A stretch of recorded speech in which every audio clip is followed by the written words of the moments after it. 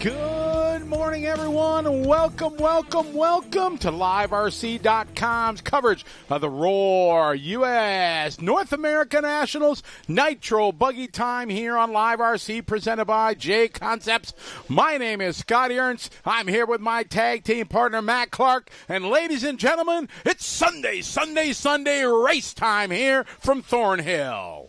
Man, I'm excited today for the mains. We got everything coming up for the Nitro Buggies. And you know, the elephant in the room, Jared Tebow in the number 10 spot. Can you believe that? Out there talking to him this morning, and I'm excited to see what he can do today. It is going to be a stacked field here as we go into our ladder MAINS Christmas tree, depending how you call it. It's a different format than most of us in RC world normally know, where there's A main, B main, C main, D main. It's broken down into championship final, then it goes to semifinal, then quarterfinal, 8th final, 16th final, 132nd final, and then 164th. That's how you break it down. We're taking 15 overall to the championship final. So they've taken the top 25 drivers. The goal was to make the top 25. First qualifier, Dakota Fenn, who just drove brilliantly yesterday and just put on a clinic of fuel economy and precision yesterday. He locked directly into the championship final. Then the next set of drivers will break down. The next 12 go to the semifinal odd, then the next 12 to the semifinal even. So there's 25 total drivers in those three races it would be if you count Dakota. And then, Matt, it's going to be the top 6 from each final are going to bump up. So when we run race 11 and 12, which are all 30 minutes, you want to try to make the top 6 in each one.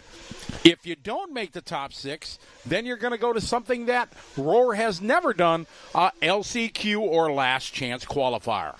Yeah, I mean, you know, all the racers are usually accustomed to, you know, we split it up into sportsman, intermediate, pro. We're not doing any of that here. Everybody is just in Nitro Buggy, and that's it. So you stack up in the United States to see where you kind of rank, because these people here in heat number 1 today are racing against the people who are the pros. So it's kind of a different type of racing that we're normally accustomed to. But like Scotty said, the ladder mains provide for a lot of racing and a lot of chances to kind of bump up into the higher heats. And it turns out to be a great race. Something else I wanted to note, too, Dakota Fenn in the number 1 spot. And just over the last few years, I think Dakota Fenn's race program has come a long way. I mean, he is dominating everything. He's on top of the leaderboards everywhere we go. And, you know, he's got his fuel program dialed in. He's got his maintenance schedule dialed in, everything. So, I mean, Dakota Fenn also won E-Buggy here. He won Nitro Truck here. And now he may be able to take the chance to take Nitro Buggy home as well. Fine. Good morning to everybody as you're signing into the chat room. Today is a very special day in the world of RC. When we get to our finals today, if you folks are going to be fortunate enough to still be with us, we are going to be filming this for Speed Sport 1. And the goal is for this to be shown on national TV coming very soon. So we're very, very excited for that. So when it comes to the final time, you're going to hear a little bit of a different of a call from Matt and I. We will have to take some commercial breaks. The action's not going to stop for what you'll see, but you'll hear me throw it to commercial and stuff like that, because that is the plan for this, again, to be shown on Speed Sport 1.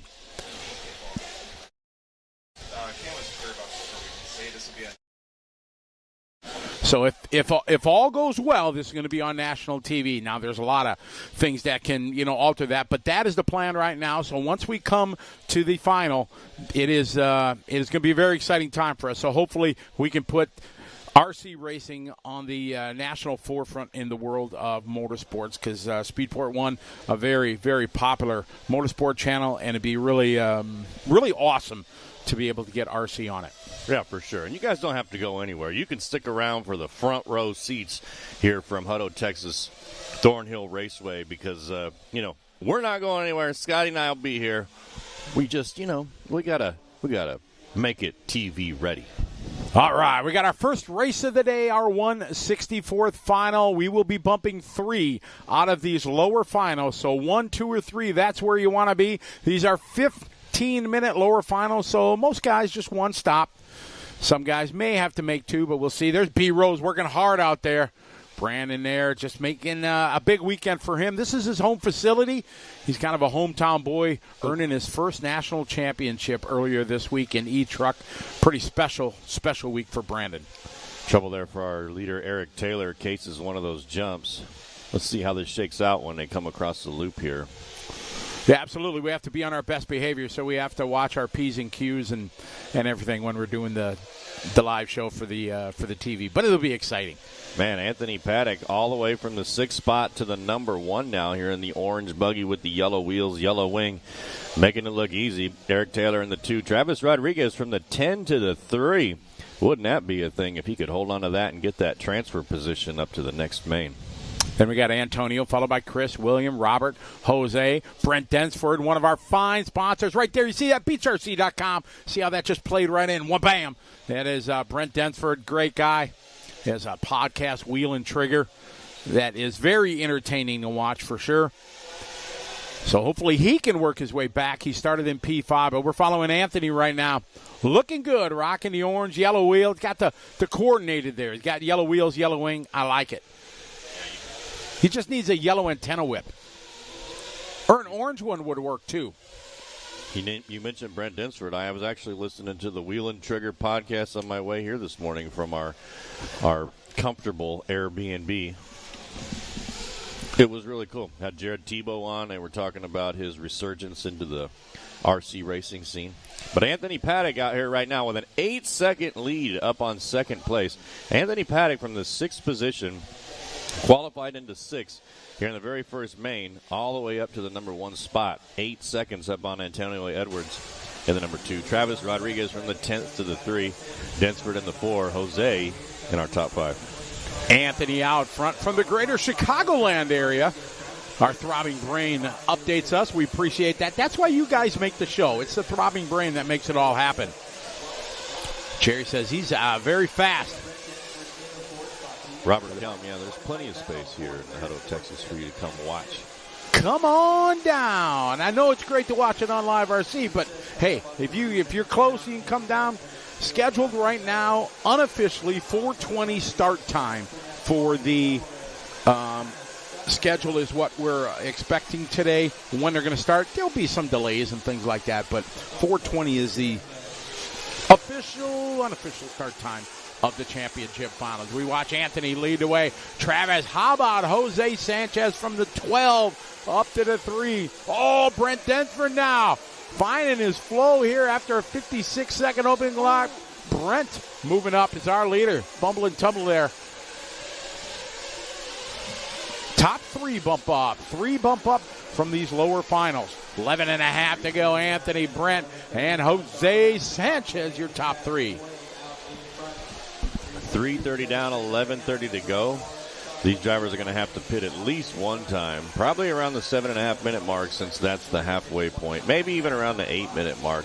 They'll try to stretch it out just so they can get that final lap in if they need to.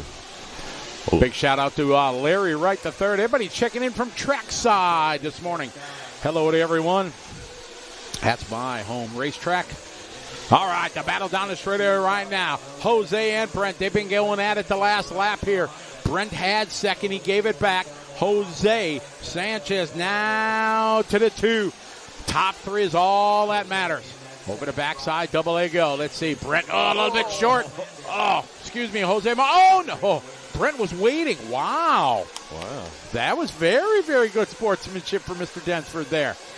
I guess that could be considered a track cut, right? It could, yes. I mean, for sure. So he did the right thing. He waited and played on. So tip of the hat to him.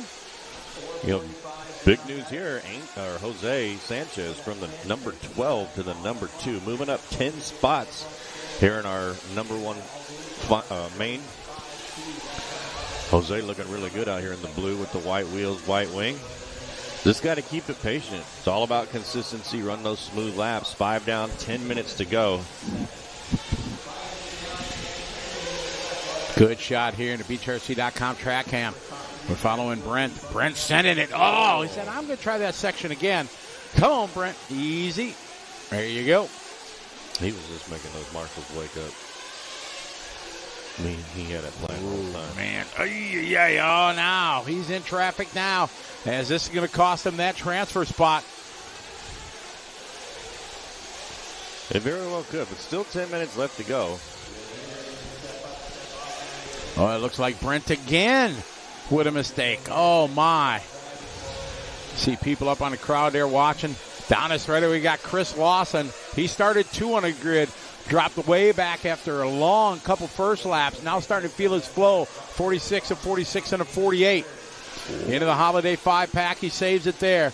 Over the tough backside double. Very nice. But right behind him is Eric and Anthony Edwards. I got a little insight from the J Concepts team this morning. They said soft or super soft in the morning and then switch to clay compounds later in the afternoon. So if you're in the pits listening, that's what they told me. 8.5 left to go. Anthony out front. He's got a massive lead. Second spot, Jose. Not to be Jose Sanchez. Anthony Edwards now, as Chris Lawson has a tough lap, dropping down to the 5 spot. So Eric Taylor now goes P4. Got about 45 seconds till we expect to see guys coming into the pits. Anthony, Jose, Antonio, top 3. 3's all that matters when you're running. You want to continue your Sunday because you're only running one class today. So if you don't make the top 3, your day's done here at about 8:15 in the morning. We're watching Antonio here. Antonio keeping it really safe. He's double singling and trying not to get in too many wrecks. And that's the key to keeping it on. Oh, got called in there in the last minute. Right turn, Clyde. All right, he's in. Oh, bottle fill. Squeeze it. Squeeze it. Look out, look out, look out. Ooh. Man, if I'm the mechanic with a bottle, I just squeeze until fuel starts gushing out of the tank. Send it. All right. You know, another important thing when you're doing bottle fill is you can't stick the bottle into the tank. You know why, Scotty? Why is that? Because you risk pulling fuel out when you let go. Exactly right. You got to make sure it's filled to the brim for sure. Hi, good morning, Willie. Dave Bauman, how are you? Car guy, welcome. Good to have you follow along. All right, pit stop's going on. Oh, nice stop there. I like pitting at the end of the pit lane there. I like that. I don't know where I would stand on a driver's stand. On this layout, I probably, thinking about it, I probably stand on the far right, I think. The far right? Far right, because I want to see my car going through that triples rather than being all the way at the left side at the start. So I'd probably stand all the way at the right. I mean, when a track's this deep, sometimes it doesn't really matter. You get your depth perception off. I think the Holiday 5-pack would be the most deceiving because, you know, you get lined up for that thing wrong and you're off the track on that right side over there. Possibly. So that's, I'd guess I'd stand on the right side. We got Anthony out front. Pit stops going through. Anthony built up a 30-second lead. Going to change a little bit here once the pit stops come through. John Callis, welcome. 4R Racing, and good morning to you. Welcome to the show. Gabby, how are you? Techno is the title sponsor of the Roar Nationals, so that's why you see the most branding from them. So a big thanks to Techno for being part, as well as all the track sponsors. We couldn't do it without them. Want to thank J Concepts, also Kyosho, Integrity RC Designs, ProTech, Team Coyote, Team Associated, and One Army. All those folks makes it possible. And our sponsor here, bringing you the fine broadcast here on LiveRC.com. Fine folks at J Concepts. Coming up to the 10-minute mark with 5 minutes to go. Anthony Paddock still out front. He's got about a 16-second lead up on Jose. Jose in the 2 spot. Antonio Edwards in the 3. Robert in the 4. Chris Lawson 5. Eric Taylor 6. William Norris 7. Vince O in the 8. Looks like Dinsford, Travis, Charles, and Jared are all out. Anthony, again, massive lead for him. He's coming across start finish line. We'll check the gap. It looks like about 20 seconds it'll be for him. Good lap, 45.9. Jose just doing his best lap there, 43.8. Antonio, 45.5. Both their best laps. They're on lap 12 with 4:40 to go. Our buddy Brent Densford dropped way down. Oh, unfortunately, something going wrong. Tough luck there for Brent. He was up into the transfer. I think it was the announcer curse. My fault. Sorry about that, Brent, when you watch this back. We're watching third place Antonio Edwards here with the white wheels and the black wing. A fine good morning to 6Q from Barcelona. Buenos dias, right? I think that's Buenos dias. I think that's good morning. Mi no hablo español. ¿Qué pasó? ¿Qué pasó, eh? Right? ¿Qué pasó? I think you have to put the way in it. That's what my good friend Jose back home. I try to speak, Spanish to him, and they just laugh at me. But well, I think you would say ¿Qué onda? ¿Qué onda, güey? Mi no hablo. ¿Dónde está Casa de Pepe? I learned that from a Steve Martin album in the 70s. You know what they taught me in Spanish class in school was ¿Dónde está la biblioteca? Like, when am I going to be running around saying, where is the library? Can somebody tell me where the library is? 3.5 to go in this one. Anthony out front leading away. Second spot is Jose. Not to be confused with Jose B. He's in the 2 spot. Antonio in the 3. Top 3 is what you're looking to make. Oh, no. Antonio in the pits. Drakeford is there trying to check it out. Row. Looks like they're looking at the right front. Oh, this is a big break here for William. Oh, William man. Just doing his hot lap. Oh, and he's coming down. Oh, like, what happened? It just came off. I'm like, what? Oh, my. He's still smiling, though, so good for him. That's as long as he can smile. Antonio, tough luck. You did get your 15 minutes of fame, though, Irwell, maybe about your 12 minutes of fame there in that one. So, Antonio, good job. Tough luck there. Here's William Norris here up the number 3 spot in the red and white. San Antonio local. Racing at all the big San Antonio tracks. William Norris currently sitting in that number 3 transition spot into the next main. Whoop!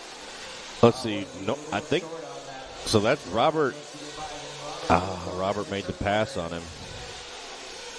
And then that was Chris Lawson, I think, in the all-white. So the battle for 3rd, 4th, and 5th right here.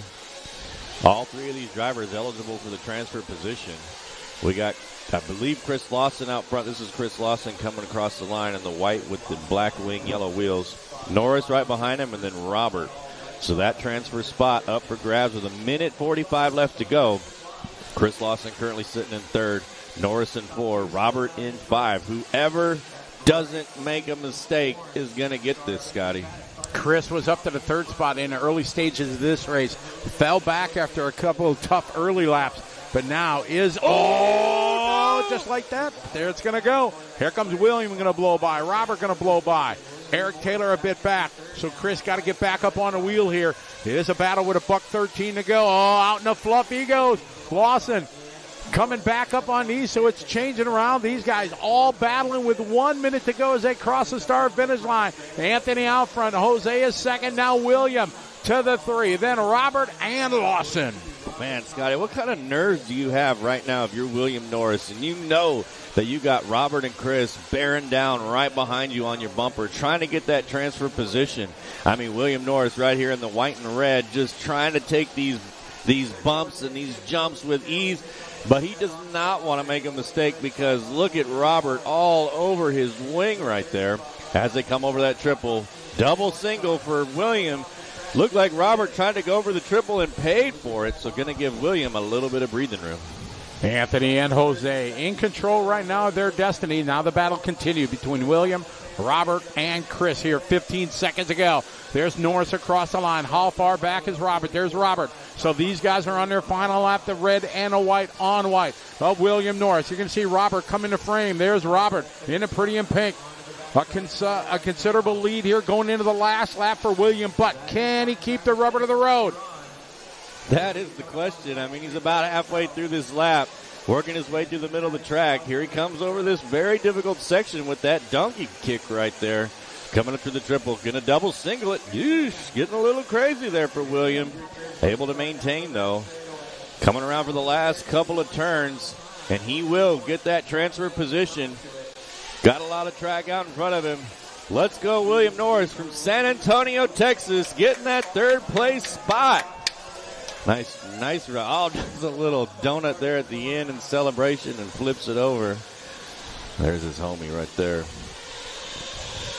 Looks like Anthony Paddock took the first place position. Jose in the number 2, William 3, Chris Lawson 4, Robert our top 5. All right, so Anthony going to take this one. Jose goes to William, going to be 3 in the transfer spot. Good shot there at the pits. There's Antonio. All right, so a great run there from Anthony. Can we chime into the chat room here? Good to have you guys following along. Jerry, you know that Steve Martin bit. Yes, exactly. Old school. I used to listen to that album all the time. The Steve Martin album. That was pretty funny. Ouf means egg. Chapeau means hat. It's like the French got a different word for everything. That was a good album. Who else? We got some new Tarja Ivanen checking in. It is finals day, Sunday. Greetings in Finland. How are you? Good to have you. Yes, all drivers and mechanics. Exactly. There's Paco Ivanen here helping the boys.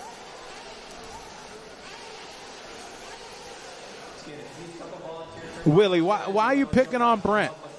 I like to see Brent, racing. It's good. He's track owner, store owner.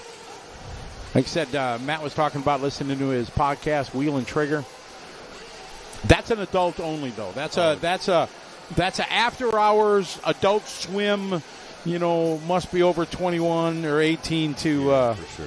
Yeah, it's a little bit adult. I mean, it's not raunchy. Not raunchy at all. But they don't pull any punches back. No, they don't pull any punches.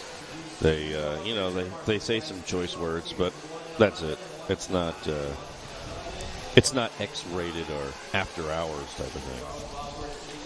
But it was good content. They were chatting it up with Jared Tebow and talking about his trying to come back and make a statement, and he did. Top 10 here in Buggy.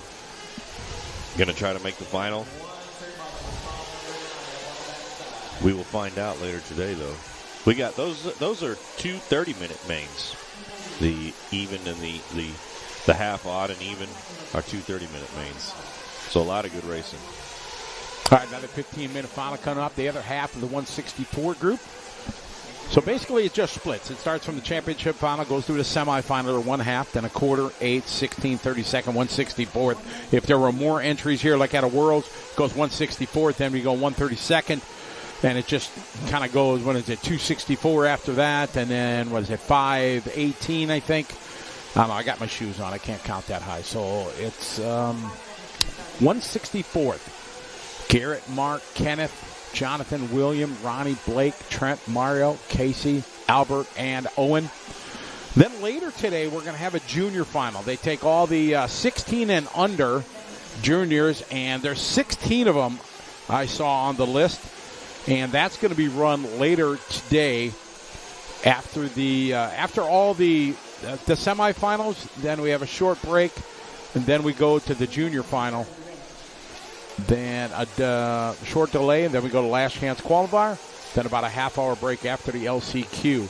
And then approximately 4:15 drivers' introductions. But I would show up for the show about now and just hang with us all day. Sit back. Watch some TV. Tell the kids to go out. Hey, go cut the lawn. I'm here watching Live RC. I want to listen to Matt and Scotty and just, hang out and chill. Watch the Nationals. For sure. That's the best plan. I think so. I think that's a good, yeah. I mean, the furthest you should go is to your fridge to get a cold Dr. Pepper. But other than that, don't tune away. Boosted Yogi, a fine good morning to you. Welcome here. Thornhill is where we are. Hutto, Texas. a beautiful place. This place is 175 by 75. You know what that means? It's huge, huge place. Home of the World Championships next year. It is going to be awesome.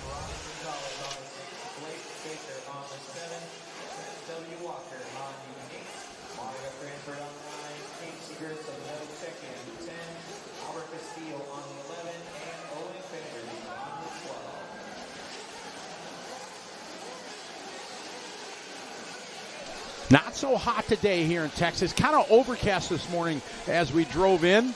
And that'll be a nice change of pace, if you will, because it's been a little bit warm here. No complaints, though. Could be worse. It definitely could be worse, but, overcast just means for like an oven inside of the Live RC studio later on this afternoon. David Bauman, you're right. The junior final is always exciting because you want these kids. It's cool to do junior finals. I know my race series, I do the same thing. We pick all the juniors out, give them their moment in the spotlight, and it's going to be really, really exciting. Going to make for a fun show for sure. These kids going to get a chance to do it. AJ Rodriguez is your top qualifier in the junior division, so he's the highest ranked junior in the field. All right, these guys and girls, lady mechanic there, mechanic for Derek Crow. I don't know her name, but she's on the spotlight right there. They're getting a call from Mike Braun, race director extraordinaire, telling them to get them ready to go.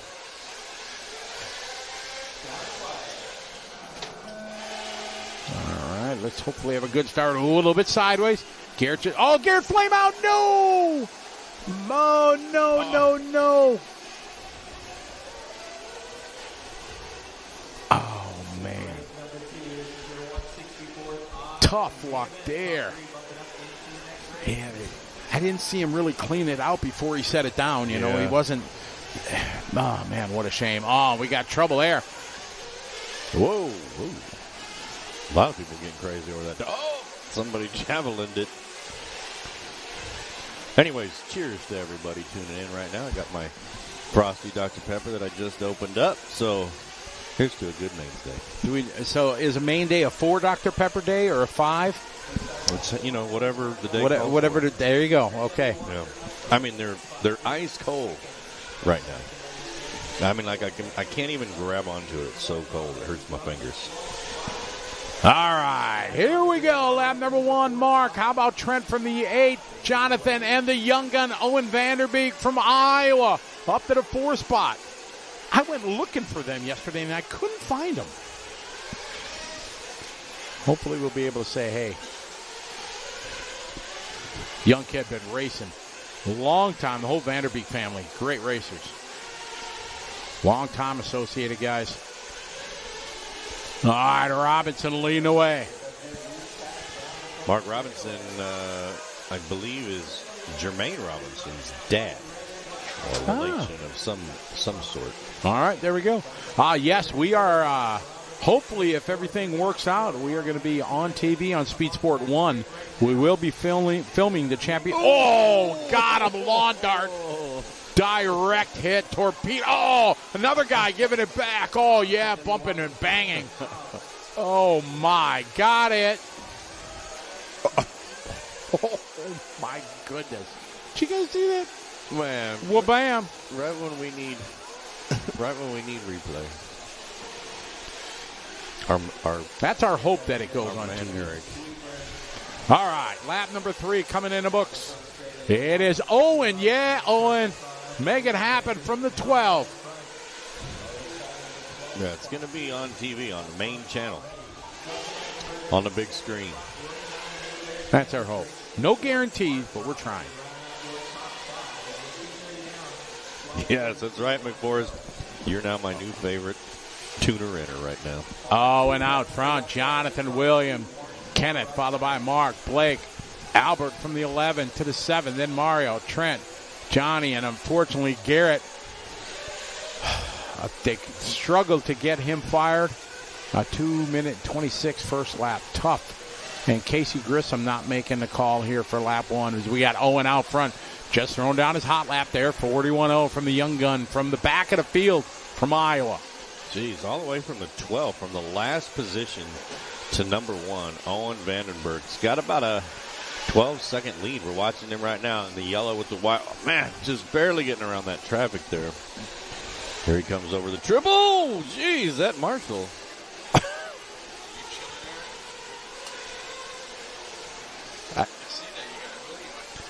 Here he comes down the step down. On the left side of the track. About to come across the start-finish line. 41-0 on the last lap. Let's see what he's got on this one. 43-4. 41-0 is the hot lap of this heat.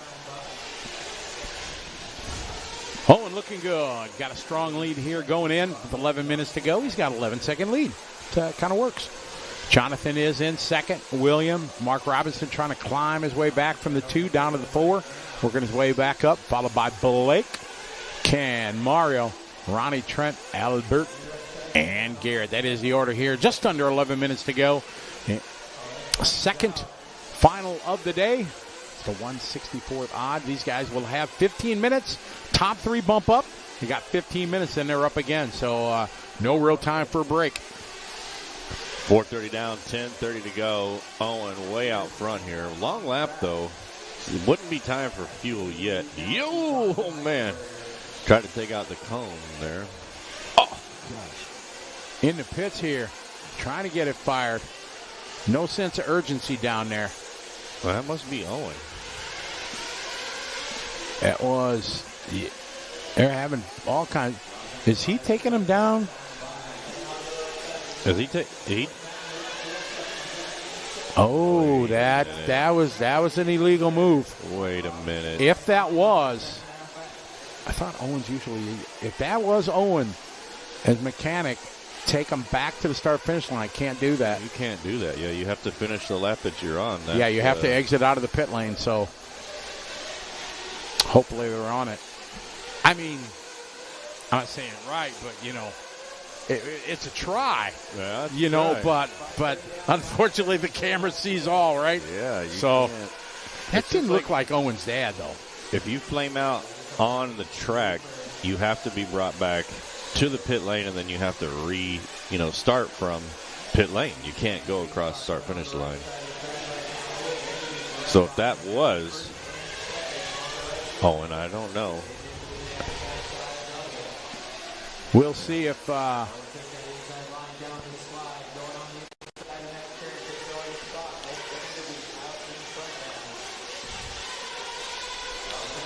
every time the camera pans over there, it looks like Bella is getting a workout.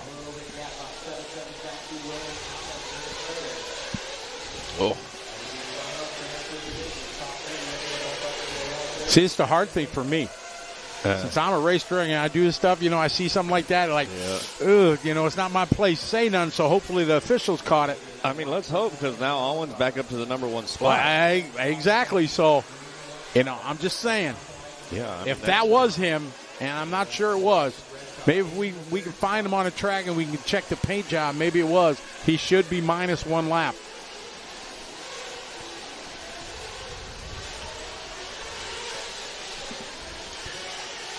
Can't guarantee it, but that is definitely the etiquette. So if you come into pit lane, you have to cross the start-finish line.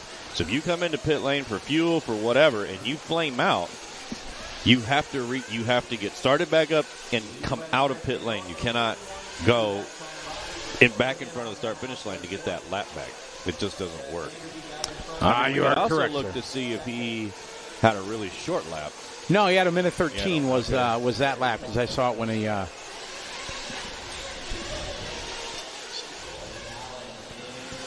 trouble for that car coming in the pit lane.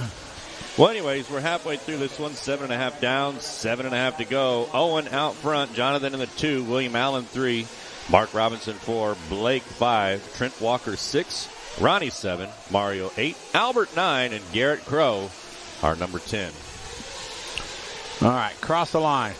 That's Owen. No, so it didn't look like a purple body. Yeah, I thought he had like a blue and white, I thought. Maybe it was Trent. I don't know. So I can't. Yeah, we don't know where he flamed out and things like that. So Unfortunately, we leave it to the hands of the RC gods. We don't know. I thought it was a blue and white body. But I need glasses, so you never know. All right, Owen out front, Jonathan, William, and Mark.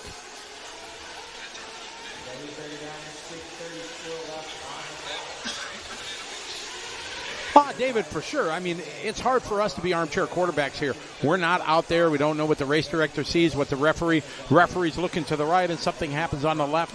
You know, it's tough because if you guys know me, I'm in these shoes all the time, race directing, and I'll be the first to put my hand up. I miss things. I make mistakes. I'm only human. So, you know, but on them, if they saw it and they need to make a react, and I'm for sure they would. Roar and Mike Braun's one of the best in the business up there race directing, and if he saw it, he'll call it for sure. So I have a 0% chance that if they saw that, they wouldn't call it. Whether it be Clayton or whoever's the referee up there, I don't know. So we'll see what they play out.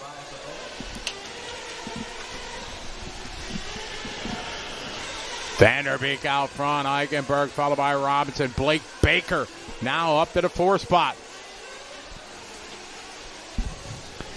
9.5 down, 5.5 to go. Oh, what's going on? Oh, a little hesitation. Oh, Rutrow.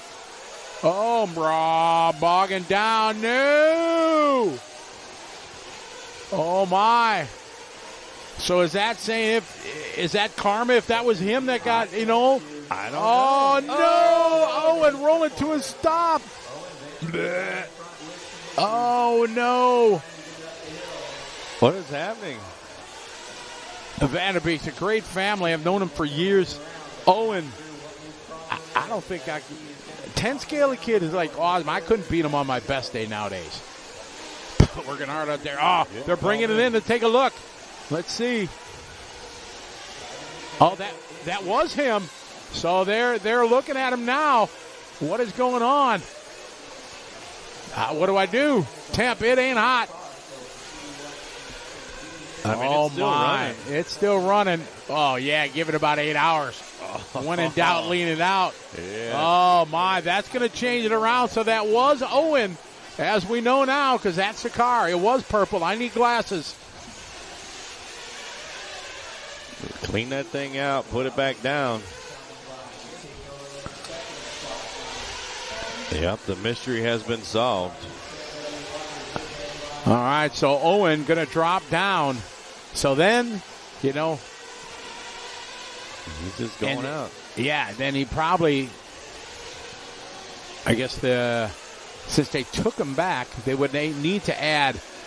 I mean, the easiest thing is to drop one lap. Technically, he should lose 40-ish seconds from his time. But I guess the proper thing if I were director would just be -1 lap from his result. So he'd have 12 laps in the books now instead of 13. So Jonathan Eichelberger now going to take over. Mark Robinson should go up. So Owen should fall out of the order. Oh, yeah, I think that clutch is beyond gone. There's numerous things that could be bad.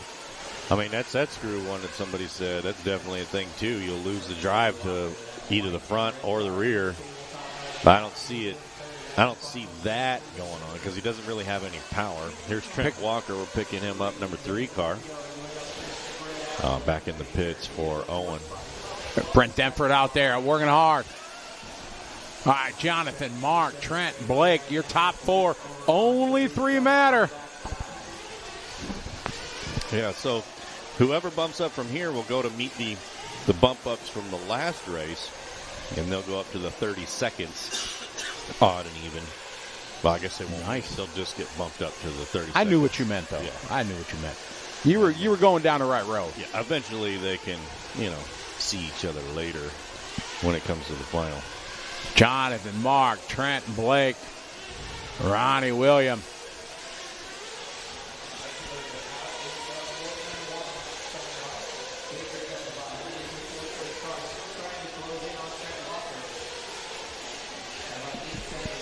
Jonathan leading away. Jonathan got about an 8-second lead over Mark and Trent. Top 3. Trent's lead over Blake, 8.5 second last time by. All the pit stops has happened. We got 2 minutes to go. Michael Opes, what's up? How you doing? Hope life is well. You still hanging out at Vegas, right? I think Vegas is home, right? Barry Rowe. Hey, Barry. How you doing?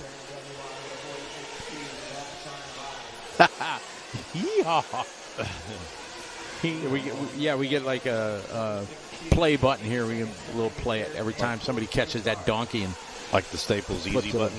Right, exactly. When I was down in Australia, the guys gave me a gift of, it plays all the crazy sayings of Australia.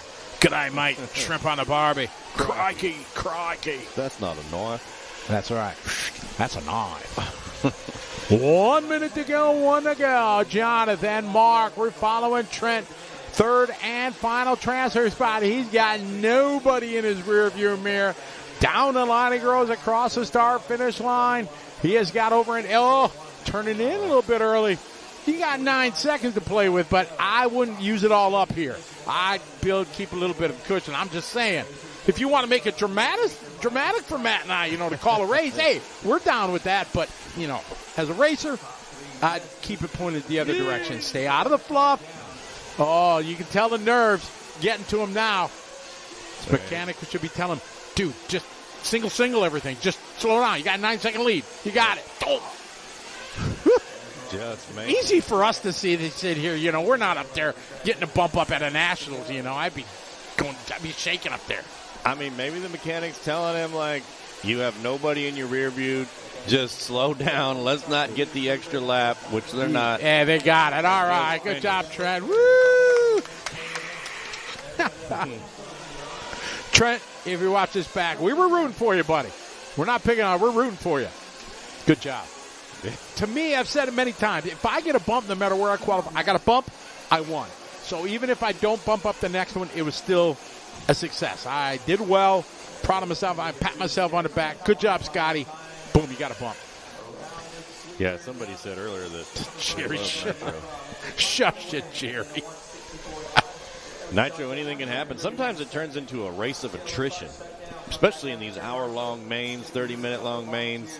Clutches go out, clutch belt bearings, you flame out, whatever. But it really comes down to how well you've tuned your engine and how much maintenance you put in and all the things. Tyler, it is going to be hot here. It's going to be in the low 90s. A couple yesterday, about 2 o'clock in the afternoon, 3 o'clock. We were on track doing some filming for the TV show, and it was 106 on a thermometer in the track. Hey, there's LW4. Look at it, Larry. You got 2 cars. Multitasking right there.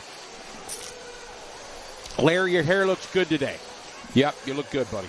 Somebody said, hey, Larry, can you pit for me? Yeah, I got you. And then somebody else came up, hey, Larry, can you pit for me? And he's like, Oh, yeah, I can do it, no problem. Yeah, we'll just call you in on different laps.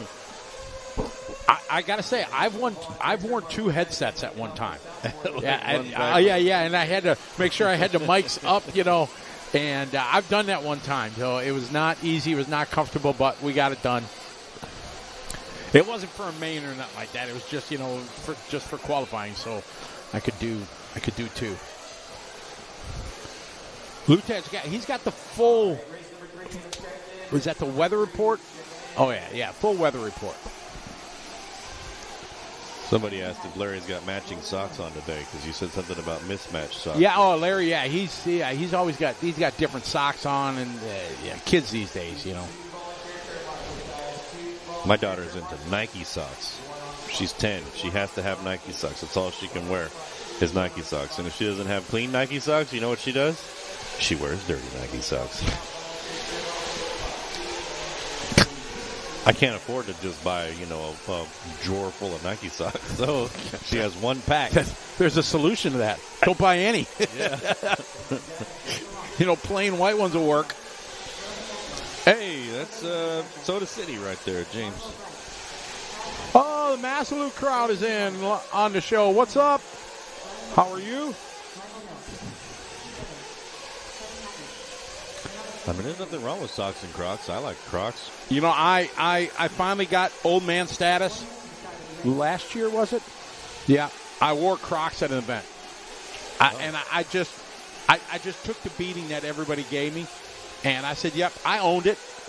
But if you're on your – now I know why nurses wear Crocs, because if you're on your feet for 15 hours or whatever, you put a pair of Crocs on, yeah, your digits are happy for sure. Yeah, but I bet your socks were dirty. Was it no, it was indoor at the hotel. It was a hotel race, so yeah. For sure. Have you hit the old man status where you have like the giant New Balance shoes?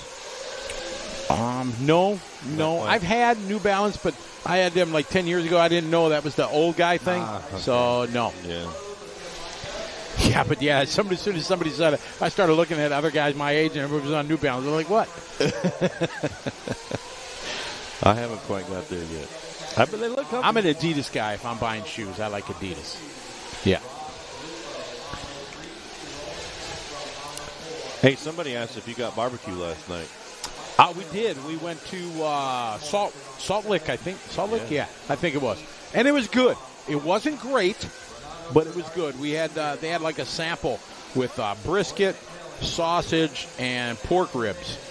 And we, Bob, our cameraman, we were kind of trying to come up with a grade, and we thought it was a 7 out of 10. Okay, unfortunately, our waiter was terrible. Oh, it was that was disappointing. And it says right on the menu, parties of 5 or less will split the check.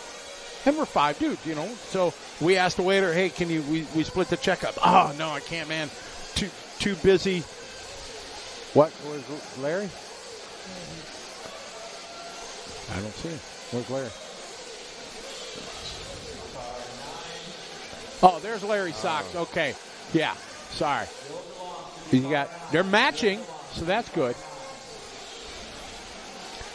So they wouldn't. And there's the mullet. Check. He wouldn't split our check. So we're like, all right, how do we do this? 5 dudes, paying one thing. So we're trying to figure it out.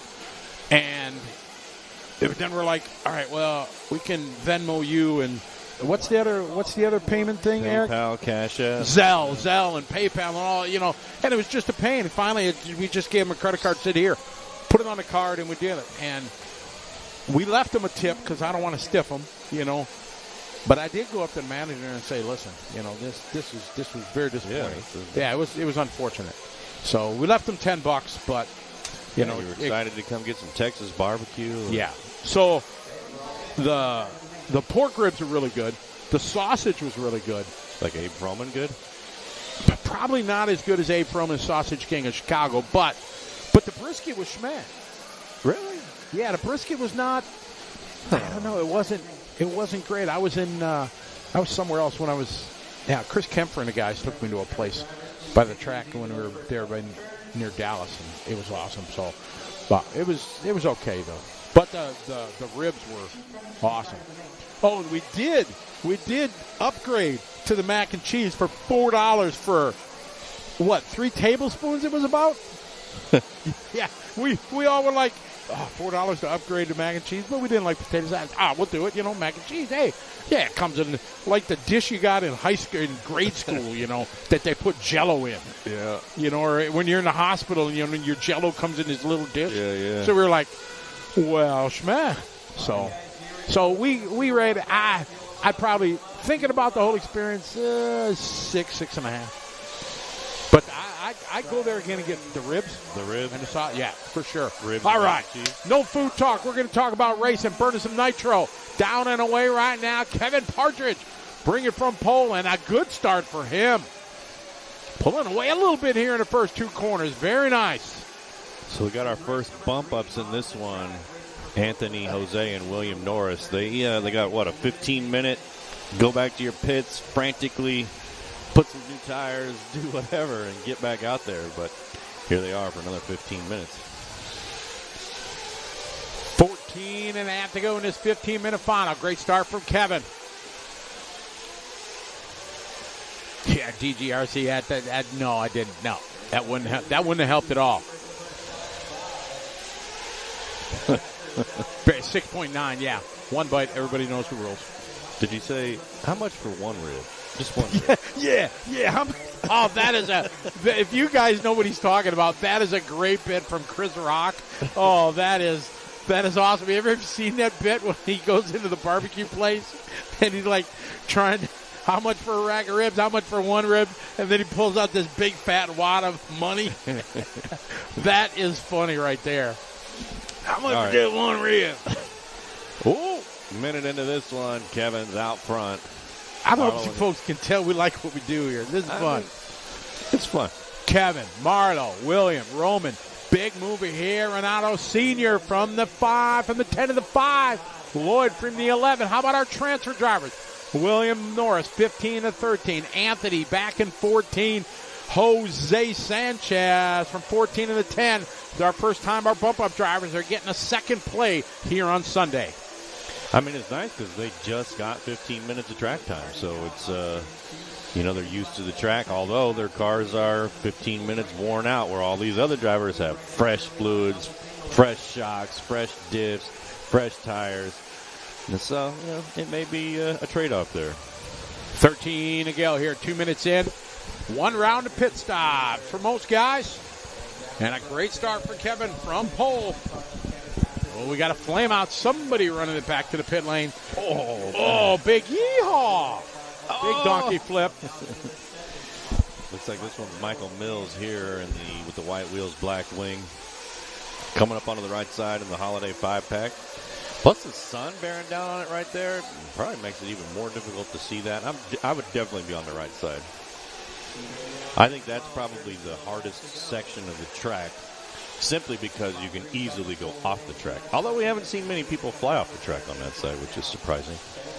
I've seen more people fly off the back, off of this, off that Thornhill jump right there. They get it too far and just continue on into those banners. But still watching Michael Mills here in the blue with the white wheels and the white wing. Roman right in front of him. Here he comes.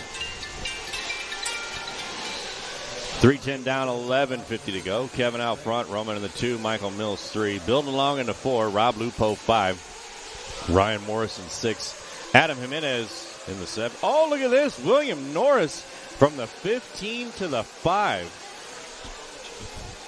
Got one of our transfer positions, and now he's moving on up. Let's see. He's about 3 seconds back from Bill DeLong, and Bill DeLong's about 9 seconds back from the third place position. Although, as we've seen in the last 2 races, anything can happen in a Nitro race. That's what I'm saying, David, right? I mean, just if you are here and you're having trouble getting that triple, just double single it. Double single, like if you say, okay, I can make the double single 9 out of 10 times, but I can only make the triple 6 out of 10 times, I mean, come on. That marshal that it takes when you case that triple and flip over and you got to have a marshal come run over and pick you up takes a lot longer than that extra 1/10 of a second it would take for you to double single that and make it every time.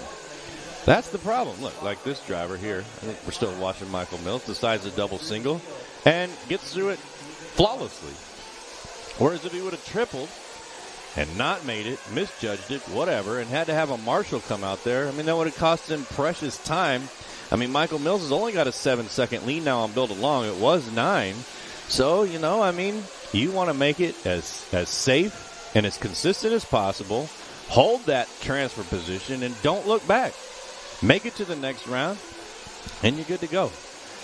Man, you got me going on that, David. Yeah, that's right, Lutak. Just double single it out. All right, so there's one mistake right there. So he doesn't have much room for any more errors. I mean, he kind of sent it a little far on that double single, but still made it.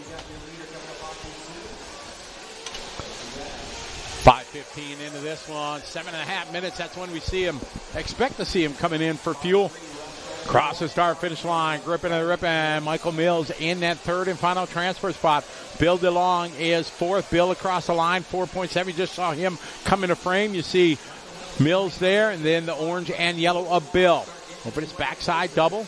Little short. Oh, Marshall was right on it. Good job. Here's Bill now. Bill going to close up as they're both in frame. Coming here to that left-hander. Over the double now to the kicker. And he clears it. Bill there in the orange and yellow trying to close the gap. Let's see if he decides to start tripling it now that Bill DeLong is right. Oh, Bill just rings the pole on that one. flips it around. 9 minutes to go. There's plenty of time. No reason to take risks right now. I mean, if it's the last couple of laps, then send it. But for now, stay on all four wheels and stay consistent. That's all you got to do. We got 8:40 to go. Pit stop's going to happen here in this next lap in 2. Roman Gastelum into the 2 spot. Kevin, your pole sitter. Out front, commanding almost 10-second lead. Roman second, Michael third. Bill 4, Rob, followed by Ryan. William Morris, our transfer driver from 15 to 7. So a successful run for him. We got trouble here. That's Bill DeLong right there in the yellow. Just took that number 3 position. Oh, and see, he tries to send it over the triple, and he messed up. He should have just double singled it and tried to catch back up to Bill DeLong. 8 minutes to go here. 8 minutes. Things are changing here. And race number 3 across the start finish line right now. DeLong going to go to P3 to the transfer. Michael Mills behind him. Mills may be coming in for fuel. Coming in at the 7-minute mark. Was that too early of a call? We'll find out. 7:40. Mills out of the pits now. Back front is still Kevin out front. Roman running 1-2. Bill is 3. Michael 4. Rob, Ryan. Then William, Lloyd, Adam, Jose, Heath, Ronaldo, Anthony, Marlowe, and Kyle, unfortunately, not making a call. Watching Bill DeLong here in the yellow. Looks like lap traffic in front of him getting around. Expect to see Bill coming in for fuel this time. Here he comes. Pin all the way down here, right on camera. Oh, that flame out. That is the risk. During the pit stop, DeLong.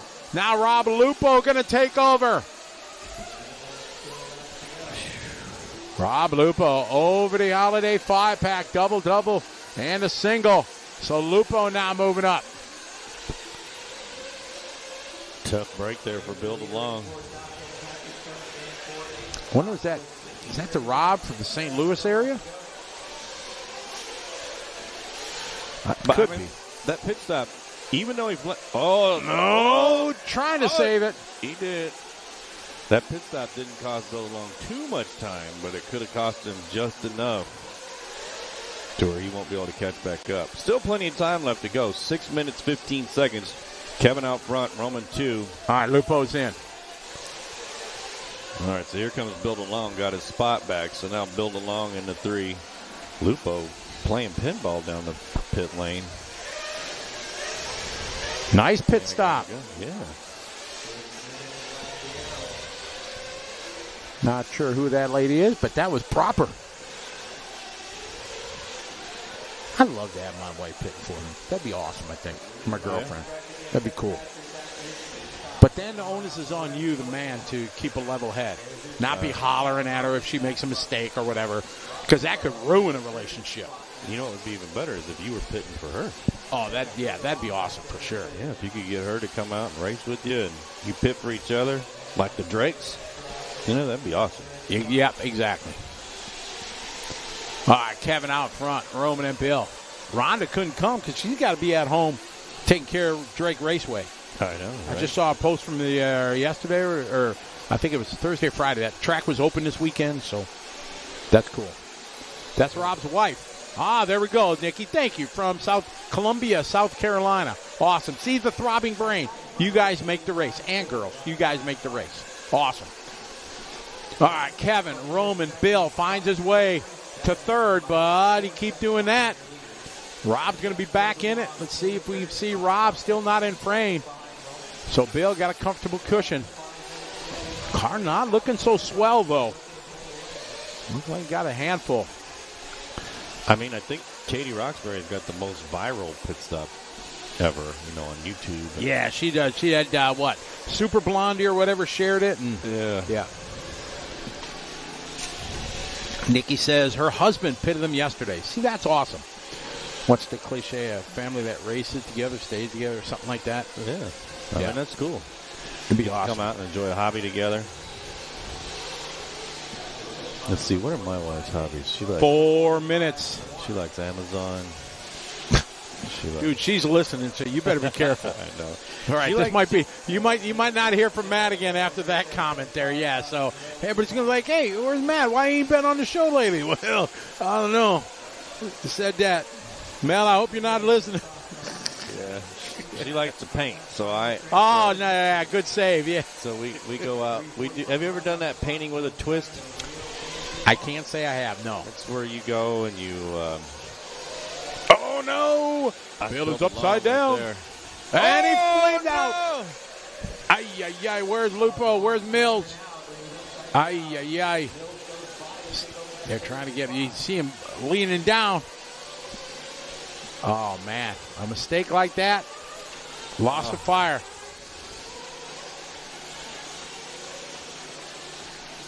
Clint says Bill is taking a long break from RC. Well, good. Good that he's back. I think once we do it and we're passionate about it, we may stop, but we're never, ever going to stop. We had a friend at our track, Irv was his name, when he had Carpet Oval, and Irv was mid-80s, still come and run stadium truck. That's when we run oval with foam tires, and he would come and just have a great time hanging out with the guys, and he could still get around, and, I hope I can still do this when I'm 80 years old. See, man, watch it. Oh, man. Marshall's getting a workout here in the closing stages of this one. Kevin out front, Roman, Michael Lupo last time by, but that's going to change a bit here. 2:20 on the clock. Across the start finish line, it is Mills finds his way back to the transfer. He was in the transfer earlier in this one, gave it up with some crashes. Now, Lupo having a problem. DeLong having a problem. Mills finds his way back. Yeah, right now Kevin out front with 2 minutes left to go. Kevin with about a 4-second lead up on Roman, so not too far back. But then those two have a 22-second lead up on third place Michael Mills. So they are in control. Kevin and Roman just got to work together here. They shouldn't be racing each other. I mean, what's it going to get them? One step up in the transfer position, one position up. So if I was Kevin and Roman, I would just be following each other around the track, especially with a 20-second lead on the number 3. Mills down the line. Kind of looks white, red, and blue. A little red, white, and blue. Kind of, at a distance, got that Mark Pavidis-esque paint look.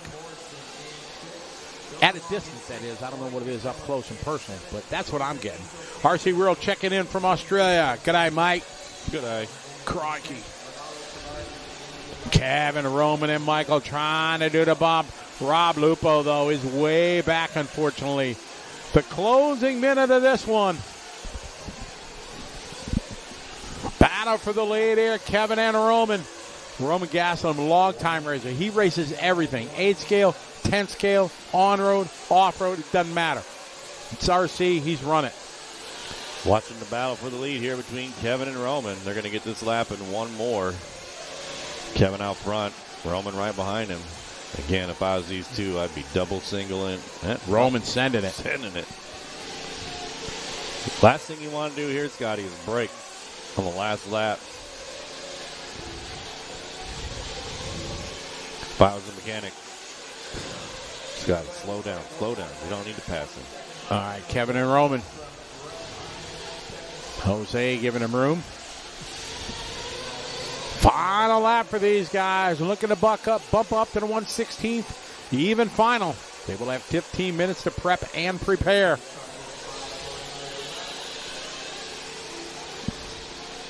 I think they're all 15 minutes, right, Scotty, except for the... yeah, once we get into the top ones. Quarters move up. They're 20, and then the halves are 30.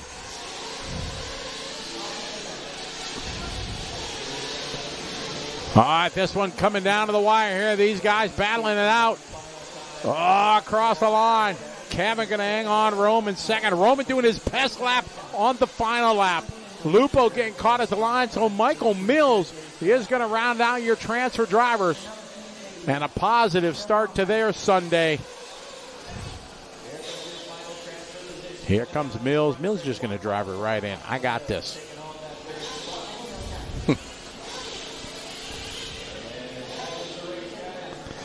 All right, nice job to those three getting that transfer spot.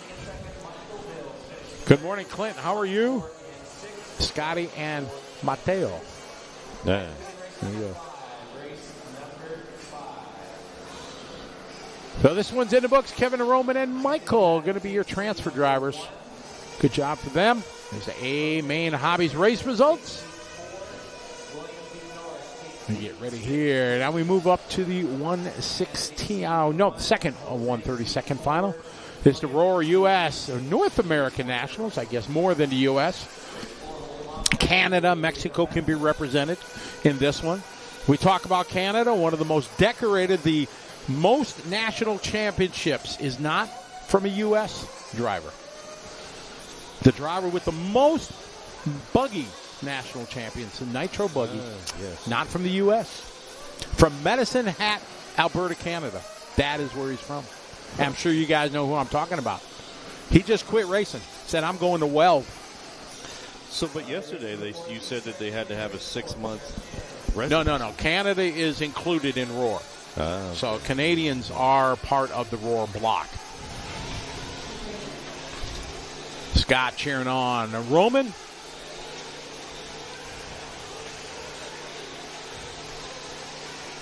So Ty Tessman is the most decorated Nitro Buggy champion. He has 4.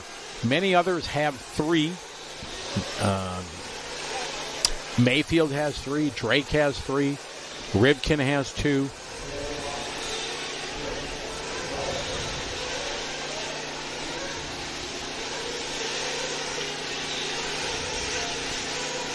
Dakota Fenn is with dominant in qualifying. Is he going to continue it? We're going to find out. Is it going to be somebody new? Camden Lime, I'm really impressed with how well Camden has done this weekend. Run really well. Same with, obviously, Brandon Rose getting his first title in the E-Truck. Ty just quit. He said, I'm good. I'm out. I'm going back to Canada. He got married, grew a mustache, and then just, I'm out. Dropped the, like a mic drop. I got a world title. I got multiple national titles. I'm out. Drop the radio. See ya. Brent Densford should get him on his podcast. Yeah, that'd be a good one to see what he's doing nowadays. Yeah. Absolutely. I'd definitely tune in for that podcast.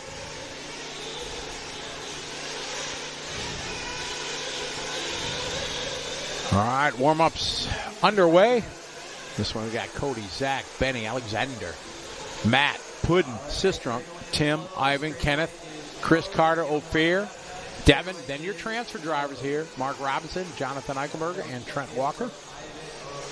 Bump it up from the 164th. Straightaways closed. They're getting called in.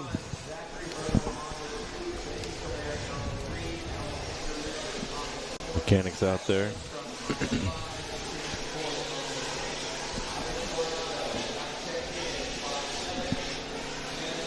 With all the wins that Cavalieri has had through his career, he only has 1 Nitro Buggy National Championship. I think he's at 30-some, if I had to guess, I think 32 national championships total when you take everything, 10 scale, buggy, stadium truck, 4-wheel, everything like that. But he's only got 1 Nitro Buggy, which is surprising. I would have thought he would have had more than that. He's very accomplished. Scott, can you, where it says what race we are on? It says in the top right of your screen, it'll show what race. We have 15 races total. We're on race 4 right now. So basically in the ladder, it's called officially ladder. Some people call it Christmas tree because it starts at the point and works its way down. They break it up in a semifinal, which is a half final, then quarterfinal, 8th, 16th, and so on as we're in a 132nd.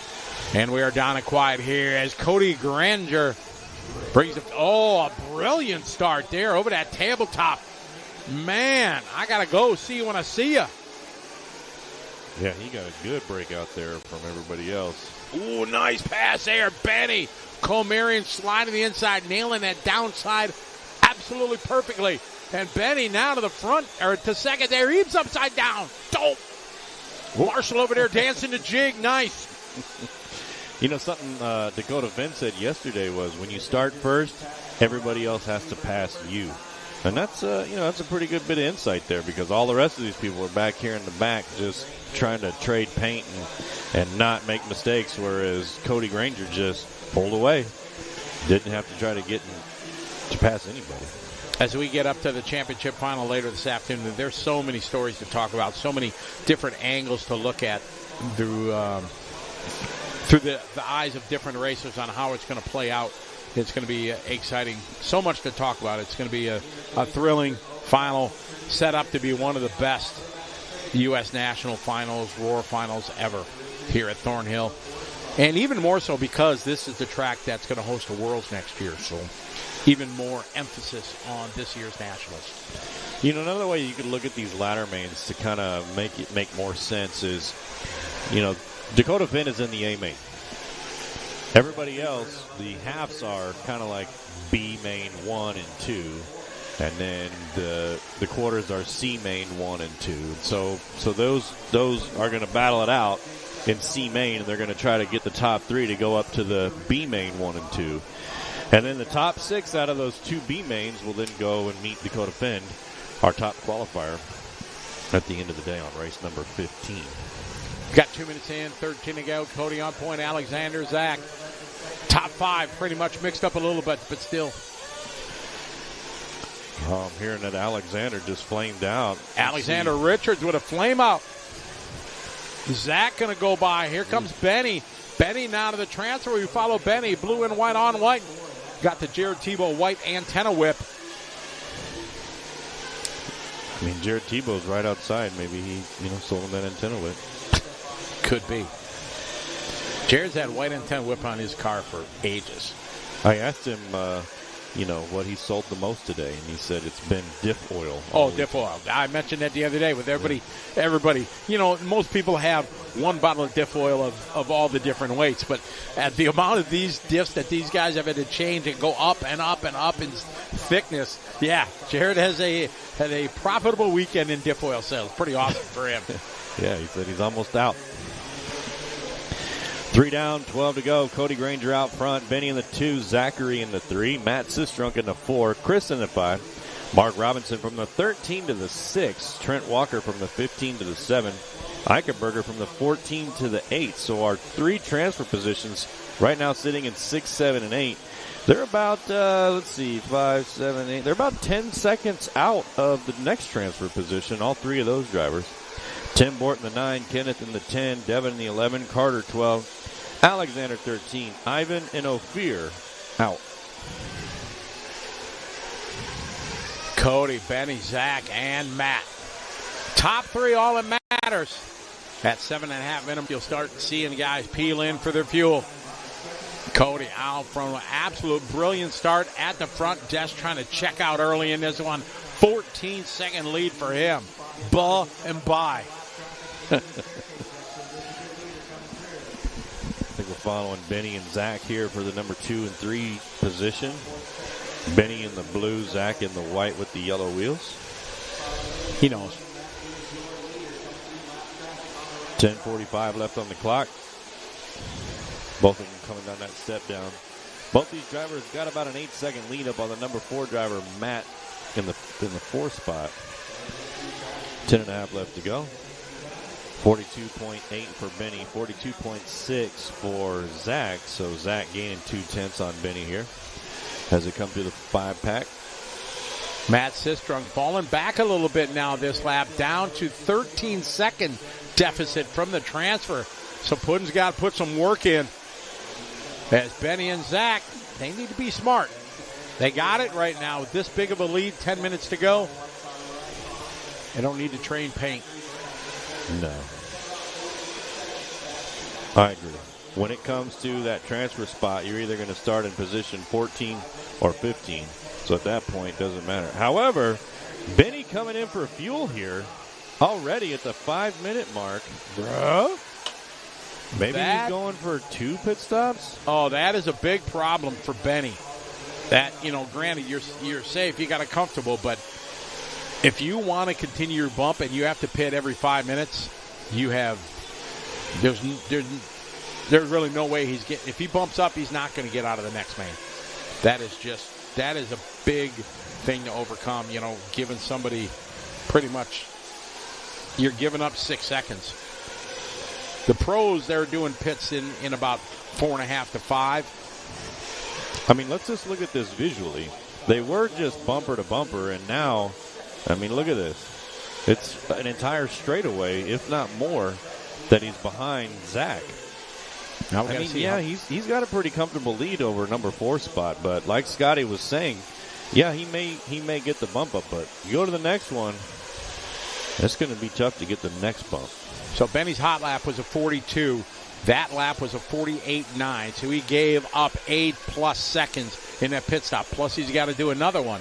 So it's got a chance for Matt. If Matt can put his head down, he's got a chance to catch Benny because Benny's got to fuel again. Matt's only got 1 stop. Yeah, I mean, Matt was just down 19 seconds. Now he's down to 12. Yeah, or he could be, trying to pull a Dakota Finn here and go 10 minutes.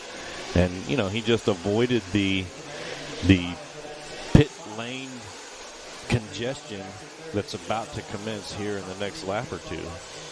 If he would try that, I think that plan and strategy is very poor because he had a 20-second lead sitting in third. You're in the transfer. Why try to risk it? For pride or to show you can do it? Not if you want to bump up. You just make your normal stop. So we'll see how it plays out. Is he going to try to flex and go 10? Or is he just having to have an extra stop? We're going to find out how Benny's doing. Benny right now down the line. He's in second spot as Zach comes in for fuel. See the pit lane getting busy. There's Zach down and away. Coming out of the pit lane. So Benny going to move up to the 2.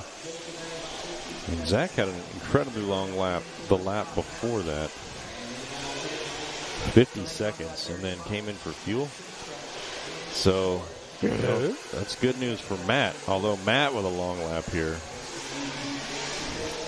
Matt with a 50-second lap. Cody, Benny, and Zach. Benny just doing his hot lap that last lap there, 42.3. Hot lap already is 40.5. You see the pit lane. See Drakeford down there working hard. Good pit stops down there. I mean, maybe we're just speculating too much here, and Benny knows. He's speculating too much. That's what we do. We're armchair quarterbacks. That's what commentators do. They speculate. They're supposed to talk and act like they know what's going on. What's through the mind of these guys? No. Well, maybe. But maybe he knows that he's got a 20-second lead, so come in for fuel twice. You'll be fine. Guaranteed we're not going to run out of fuel. I just saw Lance down there in the pit. Lance down here, make the trip here. He's pitting for Lutz and pitting for a couple other guys. Benny got to be smart here. Got a lot of traffic to get around. Easy, Benny. Nice check up there.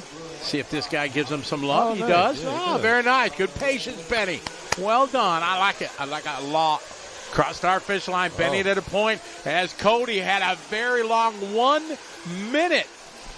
I have to assume, flamed out in the pit. Well, you know what happens when you assume. So this is the battle here. Oh, wing high. Benny sending it. Benny going for a tumble there. That's going to give Cody back the lead.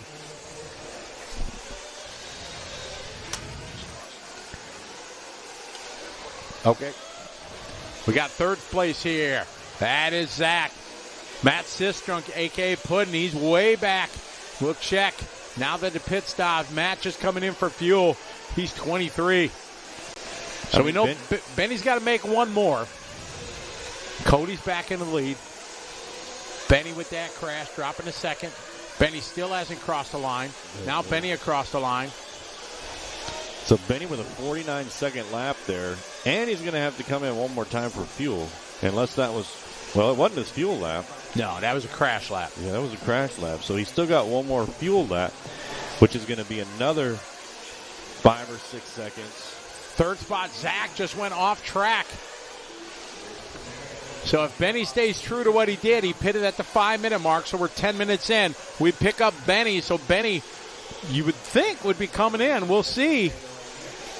Now's the time to do it because he's got a lead over third. They got a healthy lead over fourth. See if Benny's going to pit in. Yeah, Benny on that 5-minute strategy. Bottle up in the air, on the grab. Fuel bottle fill. Squeeze it.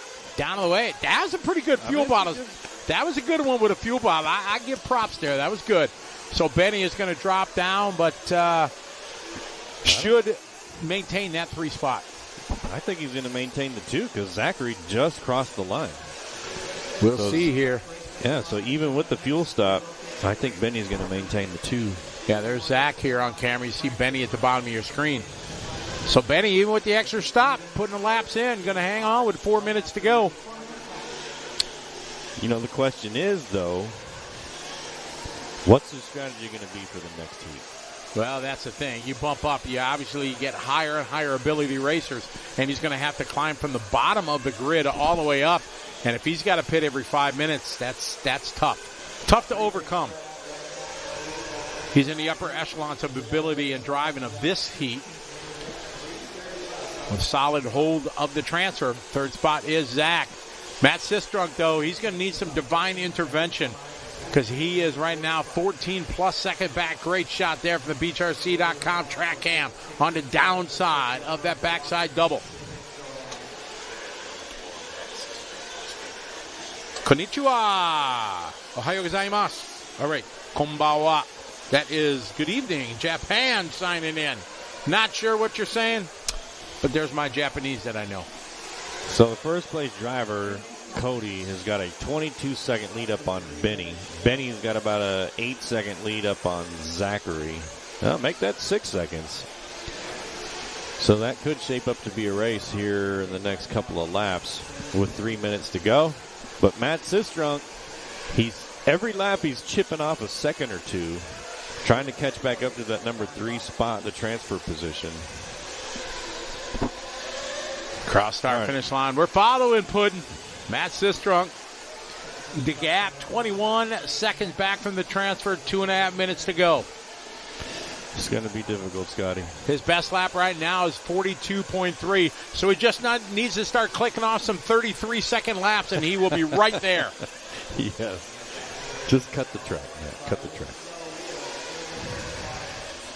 Sistrunk, long-time racer. Cool cat. Whoa. Bailed out at the last minute there, avoided that one. So at this point, if you're Sistrunk, do you throw caution to the wind? Try to make the triple, do whatever? Yeah, you're 20 seconds back. I mean, yeah, there's not much you can do.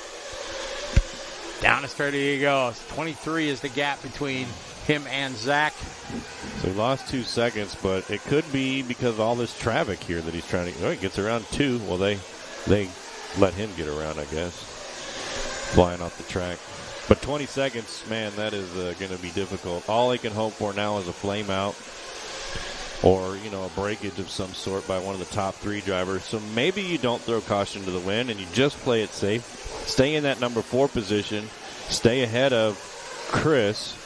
And, hope that one of them flame out. Picking up Zach here. We're on our transfer driver, Zach. 1 minute to go in this one. Zach just has to keep the fire lit and not crash like that. 1, 2, 3, 4, 5, 6, 7 seconds. Sistrunk was 21 back. That's going to close it up to about 14 seconds, maybe 15, as they got 1 lap to go. Another crash like that, though.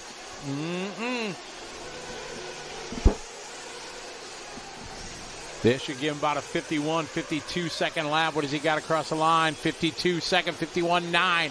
Sistrunk was 21.7 back. Final lap going on here for Zach. And that is our leader, Cody. He just lapped the transfer driver.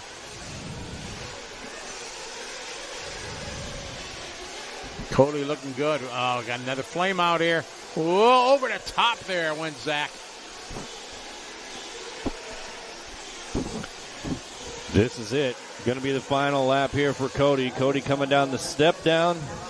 Going to make his last couple of turns here.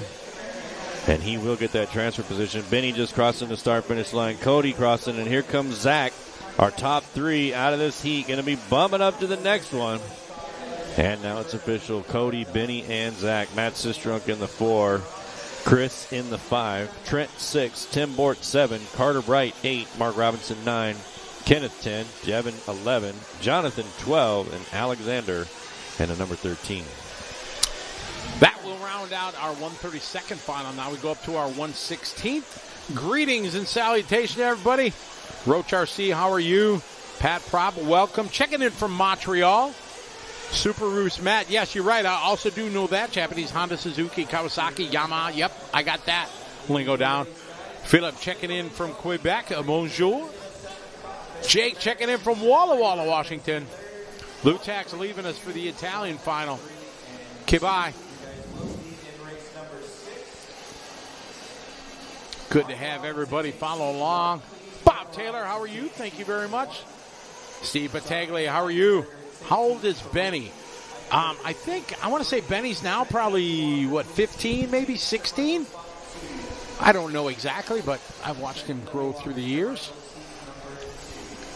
Everybody, great shot here. The mechanics grooving in some tires. I did say tires. Tires. Emilio, how are you? Eduardo checking in from Brazil. Good morning. Yeah, it's still morning in Brazil. I think you guys are like, East Coast time? Maybe 2 hours ahead. I want to go to South America. I went to Rio on my trip to Antarctica in February. I've been to every continent now. I've been to all 7 continents in the world since I got to go to South America and I got to go to Antarctica.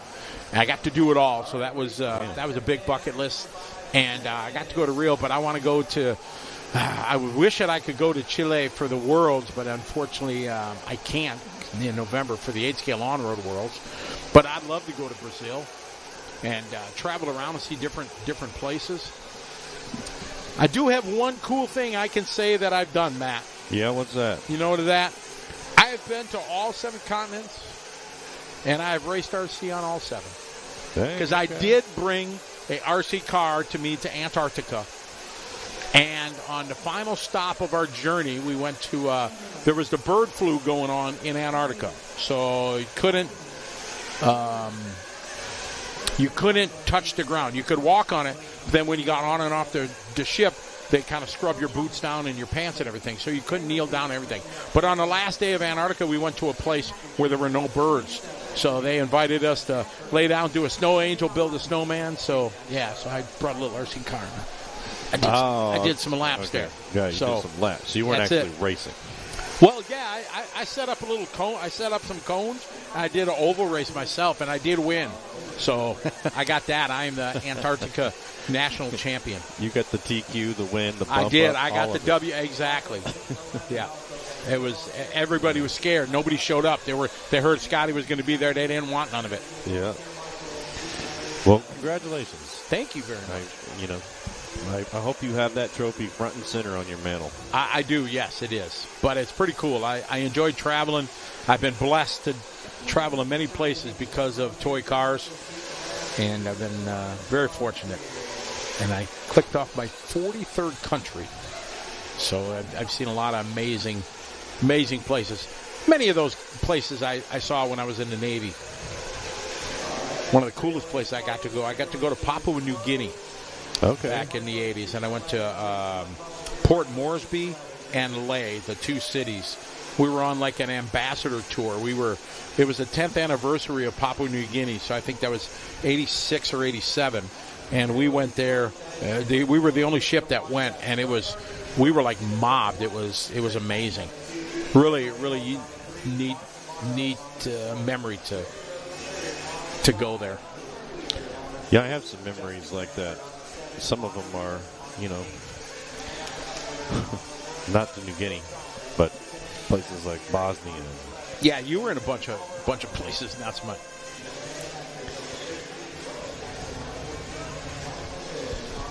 All right, Brian, Chris, Adrian, Mark, Barry, Bauer, Justin, Connor, Deanna, Will, Cash, Jose. And then we look at our transfer drivers. Kevin, Roman, and Michael. They only had 15 minutes to prepare, so we are getting ready to rock and roll. This a 15-minute final, 1:16 to even. Brian Gibbons starting on pole. All right, let's hope we have a good start. A little patience needed. Ooh. Not so much in the back. Oh, top 2 going to get away. Sort it out, boys. Oh, and they are calling a restart. Huh. Restart. I'm a big fan of restarts. Yeah, I didn't know if somebody might have jumped in the back that we don't see on camera, so we don't know exactly why, but I do. I am at a minority on that. I know that. Most RC fans don't believe in it. They believe whatever happens in that first turn happens. No. I'm a huge I like going to races where they don't allow, like if you false start, you move to the back of the pack. Well, yeah, for sure. I mean, that's definitely a way to do it. All right, now we got the long grid view here. Now the starting grid. All right, let's see if Brian. Well, Brian had a good start. Now you got to think, oh, man, I had a perfect start. Can he do it again? And here we go. I mean, all those guys from the back of the pack come just piling up on that turn. Hey, that was better. It was. All right, here we go. Let's have some fun. A little 16th final going on. Just another 15-minute main here. Ooh, somebody going backwards. Oh, is that Brian? Our leader getting a little bit buck wild. Going for the triples here. Top three sorting it out. It's going to be... Oh. Don't worry about the score you see there. Cash had a late start, so they'll remove that lap. Down the line they go. We got Chris Hatch. We got some Hatch fans in the chat room cheering them on. Bryce Holman, you like restarts. I like it.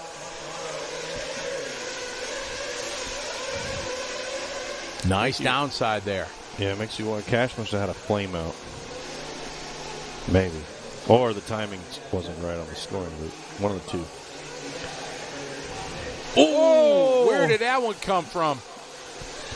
Definitely out of right field. Or that happened and he went across the loop. All right, so Gibbons going to find his way back to the lead as Chris having some problem, but Chris looks like he's going to settle in for the two. Cross the start-finish line this time. There's Gibbons. Should be Hatch in the two now. Justin Cranford. Great start for Justin from the 7. How about Deanna Eichelberger? You go, girl. From the 9 to the 3.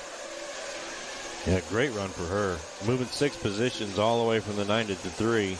13:20 left to go. Gibbons out front. Cranford in the 2. Eichenberger 3. Adrian 4. Chris Hatch in our top 5. Oh, another big mover. 15 to the 7. Michael Mills out of the transfer position up to the 7. Anything can happen here in this 15-minute long main. Oh. Big shout out, greetings, Rodrigo, checking in from Brazil. Welcome to the show. Thornhill Raceway, home of the Roar Nats, and next year, IFMAR World Championship will be held right here at this beautiful facility. Watching Chris Hatch here in the blue with the yellow wheels. Got that Lexan wing up over that Holiday 5-pack on the right side of the track. Chris looking good here. Downsides that just about perfectly. Saw Deanna kind of go a little far and cost her a position there. So Deanna going to fall to the 6. Adrian moving up to the 5. Chris Hatch tripling up onto the top side. Brian Gibbons coming across the loop. Last lap 40.8. This one 41.0. Justin Cranford 42.2 on the last one. Whoa, that almost a close one there for Hatch as that car came fumbling, tumbling, stumbling onto the straightaway. Hatch in that transfer spot. Deanna right now 1.7 back. See Deanna there in the pink car coming in and out of frame. Here to the backside, double goes Hatch. Perfect on the downside. You'll see Deanna a little short for Deanna. See if she kept it rolling in the right direction. She does. We got 11:44 to go in this 15-minute final. Following that transfer drive between Hatch, Eichelberger. Hatch getting it wrong there. Deanna going to air it over the top. Deanna now up to P3. Both these drivers about 3 or 4 seconds back from number 2, Justin Cranford, so they got some work to do if they want to get up there. Although, all they got to do is get in this transfer spot. So they will be racing for this. Deanna crossing into the 3, Chris Hatch in the 4. Barry Rowe now to the number 5. Deanna and Chris, the closest race. About a second and a half separates them. Deanna here in the pink. Perfect on that one. Chris Hatch right behind her. Deanna in the pink. Chris Hatch in the blue. Here they come through the middle double. Up over the donkey kick. Now into the triple. Let's see. Deanna goes really wide and sends it over the triple. Chris Hatch double singles on that one. So you can see there is some difference. You do gain some time hitting the triple, but if you don't make it, it's going to cost you for sure. Here comes Deanna for this lap. Last lap, 43.2. This one, 41.4, sets her hot lap 2 seconds faster with Chris Hatch behind her in pursuit. Chris Hatch on a 41.5, so a tenth of a second faster was Deanna. Over the backside double. Oh, Hatch throws it up, throws the door. Deanna going to take it back hard on the binders is Deanna. So this is the battle for the transfer. Hatch throwing the elbows out there on the downside. Deanna's got to keep her composure, keep it going. She goes double single there, a little bit. Look out, Marsh. Whoa, my. Woo, that was close. That was almost directly in the melon. Wow, that was a close one there. Thankfully, nothing happened, but that was close for sure. Big live RC, hello, greetings to Ferdy C from Italy. Ciao. How you doing? Good to have you follow along. Welcome to the show. 9:45 they go. Top three bump up here to the 1-8. It's Brian, Justin, and Chris Hatch in the top three. Now we got a battle here between Justin and Chris Hatch. Justin coming over the triple. Here comes Chris Hatch. Double single, and it really lines up for it, though. Oh, Justin going wide there off of that step up. Now here they come down the staircase onto the left side. Justin's last lap, 44.6. Let's see what it is here. 43.1 to Chris Hatch's 41.8. So Chris, about a second and a half gain there on that last lap. Coming up to the 9-minute mark as they come over the Holiday 5-pack, Chris Hatch really got to pick his position where he wants to challenge for that second place spot. Let's see if he'll wait. Oh. I bet you he'll get, if they saw it, they'll call that, I think. I know I would. Yeah, that was kind of If he would have stopped and waited, then play on, no problem. So, yeah, it was in a tough section on the downside, but you're the car behind. You're still... we got an instant replay of that one going right past the head here. The Marshall, this was a close one. See Deanna squaring up to the inside. I mean, oh, that is like, whew. Man, she caught the car. Luckily, didn't catch the driver. Yeah, Chris Hatch pulled a ludicrous move there. Move. Yeah, you can't say the whole thing, though. All right, Gibbons, Hatch, Deanna. Barry Rowe up to the 4th spot. I'm having to guess they did not see that contact there because nothing's been called. Knowing Mike, he would have called that if he saw it. Yeah, Justin Cranford now down to the 5 position. So Deanna up to the 3. Deanna with a long lap.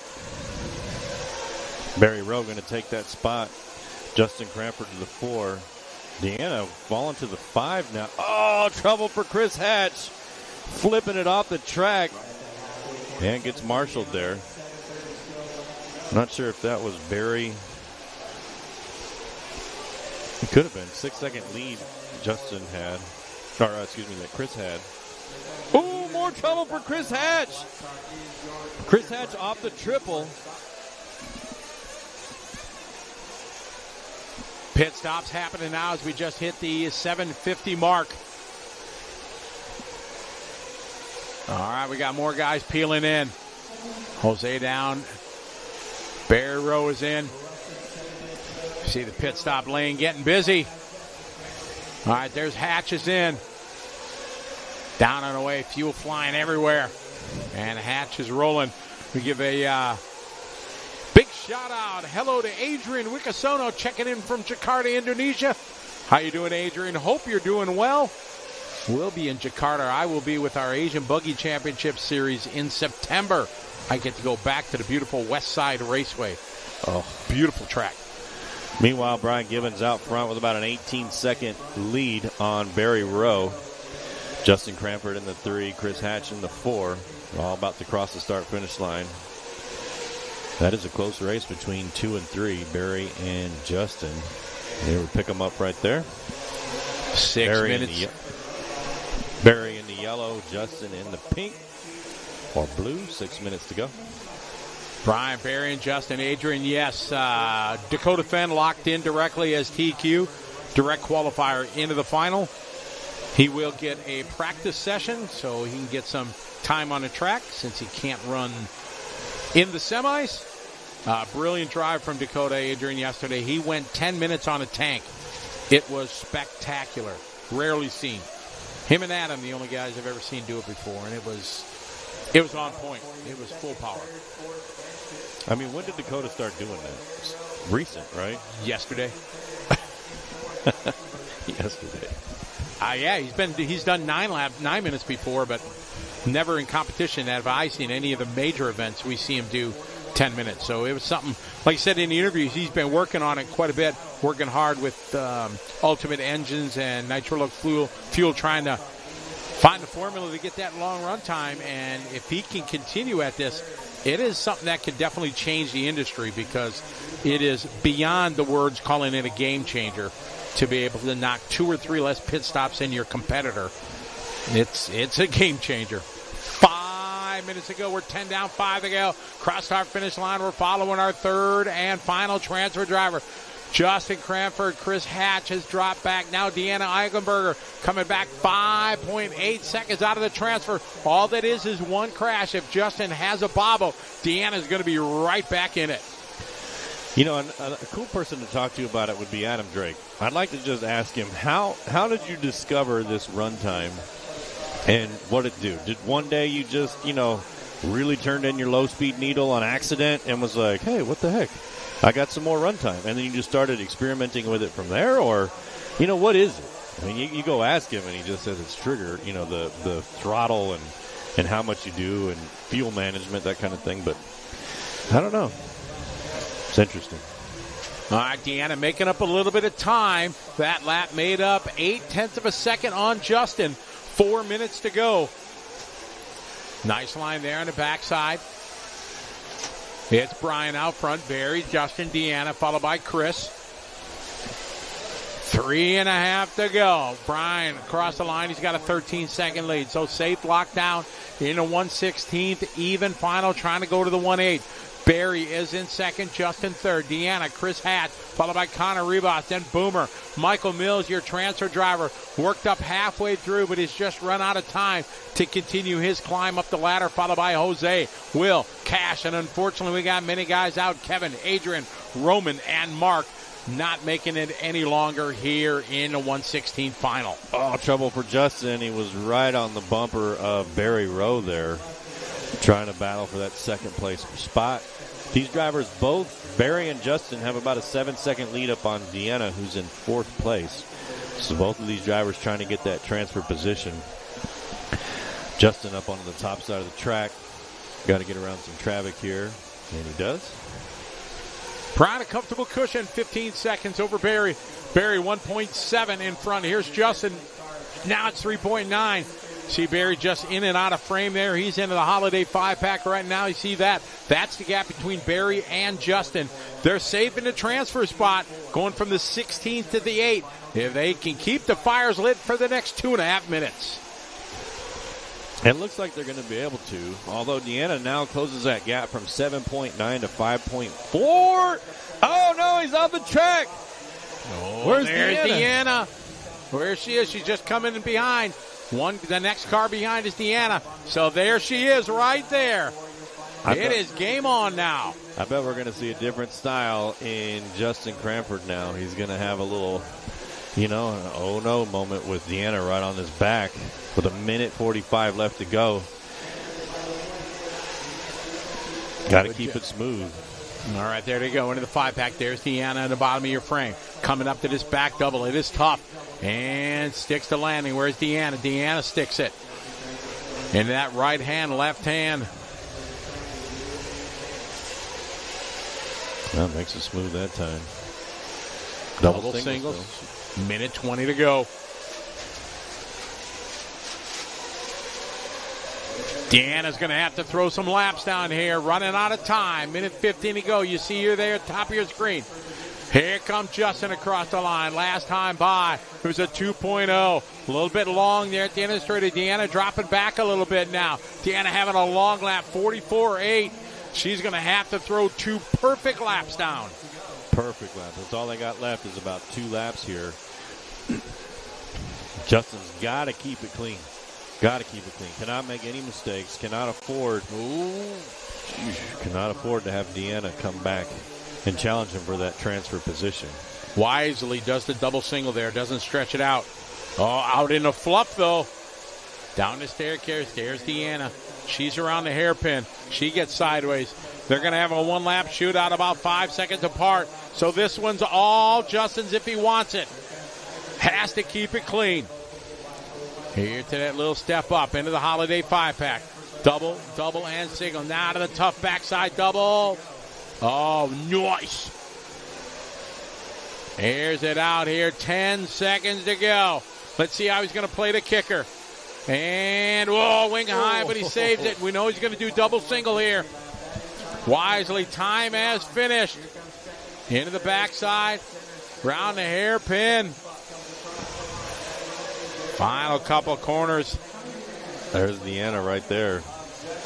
Giving Deanna hope there here over the last couple of minutes, but Justin hanging on. Going to take this one. Strong run from Deanna, though, from 9 to the 4. Plus, she had that point where the marshal was out there, almost hit the marshal, hit the car that the marshal was marshaling, and got her tangled up in the back. So a bit of tough luck. But in the end, it was Brian Gibbons dominating this one with a 10.6 second win. Gary second. Justin, your top 3. Nice job to all 3 of those drivers. Going to be bumping up to the next level. They got a 15-minute break, and then they'll be right back into this, trying to battle up for that next transfer position. Great shot there. The A-Main Hobbies race results. Big thanks to A-Main Hobbies for their support of the show, along with J Concepts, One Up Racing, all those folks helping us out. Fine folks at beachrc.com. Bringing you coverage here on liverc.com of the Roar Nationals 2025. There's your buddy down there. My buddy, Elliot. Yeah, burning some tires there. More shout-outs here to Joey. How are you, Papa Bear? Welcome to the show. Oh, there's Drake. Jeremy checking in from Tennessee. Drake got the slides on today.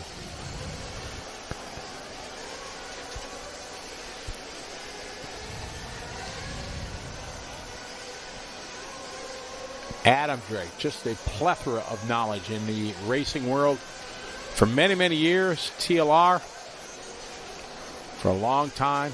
Now, over the last decade or so, been a big part of the Mugen team. I love his videos that he's done. I give him credit to being the first top pro to really do the instruction videos.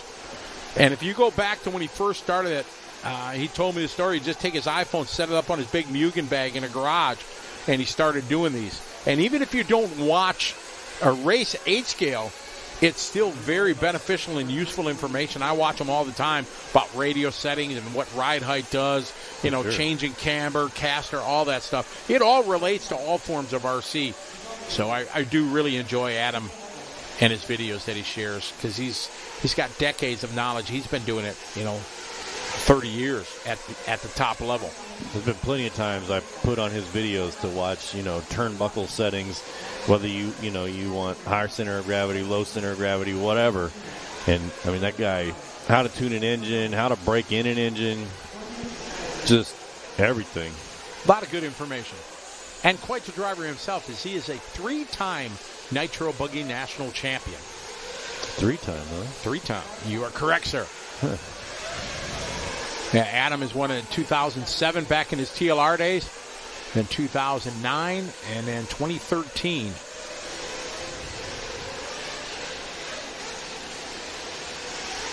He shares that with Mayfield. Mayfield also a 3-time Buggy. You thought Mayfield would have more, but no, Mayfield's only a 3-time. Tashman is... He's the king, huh? He's the king right now, currently, as he's the only guy with 4 wins in the Buggy. So if Mayfield gets it this weekend, he could tie.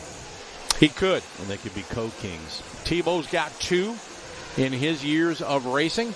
Okay. Good to see Tebow. That'd be a Cinderella story. Tebow comes back, gets his 3. Tebow won it in 2010 and 2017, the first year when he was with Kyosho. Then he won it when he was with Techno. I remember being in Silver State when he made his comeback, and Truggy got the Kyosho Truggy out there doing big things. All right, this one's still our 16th mains, our 15 minutes.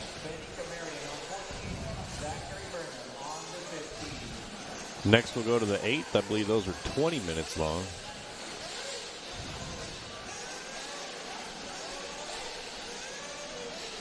Good shot of our mechanics here. There's Adam right there.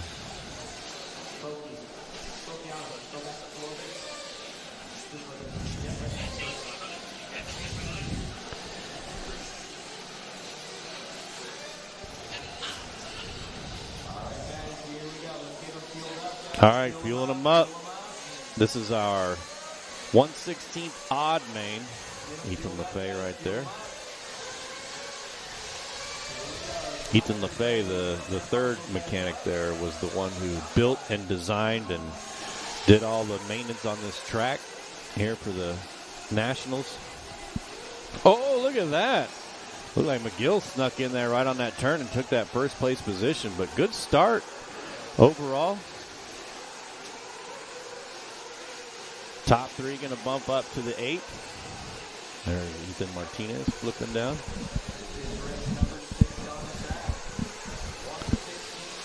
Oh, man, McGill took the double single. Looked like Reggie came in right over the top on that triple.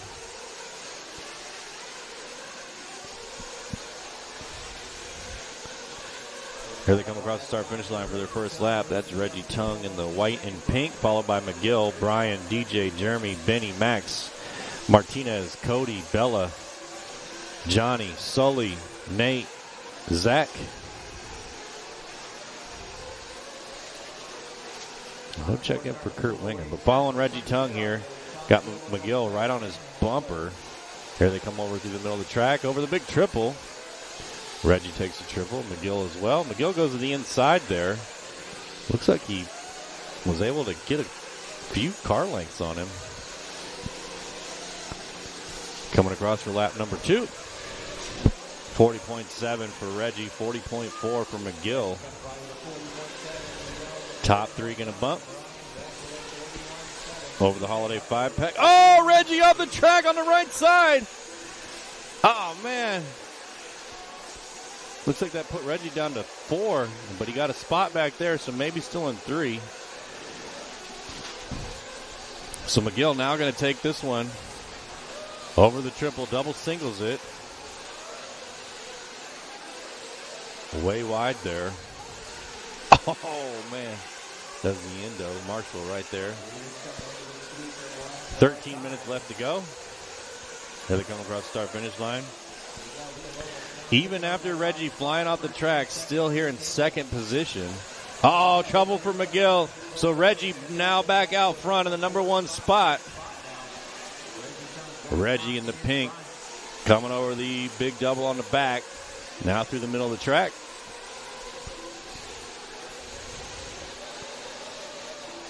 Over the donkey kick. Coming up over the triple. Reggie making it look good. Onto the backside now. Coming down the staircase. 12:15 left to go.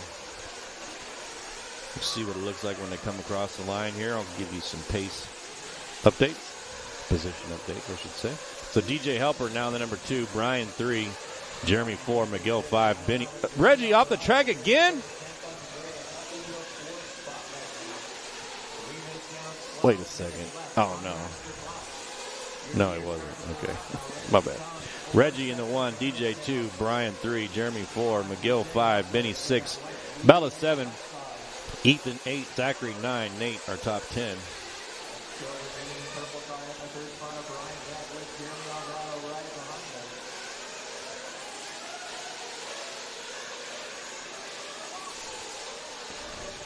Reggie through the loop. DJ through the loop.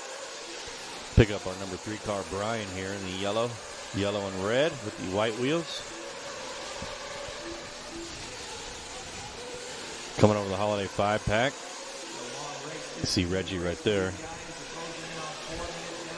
Brian about 2 seconds back from DJ. DJ about 3 seconds back from Reggie. So top three separated by 5-ish seconds. All trouble for DJ there. So battle for second and third here between DJ and Brian. DJ in the blue, Brian in the white or red and yellow. Here they come across the line. McGill now here too. So this is the battle for second, third, and fourth, or the transfer spot, however you want to look at it. Over the back double, DJ and Brian. And there's McGill, and there's Martinez.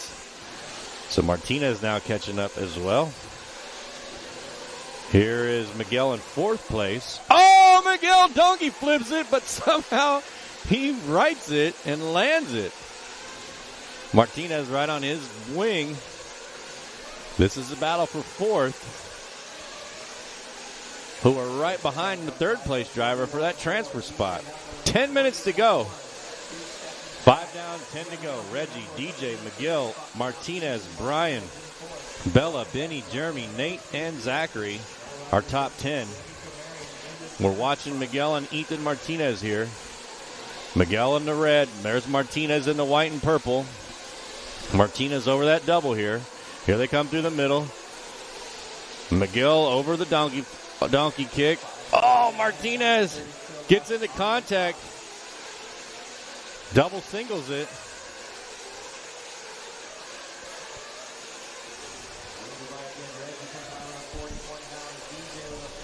Reggie out front, DJ in the 2, McGill 3, Martinez 4.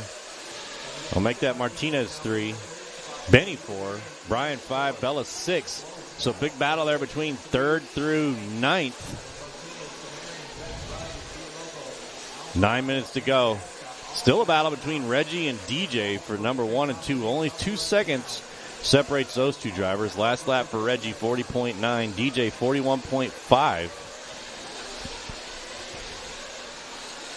We got third place Martinez here.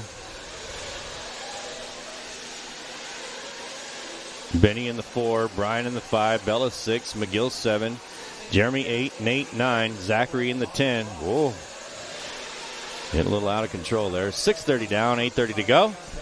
Going to start seeing some pit stops coming up here in the next 2 laps. Jeremy Alvarado got the hot lap here, 40 flat. Top 3 going to bump up to the 8th.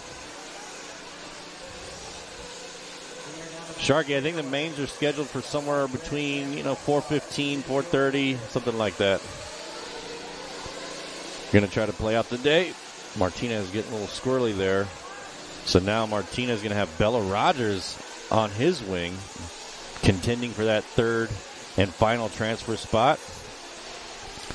Martinez got to keep it clean here. 7:10 down, 7:50 to go.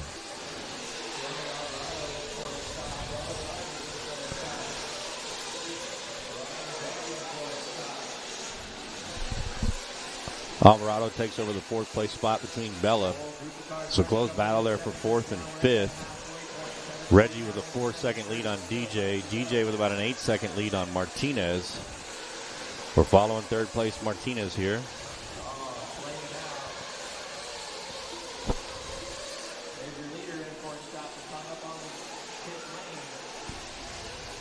Down the stair step. Fuel stops coming in. Oh, Martinez getting called in here.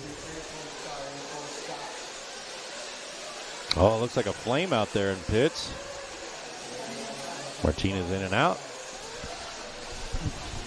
Martinez had about a 5-second lead on Jeremy in 4th place. That was a pretty quick fuel stop there by his mechanic. Oh, Martinez went tumbling on the back double. Luckily, Marshall was right there. 6:40 left to go. Reggie Tongue out front. DJ in the 2. Martinez 3. Jeremy 4. Benny 5. McGill 6. Brian 7. Nate in the 8. Zachary 9. Bella in the 10. Reggie with a really long lap there. With a 56-second lap. Must have flamed out. So now DJ taking over that top spot. Jeremy Alvarado taking over the number 3. Martinez 4. Benny in the 5. Nate in the 6. Brian 7. McGill 8. Zach 9. Bella in the 10. Oh, more trouble for Martinez. Flipping it over.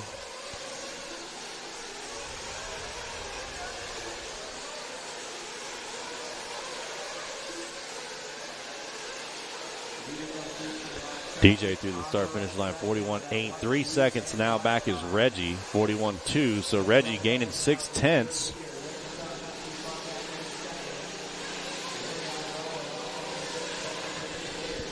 Jeremy Alvarado into 3. Let's see, has Jeremy came in for fuel? Yeah, he's coming for fuel. 9:40 down, 5:20 to go. 1 through 5 spread out pretty good here. They're all separated by 20 seconds. We're picking up the number 3 driver, Jeremy, here. That BeachRC.com cam. Here comes Jeremy down the staircase. 10 down, 5 to go. Jeremy on the left side through the loop. Jeremy with a 40.7. Able to gain quite a bit of ground on DJ Helper. The battle for first and second between Reggie and DJ shaping up right in front of third place here. Third place trying to get into that mix as well. Although these 3 drivers got that transfer position, they got about an 8-second lead over fourth place Martinez. Jeremy up and over the big triple.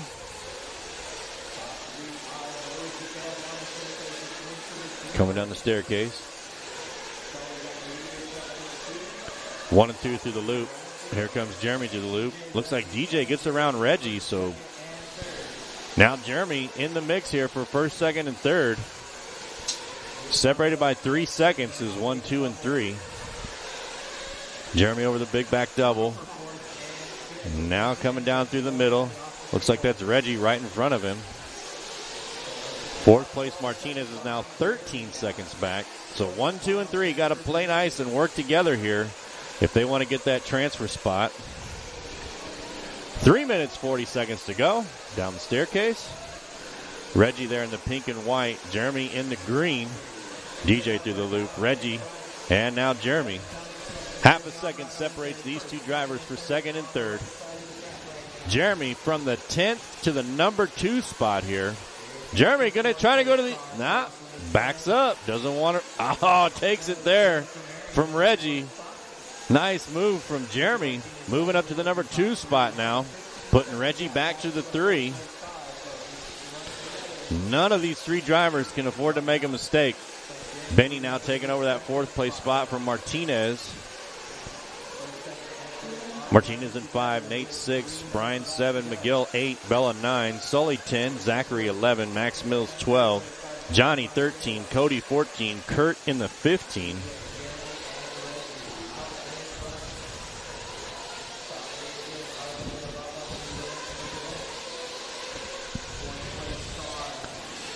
Still watching Reggie here in number 3 spot. 2 minutes, 30 seconds to go. Now Jeremy Alvarado catching up to the number 1 spot. DJ only one. Whoa, I think that's them right there on top of on the backside. DJ there in the blue. Jeremy in the green. Reggie in the pink and white. Oh, Reggie! Upside down! Cuts it too close to the pipe. Rolls over. 4th place Martinez, 16 seconds back though, so nowhere in the picture to capitalize on that. 2 minutes left. First place DJ, Jeremy in the 2nd, Reggie in the 3. Just got to keep it smooth here. Reggie now 5 seconds back from DJ and Jeremy. The battle for first and second, DJ and Jeremy. Oh, Reggie off the track again. Reggie just got to keep this clean. Minute and a half.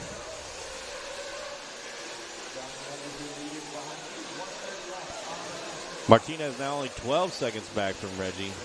So something happens here with 1, 2, and 3. Martinez could sweep in there and get it. But we're Still watching Reggie here in the pink and white. Reggie in the last lap, 40.7, so able to gain 2 seconds on DJ Helper in the number 2 spot. Here comes Reggie over the triple. 1 minute.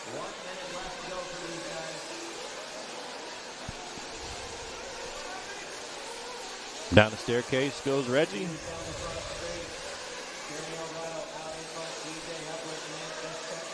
.45 seconds. And here's the battle for first and second here between Jeremy and DJ.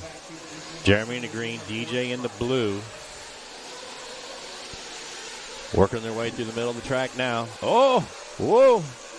Jeremy getting a little sideways there. Oh, no. Oh, no, Reggie. Off the track. Reggie's in the middle of the triple. Oh, that wasn't Reggie. Okay, I just saw the pink. Whew. Okay. All right, so we're still watching Jeremy and DJ here. They're going to come around for their final lap. DJ now taking over the number 1 spot. Jeremy in the 2. Reggie in the 3. So those 3 drivers got the lap. Those will be your bump-up drivers, DJ, Jeremy, and Reggie. Everyone else, this race is over. They will be finishing their laps now, so congratulations to these 3. They've got the transfer spot.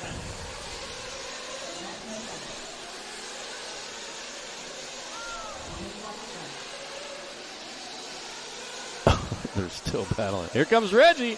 Reggie going to move into the number 2.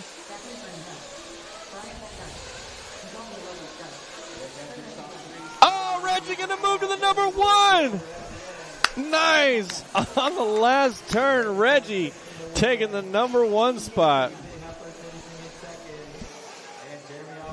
So it's going to be Reggie, DJ, Jeremy, Ethan, Nate, Bella, Brian, McGill, Benny, Sully, Max in the 11, Zach 12, Johnny 13, Cody 14, and Kurt Wenger in the 15. Nice run there for Reggie. Going to move up to the 8th final here in about 15 minutes.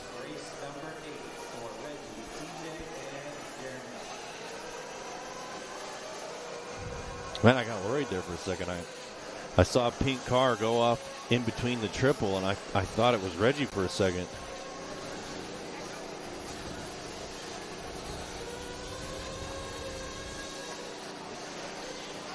Man, great run from all 3 of those drivers.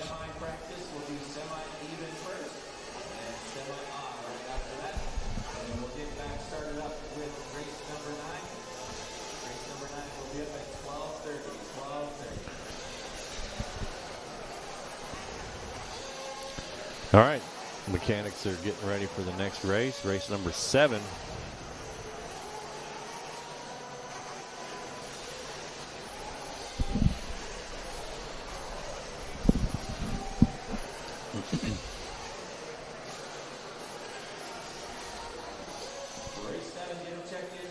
Got a bunch of Reggie love in the chat room. And some DJ love. That was a good battle between those top 3 drivers. Getting that bump up.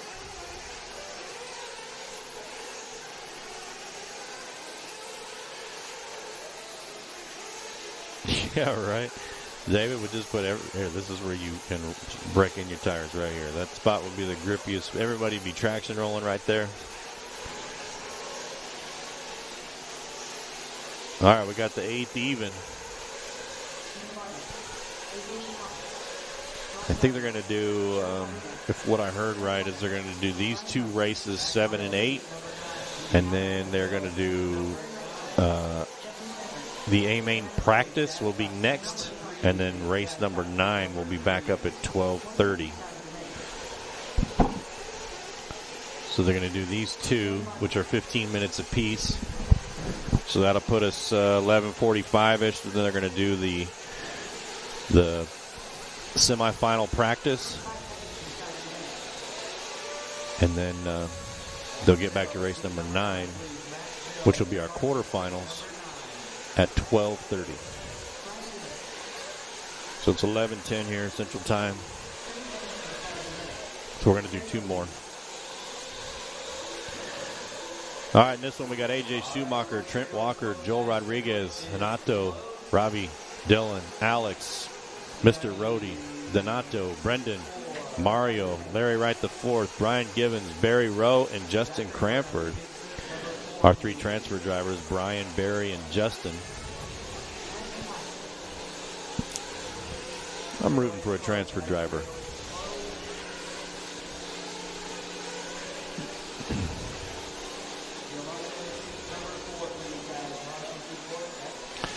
Straightaways closed. They're getting called in. Whoop. No, Jason, the juniors race did not happen yet. It'll happen later this afternoon.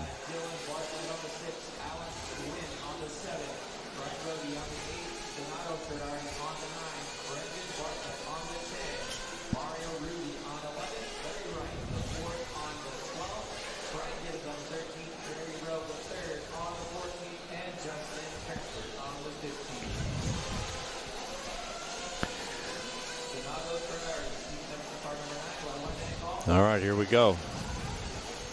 Getting ready.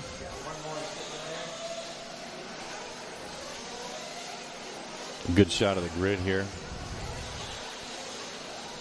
See the stands are filling up.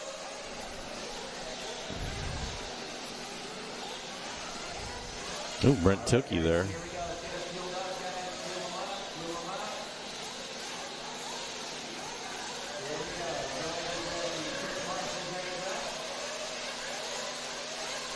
All right. Down and quiet. Green flag. Oh.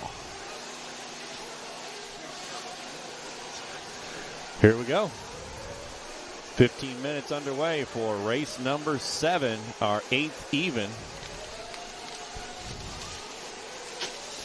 Got some shout-outs for A.J. Schumacher here. See how this one shapes up when they come across for their first lap. They're all coming over the big triple in the middle of the track.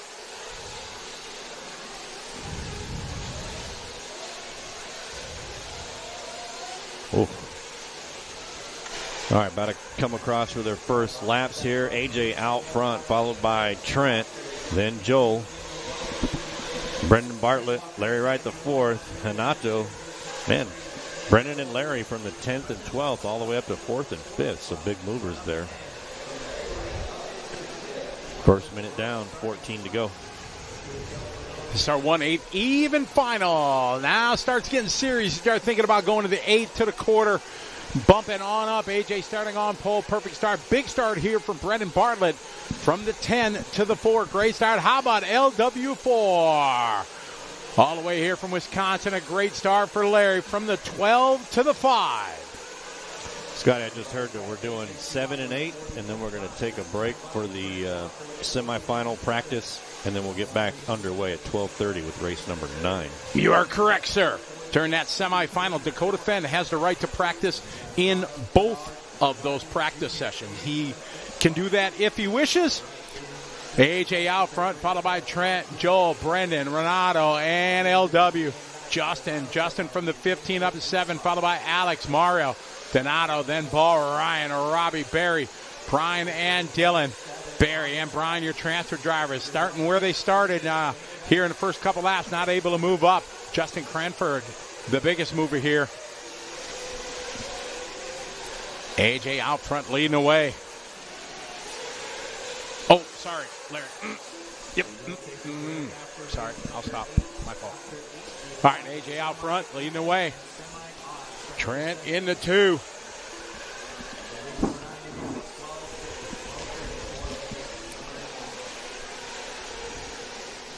Nice line there over to kicker. Triples there. Nice.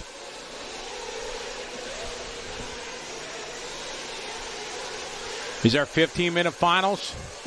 We continue to move up. Then we'll get into a bit of a longer finals. Semifinals are 30 minutes. The championship final is an hour. Then once you start getting into the quarterfinals, then you go into the 20-minute. 8th finals are 15. Quarterfinals are 20. Junior final has not happened. Junior final is race number 13. AJ, Trent, followed by Joel, Brendan, Renato. Somebody else is in 6. Justin, 7. Donato, Mario, Robbie, Alex, Brian, Barry, and unfortunately Dylan having problems here starting P6.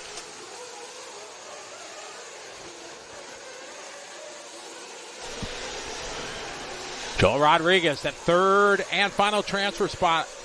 Renato Jr. moving up. Some other dudes in 5th now. Brendan 6, Justin 7, Mario 8.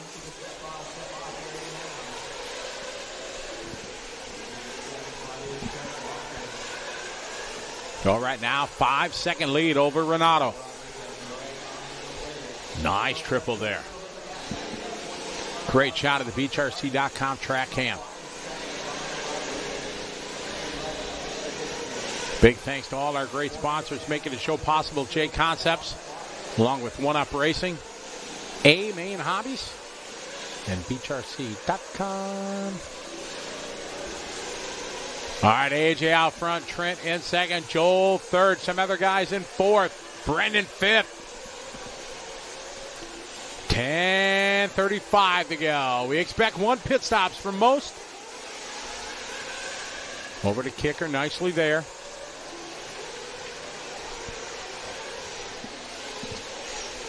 It's AJ, Trent, Joel.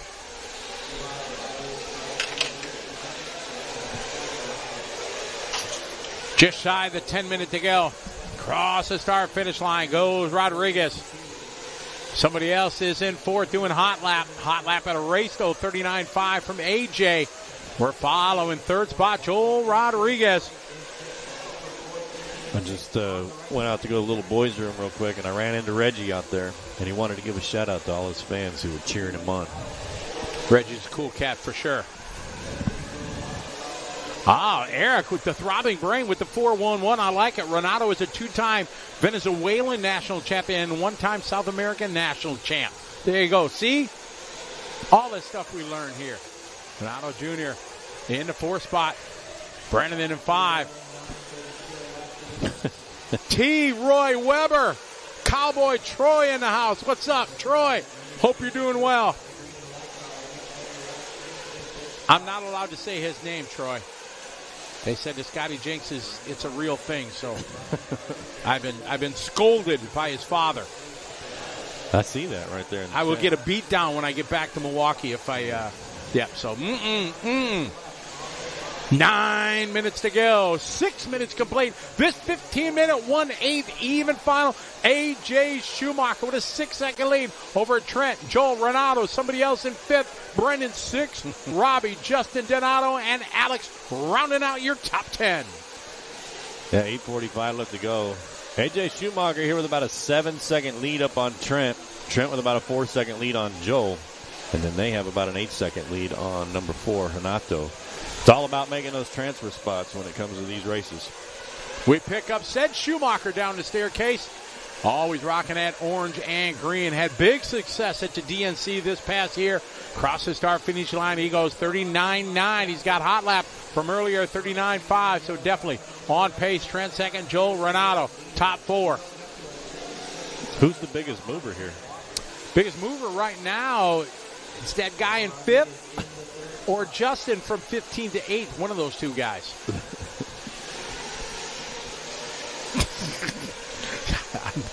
Schumacher upside down there. Front row. Good marshalling. Johnny on it. Grabs the wheels of the wing. Ooh. It's the way to do it, not on the side. 7-second lead on Trent. That marshal didn't cost him too much time.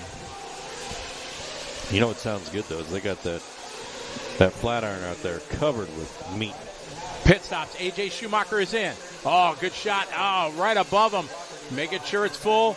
Cleans it out, down and away. Oh, nice. Good stop there. Prego's checking in from Brazil. Hello. Welcome to the show. Roar Nationals going on the track. That will be hosting the World Championships next year here in 2026. Oh. Schumacher sending it. Marshall is right on it. We got a great shot here in the pit lane. Oh, I like that. Look down the lane, make sure it's clear. Well done. A lot of pits going on right now. Oh, flame out. Flame out. Ay, ay, ay.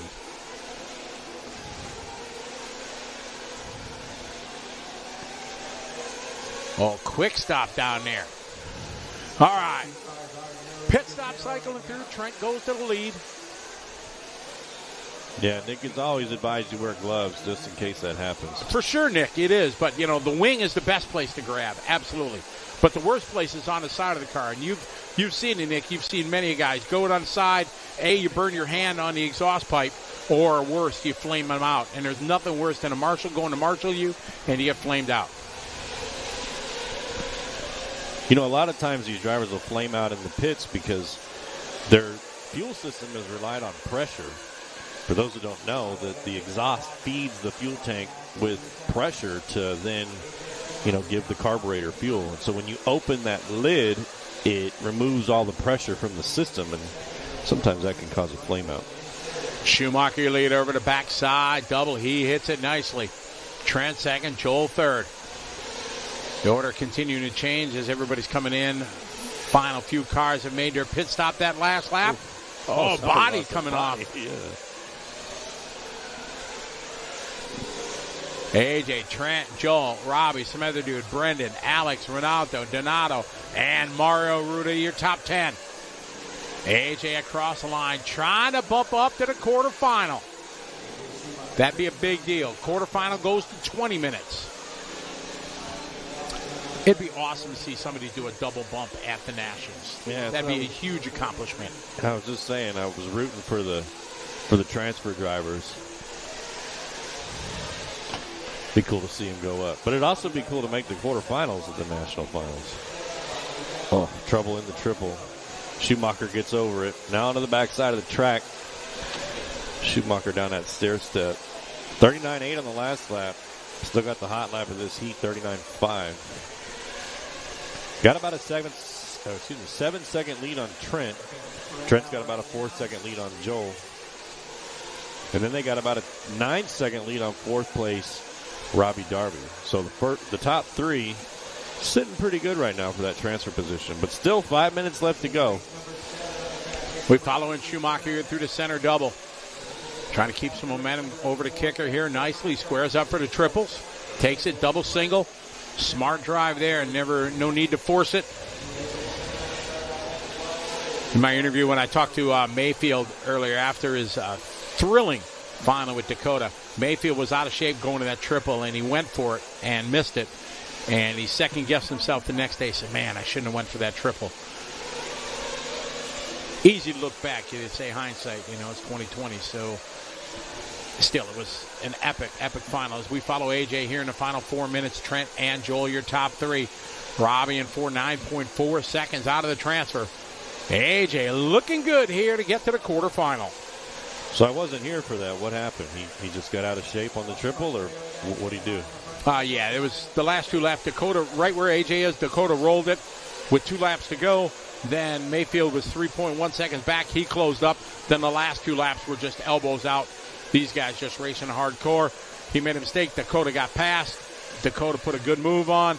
Then he got out of shape, and then they came up to the triple. Dakota was leading, and Mayfield got a little bit sideways. Going up to the triple, missed a triple, and Dakota was able to bring home the win. So even those two guys have nerves, huh? Oh, yeah, absolutely. Picking up Mr. Walker here in second spot. 6.9 seconds back from your leader. Nice line here. He goes, let's see, doing triple. Oh, yeah, stretching, reaching for it. Brings it in nicely. 8th final on the track, even quarterfinal.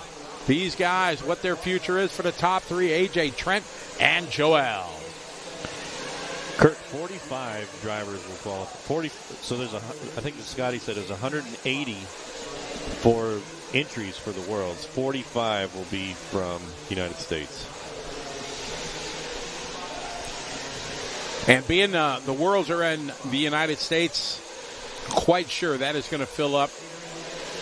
If I remember in Charlotte 2008, last time the Worlds were here, they expanded because there were so many racers interested in attending from the home country, America. So to be 2016, rather.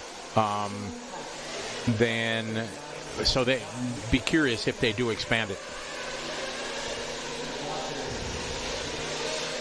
But it will be held here at Thornhill in Hutto, Texas.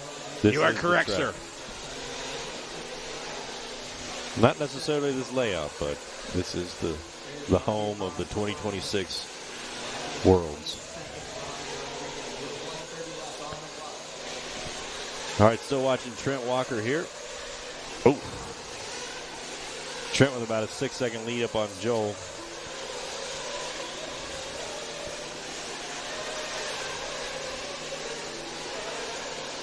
Trent about 6 seconds back from AJ. So top three spread apart by 12 seconds. Fourth place about 20 seconds back. Final minute. Picking up Rodriguez, your third and final transfer driver. Robbie right now 5 seconds back. Some other guy is 10 seconds back. 45 seconds ago. Quarterfinal in the future for AJ Trent and Joel. Top three qualifiers rolling out right now in qualifying order. AJ, a very good race. Only 2 mistakes that I can recall over the course of the last 15 minutes. Trent second, Joel third. Robbie 5 seconds back. So close to transferring up. 15 seconds left on the clock in this one. They're on their final lap. Time is winding down. AJ, see him at the top of your screen there in that orange and green. Coming across the line, going to get it caught the line. AJ locking down the transfer. This one's not over, though, because they're all still on their final lap. So if anything happens to Trent, I'm not going to jinx them. I won't say it. We'll wait till they're done. Trent's done? Okay, now I can say it. So AJ, Trent, and Joe are going to do the transfer. Robbie is fourth. Can I say his name yet, Larry? I'm not going to say it until he's done. Larry Wright, the fourth, going to come in at fifth spot there. A good run from the 12th.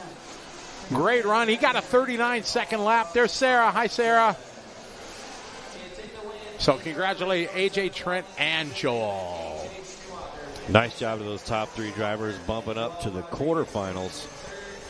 And that's just an accomplishment in itself with the level of talent we've seen here this weekend for Nitro Buggy. Spoiler alert, Lutach is breaking it down that the Italian race is over. Ongaro got the win, but Barufalo and Berton flamed out. You know, it's lucky, yes. Part of racing, yes. You can look at it many ways. It happens. It's all part of Nitro racing for sure. Congratulations. Jessica Paulson from Sweden made the show. That's impressive.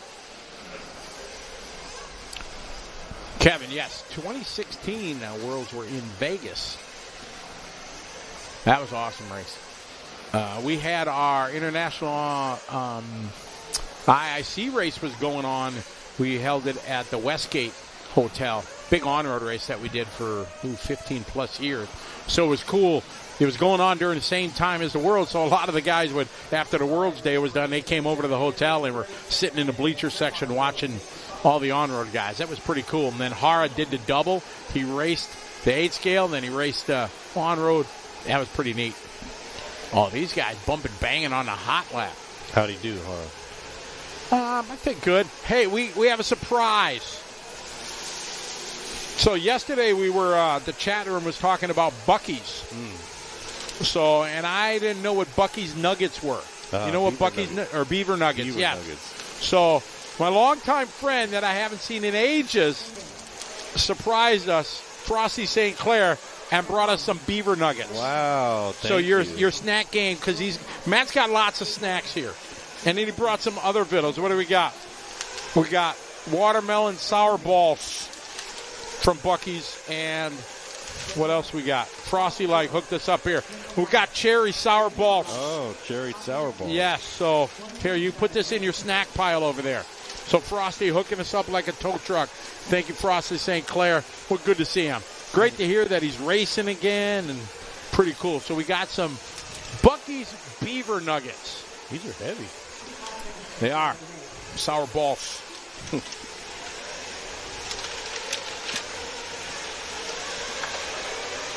Wow. So Lutach is giving us the rundown. Barufalo was leading. Berton was second. Ongaro third, and they both flamed out. I wonder, was it like, were they on their in-lap coming in for fuel? That'd be interesting. Very interesting. Payton checking in. How are you? Who else did I miss while I was gone? I was out. If you weren't with us earlier, I saw Cheesehead. Cool Hand Scott. What's up? Checking in from Wisconsin. Fellow Cheesehead. We are doing the A final is going to be filmed for TV. So our hope is Speed Sport 1 will carry this next week. So we're going to do a thing. So I stepped away for a minute there to talk to our executive producer, Davis, as he's getting a pre-show ready and a post-show and everything that we need to do. We did some track stuff yesterday, doing some interviews that we're building up for the show. So hopefully, we're watching. Oh, that dude going backwards. Ay, Jeremy.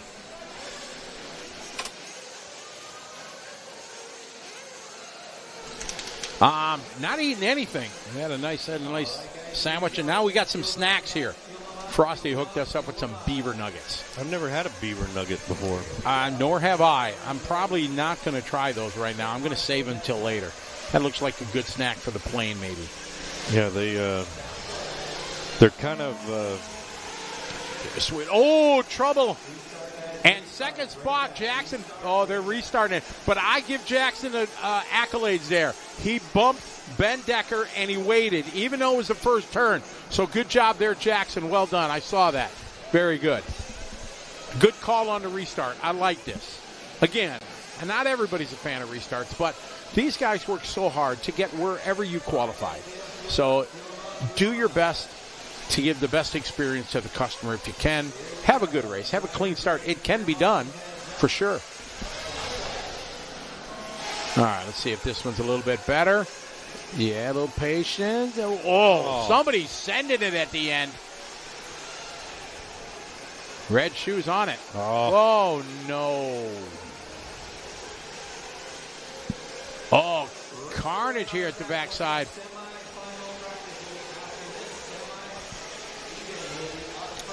Oh, trouble up front. Oh, that's going to cost them 3, 4, maybe more positions.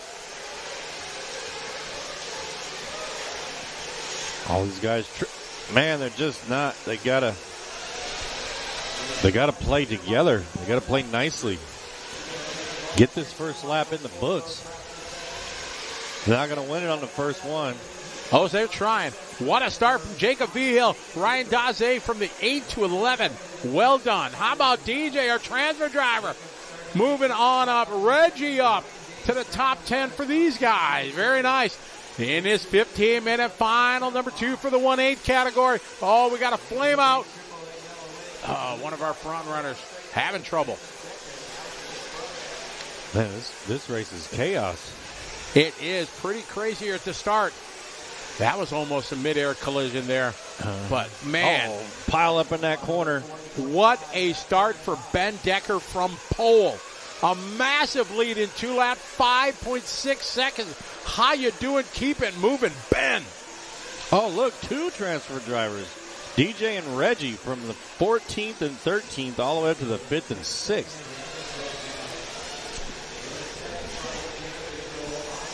Woody, Rick's Harvey Farm track in New Richmond. I am not familiar with that track in Wisconsin. I'll have to look that up when I get home. All right, these guys battling here, and it is hot and heavy. Elbows out. Ben, Jacob, Austin. Jake Dellinger in the 4. DJ Hepler from the 14 and the 5. Are we going to look at our first chance to see our double bump up here, DJ and Reggie? Whoa. Whoa. And he waited. Very nice. Golf clap. Well done. Oh, and then he got the inside. It paid off. We're watching Austin now out front and Jacob Vigil. Austin in the pink, Vigil in the purple. Here they come through the middle of the track. They got Ben Decker, Reggie, and Jake following right behind him. Oh! Jacob getting it wrong. Here comes third, fourth, and fifth. So it looks like he's going to drop down to fourth. Is that Reggie in second?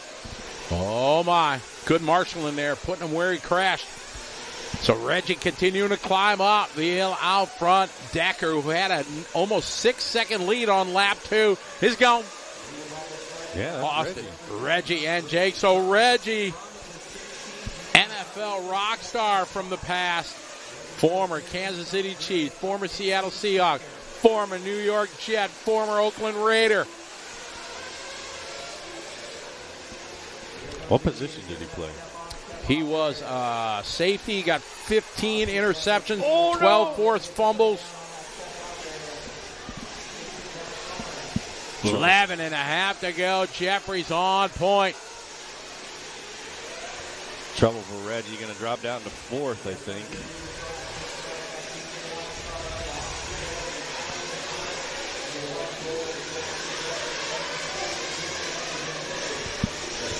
So Austin out front, Jackson in the 2, Jake 3, Reggie 4, Jacob 5, Ciccarello 6, Ben Humphrey 7, Ryan Daze 8, Trevor 9, DJ 10, Wilson in the 11, Ben, Wade, Jeremy, and Mitchell. Looks like they're out.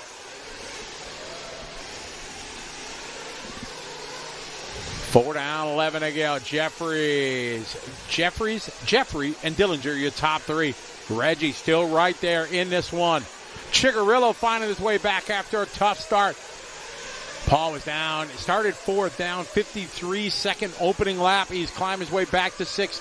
It's only about 5 seconds out of this one, as we have 6 seconds between the top 6 from the lead to Ciccarello in 6th. So still plenty of time for these guys to challenge for the bump up into the quarterfinal.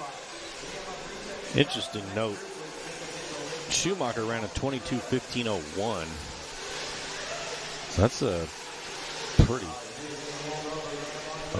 smoking heat from Schumacher from the last round. It was a good run from Schumacher. He had a clean start where these guys we had pretty ugly first couple of laps. Obviously going to add to the overall time. So we'll see. Schumacher, they're thrashing, getting their car ready. They only have a 15-minute break. Got 10 minutes till they're back up. We got Jackson, Jake, and Jay. It's the J and J show. I want to correct you there. They're coming back up at 12:30. Remember, we're taking the practice after this heat. You are correct, sir. That's right. We got the practice for the 2 semifinals. And Dakota has the option to participate in both if he wishes. Oof. Oh, he can do both. That is what I was instructed, correct, from the officials. Okay. Jackson leading the way. Jake in second. Jacob is in third. Austin Jeffries now to the transfer. Here's Ciccarello. There's Reggie. All these guys on camera, all battling for that third and final transfer spot. Over to Holiday 5-pack. They go to the backside double. Doors open a little bit. Can he go to the inside? He does. Ooh, nice. So Jacob taking that from Austin there. Jeffries opening the door, going to the backside there. He went a little wide. Going into that back double. Jacob Vigil says, thank you very much. I'll happily take the transfer. Jacob coming down that staircase onto the left side of the track. Here he comes across the start-finish line. Last lap, 41.2. This one, 39.1. Just sets his hot lap, so improves by 2 seconds. Jacob has Jake right in front of him here as they go to the backside double. Good line there. Little long, but still keeps it under control. Austin and Ciccarello behind him into 4 and 5. Reggie Tongue 6. Daze is 7th. Humphrey in the 8th, followed by DJ Wilson, your top 10. Yeah, but that battle for 2nd, 3rd, 4th, 5th, and 6th between those 5 drivers is very close. I mean, Reggie Tongue is in the 6th spot, 8 seconds back from number 1. Oh, he just had trouble there. Oh. That's going to move him back. But anyway, the top 5 now. Ciccarello. Oh, Ciccarello had the third, just giving it up, spun out. Hard on the binders at the end of the straightaway, gave it gas and spun out.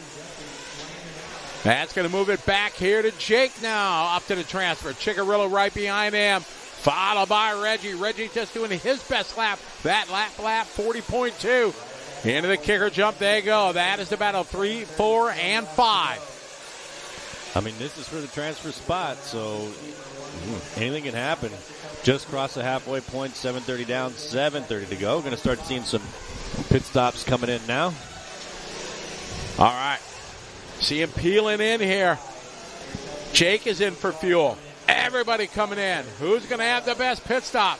Here's Jake down to the way. Almost catches the corner. That looks like Chickarillo right behind him. Chickarillo a faster stop.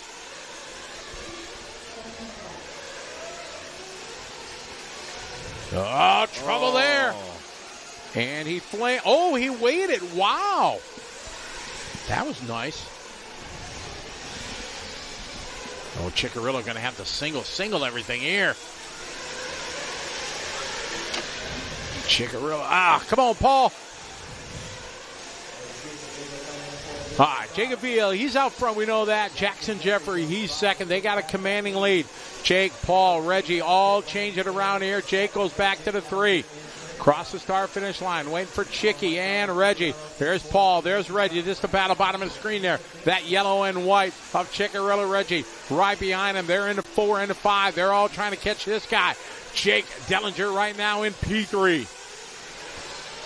Separation between Chickarillo and Reggie is only 1 second for that 4th spot. They're both 6 seconds back from the number 3 spot. Jake, though, 6 minutes left to go. Jacob in the 1, Jackson in the 2, Jake Dillinger 3, Chickarillo 4, Reggie Tung 5, Ben Humphrey 6, Ryan Daze 7, DJ Helper 8, Wilson Cowart 9, Trevor Owens 10, and Austin Jeffries in the 11. Reggie now. Move it up. Reggie just doing his hot lap.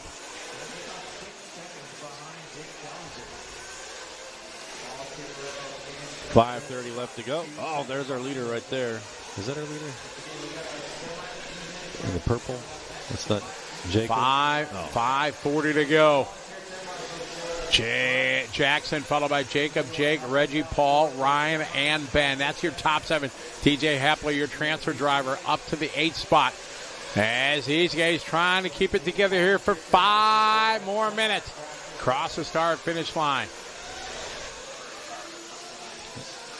Yeah, the purple car with the white wheels. That's Jacob Behill, our 3rd-place driver. There's Reggie right behind him. That is Reggie. He has been chipping away. Reggie, back-to-back good laps. 39.9 and a 39.9 for Reggie. See Reggie there. This purple with the black wing on white wheel, Jacob Behill. Then you'll see the pink and white coming on. Nice line for Jacob there. That was a nice in that backside double. Now down the staircase. Oh, gets it out of shape. 4.5 left to go. These guys got one traffic car in between them. 9th place driver Wilson. So there's Reggie right there in the pink and white. This is for the transfer spot. We have not had a double transfer as of yet. Reggie is poised to make that happen if he can do it. Here comes Jacob through the middle of the track, up over the donkey flip. See what he does on this. Trouble there for that traffic car. So now there's no traffic in between them. Jacob Behill gets it a little short there and cases that triple. So here comes Reggie on the backside, both down the staircase. Man, Reggie really putting it in there. Reggie on the last lap, 40.7. Jacob, 40.1. Let's see what Reggie gets here. This is a good one. 39.9. Reggie throwing down his hot lap, making up time here. Continue to chip away. A 10th here, a 10th there. A great fight over the backside double. There's Behill. He nails it. Here comes Reggie. Reggie, you see him airing it out. The gap there. Through the center of the racetrack. Vigil over the kicker jump. A little short, but he saves it. Now traffic in front of him. Oh. 3.5 minutes left to make that 3:10 left on the clock. They got, 5 more laps or so to get this one done. Behill across the start-finish line, 39.8, so very good lap there. Oh, Jake Dillinger now drops to the 3. So Jacob was able to pass Dillinger. Now Reggie Tung right behind Dillinger. Yeah, mistake there from Jake. And now you see Reggie in the back. You got one traffic there. Very nice. 2:40 to go. Quarterfinal on the line. Who's it going to be right now? J, and J. Jackson, Jacob, and Jake. 2:30 left on the clock. Jackson just came across the line, 40.4. Still got the hot lap here, 38.8. So Jackson looking in control of this with an 8-second lead up on Jacob Vigil. Jake Dillinger just crossed the loop. Same with Reggie. Separated by 1.5 seconds are those two drivers. So this is the battle for the transfer spot between second, third, and fourth place here with 2 minutes, 5 seconds left. As we come up on the 2-minute mark here in our 8th final, we got the law firm of Jackson, Jacob, and Jake out front in the transfer spot. Reggie trying to come up with something right now, 1.6 seconds back. Down the staircase they go. Can Reggie find something to get that spot from Jake? A minute 40 to go as they come across the start finish line. There's Jacob, there's Jake, and there's Reggie. Reggie resetting his hot lap. He wants that transfer to the quarterfinal. Man, this would be it. This would be the first one that we've seen today. 2 transfer spot, 2 bump ups from the same driver. Oh, Reggie! Reggie getting it wrong. You wonder, he saw that contact in front of him, coming up a little bit short. Got to make this time up. You see Reggie there as these guys battling second and third. They need to be smart. They're not thinking about it. They're going for it. Here you go. Reggie now right in it, down the back there, wheel to wheel, door to door if they had him. Reggie trying to muscle his way by. Reggie right there can't do it. 1 minute left to go. They're going to have 2 more laps. This one and one more. Jacob Vigil drops to the third place spot. Reggie trying to look to the inside. Oh, Jacob Vigil on his lid. Reggie getting by there on the Holiday 5-pack. So Reggie now to the third and final transfer spot. Can Jacob Vigil come up with something? Can Reggie keep the rubber to the road here to get the transfer? Over to Kicker he goes nicely, a little whip. We got 30 seconds to go. Over to triple, no problem there for the former NFL superstar. Reggie coming down the staircase. He's going to have 2 turns left after this. Here comes Reggie up over the tabletop. Through the start-finish line. 1 lap to go for Reggie. Can he hold it off? Jacob Vigil just crossing the line now. 3 seconds back, so about a straightaway is Jacob Vigil. Jackson Jeffrey, Jake Dillinger, Reggie, Jacob, Paul Ciccarello, our top 5. This race is over. This is the final lap. Let's see how it shapes up. Can Reggie make it happen here from the 13th spot? Over to triple, no fear. He's not double singling it. He's going. Keeping the pedal to the metal, keeping the thing to the floor. It's Jackson going to bring home the win. 2 more turns. He's had an astounding career in the NFL. 15 interceptions, 4 forced fumbles there, and now he can add to his resume a transfer driver at the National. Double bump for Reggie Tong. Man, congratulations to Reggie. Going to be bumping up to the quarterfinals. What an awesome run there by Reggie. Just put his head down for that 15 minutes, came from the 13th spot all the way up to number 3, and is going to move his way up to the quarterfinals. That's a great drive. Great drive from Jacob, too. He started 8th, and he was right there. Same with Ryan. And it was just a thrilling race. Jackson putting out a 11-second win over Jake. Well done. That was great. And you've heard us talk about Reggie. Reggie's just a cool cat. Local guy here in Texas. Everybody gets along with him. He's a great driver. Loves the hobby. Has a passion for the hobby like all of us do. And cool to see him. So that's a double win there. You bump up once, awesome. If you can do it twice, hey, just way to go. And now we're talking about practice, Matt. Yeah, so we got our semifinals practice about to start here, where the top drivers, Dakota Finn, Ryan Mayfield, Jared Tebow, all of them, they're going to come out here and breaking some tires, maybe do a little testing and tuning on their cars for the races coming up later. Up next, though, we got our quarterfinal coming up at 12:30. Exciting racing here at the Roar Nationals.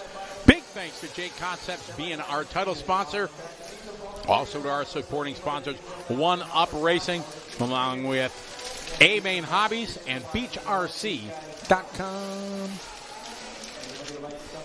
All right, we're going to take a short pause for the cause here. I'm going to go out and talk to some of the mechanics and the teams, find out what their plan is here for the Semifinal practice, if they're breaking in tires, obviously going to break in their diffs and things like that, and find out what is the plan for these guys. So I'll be back here in just a few minutes. Continuing coverage. Going to continue here on LiveRC.com. Matt, you going to hang out or chat or what you going to? Yeah, I'm going to get some tacos, but I just wanted to make sure that you find Reggie while you're out there. Oh, yeah, we're going to go out and find him. So we'll be back. Enjoy it. You'll be watching practice here on Live RC. Coverage of the Roar Nationals presented by J Concepts. We'll be back on the flip side.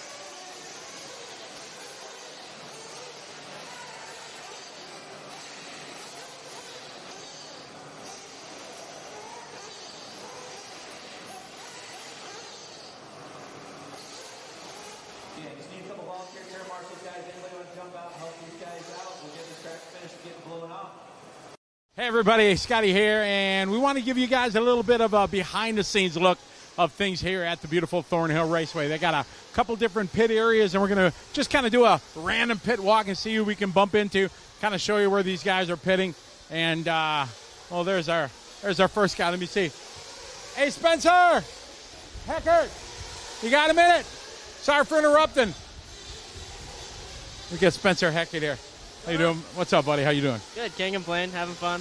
Well, good. It's hot. It's hot. It is hot. You know, that's going to be the common denominator. I think every interview we do, we're going to say about hot. Yeah. It's been a long week already. You got, electrics done, truggies done, everything. Hasn't been great, but I like your comment that you're still having fun. Oh, yeah. Always having fun. I was able to make both truggy mains, so I'm happy with that. But Buggy, I struggled in e-Buggy, but making some progress with the Buggy today. Car's been pretty good, getting closer and closer. So, yeah, having fun. We've watched the track evolve through the first 3-4 days here of the event, and you guys have been changing, going up on diff oil, things like that. From yesterday, today, now first time with Nitro Buggy, how's the track compared to where it was? Compared to where it was at the end of the day yesterday, it's pretty similar. Every day when you come back in the morning, it's a little loose because they water the track to keep it together, but yeah, it seems like it's pretty close to where it was at the end of the day yesterday. We're all running pretty thick diff oils now and we're still all running clay tires, but yeah, the diff oil's done a lot of diffs this weekend. Yeah, it's almost like your cars are kind of cornering like on-road, when they get to the corner and just try to get them rolling. What's your feeling? What's your vibe? How are you going to do, you think, with the Christmas tree format in the semifinals? What are your thoughts? Yeah, I tend to do better in actual racing than I do in qualifying, so I always do pretty good at the Nationals because I race my way in. So I tend to like this race. I like the racing format instead of like where you qualify into a main and then whatever. But it's the ladder format. I enjoy it a lot. So it's cool. You can avoid the whole semi if you just TQ and qualify directly in. Yeah, you're right. I'll just go ahead and do that. I got it. All right, thanks for your time. I know you're thrashing. Good luck. Yeah, I'll just go win easily. There you go. Exactly. Thank you. All right. Always a good guy. Always a smile on his face. I'm a big Spencer Heckert fan. So let's walk down here. We got. We're gonna just interrupt him because he's thrashing. We got the one and only Mr. Drake. Adam, it's been a long few days already, but now only one car you're working on, Nitro Buggy. Yeah, definitely a lot easier being able to just focus on one car, especially once qualifying starts with the longer qualifiers. We'll have quite a bit of time. Today's still a little bit of a thrash because of the 5-minute practice runs, and then there not being a ton of heats, but much easier just focusing on one car instead of 3. Absolutely. To the folks, if you're wondering, they ran 3 classes over the last couple of days, and it was madness for sure. So this facility hosting the World Championships, it has to be a huge benefit to be here and get some track time on what conditions will ultimately be similar to. Yeah, definitely. I mean, the track stays really consistent here. Obviously, they have to water sometimes in the evening, so the grip is a little bit lower in the morning, but it then kind of gains grip as the day goes on, but still very consistent from day to day, regardless of what the weather is. So I think every time that we're here, we'll kind of learn a little bit of something that we can kind of apply in another year from now. A big conversation in the chat roomers of what you guys are doing for tires. Obviously, we know there's high wear and things like that. For the mains that you ran already, did you go out on new tires? Or I know a couple guys went on already slicks. Yeah, I mean, in truck, I think pretty much everyone ran new tires just to make sure for the 45-minute final, and we'll have to do the same in buggy. For qualifying, for sure, you don't want to run new tires. If you do run new tires, you'll want to scuff them just to make sure that they're 45'd a little bit. As the tire wears, you just gain so much speed. Obviously, the line becomes narrow when you end up on a slick, but the speed is so much better. So for me, kind of that's what the seeding rounds have been in buggy, is just running new tires every round. The pace is for sure quite a bit slower. Towards the end of the run, the pace ends up being pretty good, and then taking that set of tires, setting aside for qualifying. All right. Well, I know you're busy, but thanks as always. Appreciate your time. No problem. Thank you. All right. Adam Drake, one of the best in the business for sure. I give him credit to the whole pro doing videos and stuff like that, because he started doing it years ago, and he told me the story how he just propped his phone up and started doing it. And I don't even race 8-scale buggy, but I still watch all his videos because there's a lot you can learn from what he talks about, setting ride height or radio adjustments or whatever. So, yeah, great things for him. We're going to get, let's see if we can get Mike Trury over here. Mike, you got a minute? All right. This is old school right here. I was looking at my notes. I think 2007. Was that it, or 6 national champion? 2008. 2008. Yeah, way old school. Some of these people, they weren't even born yet or whatever. It has been a mad thrash, as you and I have talked over the thing. I think you told me the other day you did 33 diffs or something like that. At least. It's pretty much diffs every run. Yeah. So, doing them right now. There you go. Just to explain to the people who are watching, not because they're necessarily wearing out or things like that, just as the track changes, you guys need to make adjustments. Yeah, the track develops all day. In the morning, it's a little bit looser. They water it the night before. So, got to go down in diffs, and then every run, it just progressively more and more. So, we ended yesterday with one of the most epic finishes, you know. Obviously, not everything can go great and things like that, and you and Mayfield and Fenn, you know, you guys went at it, you know, toe-to-toe the last couple laps. As you look back, I mean, it was still pretty thrilling. Oh, absolutely. I mean, you know, we can't leave hanging our heads. The truck was awesome. Engine was awesome. Tires were awesome. You know, a hell of a comeback. Did some early race struggles. Absolutely. And the drive that Ryan put on was amazing as usual. Sucks to have it in your grips and then kind of throw it away a little bit at the very end there, but that's racing. You know, that's the Ryan and Dakota battles we've seen for years now, so nothing new there. No, not at all. And you mentioned the comeback. It was amazing, because at one time I think it was 13 seconds back or whatever, and it was 3 or maybe 20 it was, yeah. 3, 4, or 6/10 of a second a lap. He was able to close in there at the end. It was thrilling. Yeah, no, it was awesome to see him, you know, put his head down, not give up. You know, almost paid off in the end. At least produced an awesome race. So it was fun to be a part of. I'm sure it was fun to watch. So we'll see how the rest of this weekend goes and try to build from there. All right. One other thing. Today's kind of a big deal day, isn't it? Today is today, I think, 39 years old. Is that what it is for you? Yeah, we're counting backwards. So no, yeah, it's my birthday. It's always usually on this week of the Nationals, so pretty used to that too. All right. Well, best happy birthday to you. Best of luck this weekend. I appreciate it. Thank you. All right. Always a class guy, Mike Trury. Let's see if maybe Ryan, you got a minute? All right. See you slamming some water. Yeah. It's Texas. It's hot, baby. Yeah, just out here wrenching, doing more diffs. Probably 50-ish diffs we've done this week. Mounting my God knows how many set of tires on. But yeah, having a good time. Things are going well. And sorry I didn't interview after the race. Yes, last night I was pretty devastated and yeah, just had to walk away. So, but yeah, so far so good. Things are going good and we're having a good time. Well, no need to apologize. I know you're an ultimate professional for sure, so I understand how it is. Let's talk about that. That last race, you put a hell of a comeback, you know, to be able to chip away a little bit each lap for the last 20 minutes or whatever, and it came down to a couple lap shootout.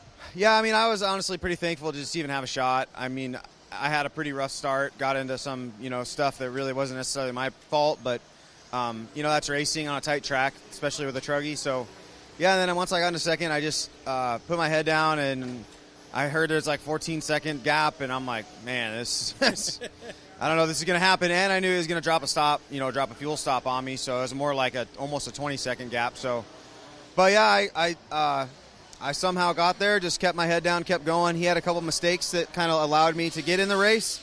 And then, he crashed like a couple laps ago, and I got in the lead. And then, honestly, Scotty, I didn't even know what the hell to do. I had been chasing for so long, driving so hard, and then when you get in the lead, you're just like, all right, chill, one lap, just hit your marks. And I completely cased that dumb little double in the back. Felt so retarded. I'm like, what are you doing? Let him get close to me, and then, he threw it at me after, before the triple, which I thought that was fair game, I probably would have done something similar. I wish I would have just checked up and not went for the triple after he kind of got on the side of me, but is what it is. Like I said, I was thankful to be there, and, me and him hashed it out later and talked about it over a beer, and, it's all good. But, yeah, congrats to him. Obviously, he drove a hell of a race, and, like I said, I was just thankful to be up there. We worked on the truggies a lot, got them really good. Congrats to Brandon as well, and what we learned there, we're applying it to this thing, and so far so good with this. Feels like a good race car. I don't know if I'm going to be battling for TQ or top seed or anything like that, but it feels like it's going to be really good for an hour. So, well, we all appreciate your time. You're a true professional. Best of luck to you. All right, appreciate you guys. Thank you. Thank you. Ryan Mayfield, he'll always call it like it is. As he said, I couldn't get him for an interview yesterday, but that means a lot to us that, he takes a minute and says sorry about that. And, you guys view these guys are ultimate professionals. They're ultimate competitors. They're battling head-to-head. But after it's all said and done, like you said, they're toasting a beer together and having fun. So really cool to have a chat with Mayfield there. And we're going to continue with our pit walk here, try to find out and have a chat with some of the more people that are here at the Roar Nationals.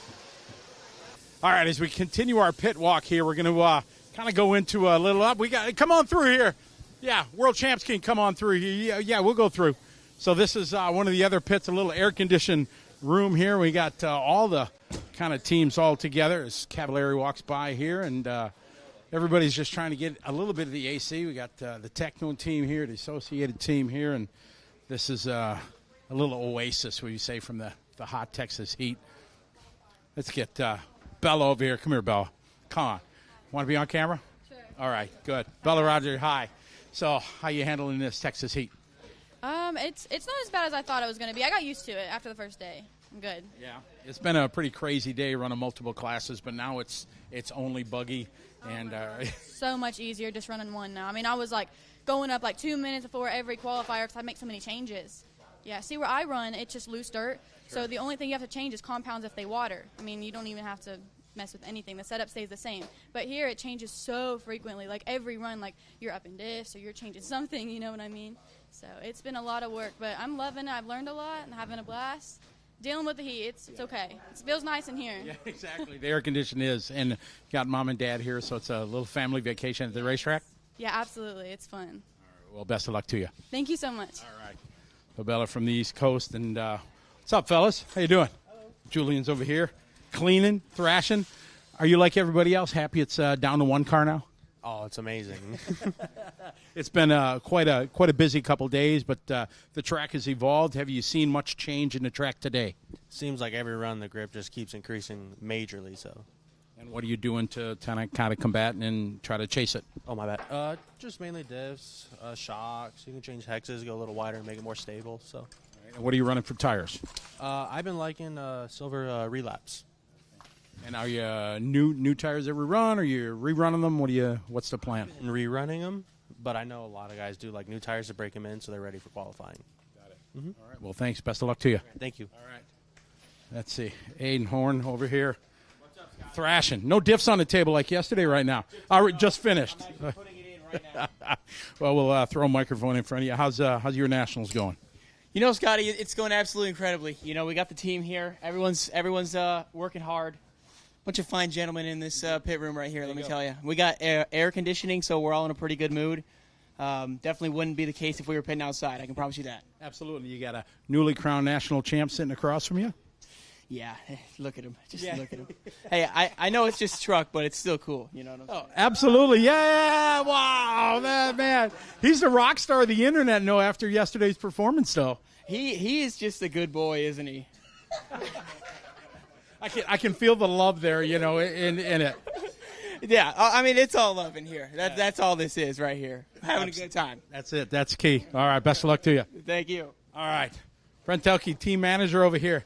You haven't been racing here, but now looks like you're knee-deep in diffs. Yeah, the SR racing machine, we are doing a lot of diff maintenance. So, yeah, the grip's a lot different than it was even yesterday with all the nitro on the track. So, you're hearing big numbers that you don't really hear. In the U.S., you hear more in the European side. So, don't look at my screen. I'm definitely not talking with the four-time world champion, trying to get some little data, little CSI. But, yeah, it's been fun. The mood's been really good. Big team here, a lot of customers as well, so it's nice to help those guys and try to get everybody on the same page and do the best they can. You talk about mood. Your mood was ear-to-ear smiles when Brandon got the W yesterday. I just mentioned it, but it was a huge moment in his career and for all of us that have followed him, and you were right there, first guy to congratulate him. Yeah, I mean, Brandon just joined the team this year.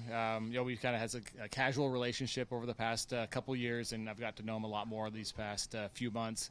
And, man, the kid can wheel. We got to tighten up the program a little bit, and I think he's pitting next to a couple of guys that can really help him with that. Richard's been really involved with trying to dot the I's, cross the T's.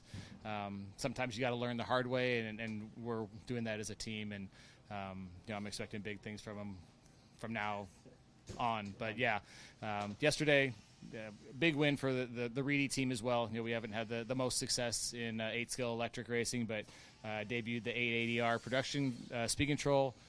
Brandon had never driven it till we got here, and we have been working on the settings.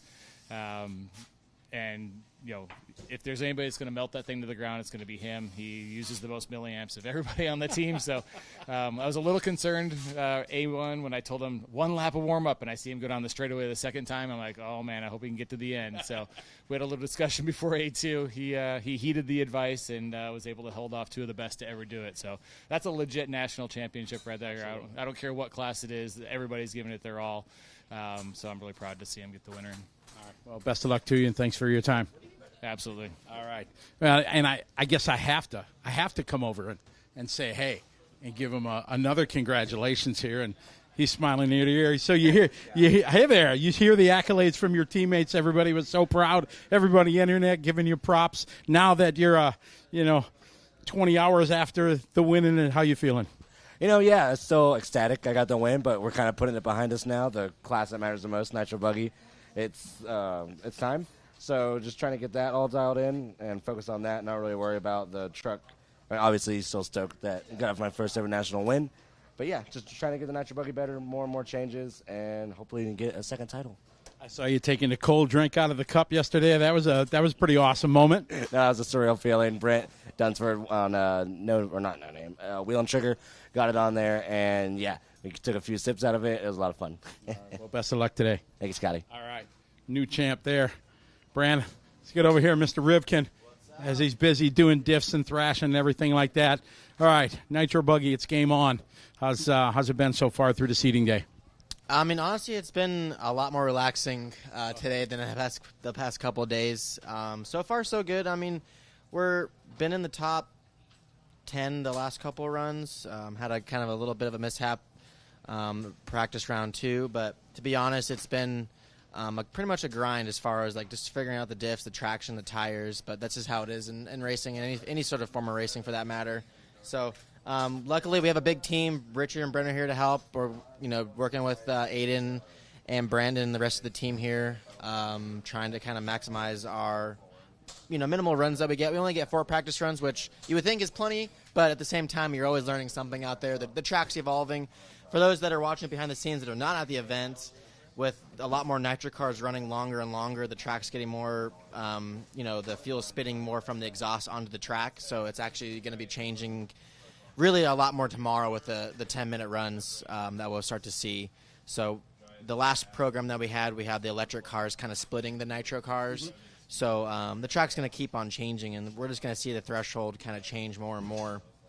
So I think understanding what that's going to do and just having a strong mindset when you're on that driver's stand for that 10-minute qualifiers, because, I mean, anything can happen. Like, the engines are getting hot as hell. The tires are getting more bald. The diffs are getting hot. The shocks are getting hot. People are going to be flying off the track. I mean, if you think you were screaming on the mic yesterday in that last Truggy main, and you're going to see some stuff happen in these qualifiers and the rest of the Buggy event. Well, we look forward to it. Hope you're there in the end. Yep, thank you. All right. Spencer Rivkin giving his thoughts. So, look at this guy. Hi there. How you doing, Kurt? Here at 8 scale. Yeah, just throw the mic in your face. And how you doing here at the Nats? We're having fun trying some new stuff. Being a guinea pig for everything, and it's been good. It's a lot different than club racing, so it's going to be really interesting when it's all nitro all day. I think the grip's going to come up pretty high. Absolutely. I think even more changes as everybody's been doing here through the course of the last couple of days and today. Yeah. I think many more changes to follow. Yeah, I think we're going to try to stay on top of it. We've got some clues on direction. It's just really following the grip and figuring out like which tires are going to come into play. You know, in 2019, the gold tires were in play, but that kind of might come in after the track gets some more time on it. So we're going to keep an eye on everything, and it'll depend how much they water it at night. Sure. And if it kind of resets for tomorrow. So we'll see. All right. Good to see you again. Good to see you. Thanks, Scotty. All right. Thanks for your time. All right. A little insight there from walking through the pits here, talking to the guys and girls, as we had a cool chat with Bella there, and that's another side of the pits here at Thornhill. All right, we are walking through the pits here. We stumbled into the X-ray area here. I got Tater. Tater, come on up here for a minute. How's it going? I'm good, man. How are you? Sweaty, hot. It is. That is. Yeah. The common denominator has been the heat and diffs. That's what everybody's been talking about, and I'm sure it's the same for you guys. Yeah, it's been really hot. It's really hot the past 2 days, so definitely been going up on diffs. I definitely went up on my diffs today, but yeah, everything's been going good. We've been doing okay with the heat. You know, we got the air-conditioned trailer and everything, so able to get away from it a little bit, but it's definitely hot out here. So you've been known through the years, and as a world champion of 10 scale, been running a lot more 8 scale of it lately. Would you say you like one other than the other, or that's no comment? It's hard to beat a really good 8 scale track. If you have like a perfect 8 scale track and a perfect 10 scale track, I think the 8 scale track's more fun. There's a lot more you can do in 8 scale, and unfortunately 10 scale now slicks, even though we're sanding tires in 8 scale now too. But yeah, I think a perfect 8 scale track's hard to beat. Traction has been coming up, as you said. You're starting to sand tires, new tires, getting a little of the edge off them, and they're turning quickly into slicks. But that makes for quite a narrow lane that you got to run. So it brings its own set of challenges. Yeah, for sure. It's super hard. If you go down on new tires, you're half second to 3/4 second a lap off. So you kind of scrub them in to get the shine off of them, and then 2 runs and they're slick down the center. And honestly, that's kind of where you want them. You want them slick, kind of like ghosted down the center, and then a little bit of tread on the outside to help with the dust. But the less pin, the faster it is, just harder to drive. All right. Well, appreciate your time. Wish you the best of luck. Thank you. Appreciate it. All right. There you go, Tater. Let's get Chase Lemieux over here. He's busy thrashing on tires over there. All right, Chase. Pretty awesome day yesterday. Yeah. Second in Buggy and electric Buggy. That was pretty memorable. Yeah, it was super cool. I mean, for my second 8 scale nationals, I mean, I'm really happy with that. And everything's been working good today, and looking to have another good event portion for Nitro Buggy here. What has been your program today through the seeding rounds, and what you've been changing, things like that? Honestly, I kind of started pretty similar to my e-buggy setup. Made a few tweaks just for the little bit different weight bias, a little bit lighter of a car, so I made some tweaks for that. Trying some different tires, some different compounds, stuff like that. So that's been working out well, and yeah. We'll sort of throw the same question to you as I just did Tater. 10 scale, 8 scale, you got a fave? I really like 2-wheel drive Buggy, the precision of it. It's probably one of the hardest classes. You have to be really precise, very smooth on dirt. Otherwise, Nitro Buggy is a lot of fun too. I like both a lot. I mean, I don't know. I've been doing 10 scale 2-wheel the longest, so probably that. Well, we wish you the best of luck. Again, congratulations yesterday, and best of luck this weekend. Thank you. All right, thanks. All right, so Chase, and now we're going to kind of go into the trailer here. Pardon my back. See if we got the code in here. Oh, yeah. Trouble's in here waiting to happen. All right. Yeah, I hear a big old boy, Brent Densford. We'll start with Brent. Come on up. BeachRC.com, one of our fine sponsors. Got the track cam out there. You're getting lots of love out there. I was surprised to see you here at the Nats. Good to see you. Why were you surprised to see me, Scotty? I don't know. Maybe because I miss you. Breaking my heart. Yeah, I mean, straight into it. Yeah, it's a good time, man. Beautiful facility. I know that we've had a different schedule than normal, but everything's going good. I think Roar's done a good job. They listened to everybody after the first couple of days, and now thinned it out. Yesterday we were done at a good time, and now I think the rest of the program is going to run really well. I think it's going to allow for everybody to have time to do what they need to do and have a little relaxation. But now, like, I feel like this is where everybody kind of like sets in, and this is what everyone's here for. So yeah, now it's as much as it's relaxed, it's more intense. I believe. So. Yeah, but Roar, I agree with you. I think Roar's done a really good job adapting to the issues, and being that it's the first time, and I feel really good about the feedback that we've gotten and what we can do to make it better. So, absolutely, I think it's all positive. To you, BeachRC, big change this year. Haven't unfortunately closed the track and everything, but you guys have moved locations and moving up, keeping busy with the online shop and things like that. Yeah, the new location's great for us. Better for warehousing, and we missed the track. We definitely want a track in the future, but at the moment we are definitely stuck with what we got. When you sign leases, you're committed. But I feel really good about the future of BeachRC.com and what we're doing right now. So. And your own podcast, the Wheel and Trigger thing, looks like you're just having a blast every time I watch, and you guys are really enjoying it. You're here, so I need to get you before you bail out of here one of these nights and sit down with me, and we can talk about some what's happenings in the RC world.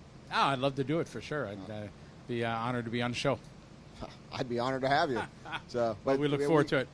Won a national championship with him yesterday with Nitro and Ultimate Racing, and he's kicking ass with all his other sponsors, so he's the real one you came in here to talk to. I don't know why. I don't know. I mean, I saw you, and you were the first one I went to, right?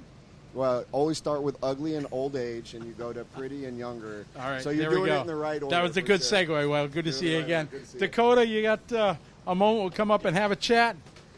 As we've been talking to everybody as I'm walking through the pits, it's been a crazy couple days. You guys running 3 classes and everything, but kind of went well in the end for you yesterday. Yeah, for sure. I was telling people this is probably yesterday and the qualifying, the practice day, probably the busiest days I've had at the track. We were here at 7 a.m. every day and leaving at 9 or 10. So busy days. It was nice last night to get done a little early, chill for a little bit, and actually go out and get some dinner. So, yeah, it's been going good. It's nice when the hard work pays off for sure.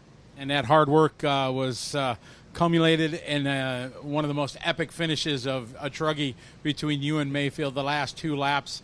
You told about it in your interview, but now that it's been, 24 hours behind you, how do you look back and what are your thoughts on another national championship and just a epic battle with one of your good friends, but obviously one of your greatest competitors? Yeah, for sure. I think we have a lot of respect for each other. We race each other hard but clean, and man, he made it tough on me. I had a gap there and kind of was feeling pretty comfortable and just trying to do the laps, and he definitely made me earn it. So.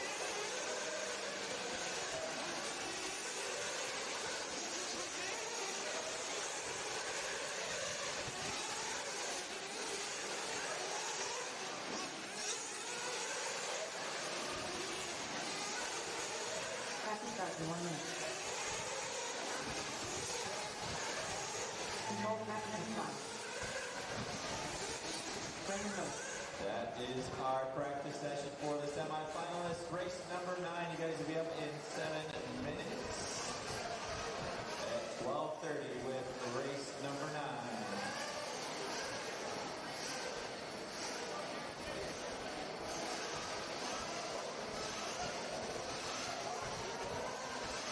Getting my drivers from race number 8 back out to turn marshal, please, guys. From race number 8 will need to come back out and turn marshal. Then my guys from the last race back out to turn marshal in about 6 minutes.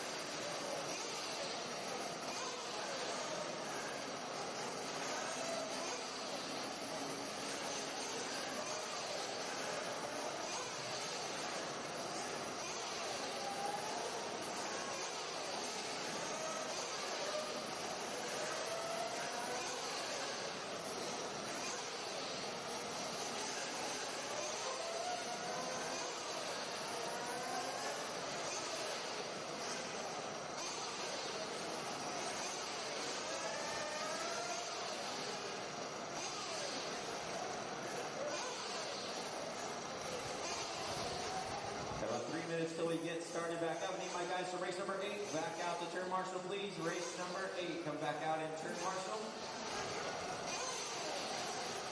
Get fired back up at 12:30. 12:30, get fired back up.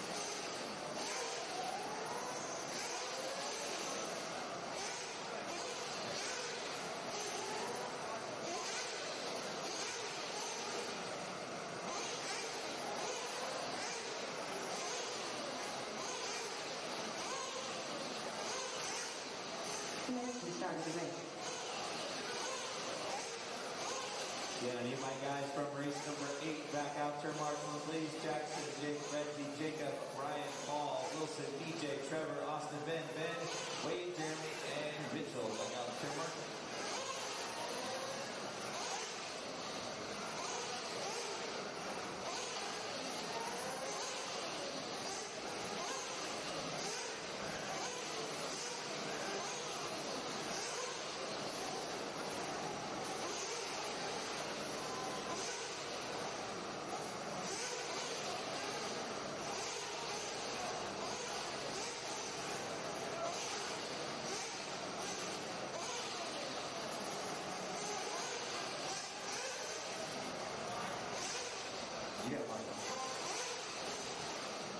Jim Marshall, Paulie, if anybody's coming out in spot number 4 for Ciccarello, appreciate it. 1 minute till we get started. Gonna get somebody in spot number 4 for Paul. That would be amazing. 25 seconds to start the race. Still waiting for some guys from race number 8. 10 and 11. Ryan is here. Wade Moore at spot number 10. 2 seconds to start the race. DJ Hepler, gonna get you in spot 4. DJ Hepler, spot number 4.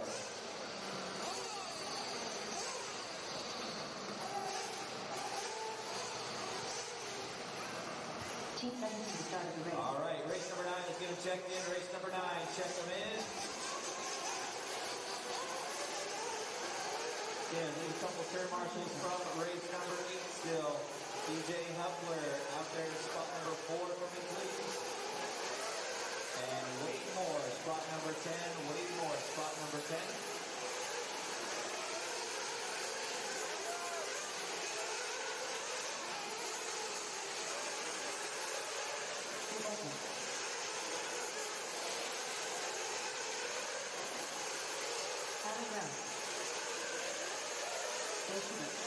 Yeah, still waiting on a couple marshals, guys. Couple marshals.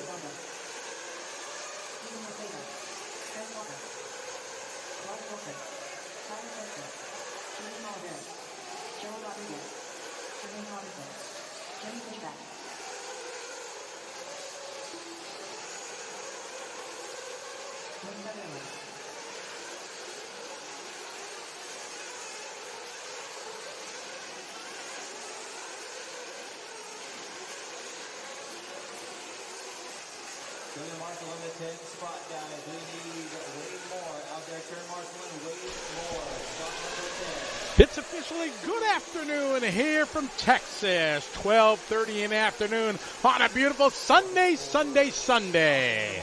My name is Scotty Ernst. I'm here with my tag team partner, Matt Clark, and we are bringing you coverage now, the afternoon session here of the Roar National Championships. We just had 2 rounds of practice for the semifinal drivers.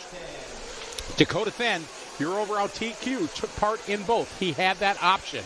I went through and I talked to a lot of the teams, and I got some really cool information. Dakota, they went out there testing tires. They went out there for both sessions, got a lot of useful information that they can take to the hour-long main. A bunch of the guys were testing tires. Talked to Lee Setzer, and he was pretty happy with his package. Yesterday in Q4, he had his best run, felt the car was the best. He's good to go. Just got to keep his head down, stay focused. Same with Camden Lime. Camden Lime is excited. My best chat was with Ryan Mayfield. Oh. Now, if you were with us through the course, you heard myself talk about wings. A lot of the guys running the solid plastic ones like you see here. A lot of the guys running the Lexan wings. So I asked Ryan, I said, Ryan, what did you go out there and test? And he said, made a few setup changes, but his biggest change that he tried was the wing. He said he always runs a hard plastic wing. And he said, at the end of the race yesterday after Q4, he looked down the table, and everybody was running Lexan wings. And he said, I had to stop being hard-headed, and I tried it. And he went out and tried it, and on this track condition, he liked it. He said normally DNC, he's tried it, he doesn't like it. DNC, he runs a hard plastic wing. But he said here, the change in wings, it's 20 grams less weight up high. And he said he always felt with his plastic wing, the car kind of sat a little bit on the rear more, wasn't as free. He said he went to the Lexan wing, it kind of freed up the rear end. And he said on this track with the 180s and stuff like that, he liked it. So it's a little bit riskier because if you have a hard crash, you can kid it. But he liked it, so I think you'll see Mayfield make that change going to the final and run in the semifinal of plastic Lexan wing. I mean, that's good insight there. Right? It is. It's wonderful. So really, really good chat with him as they were having a debrief. Matt was there with the Techno team, all having a debrief, and he saw me standing there, and he stepped aside, and it was nice enough to give me some info. That was really cool. As we get ready, quarterfinal. Break is done. Now this is business because you make it to the quarter, you got a chance. You're right on the cusp of the semifinal, and that's the ultimate goal, is to make the semi, and then whatever happens, happens. So big job here for these guys to pump out of the quarterfinal. All right, liverc.com fans, I'm not going to ask it now, but after the semis, I want to see everybody's top 5, who they got. So start thinking about it. Put your list together of who you think the top 5 is going to be come A-Main. I'm raising my hand. Yeah? I'm just going to say it now. I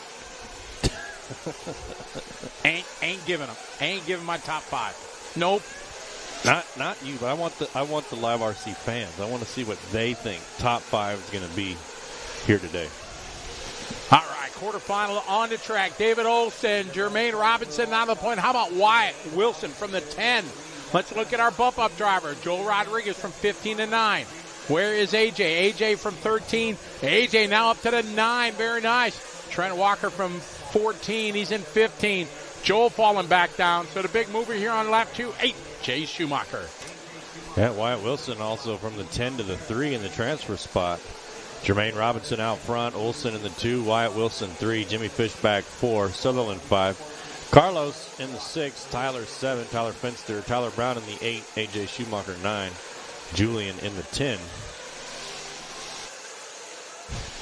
So good racing here. This is our first 20-minute final here in the quarterfinals. So we're going to look at probably 3 pit stops for everybody. At least 2. I had a chance. 3. I'm sorry. No, I had a chance during the break. You were also talking to. Oh my goodness, we got Fiddles. Oh my, Chris Trackman here. He bringing us some brisket. Oh my goodness. Hey everybody, we're gonna take a break here because we got some fresh brisket just brought. Thank you kindly. I appreciate it, Chris, bringing Matt and I some. Oh yeah, some. Oh, this looks way. Oh, yum. Oh my. Sorry. I was distracted there. Somebody bring some good Texas brisket in here. That'll kind of ruin our show here, Bo. Thank you very much. We appreciate it. All right, so during this, we got Jermaine out front, David and Wyatt. I was saying that we had a chance to talk to Reggie Tung during the break. He was there with his pit girl Karen, his girlfriend, and I asked him, I said, 2-3 laps to go. you got a lead. You're still doing a triple. He said, that's my line. That's all I know. And then when Karen was talking on his ear, cheering him on, and every time he'd pass somebody, he's like, yeah, Karen's saying she did this. That was me. I did that. She putting the jinx and the voodoo on everybody. But it was awesome. They were both smiling and just having an awesome time. And Reggie, he only got a double bump so far. Yeah, the only guy, which, incredible for him, especially here at the Nitro Buggy Roar Finals. I mean, this is incredible. What's incredible is this brisket that Chris brought in. Yeah, exactly. So, if you hear us kind of take a break and not talk for a while, it's because we're stomping on some brisket. We got Jermaine out front from the pole position. He lost it on the first lap, got it back. Olsen second, White, Nate Sutherland from the 7 to the 4. 10-scale racer, Nate, looking good here, just doing his best lap of the 5. Jimmy Fish back from started 5, sitting 5. Across the start-finish line right now. We follow the white with yellow wheels in Nate. Nate getting it. He knows yellow. Hey, if I'm going to bump up, I got to throw some yellow wheels on. Oh, Jacob, if Scotty was racing, nobody wouldn't show up because, like that Antarctica race that he had, they would all just been intimidated. Right, exactly. Like he can just have all the trophies. Oh, my. Jacob, I would have been done at about 8:15 this morning because race 1 was at 8 and it was a 15-minute race. So, yeah, my car would be rebuilt, clean, ready to go for the next one. Scotty went on the way to the airport, huh? Exactly. I had to change my flight.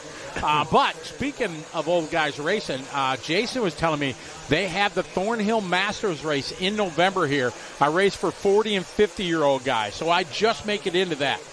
Into that category there. So that would be awesome, the end of November. And then you got to have young kids pit for you. Oh, okay. It's awesome. So it's. I heard you had to have a fake ID to get into it. Yeah, maybe. Yeah. Get some young guns saying, yeah, I'm 41. Like Chris Wheeler. Yeah, he's Mike Trury. Mike Trury's 39 now. Yeah, there you go. All right, Robinson, Olsen, and Wilson, top 3. Only the top 3, and as I said earlier, it gets serious now. Oh, man, 3 wide down the straightaway. This is the battle. Julian Oliveira is coming out of here, back into the third. Fishback, Sutherland, and Wilson all battling here. These 5 cars battling for the quarterfinal to the bump to the semi. Man, this is an awesome race right here. Oh, getting tangled up there on that back double. Looks like Nate getting the good end out of that, moving up to the number 3 spot. Here he comes over this triple.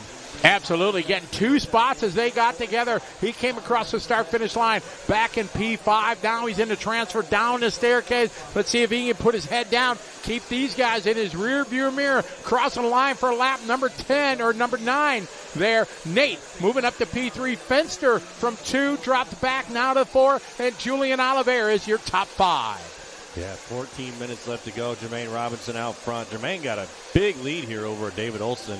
Then Nate Sutherland in the 3, Fenster in the 4. What a good race here, especially up to that transfer spot. It could be anybody's race, especially with 13:30 left on the clock. I'm about to start seeing some pit stops roll through soon.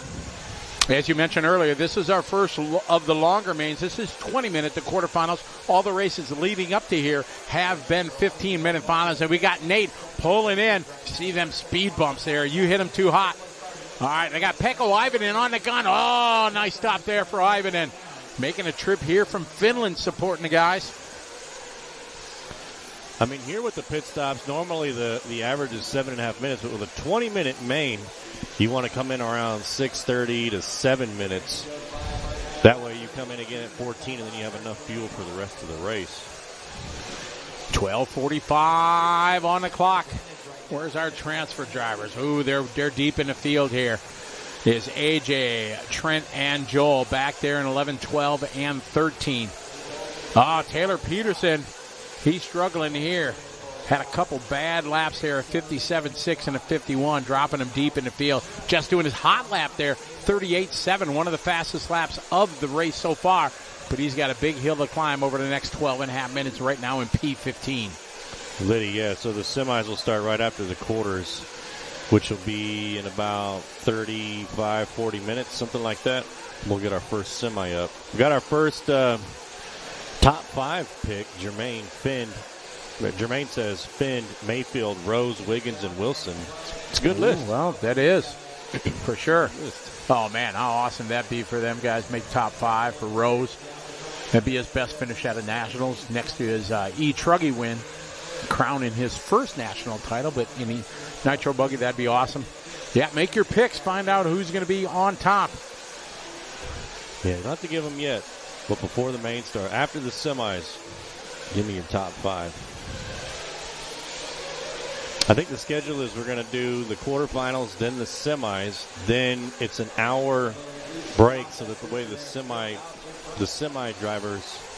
Oh, and we're going to have the last chance qualifier along with the juniors race in there as well. So then we'll have our final race somewhere around 4:30, 4:15, something like that.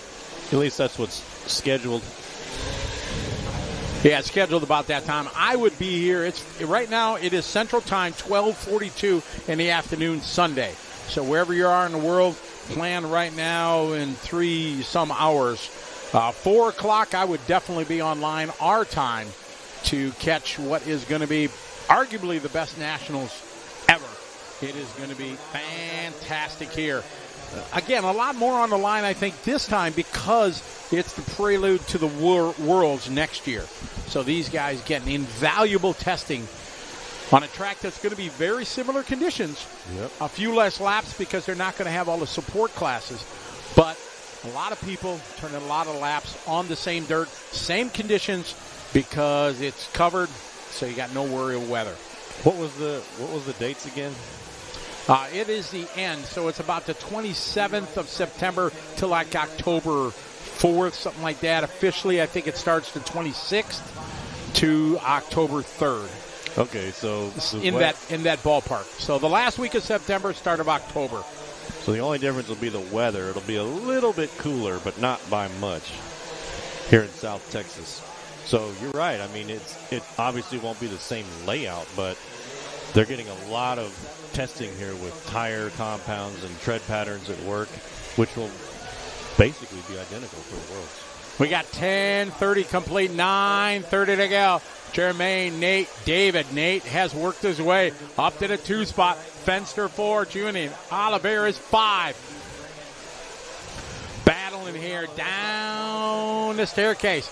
Coming across the start finish line. Rocking the bright pink and white. That is David Olson. Followed by the all white, now on yellow, of Nate Sutherland. Olson takes that 2 spot back from Nate. Fenster not that far back, 2.5 seconds behind. John Good, yeah, I think they're getting 1 run out of these tires, maybe 2, and then they're pretty much slicks. But that's what they want, too. So a lot of the pros are prepping their tires to be slicks in the center for these conditions. Again, you got to remember, pros versus Joes. Somebody like me, I use the entire width of the track, where the pros use that center, 2 or 3 feet every time. So their tire is a lot different than the tire I need, because I need something with pins being out in the fluff. They need something that's, less pinny because they're right there in the groove. So big difference in the track there. We're following Nate here in the all-white, and I've talked about his 10-scale stock buggy exploits over the course of the last couple of years. Many titles under his belt and all the races around the country. But for him to run this competitive in 8-scale, he did run 8-scale before, not as competitively as he's done 10-scale over the last few years. But if he's fortunate enough to stay in this position and bump in the semi, that speaks volumes on his ability, because these classes are totally different. And if he can do it, that is pretty impressive as he battles here with David Olson for that 2nd and 3rd spot. They need to be smart. 8 minutes to go as they work through the 5-pack. They do need to be smart as they keep gaining time on Tyler Fenster. So Tyler Fenster is now 6 seconds back from these two. So if they work smart, then they could both be in that trend. Oh, Nate goes to the inside there. David Olson off the track. Nate, I think, driving the Mayako, right? Set? I think Nate, Sutherland is. Yeah, Nate is. Nate over with the Mayako, and that's why Peko is helping him. Down to 7 straight away here. Sutherland 37.9. Hot lap of the race right there. Got more pit stops coming in. All right. Nice stop there. Ooh, a little wide. Coming in hot.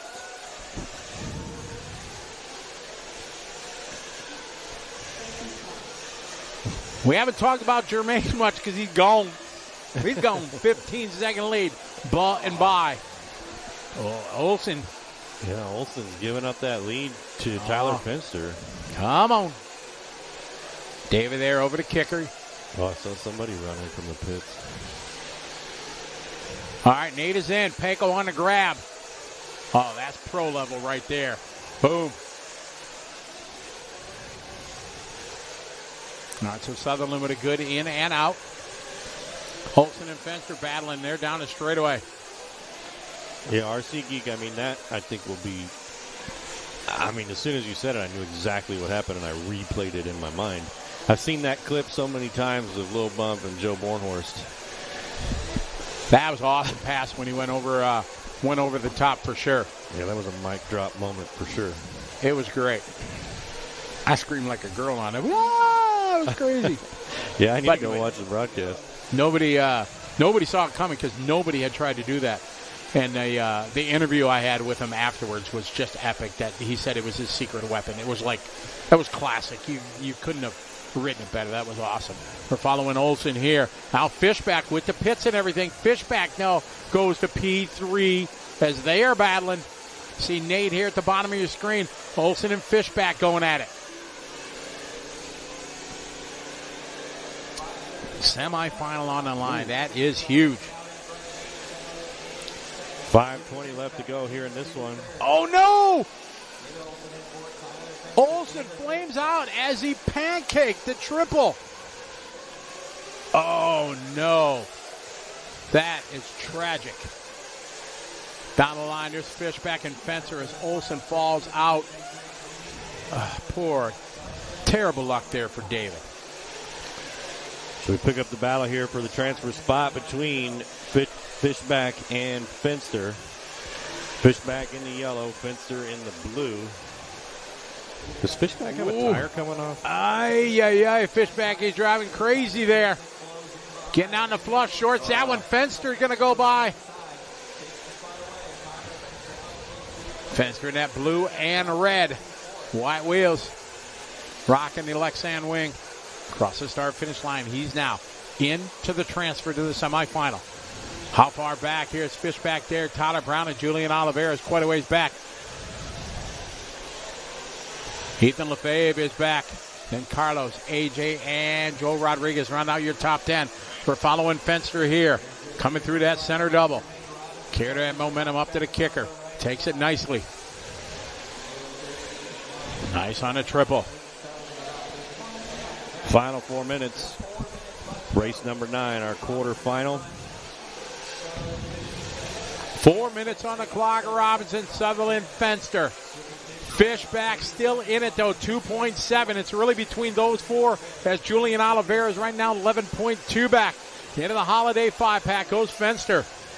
Now over that tough back double. Sticks it nicely. See, coming in and out of view, there is Jimmy. Little whip over the kicker. I mean, huge props to Jermaine Robinson. Jermaine Robinson, 15-second lead on Nate Sutherland. We pick up Robinson here. He's gone.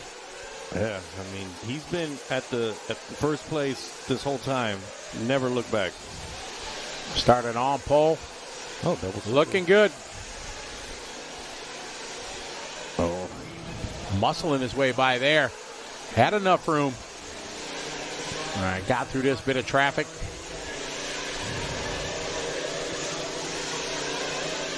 .38.7 on that last lap for Robinson. Into the Holiday 5-pack they go. Looking at the clock, 3.7 the gap between Fenster and Fishback with 2:30 to go. Fenster last lap, 39.0. Fishback throwing down his best lap, 38.3. Fishback made up 0.7 of a second the last lap on Fenster. And the gap, 3.4 seconds. We continue to follow Robinson, your leader. Looking good. 2:20 on the clock. Fishback just threw down his next hot lap, 38.2. He's able to gain a couple more tenths on Fenster.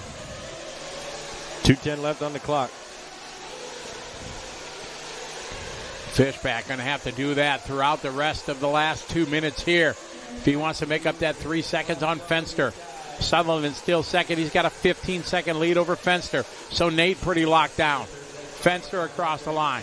Last lap, 37.9 to a 37.7. Now Fishback, another hot lap, 37.7. So we pick up Fenster here. Oh, good save there. You see Jimmy, bright yellow car, going to be coming to the top of your screen there. That is the difference between third. This is semifinal right here. That yellow car is not. Minute 25 to go. Fenster with a whip to the backside. You see him coming down the staircase. You see Fishback there in view. Fishback down the staircase. We'll check the gap. Last time by was 3.2. Here's Fenster across the line, 37.9. Fishback answers. This time by for him a 38.8. So advantage back to Fenster, 4.1 with a $1.05 to go. So Fenster gaining on Fishback there by almost a second. Fenster ran a 37.9. Fishback with a 38.9. So 1 second faster was Tyler Fenster. So Fenster really got to just keep it clean here for the final minute of this race. 45 to go. Robinson got this one in the sack right now. Sutherland second. It is Tyler. Pressure's on him to keep the rubber to the road. Down the line he goes, 38.7. Another good lap. Fishback still coming to the line. Fishback 37.9. 3.3 is the gap. 30 seconds to go. Fenster over the backside. Double E goes. Got clean track. Shouldn't really encounter anybody here. See if he's going to continue to do the triple. Over to kicker he goes. Squares up. Yep, he's going trips. No problem. 10 seconds to go. This is going to be the final lap here. The semifinal in his future. If he can just get it around and over the tabletop. 2, 1. That is time. Fenster making it happen. So Robinson here put on a clinic here in the quarterfinal. He's got almost an 18-second lead. Well done to him. Down the staircase he goes. Nate going to bring home second as long as he wants. As he goes across the start-finish line, taking a win, Jermaine Robinson. And we pick up Nate here for his final lap up on the top.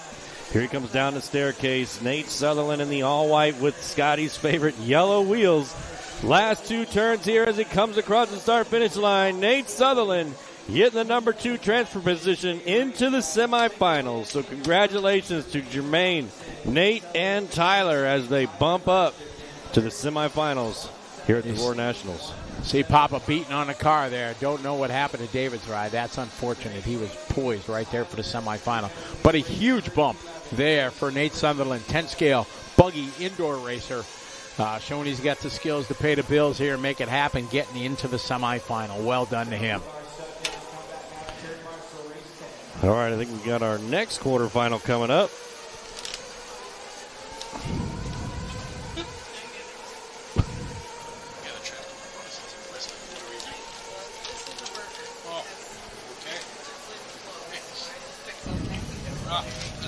Thank you. I appreciate it.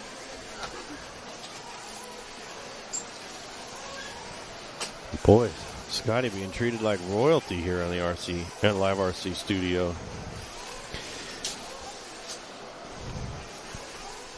Yeah, we got fresh brisket though. Boom. Oh, yeah. You tried yet? Not yet. No, we got 2 minutes here. Don't mind me.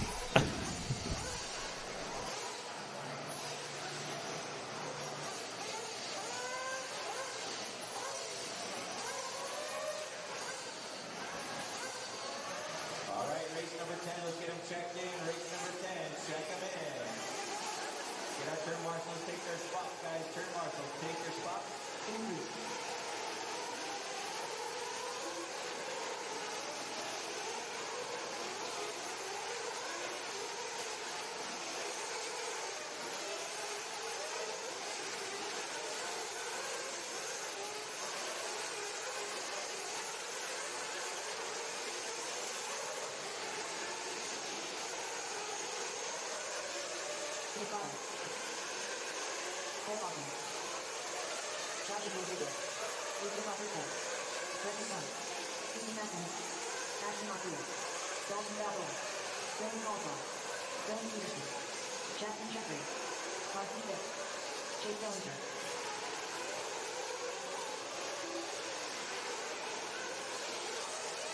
1 minute to the start of the race.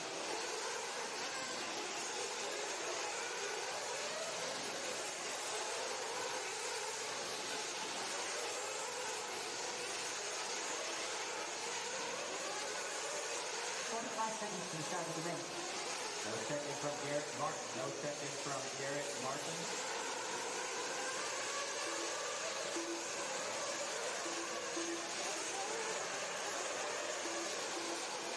30 seconds to the start of the race. All right, guys, straightaway is closed. Straightaway is closed. What's going to line up on the straightaway? Once again, no check-in from Garrett Martin. 2 seconds to the start of the race.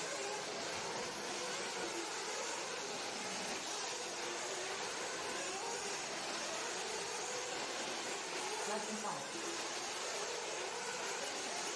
1 minute call's been called, guys. 1 minute call's been called.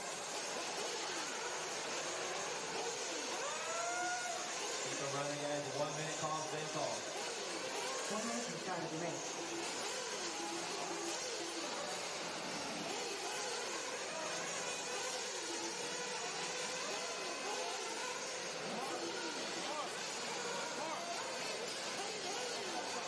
Seconds to the start of the race.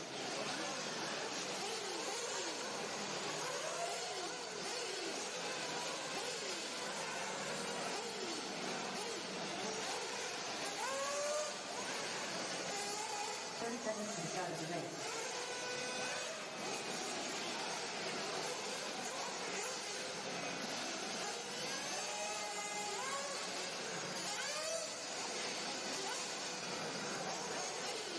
Seconds to the start of the race.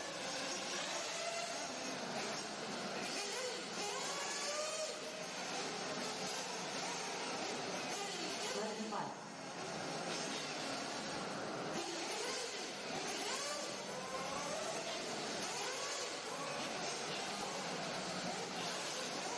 All right, guys, here we go. Let's get them fueled up, guys. Fuel them up, fuel them up.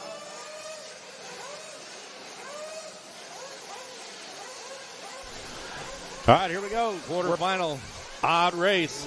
We're back. That was some good brisket. Oh, that was legit. That was some brisket right there. Big shout out to Chris. Thank you, track owner, bringing us some brisket. Beavis is in the house. What's up, Justin Johnson? Oh, they're calling a restart on that one, Matt. Say no. We're going to try it again. I actually went up to the RD and told him, thank you for doing this.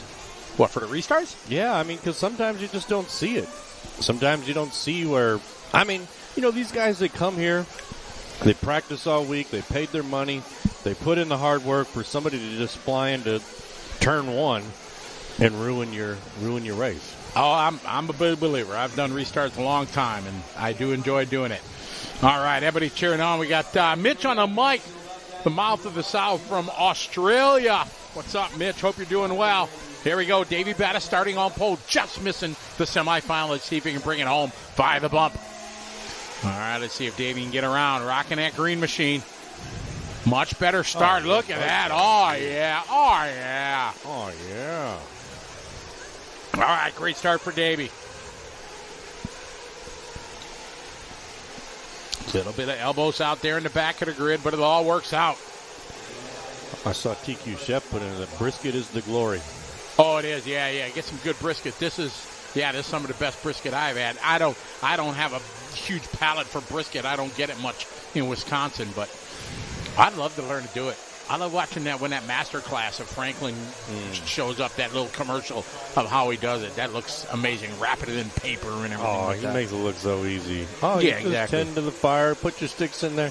What he's not telling you is he's looking at that fire every 30 minutes, for 18 hours to make sure it doesn't get too cold or too hot. All right, we got Davey out front doing what he needs to do. How about our bump-up drivers on lap 1? Jackson up to 6, Jake up to 7, and Reggie Tung from 15 to 9. Come on, Reggie. I mean, how cool would that be? Reggie bumps all the way to the Oh, semi. man, there's the story, yeah. Regardless of who wins, that would be a massive story to bump up 3 times into the semi. Especially somebody, like him with the history that he has, a former NFL football player and everything. It'd be awesome. All right, 18:30 left. Davey Bott out front. Dylan Caldwell in the 2. Cole Ogden 3. Ashton 4. Joshua Vigil 5. Ethan Mechanic 6. Jake Dillinger 7. Braden Bruce 8. Jackson Jeffrey 9. Carson Phipps in the 10. Reggie 11. Dylan Peterson 12. Dalton Balboa 13. AJ 14. And Garrett Martin in the 15. These are your top three. You see going down the staircase, the green and yellow. Oh, trouble there for Caldwell. Caldwell a little out of shape. That is going to let Cole come in. Cole, he hasn't been in much of the conversation this week, but he is now in the transfer spot. Have a chance to go to the semis. Into the Holiday 5-pack they go to one of the top 2 toughest spots there, that backside double. We've seen it collect many erasers through the course of this week. Him and Dylan going at it here over the kicker. Yeah, I think the backside double, it's not necessarily a backside, well, it is for a lot of people, but it's that step down after the backside double that's the most difficult part of that. Yeah, trying to land it just right and slide down to the inside and not open the door. Across the line goes Dylan in second, Cole in third.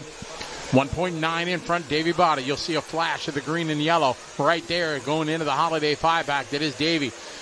Him and his dad and Jeff Guest make the trip here from Coyote Hobbies out in Southern California. Oh, trouble there. Oh, little bump just to let you know. Cole to the inside. Oh, no. Had the door slammed shut. They're going to maintain smart driving by Cole. He can see Ashton right behind him. Oh, mistake there. Around the outside goes Cole Ogden. Ogden now to P2.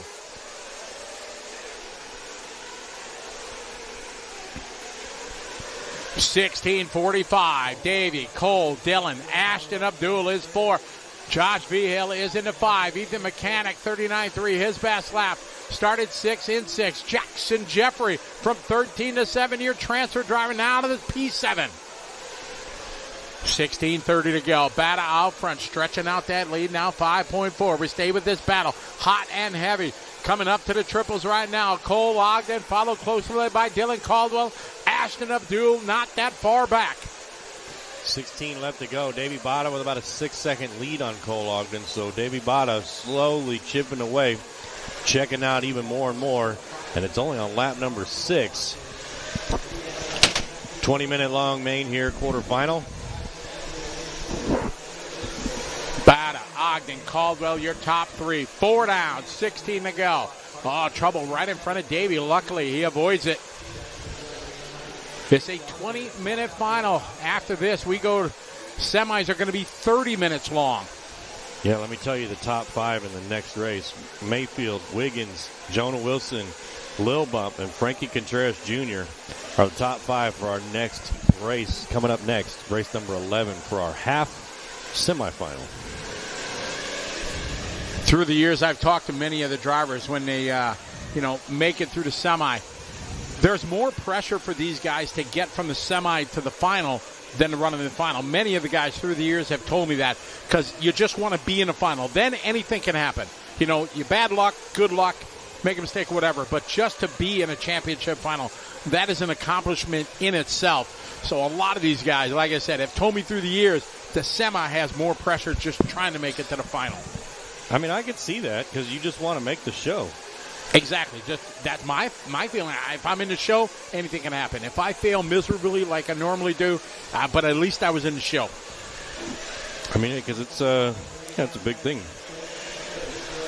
14 and a half to go. Davey Bada out front, 4.4 to the good. Ogden still in 2. Dylan 3. Ashton 2.8 back. Vigil 2.1 back. Mechanic continuing to claw. He's 3.9 back from him. Phipps 2.5. Balboa, Peterson, Dillinger, Bruce, Jeffrey, Tung, Rodriguez, and Garrett Martin round out your 15-car field. Davey Bott is still in the lead, just crosses the line at 38.4. Hot lap so far belongs to Dalton Balboa with a 37.4. Oh, we just saw a flame out. Somebody come into the line. I think that might have been Vigil. That would be unfortunate. Closest battle, though, for that second and third place between Cole Ogden and Dylan Caldwell. 13:40 left on the clock.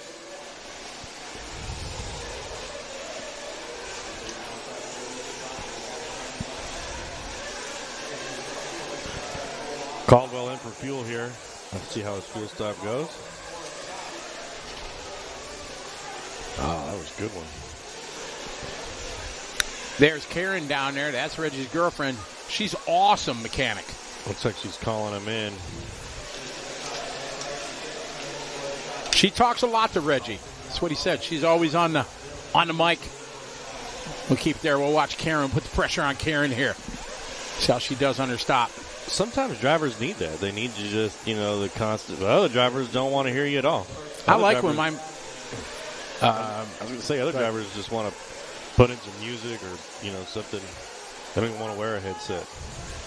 Jason Conley, he's my mechanic for my Nitro on-road, and yeah, he talks to me a lot, just tells me if I'm getting out of shape or whatever, he tells me to calm down and reminds me a couple times on his pit stop, Scotty, and half a lap to go, he'll remind me again, Scotty, come in. But he's been my ace for sure for my couple of my big wins. I was racing with a guy one time, and he didn't want me to call him in until the last turn. He had no idea until the last turn he wanted to be called in then. All right, more pit stops happen. All right, that was a good stop there. Let's see, Reggie should be coming in soon. There's Reggie. Oh, that's a good stop there. Karen was on it. Very nice. So everybody will need one more pit stop.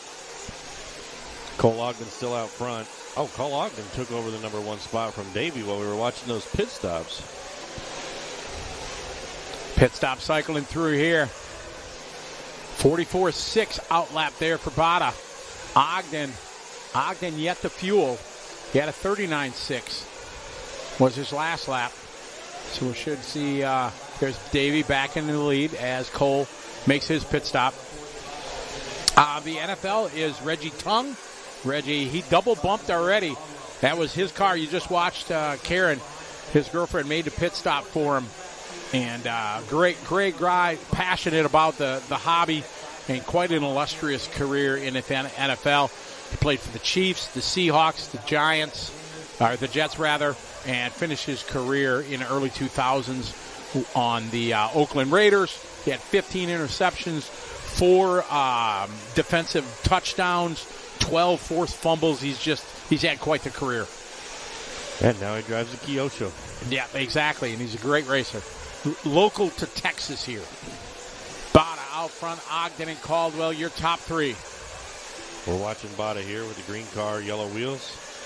Bada also driving with a Lexan wing. A lot of drivers driving with a Lexan wing. Up over that triple. Ogden in 2, Caldwell 3, Ashton 4, Ethan Mechanic 5. Bada got about a 7-second lead or so over Cole Ogden. Ogden with about a 2.5-second lead over Caldwell. Caldwell with about a 5-second lead on Ashton. So 1 through 5 separated by about 20 seconds.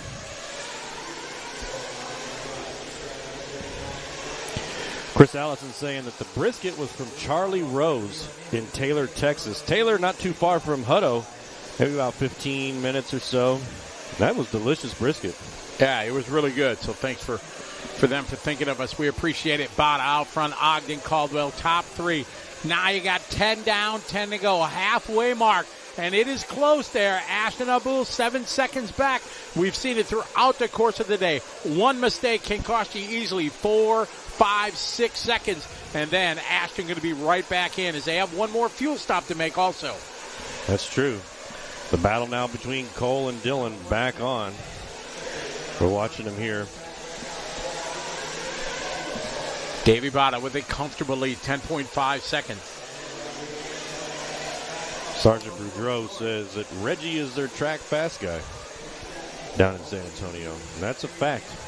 I've seen him out there race. Puts on a lot of good battles with a lot of the local racers. And he's out there every time they race. So very committed to the RC program. Still watching Cole and Dylan. Robert, the main event should be between 4 and 4:30. So it's best if you just don't go anywhere right now. And that way you're just here. Yeah, exactly. Just stay with us. Happens. You know, we went out for brisket last night. Yeah. This brisket, better. Oh, yeah. Absolutely. Yeah, definitely. This was good for sure. And And usually I like there's two types of brisket, the flat and the point. I don't know if I don't know. I don't know. There's good and great. That's all I know. Yeah. Oh, we heard there was a bell ringer here. As we go to the instant replay, Cole, oh no. Oh, blah, blah, bam, ring-a-ding-ding. Cole Ogden ringing the bell, ding, fries are done. I saw pieces fly off. He still recorded the lap, so the fire is still lit. It's got a little bit of tweak in it, though. Oh, my. He's still scoring. How far back was Ashton? Now 4 seconds back. Oh, so what you're saying is Cole needs to put that on the tweak station? Oh, yeah, definitely going to need to go on the tweak station, right. Yeah, that's got a little bit of a tweak to the right side now. Oh, my. Got a little shrapnel in it. 7 minutes, 30 seconds left. Start seeing him coming in for pits here soon. Whoa, what was that? Here we're following Ogden. All four corners still on it. Good thing they put padding on the poles here. Although, we might have to put it higher because we've seen a couple guys hit above the padding. Oh, look, he's got PTSD now from that. Yeah, he's a little apprehensive there. He's easing up now. Check it up. I might have to single this for a while until I get my mojo back. Yeah, maybe. Cole Ogden clears that triple with ease up on the backside of the track now. I was talking to Jason, the track chief, if you will. Guy kind of manages everything, and they've had 3 track rebuilds kind of in the last 3. And they were telling me that the one they had 3 layouts ago was much more technical. Then they had a Lone Star layout that had a little bit more flow, and they tried to make a happy medium with this one. And so it has been a chore for these guys to do this size track rebuild here over the course of the last 3 months, 3 rebuilds. But I think they hit a grand slam on this one. This has given everybody everything.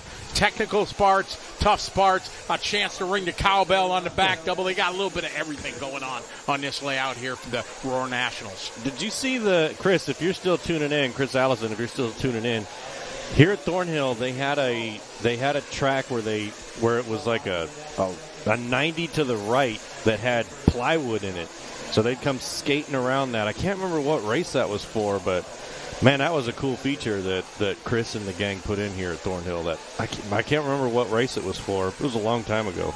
Davey Bata, your leader. Cole Ogden now to the 2 spot. And Dylan Caldwell has fallen back at 47.4. Might have made his pit stop there on that lap as things cycle through as we're in that window now for one more pit stop. He came in, so Ashton is going. So now the pressure is going to be on a mechanic for Ashton Bull. He was about 4 seconds back, so we'll see if he's going to be able to pull out a magical pit stop to make up some track time. Cole Ogden sitting in second. Here he comes on to the right side of the track through the 5-pack. Let's see how he does on this double in the back. Oh, making it now for sure. Now Ethan Mechanic, he's been back in the 6 and 7 spot. He's yet to make his last stop, and now he's moving to the transfer spot. He's got 3 seconds over Dylan. Dylan has come in for his final stop, so everything's shaking around here. Pit stops, the exciting part of Nitro racing. Anything can happen. We've seen all kinds of things. People come in too hot. Like I said, they have those diabolical speed bumps. You can see them just jumping it as you come in. It's a great feature to keep people honest. Otherwise, it gets very dangerous. But, yeah, we've seen many guys come in too hot, all the pressure on, and now you come out in a heap of traffic. That was Cole Ogden getting around those 2. Came in for fuel. Oh. Let's see how he does on the double. Ooh, how did that stay clean, those 4 guys? We got a race here. And he got hung up on, and he's hung up on a stake. Taylor Peterson there in the pretty in pink, always rocking the pink. He was trying to be there. Jeez. Oh, my goodness. Wade had to come out of left field for that one. And that was Cole. Tragic here with 4 minutes to go. That is going to take him well out of the transfer to the semifinal. Man, he was hung up there for more than a hot second. Yeah, hot minute for sure. And just like that, locked in to the transfer. Those 3 guys, those 2 were going at it. And then, man, a 53.9 lost more than 10 seconds on that wreck, and that's unfortunate. A small little mistake from Cole cost him big time and pretty much sealed the deal on his chance to run for a championship. Yeah, but I mean, good news for Ethan Mechanic and Dylan Caldwell is they're able to move up one spot into the second and third place transfer positions. Dylan Caldwell now taking that number 2 spot. Ethan falling to the 3. They got about a 3-second lead up on Ashton in the 4th place. Cole Ogden in the 5. There's still 3 minutes left, so anything can happen, Scotty. Absolutely it can. And Davey Bada, when you go back and watch this and you come on, don't think we're not showing you any love here. You're just way too fast. You know, if you want to slow down and kind of make it interesting for us, hey, Matt and I will be digging that, calling that final. Otherwise, he is almost 16 seconds to the good of the field. We stay with the battle for that second and third at Dylan Caldwell. And there you go. Ethan Mechanic has kept his head down. He's in the fight. So is Ashton Abdul. Only 3 seconds back. Ogden still kind of in this. He's 6/10 back, just doing a 38.5. So we have 2.6 between Ashton Cole and Ethan Mechanic. This one is going to come down there with 2.5 to go. We're watching Dylan Caldwell come around here over the triple. I mean, yeah, you're right, Scott. I mean, Cole Ogden isn't out of this. He had a bad hang up there, which definitely cost him 10 seconds. We pick up Ethan Mechanic here in a number 3 spot, who's got a 2-second lead over Ashton in the 4. So really, if Cole can get around Ashton, he's only 2 seconds back from that 3rd place transfer position. All right, here's the yellow and blue white wheels there, Ethan, and Ashton is right behind him. This is the battle, and if these guys do battle, right there at the bottom of your screen, that is Cole Ogden trying to reel these guys. Oh, there's a mistake from Mechanic getting it wrong. Abdul go by. Where is Ogden? Oh, my, and Ogden gets hung up. Oh, no, Ogden again. That has been his Achilles heel. This race here causing him again. Ethan finds his way back. Him and Ashton going to go at it. This Ogden got something with a $1:30 to go to get in the fight. You see the gap. Man, his nemesis got him. That double in the back. He got stuck in the middle. Drag race down the front straight there between Ashton and Ethan. This is the battle for the transfer spot with 1:10 left to go. They got about 2 left. Contact there. Here comes Ogden. Oh, my goodness, ladies and gentlemen. Here we go. It's showtime for the semifinal. Who's it going to be? Is it going to be Dylan, Ashton, Ethan, Cole? It's anybody's race right now with 53 seconds to go. Ogden tried to stick it in there to the inside. Couldn't make it stick. Didn't want to flip anybody over there. Here they all come onto the backside. Drag racing down the staircase. They're all going to come across the start-finish line within a second of each other. Here they come over the tabletop on the left side. Woo! Ogden getting it a little wrong. 33 seconds ago. This is the final lap. Who wants it more? These 3 guys. The semifinal is in sight. They can see it. They can almost touch it. They got a half a lap to go. Oh, he overcooked the corner. Cole Ogden into the inside of Ashton. Now they got to keep it clean here. Mechanic got a rear view mirror full of Ogden. Ogden trying to go around the outside. Contact there. Ogden putting the elbows out. Mechanic didn't contact there. Mechanic is falling out now. Oh, my, contact there from Ogden, diving to the inside. Ashton right there as they race to the finish line. Oh, my, they're going to be talking about this one to the line. Ogden hanging on for that final transfer spot. Oh, my goodness. Cole Ogden takes it, the 3rd and final transfer to the semifinals. So Davey Bada, Dylan Caldwell, and Cole Ogden, all 3 have made it to the semifinals here at the Nationals in Hutto, Texas at Thornhill Raceway. Yeah, if you didn't know, Davey won it. We did. Poor Davey, sorry, you're going to go back. Oh, man, I had a good race. I'm looking forward to watching it. Sorry, bro, we didn't show you the love, but we couldn't. With that kind of finish, OMG, what a run. Cole, Ashton, and Ethan, I'm sure there's going to be some words said upstairs there as some aggressive racing going there off the kicker. And, oh, my goodness, what a finish. Cole Ogden, I got my hand up in the air. I wrote him off. I was like, man, you lost 10 seconds. Pretty much sealed the deal. Yep. His chance when he put his head down. Never quit. You just don't know. And right there, absolutely elbows out. They were sticking him out of the window. Oh, my goodness, what a finish to wrap up your semifinal.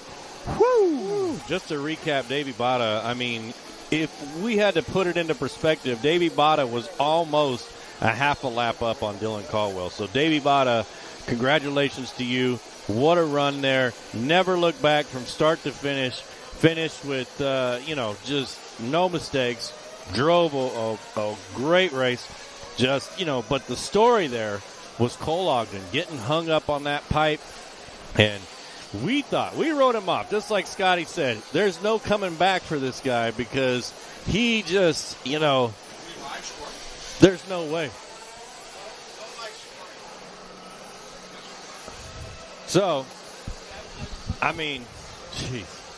Cole Ogden comes out of nowhere and puts on an incredible last lap, gets around 2 other drivers, and then that's it.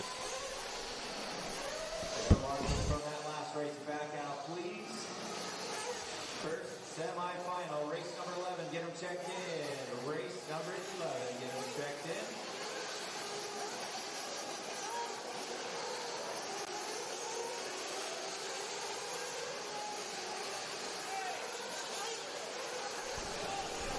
All right, folks, here we go. We got one of our semifinals right now.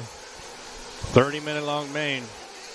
Ryan Mayfield, Jaron Wiggins, Jonah Wilson, B. Long, Frankie Contreras, Ryan Cavallari, Aiden Horn, Spencer Rivkin, Adam Drake, Caden Fuller, Spencer Heckert, Tyler Hooks, Jermaine Robinson, Nate Sutherland, and Tyler Finster. Jermaine, Nate, and Tyler are bump ups from our quarterfinals into the semis. Who's going to take this? Who's going to get? We're taking 6 out of here. The top 6 will go to the final to meet Dakota Finn, along with the top 6 from the next semifinal, the half odd B main 1 and 2, if you will. Top 6 from both will go to the final race. So, who's it going to be? Who do you think the top 6 out of this heat's going to be?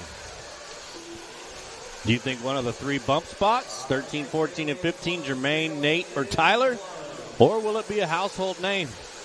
Mayfield, Lil Bump, Cavallari. Who's it going to be? Who's your top 6? What are you guys thinking?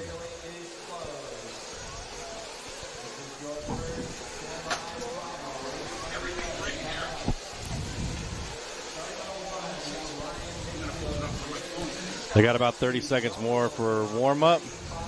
Maybe. That could be.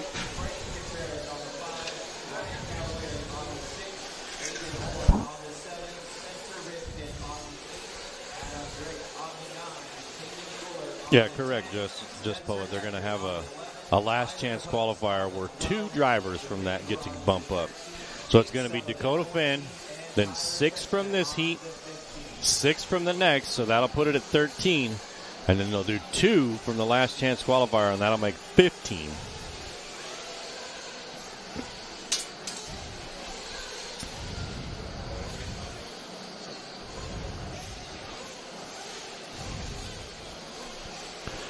All right, he called them in. We're about to get started here for our first semifinal.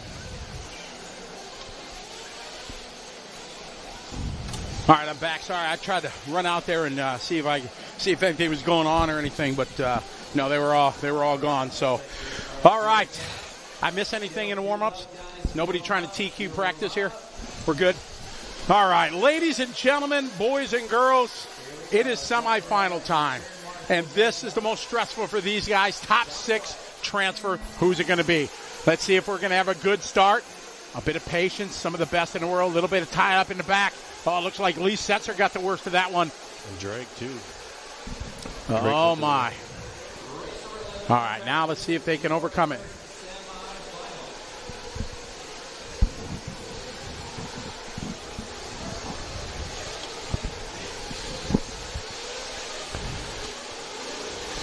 All right, we pick up Mayfield here.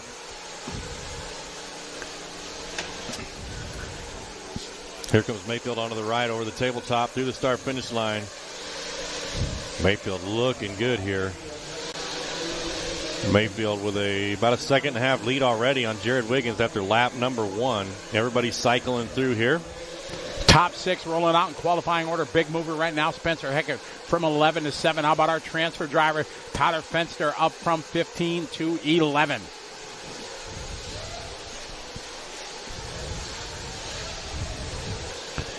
Everybody's giving some good picks here. TQ Chef, Finn, Mayfield, Rose, Wiggins, and Tebow. I mean, that'd be can't go wrong with that.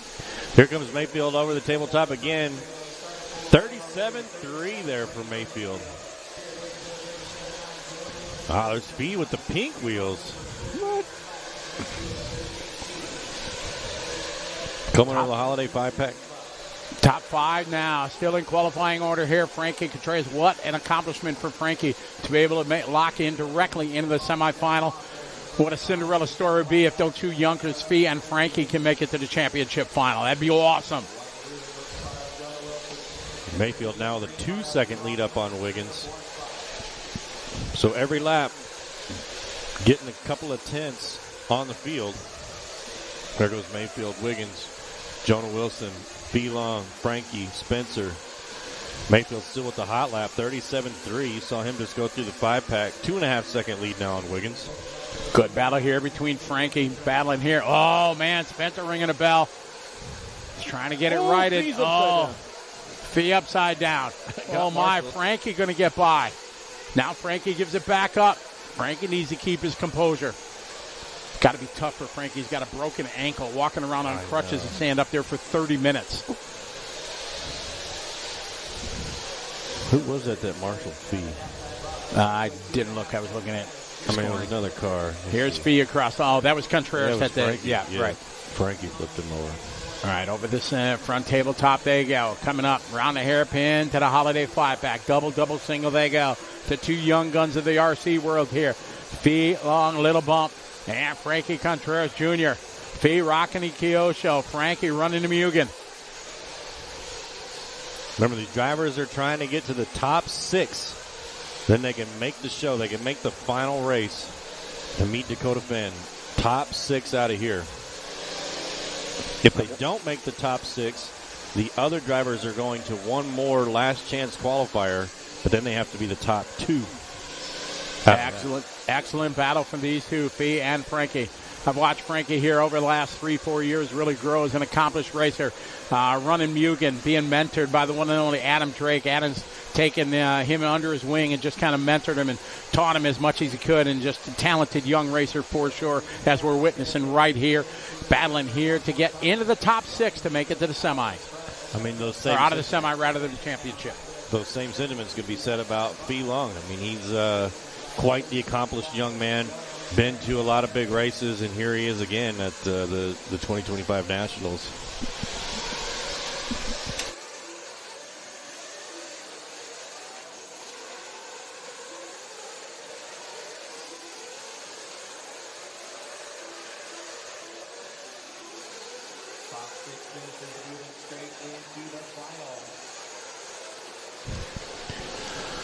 All right, 25:40 left to go. Mayfield, Wiggins, Jonah, Fee Long, Frankie, Ryan Cavallari, Rivkin, Caden Fuller, Aiden Horn, Nate Sutherland in the 10, Drake in the 11, Tyler Hooks 12, Spencer Heckert 13, Jermaine 14, Tyler Fenster 15. 25 to go. Mayfield starting on pole. Has kept the field in his rear view. Wiggins, Wilson, Contreras, and Fee Long, your top 5. Cavallari 6, Rivkin 7, Fuller, followed by Horn, Sutherland, Drake, Hooks, Heckert, Robertson, and Fenster is the order. Yeah, Fee is driving for Kyosho.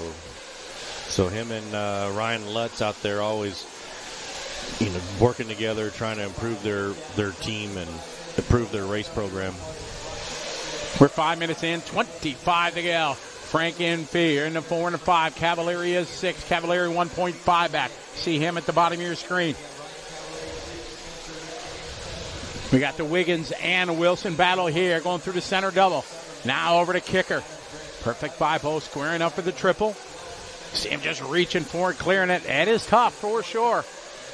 See a lot of the lower man guys struggling, trying to make it. Many of them choosing to go double signal, but these big dogs, they're all going for the triple. Across the start-finish line we go, completing lap number 9. Wiggins just hitting his best lap of the race, 24:15 to go. Wiggins and Wilson battling for second and third. They got Frankie in fourth, about 4 seconds back from him. Meanwhile, Mayfield about 4.5 seconds up on Wiggins here. So Mayfield just slowly, pulling away. Here they come through the triple. Oh, Wilson tries to go to the inside there. Wilson checking up on Wiggins here on the stair step.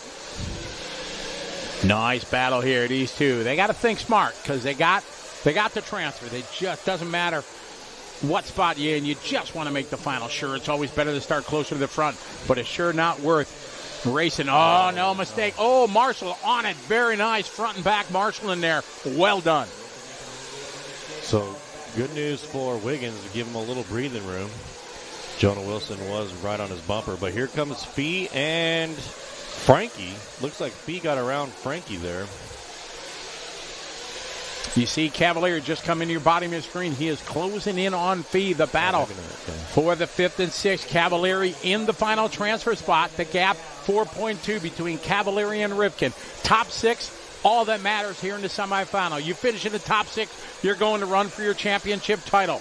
The rest of the guys are going to have to go through the LCQ later this afternoon. So what is the schedule? We're doing this one, then the other semi, and then it's the junior, then LCQ, or LCQ, then junior? No, they do the, after this we got the 2 semifinals, the odd and even. Then it is going to go to the junior final, then the LCQ. And then it's an hour break? No, it's a 39-minute break is what's forecasted. Okay. So probably half hour. I think they're going to try to stick with that 4:20. All right, Fee is in. All right, now Wiggins is in. There's Katie on the gun. All right, you see him just flying down the pit lane. Okay, everybody in. There's Ivan in on the gun. Oh, contact there. Fee got out before Frankie on that one, so it's Fee, Frankie, and Cavalieri there. And that is it. You can make up some time, and the spots are so important. Top 6. Cavalieri right there. Oh, Cavalieri to the inside of Contreras. Now, that was a good move by Cavalieri there. Right to the inside of Frankie. Frankie left that little space open. Ryan Cavalieri, a veteran, saw it, took it, and now moved up to the 4th place spot. 21 and a half to go. Across the start-finish line. Oh, Frankie, take a look to the inside. So Frankie now in the final transfer spots. 2, you see Rivkin coming in the frame there. Oh. So these 3 guys, Rivkin, on the hunt right now, trying to reel in Frankie. Great shot there from the BeachRC.com track cam on the backside double. See Rivkin trying to reel these guys in. Cavalieri, we're on him. We know them colors. Rivkin with a new paint scheme this weekend. I talked to his dad, and his dad said that he wanted to just try something new for the Nationals, looking for something that he could focus on a little better, and this is his new paint scheme that he came up with here. Debuted it here. Wanted something a little bit brighter. So we follow here Cavalieri. Cavalieri, one-time Nitro Buggy National Champion 2011, driving for Team Associated back in the day. He's got the young gun driving him, Mugen Frankie Contreras Jr. And then not far behind him is Spencer Rivkin in the Associated. 20 minutes, 30 seconds remains. Mayfield still out front with about a 6-second lead up on Wiggins. Wiggins in the 2, Jonah in the 3, Fee in the 4, Ryan Cavalieri 5, Frankie in the 6, Rivkin in the 7, Caden Fuller 8, Aiden in the 9, and Adam Drake our top 10. 20 minutes to go, 10 minutes in the book in this 30-minute semifinal number 1. Ryan Mayfield out front, 5.5 a second lead over Wiggins. Wiggins, 0.7 over Wilson. Then it's going to be Fee Long, followed by Ryan and Frankie. Spencer Rivkin, 1.7 seconds back as we follow Frankie Contreras. That Mugen just getting it through the corner nicely. Trying to reel into my uncle there. Oh, Cavalieri across the start-finish line. There you go. The gap, 0.8 of a second. Rivkin 2 seconds back. Frankie got a little out of control there on the straight, but able to recover nicely. Now checking back up to Ryan Cavalieri here on that backside double. Here they come now through the middle of the track. Cavalieri in the red and yellow. Frankie in the yellow, blue with the white wheels. Here they come over the big triple. Onto the backside of the track. Last lap for Cavalieri was a 37.5. Frankie was a 37.1. So Frankie almost a half a second faster. Let's see what they look like here. Cavalieri 38.1 to Frankie's 37.6. So now within a half a second. Frankie had to check up coming down that staircase there. He's had a good run on Cavalieri. Over the backside, double leg go. Frankie a little short, but he saves it. Rivkin not that far back behind them. Got 18:45 to go. Top 6 get the transfer. That's all that matters here. Previous, you would look at the times of whoever finished 7th and 8th in this semi and 7th and 8th position in the other final. But those days are gone. Aurora's updated their rules. They take top 6 from this one, top 6 from the next one. Then everybody else goes to a last chance 15-minute qualifier where they'll take the top 2 to complete a 15-car championship final. Rivkin only a second and a half back now from Frankie. There he is right there. So we're watching Cavalieri and Frankie, and then Rivkin was right over that double, right outside the frame. Let's see if we can see him. Here he comes over the donkey kick, over the triple. Watching Cavalieri and Frankie come down the stair stepper onto the left side of the track, down the front straight. Cavalieri 37.8, Frankie 37.7, Rivkin 37.7.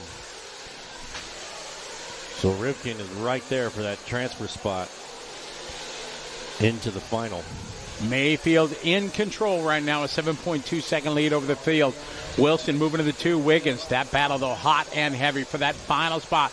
Contreras and Rivkin separated by 1.4. See Rivkin now coming into frame as he draws closer. Cavalieri got the young gun in his rear view. Frankie out in the fluff. They got no traction out there as these guys are running on pretty much slicks. Do you think that the Lexan wing, that's why Mayfield's way out front here?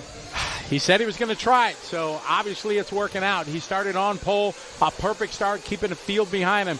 He's looking good out front as this battle here. Oh. Cavalieri, Contreras, and Rivkin.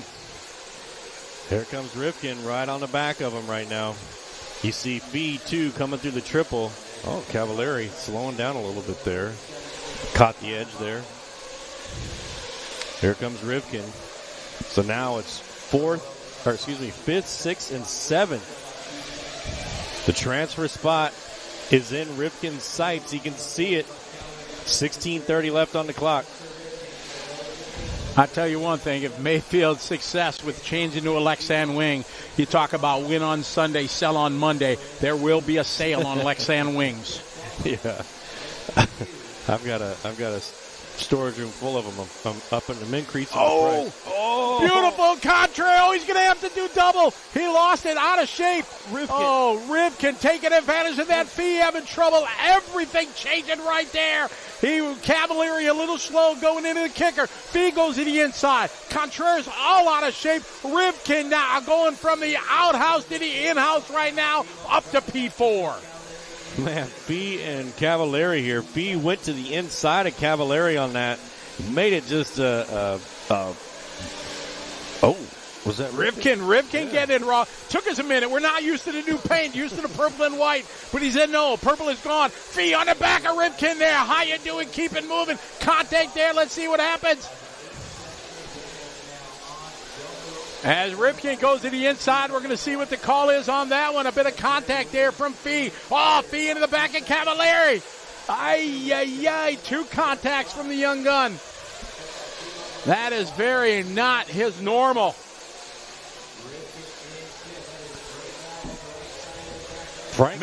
Mayfield out front, 8-second lead. Frankie now sitting in 7. Frankie about 6 seconds back from Cavalieri.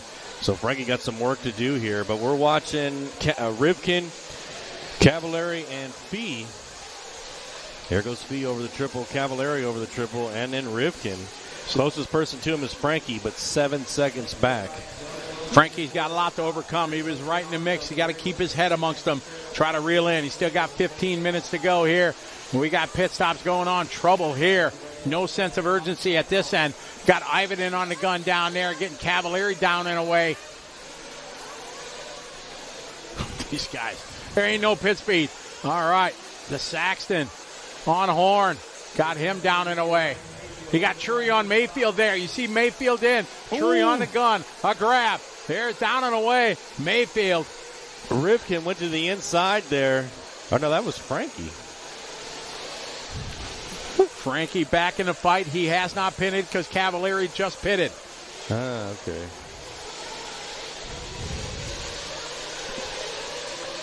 We expect to see Frankie probably peeling in right here. No, he's staying out.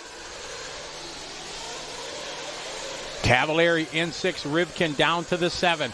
Again, pit stop cycling through. Rivkin and Horn 7 and 8, Fuller 9, Drake 10.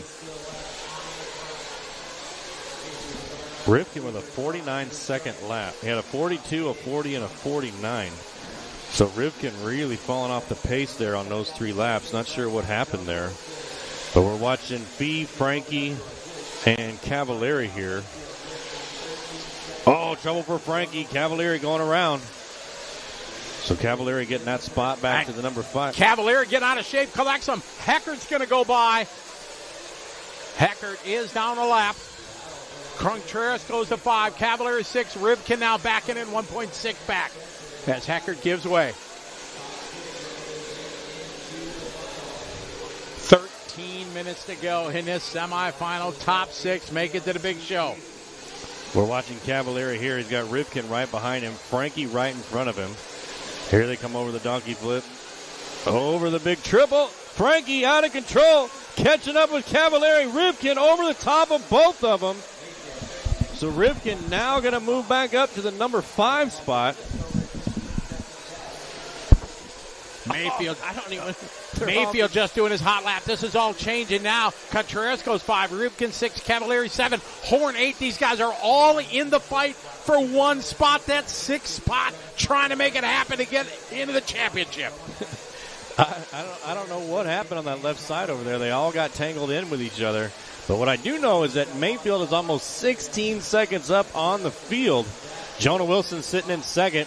Jonah got about a 4-second lead on Jared Wiggins. Wiggins with about a 2-second lead on Fee. Fee with about a 9-second lead on Frankie. And then Frankie, Rivkin, and Cavalieri all battling for that transfer position. Looks like Frankie in for fuel. So now it's between Cavalieri and Rivkin here in the 5th and 6th position.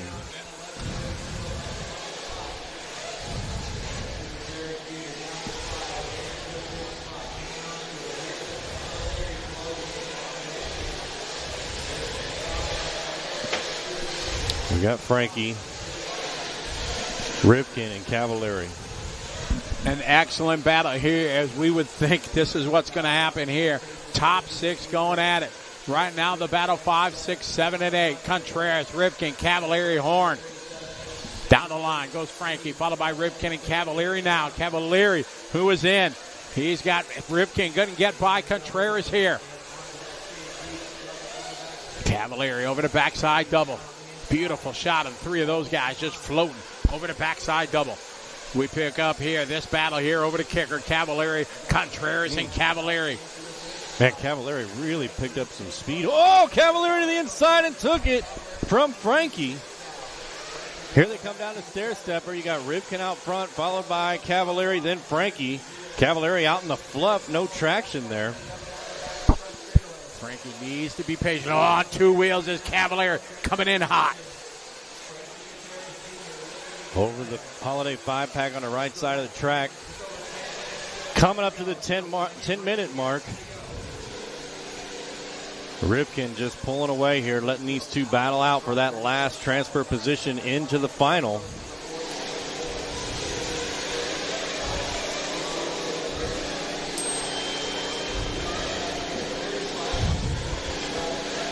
Oh.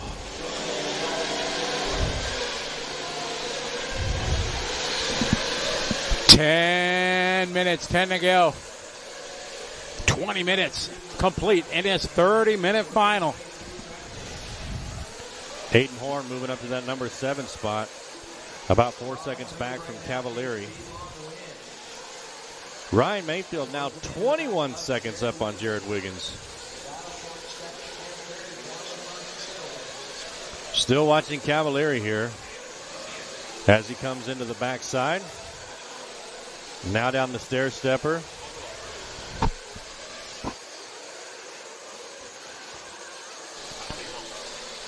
Cavallari down the front straight. Cavallari on the last lap, 37.6. Aiden Horn with a 38.4.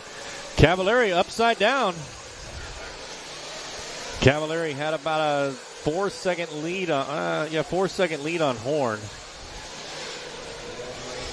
See what it looks like here. Cavallari in the red and yellow over the donkey flip. Here he comes up over the triple. There's Mayfield.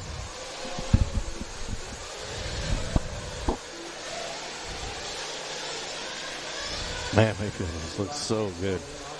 Just everything, every turn that he does is just planted. Car looks great. 37.9. Mayfield onto the right side over the Holiday 5-pack.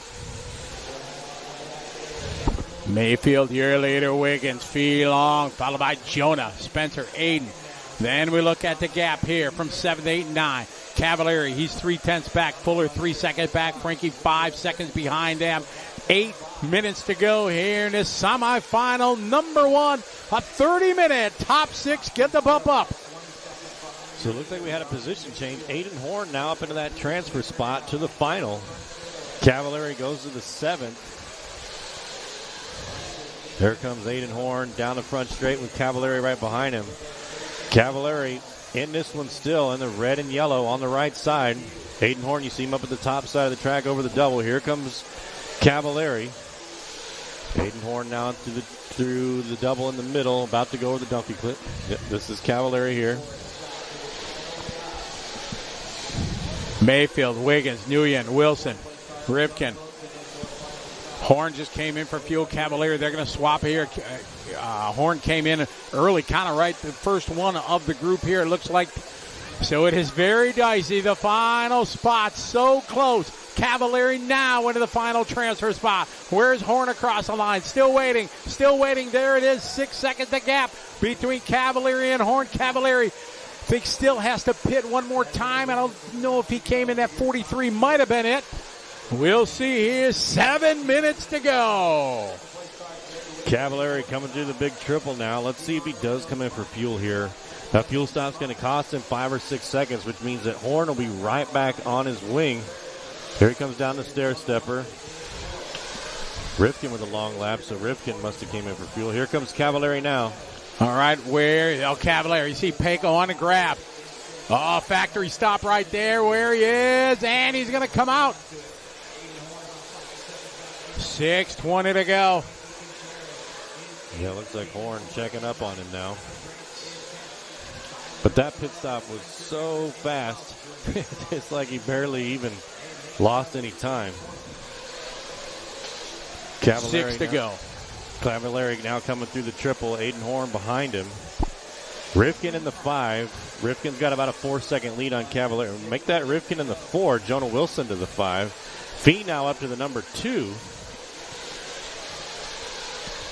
Trouble right in front of these guys. We pick up Fee here. Fee Long sitting in the 2 spot here as the pit stop cycled through. Fee Long in his trademark colors, rocking the Kyosho car. He is running the brand new J Concepts Pioneer wheels in the retro prink, as they call. So brightening up the car a lot. So change for him. I'm kind of digging it, though. It looks good. It kind of matches the paint scheme. You know I like yellow wheels, but I'm okay with that. Those pink, it looks pretty cool. It does look cool, especially with Fee's paint scheme. I mean, it's almost like it was made for it. Yeah, exactly. It's really cool. Those are those new Pioneer wheels from J Concepts. They could call it the Fee Special or the Fee. Great battle here as the pit stop cycled through there. Horn and Cavallari for P5. Jonah Wilson has made his stop, and Jonah having trouble. He was locked into the top 6. Jonah all the way down to 9 now. Oh, he may have had a flame out. Jonah Wilson was sitting second, third pretty much since the start. He has fallen all the way down to 10, and that is going to destroy his chance for a national championship. So sorry for Jonah having such a great weekend. 4 minutes, 30 seconds remains. Mayfield out front. Wiggins in the number 2. Fee in the 3. Spencer Rivkin 4. Aiden 5. Cavallari 6. Frankie in the 7. Caden Fuller in the 8. Drake in the 9. Jonah Wilson our top 10. Man, the only glimmer of hope Jonah's going to have is that last chance qualifier. He's going to have a 15-minute LCQ to try to get back to the top 2. He's got a chance, but unfortunately not going to be direct here out of the semis. It's Mayfield, Wiggins, Fee, followed by Spencer, Aiden, and Ryan Cavallari. Those 6 are in the spots, and Frankie in 7th right now, 10 seconds back with 4 minutes to go. Another bad thing for that is Jonah Wilson was comfortably like in the top 3 here. So worst case, he would have been position 6 in the main. But, you know, if he goes to the last chance qualifier, he's going to be position 14 or 15 instead. So, Cavallari to the inside there, takes it. I think, was this Mayfield getting into this? Yeah, that was Ryan Mayfield coming up to do a little lap there. 3 minutes, 15 seconds remain. We're watching the battle here between Cavallari and Aiden Horn for the 5th and 6th place. Frankie in the 7. Frankie's about 8 seconds back from Aiden Horn. So really all Cavallari and Aiden Horn have to do is just really keep it together. All right, we got 3 minutes to go. Gun engraver, yes, that's something that we're planning. I'm going to go up in the scoring time. I have to activate that on the race computer, and then it should show the manufacturers on your guys' screen next to it. That's something that's controlled from race control, and I'll do that during the break before the final. All right, Mayfield out front, Wiggins, Nguyen, Rivkin, Cavallari, and Horn. That's the top 6 right now. 7 seconds back is Frankie with 2.5 to go. 2.5 minutes, but man, Ryan Mayfield has just been dominating this entire race. I mean, 20 seconds out. He was like 27 seconds there for a minute, so he must have came in. Maybe he was switching out his Lexan wing to a hard plastic one. I'm not real sure what he was doing there, but you know, now he's back up to 20 seconds over Wiggins. So Ryan Mayfield really putting in some work here to solidify his second place position. 2 minutes. 2 minutes. Final 2 minutes. Mayfield out front. Wiggins and Fee. This is the closest battle here for second, and they need to be smart. Fee's got to be smart here. They're locked in. They have no goal to try to battle to get that spot. Hopefully Fee's dad is telling him, just calm down. Just follow him. Doesn't matter. If the opportunity shows itself, sure, go for it. But just make it to the final. You got to be in it to win it. As traffic now in front of them. A little bit sideways there. Wiggins going to get by. Fee going to try to go around the outside. Around the outside. The opportunity presented. And boom, he jumped all over it. What a move there by Fee. Around the outside. I think, is that Mayfield in there too? No. Mayfield at 21 seconds over Wiggins. So about a half a lap apart as we have 1:05 to go. Oh, Fee catching the pipe. All right, I'm going to go up and get some interviews. Matt, take them to the finish line. All right, 1 minute left to go. We're watching Fee and Wiggins here. Fee and Wiggins, second and third. Fee in the green with the pink wheels. Wiggins with the pink and the white wheels. Up over the triple. Oh, Fee double singles, and Wiggins goes over the top of him there. Wiggins taking over that second place spot. 30 seconds left to go. Mayfield out in front here with a 23-second lead on the field. Mayfield, from the beginning, never looked back here in this semifinal race. Watching Fee and Wiggins over the Holiday 5-pack. Second and third place battle. Mayfield on his final lap right now, just crossed the start-finish line. And that's a race. Wiggins and Fee. Oh, Fee getting it wrong. Rivkin about 6 seconds back. Fee looks like Fee's going to hold on to it.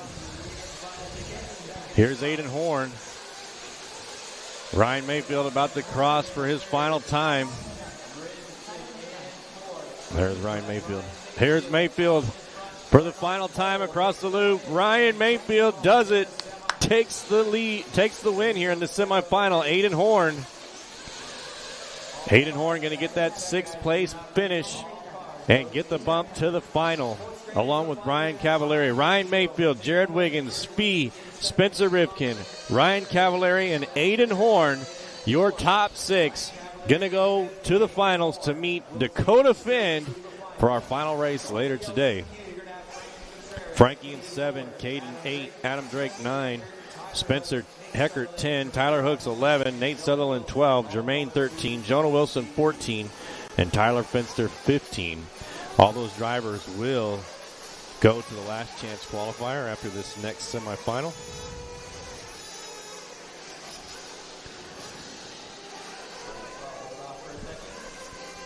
What a race. All right, let's send it out to Scotty, do some interviews with some drivers. All right, thank you, Matt. We're up here on the driver's stand with Ryan Mayfield. Ryan, semifinal, you've told me in the past sometimes that's more nerve-wracking than the championship final. You started on pole and you were able to pull away. Yeah, we made a couple adjustments, small adjustments after the practice run, and the car was a lot better. It was, I don't want to say easy to drive, but it's a lot more predictable. It stays in the corner a little longer, which is what I was missing.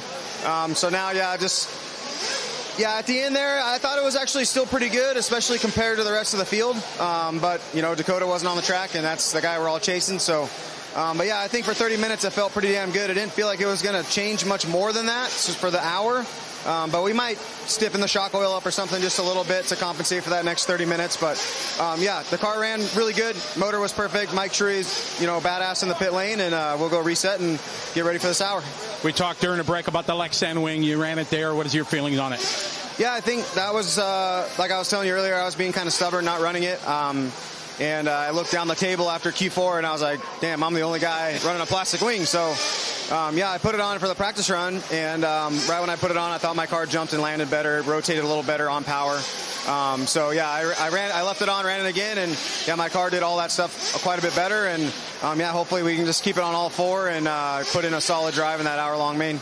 Thoughts on tires going into that championship final? Yeah, I'm just going to run the same thing that I just ran, except new ones. There's a gold double bar. And, I think that we've been running silver all week, which is a little softer clay. We went to a little harder clay today.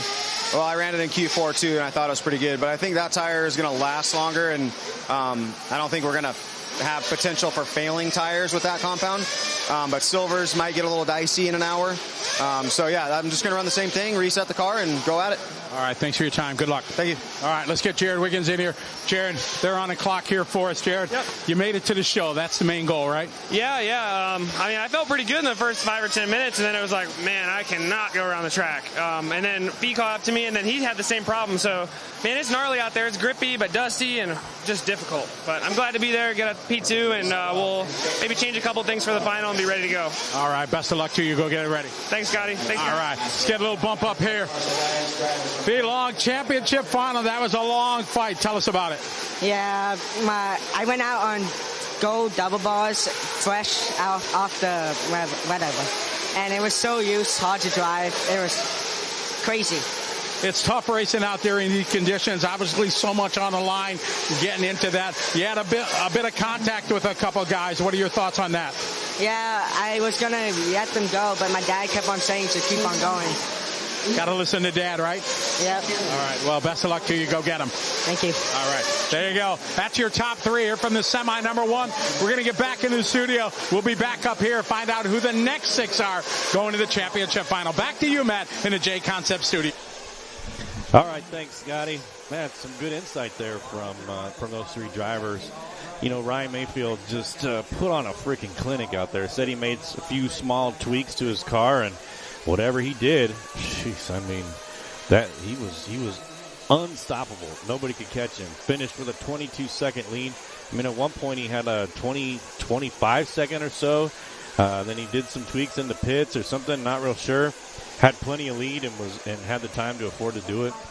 And then Jared Wiggins and Fee, said that he put on some new tires and it was hard to drive at first, but then you get it figured out. So let's see. All right, so in this one we got Seth Van Dalen, Tater Sontag, Camden Lime, Brandon Rose, Jared Tebow, Mason Fuller, Lee Setzer, Chase Lemieux, Ryan Lutz, Joey Bourdon, Walker Spinrad, Cole Caston, Davey Bada, Dylan Caldwell, and Cole Ogden.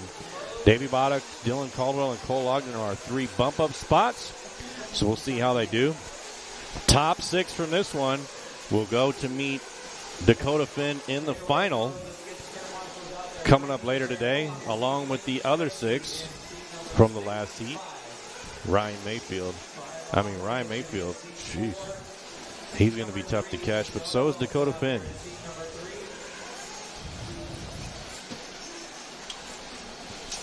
TQ Chef says, let's go Tebow.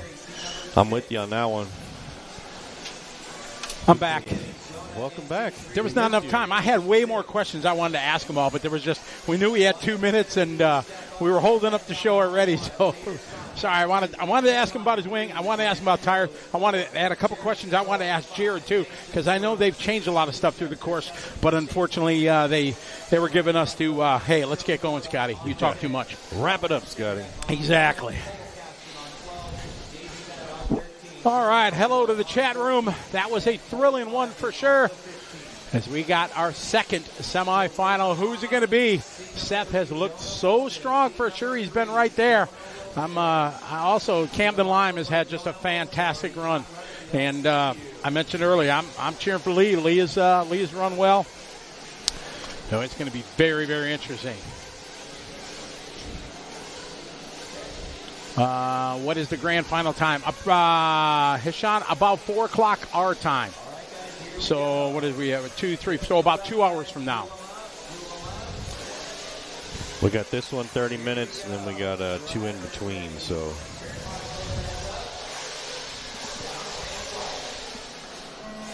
all right, let's hope we have a good start.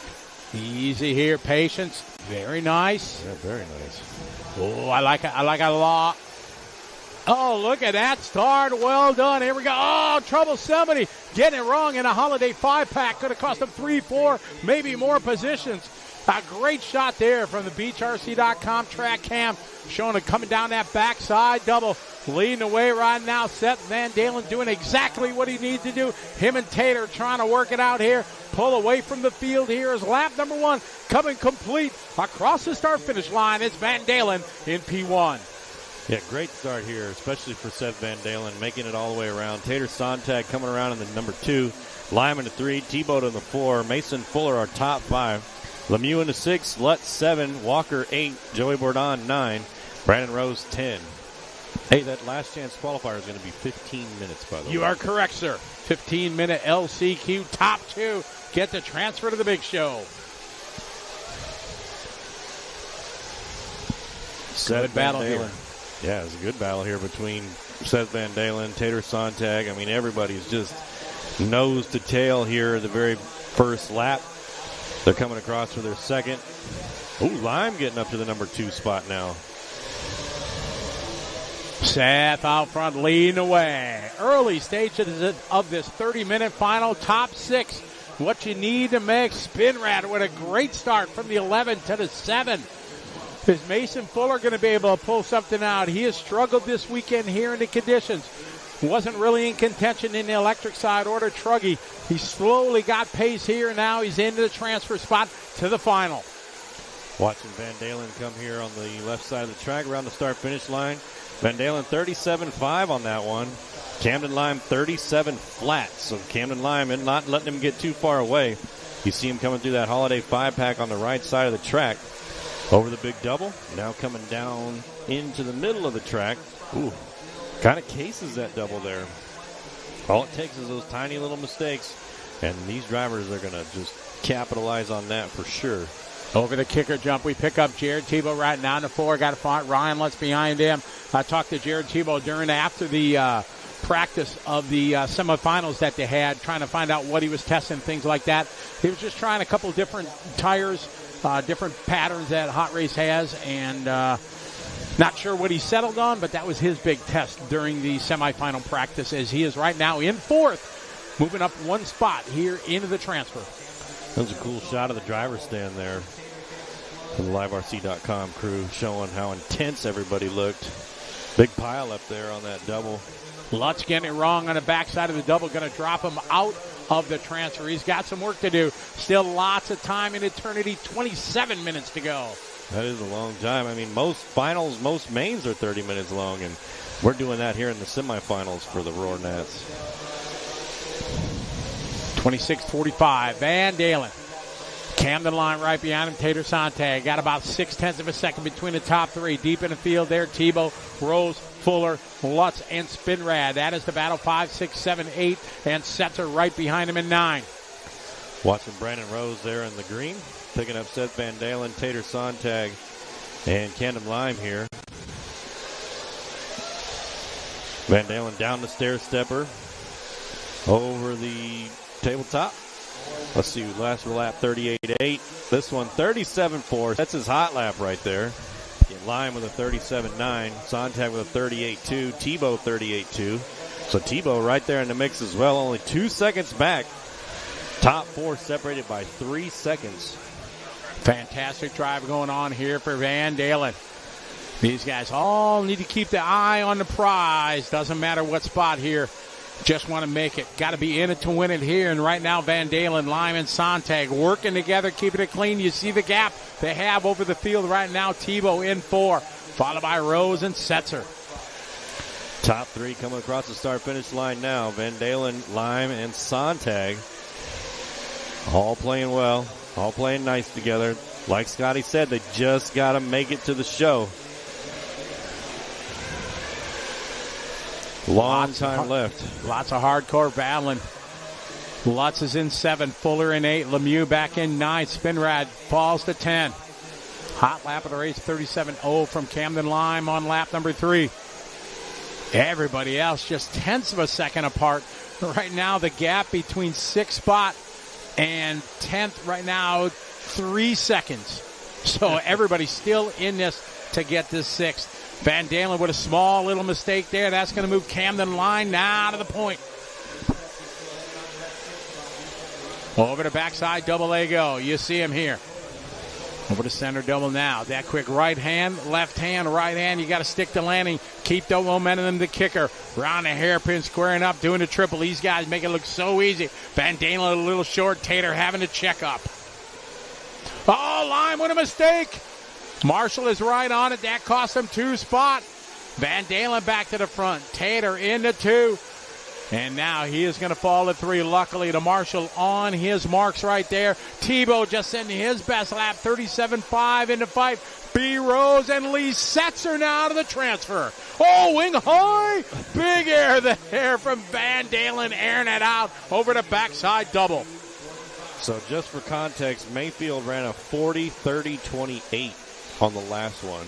So, I mean, these guys still got to pit 3 times. Yeah, they got lots of pit stops, so the pace is going to drop down quite considerably. Mayfield had a perfect run. We didn't see any really laps out of the ordinary from what he did. Now, granted, we didn't follow him much because there was such an amazing battle in the back of the field. 23.5 to go. Cross the start-finish line now. Van Dalen, Sontag, Lime. Somebody came over fuel there.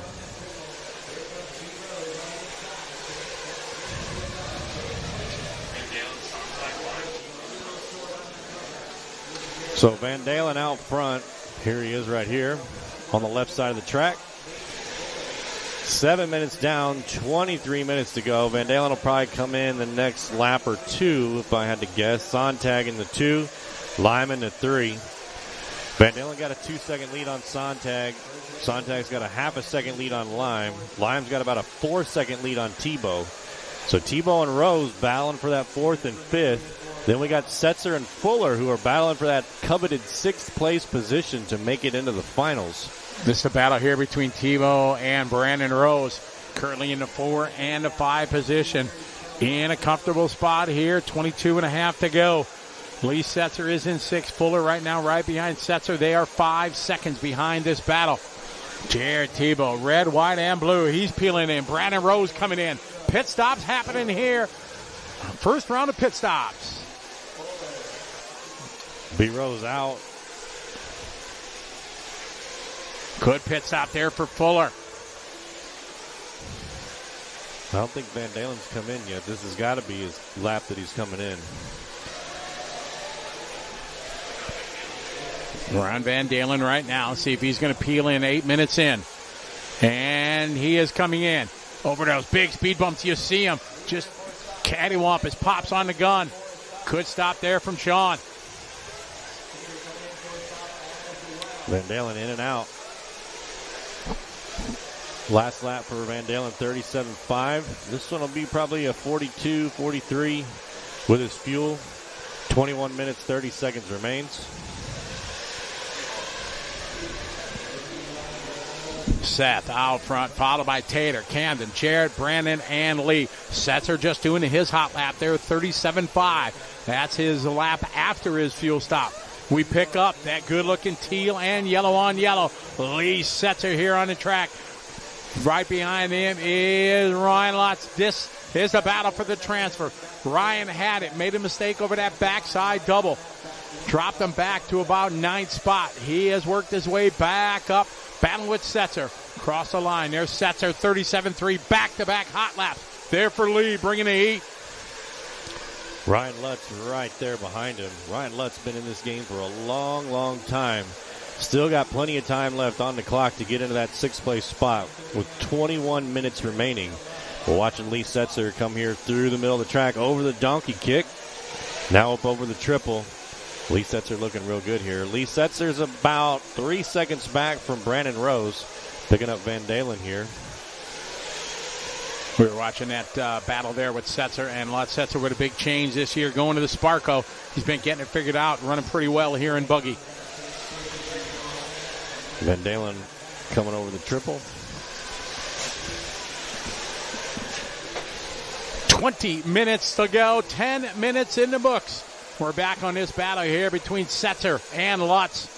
Lee rocking the teal and yellow, Sparkle on yellow, followed by the pink, white, and blue Kyosho car.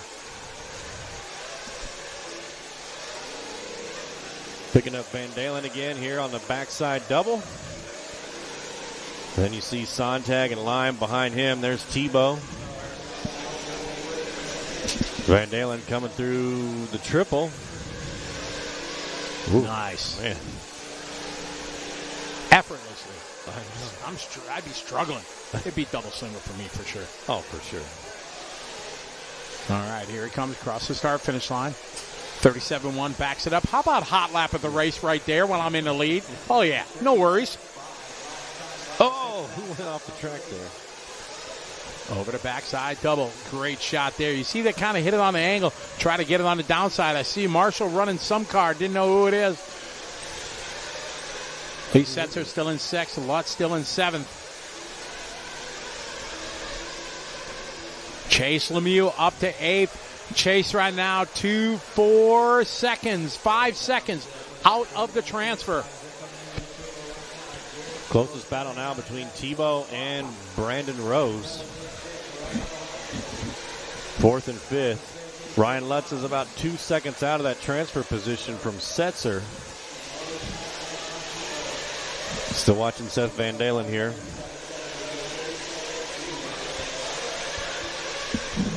$18.20 left to go. Seth, Tater, Camden, Jared, Brandon, Lee, your top 6, Lutz and Lemieux. 5 seconds out of the transfer battle.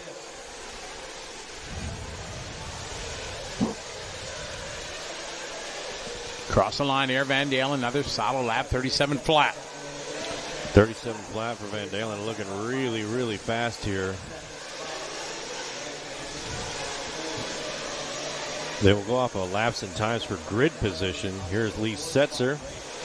Lee Setzer currently sitting in 6th, got that transfer spot. Let's see when Ryan Lutz comes across, 38.7. Lutz just set his hot lap of a 36.9. So Lutz less than 3 seconds back from Setzer.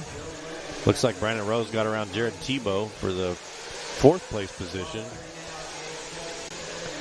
Here comes Setzer through the middle of the track, over the donkey kick. Now up over the big triple. Onto the backside of the track. Here he comes down the stair stepper. Let's see where Lutz is. Lutz is 3 seconds back here from Setzer. There goes Setzer. 37.3. 38.4 for Lutz. Another second and a half faster was Setzer there. Meanwhile, we got Seth Van Dalen.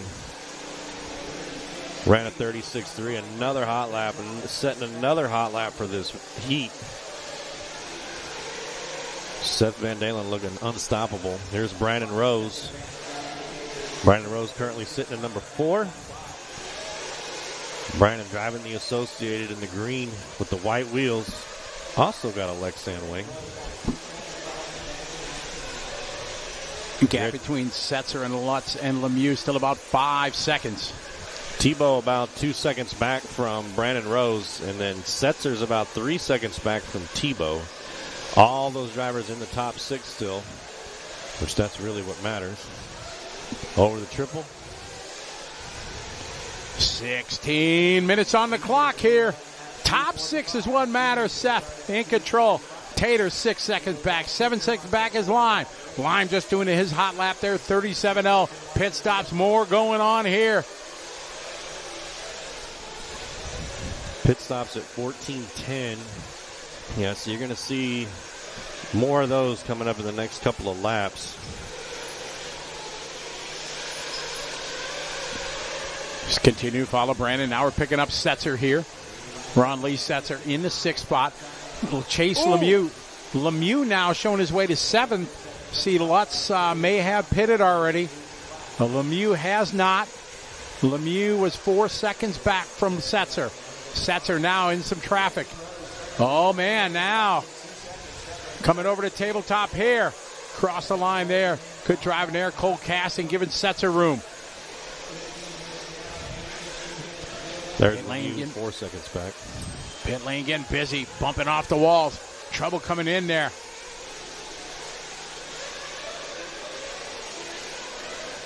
Halfway through this one, 15 down, 15 to go. Seth Van Dalen still out front. Van Dalen with a big lead, 5 seconds up on Sontag. Sontag in the 2, Lime in the 3, Rose in the 4. Looks like Rose is catching up to Lime now. Trying to battle for that position. Oh, sorry about that, Matt. Setzer rolls it over all by himself. Looks like he is might be coming in for fuel. Is he down there at the end? Yep, there he went. Down and away is Setzer. How far back was Lemieux? Lemieux just came through the start-finish line. And Lemieux just pitted. So let's see if we can find the gap. There's Setzer over the backside double. Let's see if we see Lemieux. That looks like that might be Lemieux behind him. Yes, red and white. We pick up, said Lemieux. So this is the battle for the transfer spot. Ooh. Big whip there from Lemieux.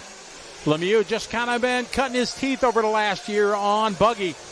Here's Setzer down the staircase. Here come Lemieux.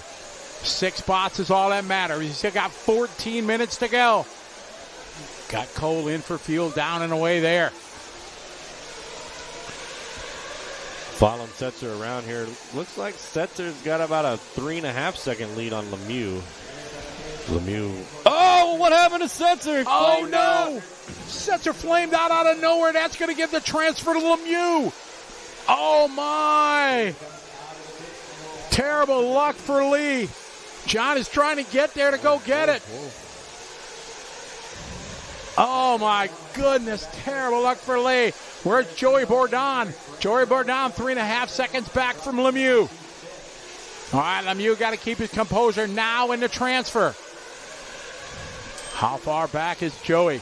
Joey is in 7, 2.9 back. Lutz a half a second behind him. Oh, my.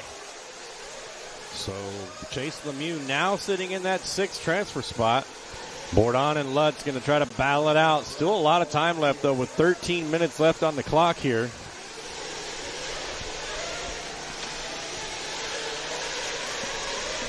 Tater, Seth, Jared, Brandon, Camden, they're all so together. 3, 4, 5, and 6 all together.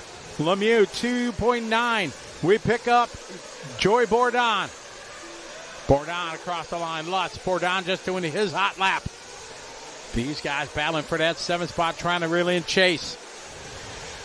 Bourdon, nice line there through the Holiday 5-pack. Over to Double A go. See Lutz right behind him.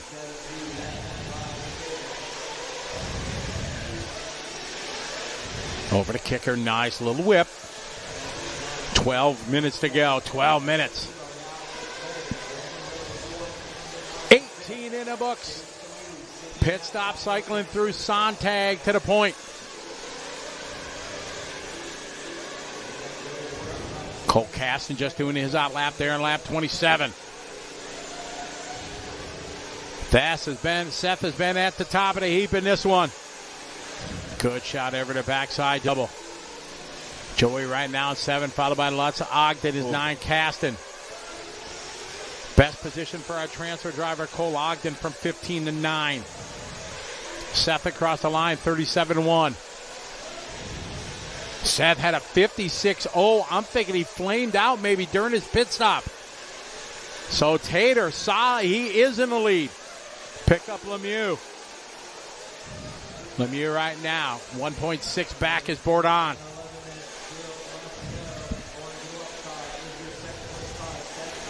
Tebow up to the number 3 now, battling for Van Dalen.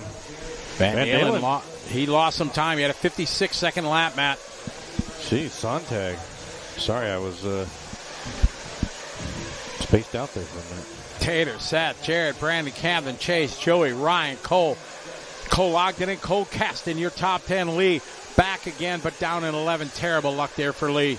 We pick up Sontag, your race leader, with 10.5 to go. Sontag with a big change, part of the TLR shakeup. Moving to X-Ray, just like Dakota. These guys are feeling it. Sontag with a 37.2 there. He's got his hot lap of a 36.6. So Sontag putting down some solid laps here. Battle here for that transfer spot between Lemieux and Bourdon. Coming over onto the straightaway they go. Chase across the line. Joey across the line.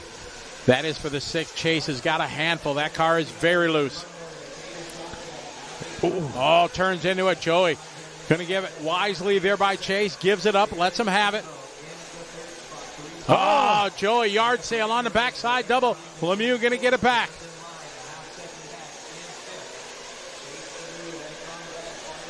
This is the battle here for the transfer spot. Like you said, that car looks like it's hard to handle right now for Lemieux. Lemieux was going down the straight, kind of turned in too early, and didn't want to hit the pipe. And then the next one almost rolled it by going up on 2 wheels. Last thing you want to do in the last 10 minutes is, be afraid to drive this car because you just can't handle it. Not that Chase can't handle it because he doesn't have the skills, but the car, the handling's going away from it. They come up on traffic here. 9 minutes to go. It is Tater and Van Dalen and Tebow.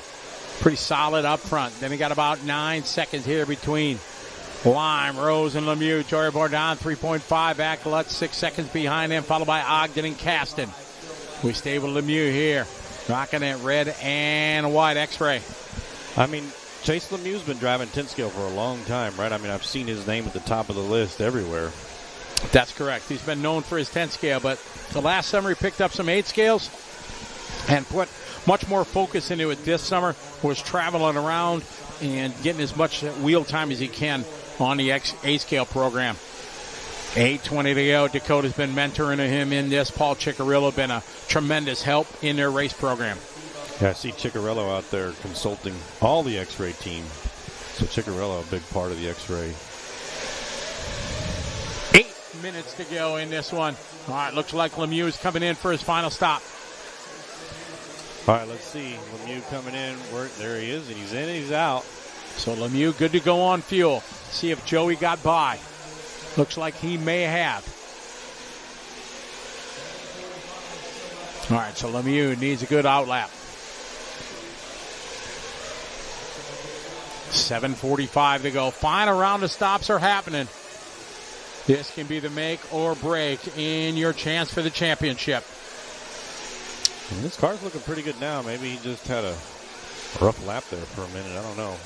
Not sure if Bourdon came in for pits or not. We'll find out soon. Yeah, he had to. All right, there's Joey. Bourdon is in. So Lemieux is going to take that back. Camden Lime. Camden is falling down to 7th. Again, pit stops kind of skew this all, but we'll let these guys all get through. Picking up Sontag here on the right side of the track. Sontag with an 8-second lead over Van Dalen. Van Dalen with a 1 second lead on Tebow. Tebow with about an 8 second lead on Rose. And then Joey Bourdon in 5, Chase Lemieux 6. But I mean, look at this battle here between 5, 6, 7, and 8. With still very 7 close. minutes. Exactly. Camden Lyon had a 56-second pit stop, so that change dropped him back down. Now he's battling Lemieux 5, Camden Lyon 6, Lutz 2 seconds back. So this final round of pit stops, always a roll of the dice. Anything can happen. All right, looks like Van Dalen's in. Here's Kasten. That thing was thirsty. Using all of that fuel. Staying with Sontag here. Bourdon with a long lap, 54 seconds, so 14-second pit stop there for him. 6 minutes to go. All right, coming in for fuel right now. Our leader in for his final stop.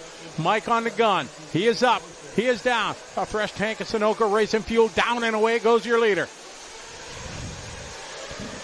5 minutes, 40 seconds. The race, though, Lime versus Lutz. There they are. Here's Camden Lime right here. Lime in that 6th and final transfer spot. His car cornering like a Manchi out there. Jeez. Just eating around the corner. Cross the line he goes. We'll check the gap for him. Oh, hot lap at a race right there from Camden Lime. How you doing? Keep it moving. Wha-bam. 36-2. That's hot lap by a half a second over anybody. Damn. Man, 5 minutes to go. You know who is not good news for is Ryan Lutz, who was trying to catch up to him. Ryan Lutz was within 2 seconds. Now that lap put him at 4 seconds. Case that double there was Lime. Here he comes down the stair stepper. This is for the final transfer position into the main event. Here comes Lime through the start-finish line. 36-2 on the last one, 37-4. Let's see what Lutz can do. Had a 38-4. Lutz needs a low 38. Oh, Lutz the long lap. Yeah, lots, very long lap there, 44.8. Might have been his final fuel stop. Looks like it may have been. I mean, Lime came in. He had a 56-second lap and hasn't been in since then. Now it's going to get interesting here. Lemieux and Lime. Lemine's got a rocket ship under him. Lemieux has been struggling a bit with 4 minutes to go. Hopefully his mechanic. Oh, looks like Lime is in. Lime is in for his final stop. Down and away they go. All right, so Lime good to go on fuel now with 4 to go. That is going to give some breathing room for Lemieux. Lutz just crossed the start-finish line, so Lime's got at least a 6-second gap on Lutz. But like Scotty said, he's got a rocket ship underneath him. I mean, look how fast this car looks. Camden Lime is looking incredible out here. Lime about 4 seconds back from Lemieux. Lime is in the show right now, though. He's going to make the main if he can just hold on to this with 3 minutes, 30 seconds left on the clock. Sontag in control. Van Dalen 10 seconds back. Tebow third. Rose 4. Lemieux, Lime, and Lutz. Be great to see Tebow if he can bring it home here. Make it after he's coming back after his semi-retirement. Showing he can still make it happen. 3 minutes left on the clock. Following line, there's a great shot. Camden up there. There's B. Rose. Here's Lemieux. All up there, just clear focus here. All three of those guys trying to make it to the final. B. Rose with a national title this weekend already in electric truck. Some people say electric truck, it ain't the same. Oh, it is the same when you got Ryan Mayfield, Dakota Fenn bearing down on you. They went toe-to-toe, and B. Rose got the better of them in E-Truck. It was an awesome set of finals. Big difference, though. I mean, what do you think the combined age of those three are? 18? Yeah, right, yeah. I mean, yeah, I think Mayfield's older than all three of them combined. They all. Yeah, I'm not sure, but I mean, bunch of young guns there, just looking incredible here in this semi. With 2 minutes 15 seconds to go, we got Sontag out front, Van Dalen in the 2, Tebow 3. Whoa. Sorry, I didn't mean to ooh over you there, but a mistake there from Lime. He had 7 seconds on Lutz. What has he got now? 5 seconds. Come on, Camden, strap up.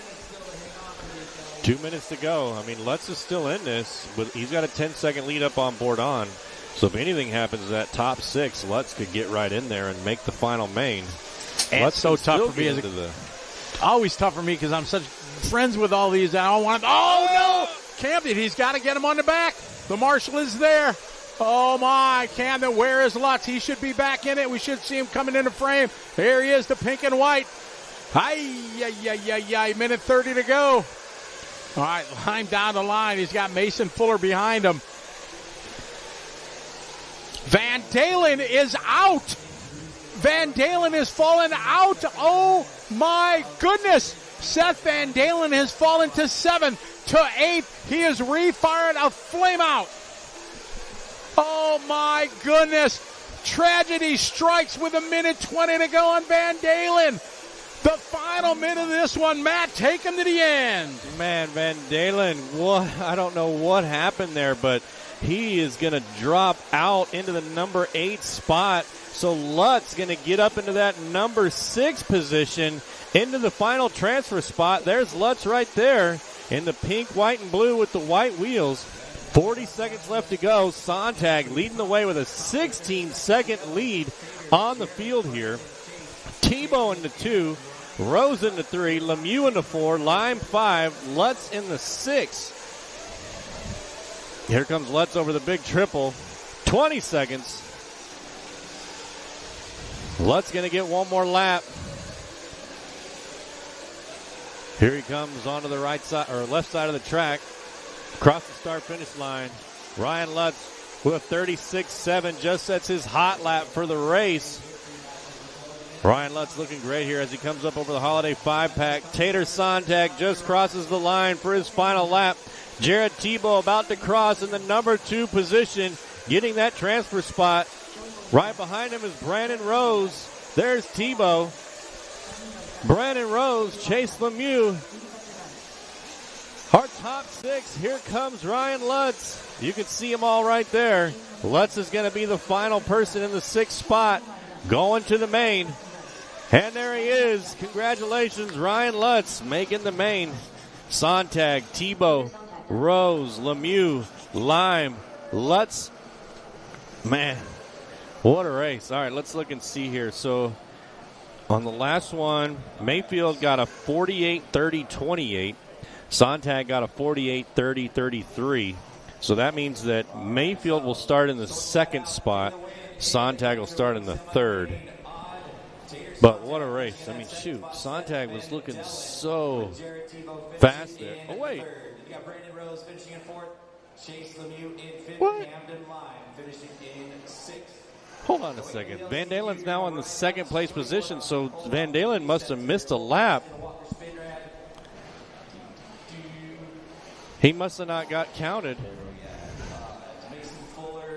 All right, let's send it over to Scotty to get to the bottom of this. Scotty, take it away. All right, thank you very much, Matt. We're here with Tater Sontag. Whew, that gets the tears in your eyes here. That's a long 30 minutes. Yeah, for sure. This humidity especially makes it even worse, you know.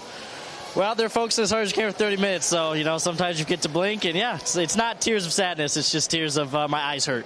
Absolutely. So you guys had a good start, and take us through that. You know, what are you thinking when you're in? Before you were in the lead, you know, you're just solidly in it. You just got to be in it to win it. Yeah, for sure. I kind of went out on an older set of tires just to kind of see what they're going to do for the hour-long final. So they got slick pretty fast, so it was a little bit hard to drive. Just kind of had to hold on, maintain. I don't think I had to get marshaled at all, so really smooth run. I knew I was fast enough. I just knew I couldn't crash, so I just went out there and just didn't crash for 30 minutes and ended up winning it. All right, well, best of luck to you here in the championship final. Thank you very much. All right, well done. Let's get Seth over here. Oh, my. Yeah. That's crazy there. You know, 2 minutes to go, all of a sudden your name's dropping down the leaderboard, and we didn't see anything happen, and we thought, you flame out or whatever? I wanted to say what happened.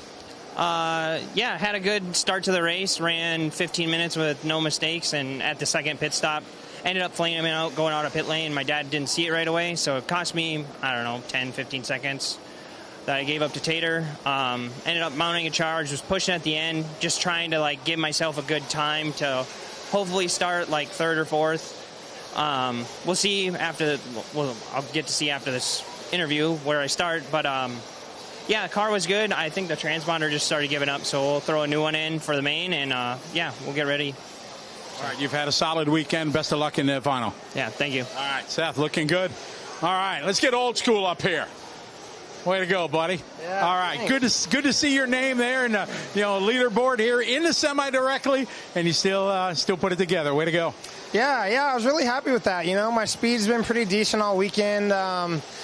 I had really good speed in truck and just didn't quite have the race that I wanted. So trying to have a good buggy final. It's going to be tough, man. The track is like wildly hard, and an hour is going to be brutal up there, So I tried just having a clean run, man. I went 25 minutes without a mistake, and then I think I made 3 mistakes in one lap, and I had one lap the whole race where I made a mistake.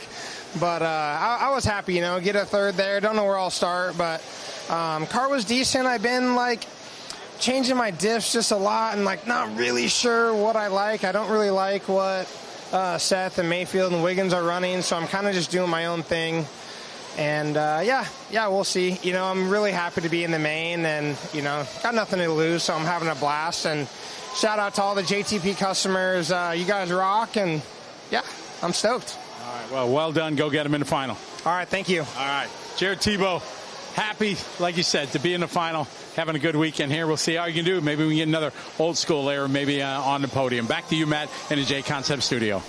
All right, thanks, Scotty. Yeah, so there must have been some shenanigans there with his transponder, with Seth Van Dalen's transponder. Like Scotty said, we thought that he flamed out and just kind of moved down the ranks there, but apparently he had a bad transponder, so he winds up finishing second in that. So let's get to the final here. It's going to be Dakota Finn, who's our TQ. Then it'll be Ryan Mayfield starting in the 2, Sontag in the 3, Van Dalen 4, Tebow in the 5, B. Rose in the 6, Wiggins 7, Fee in the 8, Rivkin in the 9, Chase Lemieux 10, Lime in the 11, Cavallari 12, Aiden Horn in the 13. We still have to do our last chance qualifier, which we're going to bump 2 more up from there. So we'll see how it shapes up. Will it be Lutz? Will it be Cavallari? Who's it going to be that, not Cavallari, but Bourdon? Who's it going to be that makes it up 2 in the last chance qualifier for those 2 last positions? About to find out, but we got our junior buggy coming up here in about 7 minutes. All these drivers are 16 or less, and we're going to see who the fastest junior is here this weekend. After that, we're going to have our last chance qualifier, a 15-minute long last chance qualifier, followed by our main event starting around 4:15, 4:30, something like that. So we're going to take a short break here. We'll be back to you in about 5 minutes, so don't go anywhere.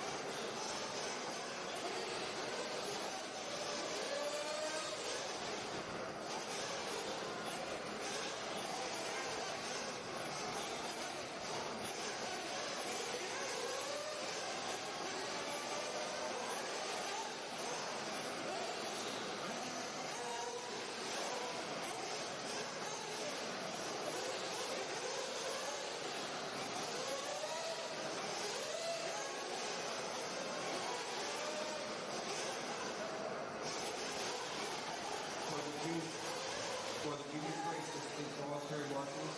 So to get people from the stands or wherever we need them to help those kids have the junior championship would be sincerely appreciated. This is all voluntary marshals for the junior.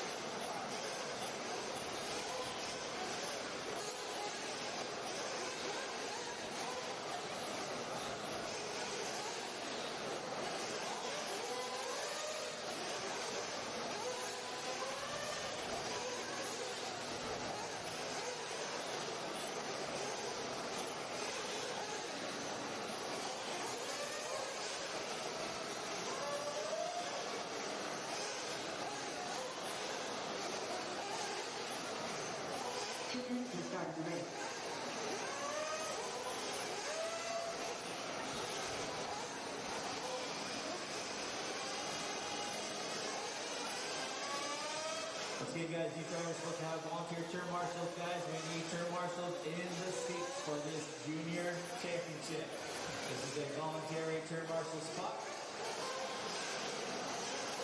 We are still looking for quite a few seats out there. Anybody want to help us out? Get term marshal seats in for these kids. These are 16 and under young men looking to do the junior championship.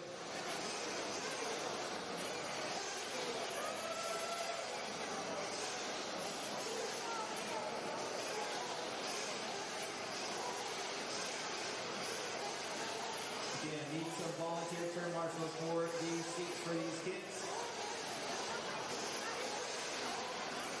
1, 2, 3, 4, 5, 6 seats still open.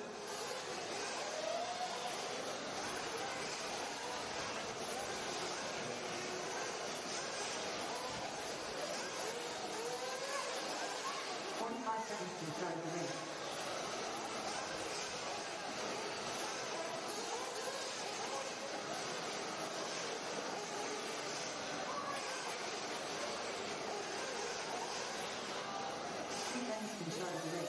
Again, let's get our volunteer term marshals out there. I got still a couple open seats. Anybody want to help us out for these kids? We need some term marshals for these guys. Again, we're not going to get warmed up till we get term marshals out here for these guys.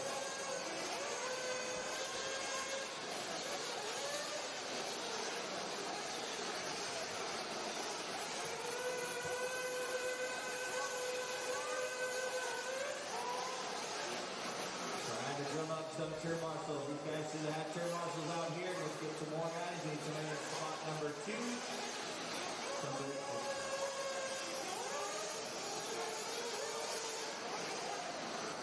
We'll need somebody in spot number 2. Somebody in 9 and 11.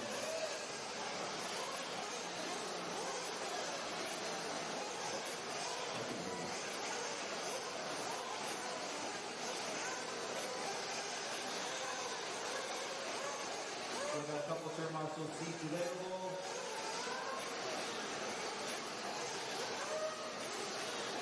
All right, let's get them checked in, guys. Race 13, let's get them checked in.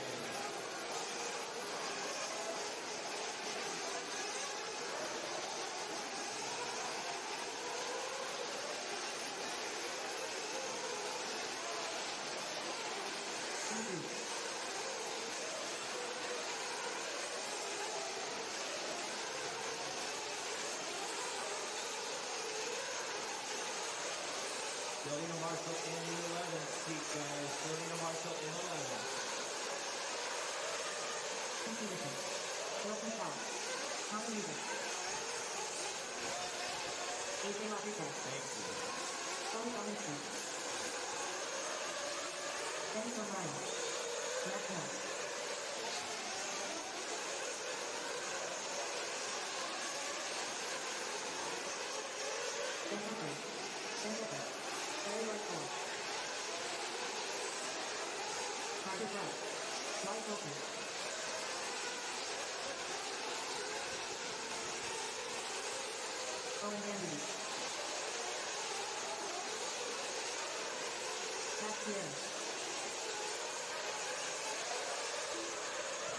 Julia Marshall in the 11th seat, guys. Julia Marshall in the 11th seat. One more turn marshal, please. Need one more turn marshal in the 11th. No check-in from Charles Bosworth.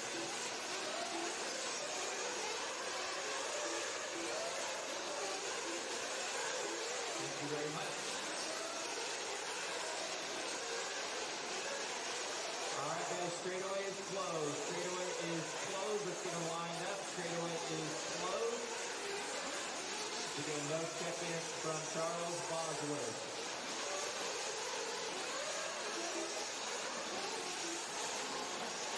The lineup's going to be A.J. Rodriguez on the 1, Wyatt Wilson on the 2, Brandon Bruce on the 3, Dylan Peterson on the 4, Ben Decker on the 5, Ben Humphrey on the 6, Wilson Towert on the 7, Larry Wright on the 8, Charlie Smolinski on the 9.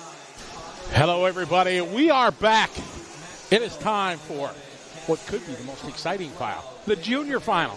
Future champions right here. Going to happen. What do you think?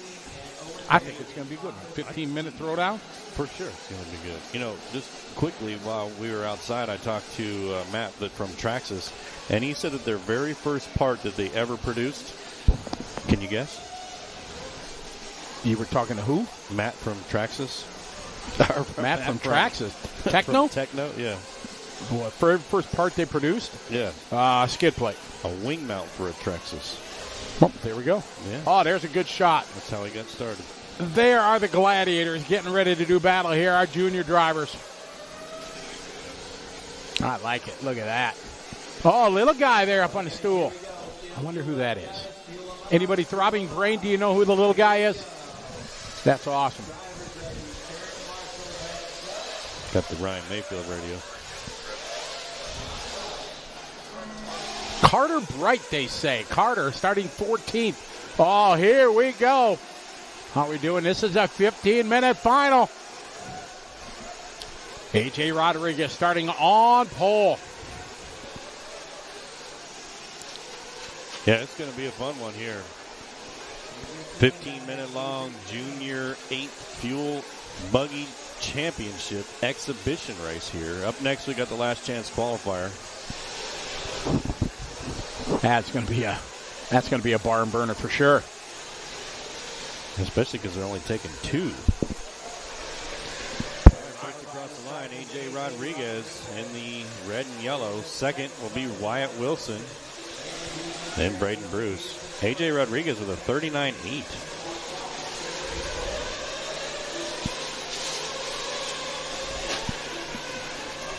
Oh, big pile up on the back. I got Rodriguez out front, followed by Wyatt Wilson, then Bruce, followed by Dylan, then Ben, Sully, Owen, followed by Connor, Wilson, Ben, Cash, Benny, Max, LW, and Carter. I didn't jinx him, Weary, if you're listening. That wasn't me that put him there. I'm safe.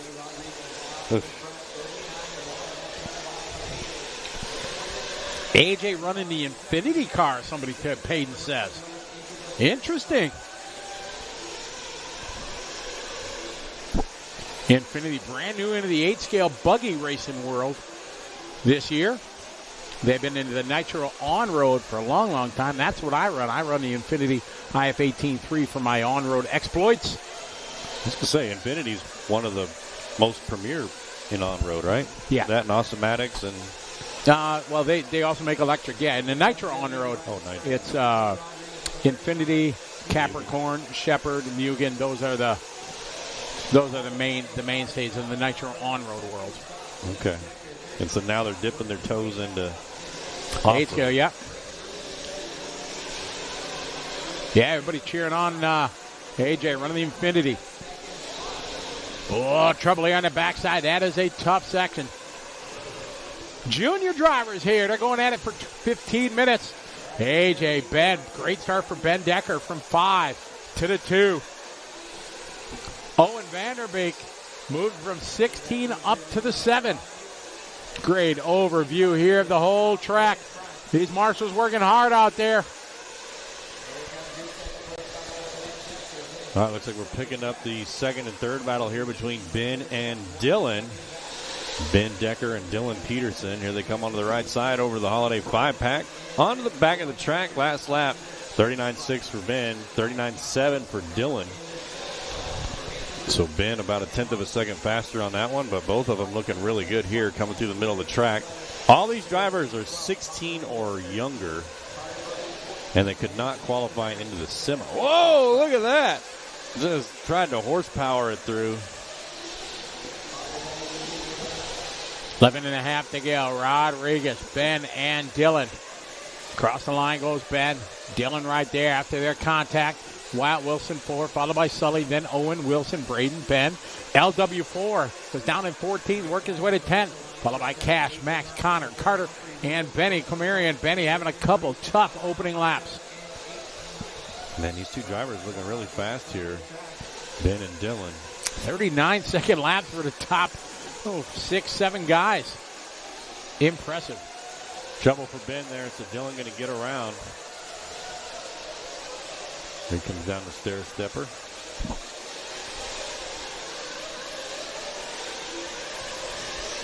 Cross start finish line right now. They're Dylan Peterson now doing his best lap, 39.4. Up to the 2 spot. Ben falling to 3. Wyatt goes 4.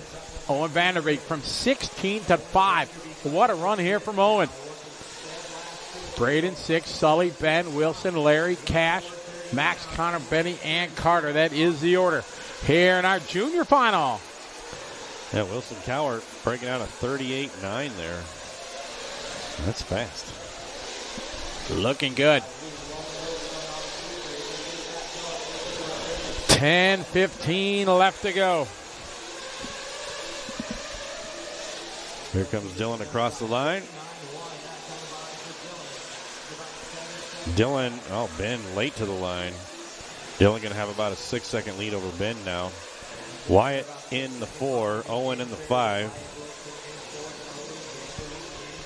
Braden 6, Sully 7, Ben 8, Wilson 9, Max 10, Connor 11, Cash 12, LW4 13, Benny 14, Carter in the 15. Picking up AJ here. He comes across the start finish line. 39 flat on that one. Sets his hot lap of this race.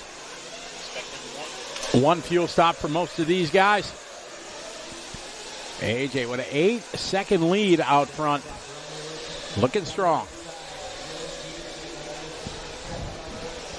Dylan second. He's got 6 seconds over Ben. Wyatt, though, right behind him. 0.5 back to battle for that podium. Yeah, Ben, Wyatt, and Owen separated by, 1 second?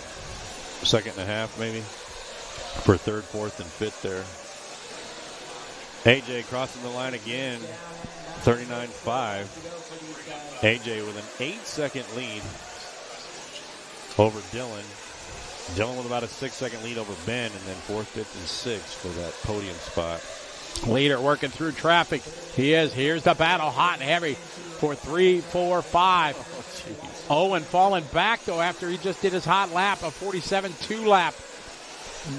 Probably a little early that it would have been his pit lap. So this the battle here. Ben, Wyatt, Owen, Sully.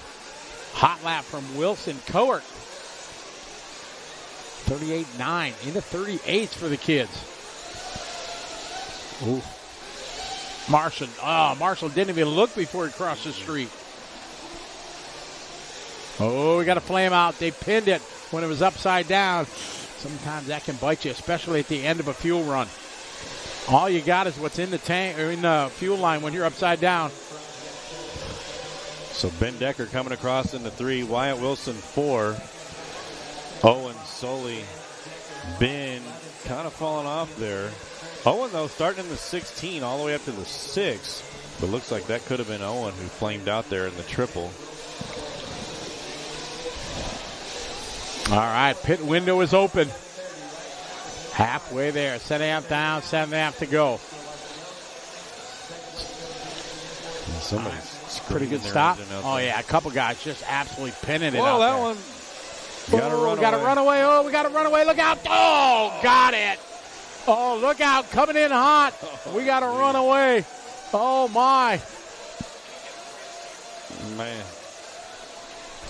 I can hear him out there trying to get that thing stopped. Oh, man. Oh, thankfully nobody got hurt. Looks like Jason and Clayton were there. Oh, my. Man. I'm thinking he's not running the rubber band on his carb. I run 3. I mean, sometimes with these real powerful servos, you have to because they won't come back. They're geared down so low, have so much torque in them. I'm thinking, who was that? Maybe Ben? Got 4 or 5 guys here not showing. That might have been Humphrey. All right, there's Max Mills. He's across. AJ still out front. Dylan. Man, that thing slammed in the wall. We heard it here in the J Concept broadcast studio. Wha-bam. Yeah. I heard it. I heard it going. I thought somebody was just like, I'm upside down. Help me. But it wasn't. 6 minutes to go. AJ out front leading the way. 7.6 second lead over Dylan, over Ben. Wyatt, Sully, Wilson, Owen. The LW up to 8. Max going to go to 9. Connor, 10. Benny. And then trouble there for Ben, Carter, Braden, and Cash.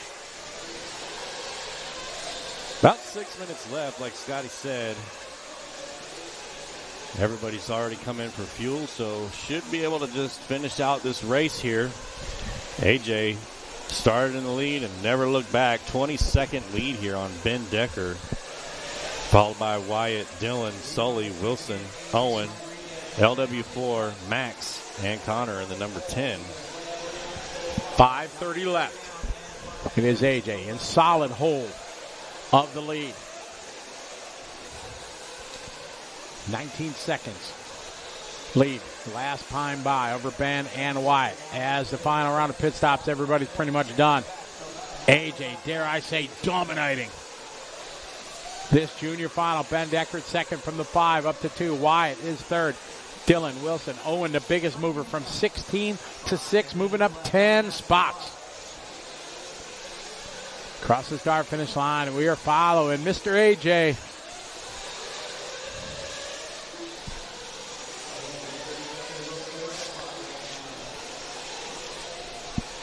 AJ, Ben, Wyatt, Owen, Sully, your top 5. Then Dylan, Wilson, and LW4. Larry's got a hot lap, 4.3. That last lap, 4.4. Larry now up to the 6th spot. Right now, 10 seconds out of the top 5. Oh, nice whip. I know, AJ's looking really good. That was mad skills right there. Came across that triple, timed it just perfect, downsided it perfect. These kids, too fast. They got real good control of this car. 4 minutes on the clock here, our junior final. Yeah, I wonder how old he is. Rolling it over. How old is he? Yeah. 16 or under. Well, I know. Kind of walked into that one there. Yeah, AJ, Ben, Wyatt, Owen, Sully, and Larry. Max Mills, Connor. Ooh, that was a fumble, tumble, stubble, and flame out. Style. Oh, yuck. Oh, man, both of them lawn dart. That was like Simon says. 3:30 to go. Pick up our lead over the backside double. Looking like an ace out there. 23-second lead. Oh, they're saying that AJ's 12. AJ, 12 years old. Mark's like, boom. What's up, Mark? How you doing? Good to have you following along.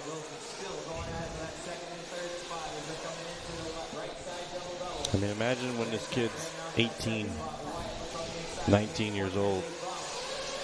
Somewhat You're looking, fee. You like fee. Exactly what I was going to say there. AJ across line, 25-second lead, 3 minutes to go.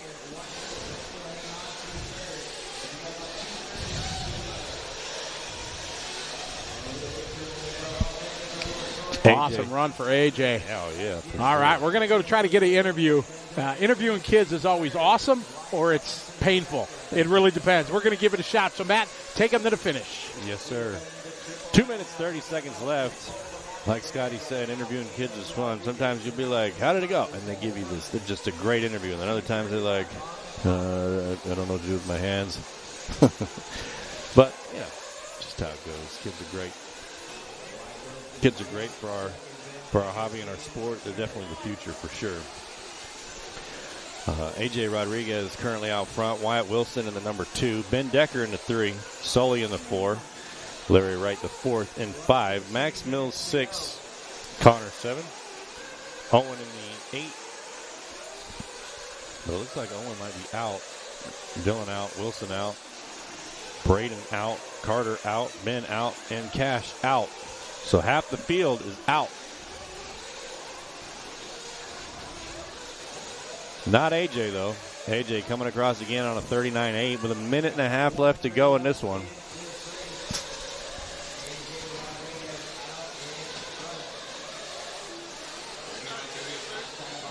AJ looking good here. Got a 26-second lead on Wyatt. Wyatt in the 2, Ben in the 3, Sully 4, LW4 our top 5.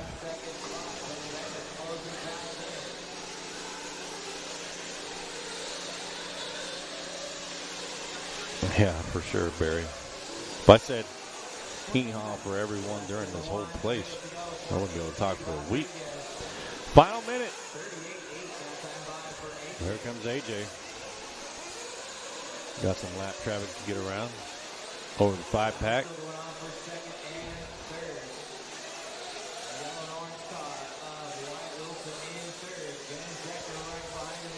.40 seconds. AJ Rodriguez over the big triple. Downsides it perfectly. Onto the backside of the track. Going to get this lap plus one more. AJ with a 30-second lead. There it is. 15 seconds left.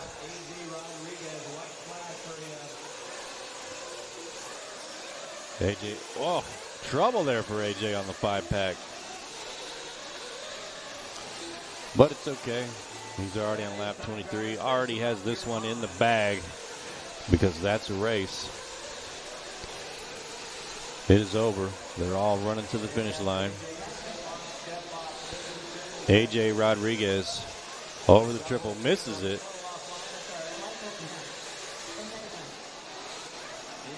On to the backside. Down the stair step.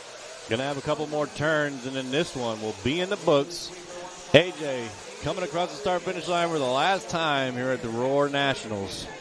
And AJ going to get it. Be the winner of our 8th Fuel Buggy Junior Racing. Followed by Wyatt, Ben, Sully, and Larry, our top 5. So nice run to all those young racers.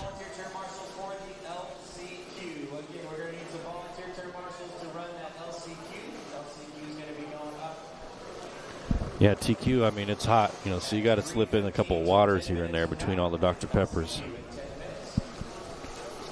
But, you know, at least, I think I've had 2 today. All right, let's send it over to Scotty with our junior racers. All right, thank you very much. We're up here on the driver's stand with AJ Rodriguez. AJ, that was a brilliant drive. Were you excited to know that you were going to be starting on pole for the junior final? Yeah, I was very excited knowing that, because knowing that I would just be able to run away with it. And it was an unfortunate break from Dylan Peterson in a wild race with a runaway going into pit lane. That was just the most chaotic thing I think I've ever experienced, but still a ton of fun. We finally got the car figured out, and it was fantastic in that 15-minute junior main. And I just want to thank everybody for just supporting me on my journey and me being able to be here. You changed to Infinity this year, and now you've been running it. You say you're happy you finally got to find out. Who do you want to give a shout-out and thanks to?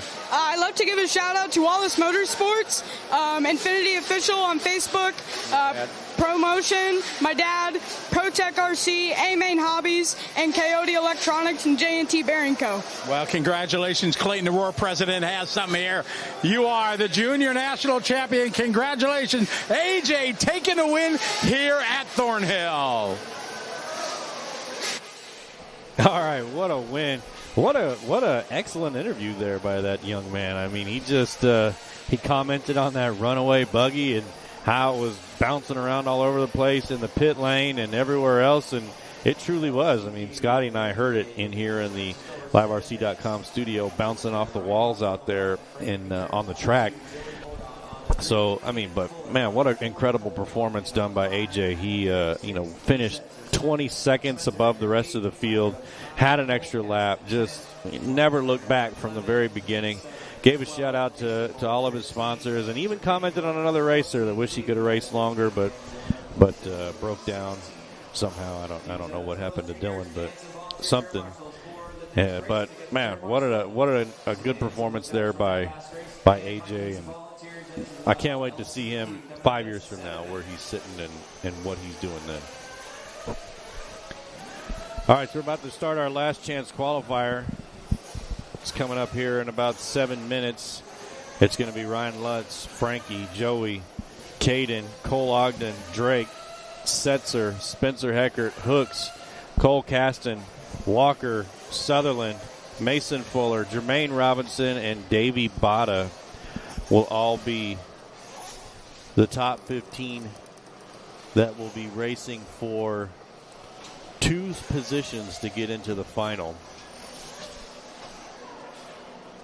Yeah, you guys are right. The future is bright with that kid. And to all those juniors. I mean, they all look great. They are all, racing their hearts out and doing what they could. I mean, they were just on the move. All of them could have beat me in the race, that's for sure. This race, this next one coming up, this LCQ last chance qualifier, they're going to take the top 2. So I guarantee you they're not going to hold anything back here because only 2 of them get to bump up to the final. And you want to make sure you make that final. Ryan Lutz is going to be leading the way here, so that's good for him. He gets to start out in front and doesn't have to try to pass anybody. So as long as he can, just kind of stay out front, he should be okay. However, staying out front with the likes of Frankie and Joey Bourdon and Caden Fuller and Cole Ogden, Drake, and all the rest of these 15 drivers, I mean, that's going to be a tough thing to do for Ryan Lutz. But if anybody can do it, it's definitely him. Like I said, they're taking the top 2 to go up to the main to battle it out with Dakota Fend and Ryan Mayfield and Tater Sontag and the rest of the field. We've already seated 13 of them in there. Now we're going to get 2 more. We got Dakota Finn, Mayfield, Sontag, Van Dalen, Tebow, Rose, Wiggins, Fee, Rivkin, Chase Lemieux, Camden Lime, Cavallari, Aiden Horn, and then we're going to get 2 more from here. So we'll see who it's going to be. All right, so start getting ready with your top 5 lists. I'm excited to see who you guys think it's going to be. I'm back. Hey, everybody. Missed you. All right.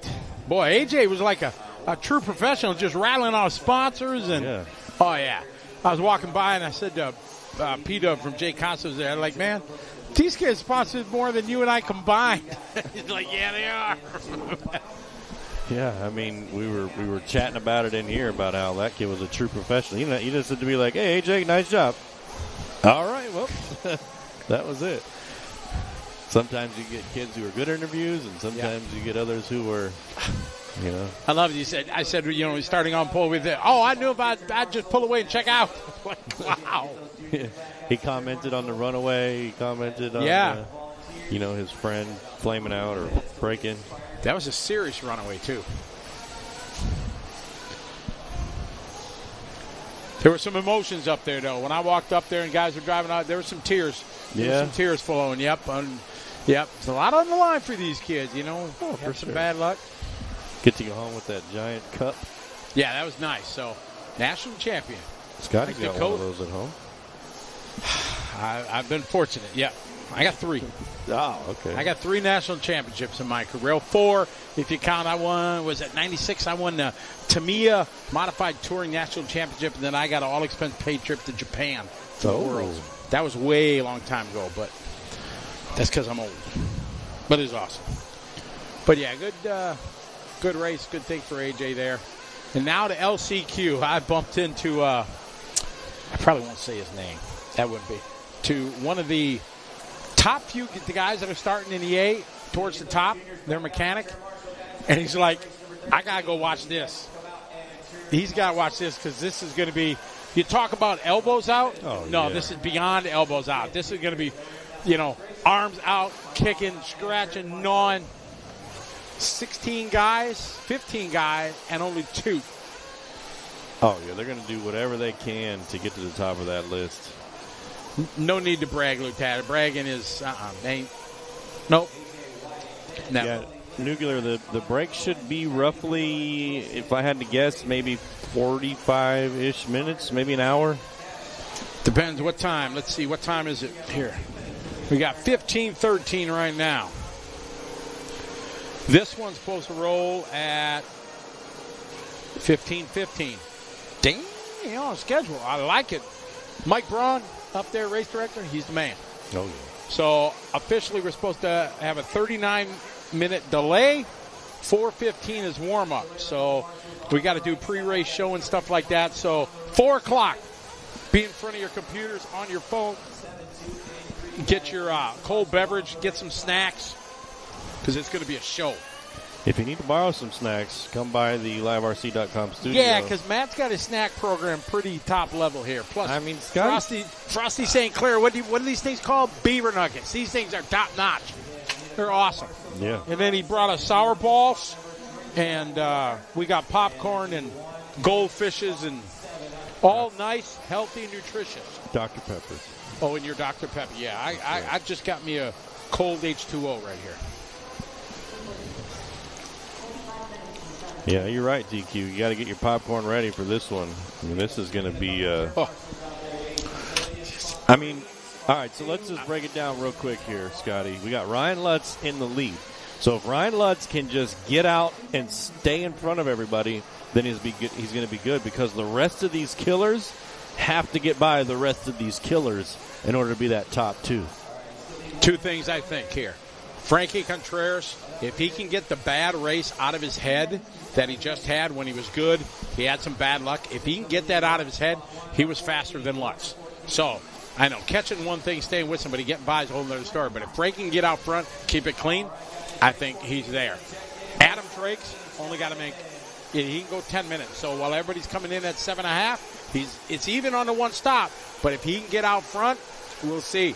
Then you got guys like Heckert, Spinrad. I mean, are they going to be quick enough to get Cole, Caden Fuller? Ooh, Mason Fuller. Caden well above his brother. Mason struggled this weekend. But then you got Davey Bada, Jermaine Robinson, Nate Sutherland. Oh, Davey. Speaking of Davey, just up close and personal right there. LW is on it. Marshall in there. Sorry. So, I mean, you've got some. The whole list is, all of them could be main contenders for sure. But the one thing I like that you did say, and another plug on Adam Drake, is he can wait for all that chaos to go down at 7.5 minutes and just float right on by, get up to the lead, try to put in some good clean laps with no traffic, and then pull in later. The question is, does he have the speed that Lutz, Frankie, Joey Bourdon, Caden Fuller, Cole Ogden have to get by them all? That's the question. We're going to find out right now. I think Lutz is going to have a good start, though. Luton says they should remove all the rules in the LCQ. No holds barred. Jumping off the top rope, illegal, off the top of the cage, no holds barred. Old school wrestling.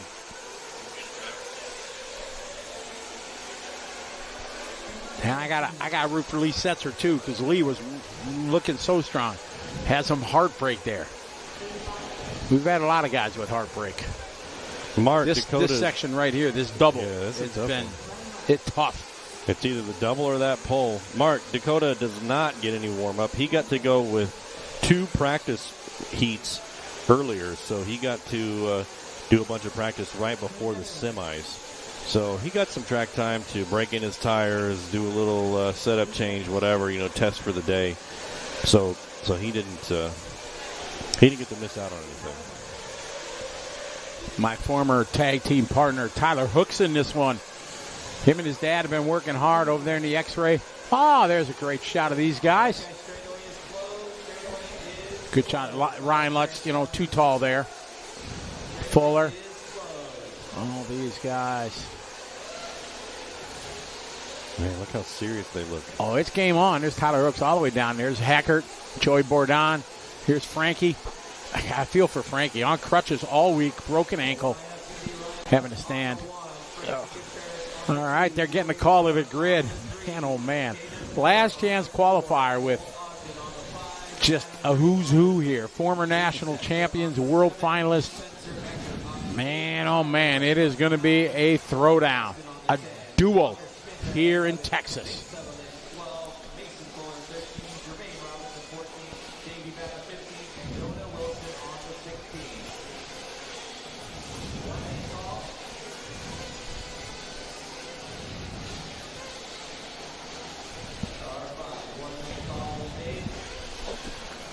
I mean, Scotty, this could be an A main.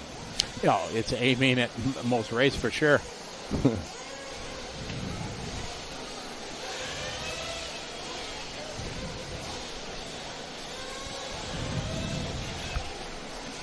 So I'm just reading it. Did Lutz fail tech?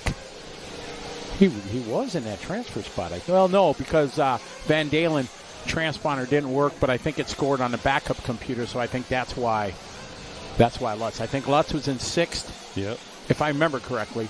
They got 2 computers, 2 decoders. They got the whole backup system here. So I think the one that we saw scoring, and then they went to the backup, and it was because he didn't flame out or anything like that. Yeah, that's what we thought here in the liverc.com Yeah, studio. I thought he did. We thought that maybe Van Dalen broke down, somehow flamed out, whatever. And then that way it bumped because Lutz was in the 7th place position. We thought he was in the 6th, made the show. Turns out it was a transponder issue with the timing and scoring computer. All right, here we go. Time for the LCQ last chance qualifier. Ron Lutz starting on pole, and here we go. Let's hope for a clean start. It is a 15-minute dash. So much for a clean start in the back as they're fumbling, tumbling, stumbling down the straightaway. It is Lutz bringing the field around with a good start. He needs that. There's Contreras. He's got the little orange, kind of pink on the side wings. Oh, then Carnage behind him. It is Lutz with his head down. He is determined to get it in the championship final. Big whip there from Contreras. On to the backside. There you go. Great job for them. BeachRC.com track cam. As they come around, completing lap number 1. Cross the line. It is Lutz out front, followed by Frankie. Then it is going to be 3-spot Joey, Adam, and Setzer. Man, Lutz on that first lap when he came up across this big double on the back, landed it perfectly. And he did it again. I mean, he gains a 10th or 2 right there on Frankie, but Frankie not letting him get away. Here comes Lutz through the middle of the track, over the donkey kick. Now up over that triple, but Frankie right there following the exact same lines that Lutz is. Lutz getting a little wrong there. So Frankie checking up. Here they come around through the middle of the track onto the left side. Let's see what Lutz gets here. 37.5. 37.5 again, but Frankie with a 37.2. So 0.3 to the good was Frankie. All right, top 2 bump up, so you got to just be first or second.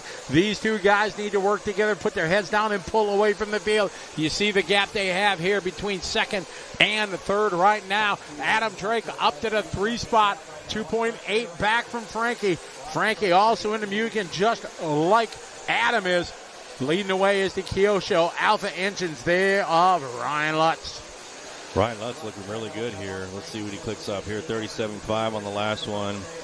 37.1 sets the hot lap there on lap number 2. So Ryan Lutz looking good. Adam Drake with a 38 flat, so Adam not out of this either. But Adam can't let these two get too far away. With 13 minutes left to go on the clock, it's Lutz, Frankie, Adam, Setzer, and Cole Ogden are top 5. Maybe Adam Drake's going to go 15 minutes. Just, go for it. Just, hey, why not? Just kidding, folks. I know. It's Lutz, Contreras, Drake, Setzer, Ogden. A great start from Lee Setzer. His car has been really, really good. He had just some heartbreak on the back double in his semifinal. It locked into the transfer spot and then just a rear flame out. Not sure what happened. See if he's going to be able to get up and contend for that top 2 spots. Lutz and Frankie just came across the line. They were at 3 seconds up on Adam Drake. Now they're at 4 seconds up on Adam Drake. So they were able to pull away another second there on that last lap. They got about 12 minutes left on the clock to see what they can do here. If they can get the top 2 and bump up to the main event coming up later on. Down the staircase goes Frankie. Gap between him and Adam last time, 3.8. Lutz at 37.7, 37.8 that time for Frankie. See what Adam's got across the stripe this time by 38.4. Advantage 4.5 for Frankie. Cole Ogden, followed by Setzer, Jory Bourdon, followed by Walker, Sprinrad, and Mason Fuller from the 11 and 13th to the 7 and 8 spot. Great run going for them, 3.5 into this one. So we stay with Frankie as he's trying to stay in touch with Lutz.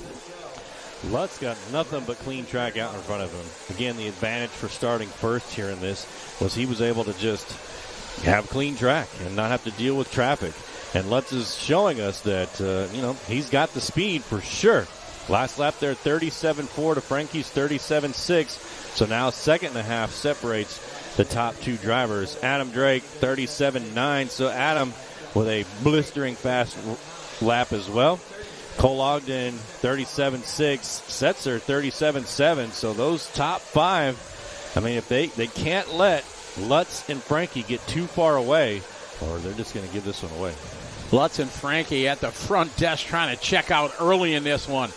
They got over a 5-second lead for these guys over the field, 4.5 into this one. 1 pit stop is what we're expecting. When is Adam going to take it? We know he can go 10. No real benefit unless he's in traffic to do it. That's the thing, though. If he goes 10, right now they're 6 seconds up on him. That'll put him in first if he can stay in, if he can stay in third. But the more these guys go, the further and further they get away. It's like, I don't know. Maybe Adam will pit at the 5-minute mark. Great shot there of Frankie, Joey, and Caden on the driver's stand. Representing their brands, S-Work, Mugen, and Techno. Frankie down the straight, here he goes. Driving that white, blue, and yellow. That could be a strategy too, Scott. He comes in around the 5 or 6 minute mark, and then, he's first in. It's going to drop him way down. Could potentially put him into a bunch of traffic, but he won't have to come in again, which could then rocket him forward through the ranks, as long as he doesn't make any mistakes. Exactly. Ryan Lutz, your leader. See him down the staircase as we stay with Frankie. That's the gap first and second.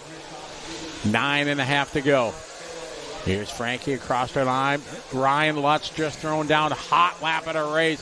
36.8 that time for Mr. Lutz. And Lutz looking super good here. Over the backside double. Frankie stayed with him, and they got a big lead now over Adam and Cole and Joey. Over to Triples A go. Perfect by both. Soon to be coming up to traffic here in the 6-minute mark. 9 minutes. 9 minutes left to go. 6 in the books. Ryan and Frankie trying to lead the field in their rearview mirror. Set their sights on the championship final via the LCQ. They so far are leaving them in the rearview mirror. Adam Drake into 3, Ogden 4, Bourdon 5, Fuller 6, Setzer 7, Walker 8, Tyler Hooks 9, Jermaine Robinson are top 10. Looks like Adam. Oh, Frankie upside down. Wow. Oh, man, where's Adam? There's Adam coming into view. Oh, the fire stay lit. Whew. I'm just going to go out on a limb here. Frankie cannot afford another one of those. No.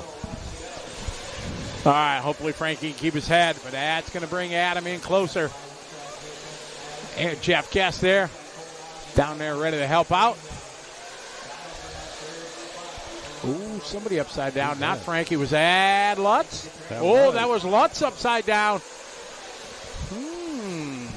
Well, luckily for Lutz, Frankie had that bobble earlier, so it was you get one, I get one type of thing. They can't have too many of those, or the likes of Adam, Cole Ogden. 7:30 down, 7:30 to go. We're going to start seeing pit stops coming through now. We are at the halfway mark. All right, Frankie is in.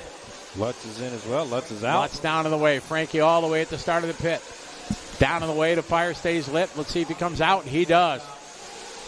And Adam right in front of him. Now Frankie has to be wise. So Adam moving up to the number 2 spot here. Adam has not come in for fuel. So maybe he just rocks this position and this is Mr. Miyagi here and, the Karate Kid because he has mentored him. Adam has since Frankie switched over to Mugen. They're always pitting together and things like that. Adam's good to go on fuel for a while. Adam, ain't no team orders in this one. This kid's going to have to work for it. Now, Frankie needs to be smart. Hopefully his dad tell him, Adam still got a pit, so just relax. Don't get in a wreck. Right now, how far back is Lee Setzer? Lee 5 seconds back. Lutz 4 seconds ahead of both of these drivers. Adam still has to come in for fuel. Looks like Frankie kind of cases that triple just a little bit. Didn't slow him down too much. Well, we're thinking he's got to come in fuel. He could have the 15-minute package dialed in. Yeah. It's Adam. He's ready to go. He's like, his mechanic says, when do you want me to bring in? Yeah, just don't. Don't even talk. Don't. Finish the lap you're on. Yeah. He did go, it was either 12 or 13 minutes once for, I don't remember what race it was, but it was crazy. Well, I mean, here he is at 9 minutes, 20 seconds on the same tank of fuel. So, I mean, I would have already been out on fumes. My mechanic, he would have been running out there, Scotty, getting my car. Frankie doing a very good job being patient. Okay. And Adam is in. All right, Adam's in here at 9.5. So now Frankie, like a veteran there, just being patient, buying his time. Obviously not going to risk it and try to get tangled with Adam. Adam comes out in the 3rd spot. Ryan Lutz with a big lead.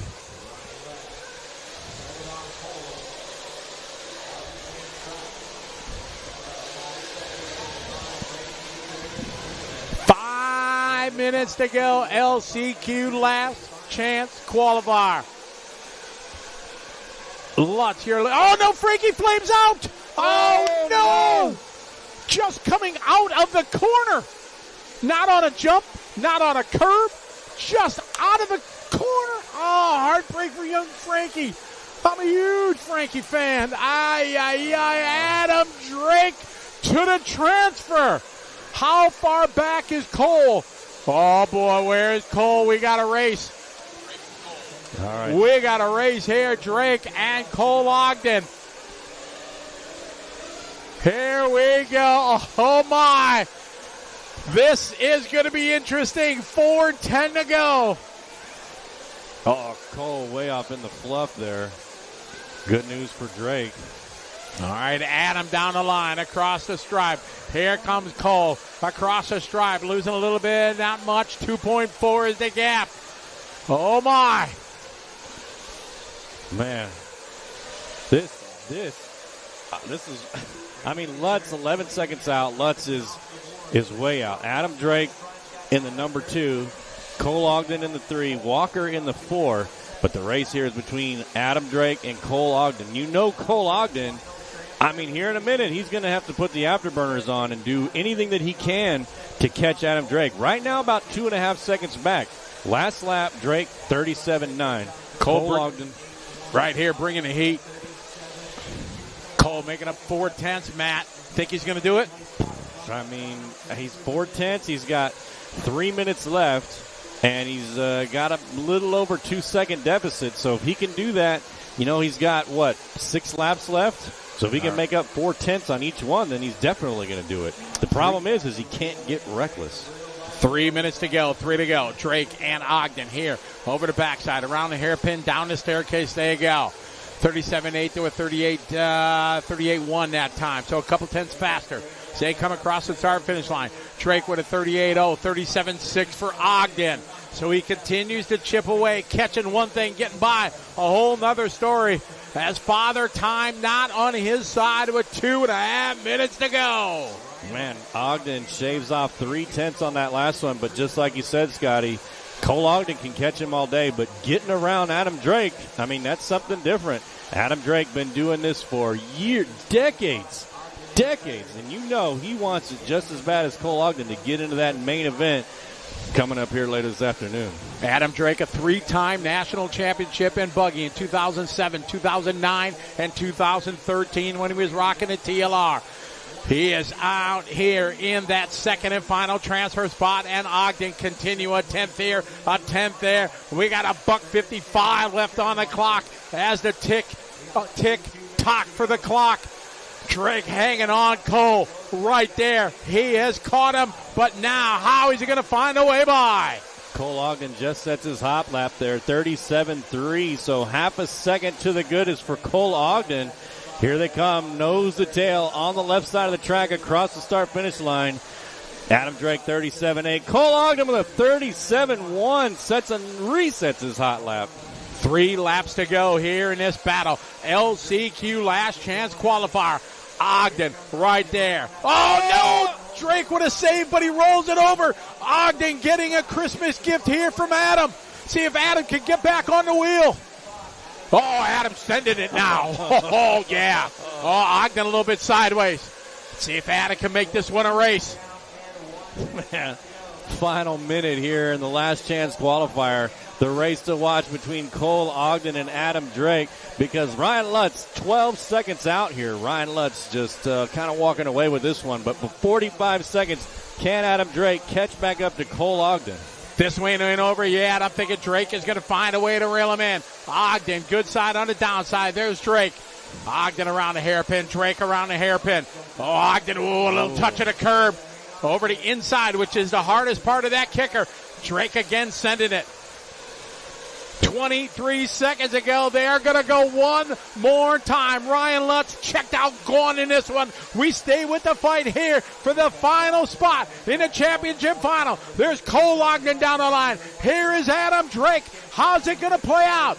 Ogden's got to keep the rubber to the dirt here. Into the Holiday 5-pack. It goes double, single. Over that tough. He's had a meeting with the pole before. Nothing this time. Drake is closing the gap.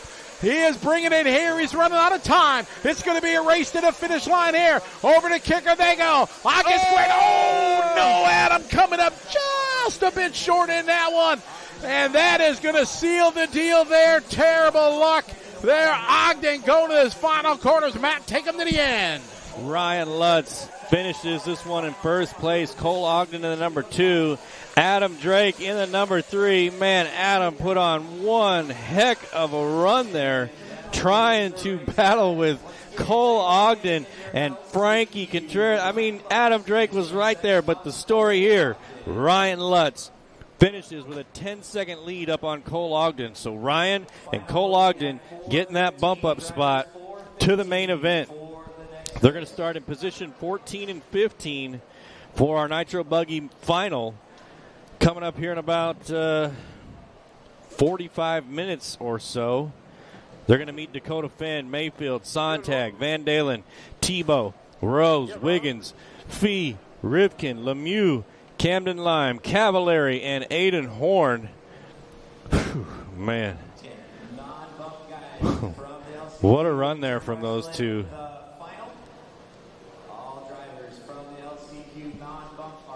Yeah, way to go, Lutz. I mean, Lutz looking stellar out there in the Kyosho. Adam Drake looking really good.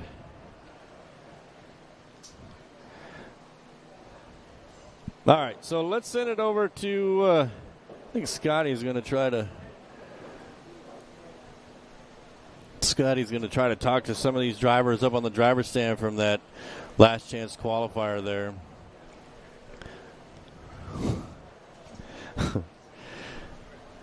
All right, here we go. Let's send it over to Scotty. He's got Ryan Lutz. All right, we're here with Ryan Lutz. I had to get on the stand so I can make it. We'll do this right. All right, Ryan, it has been a heck of a week. The hard way into the championship final, but started on pole. You did what you needed to do. Exactly. I was blessed to start out front.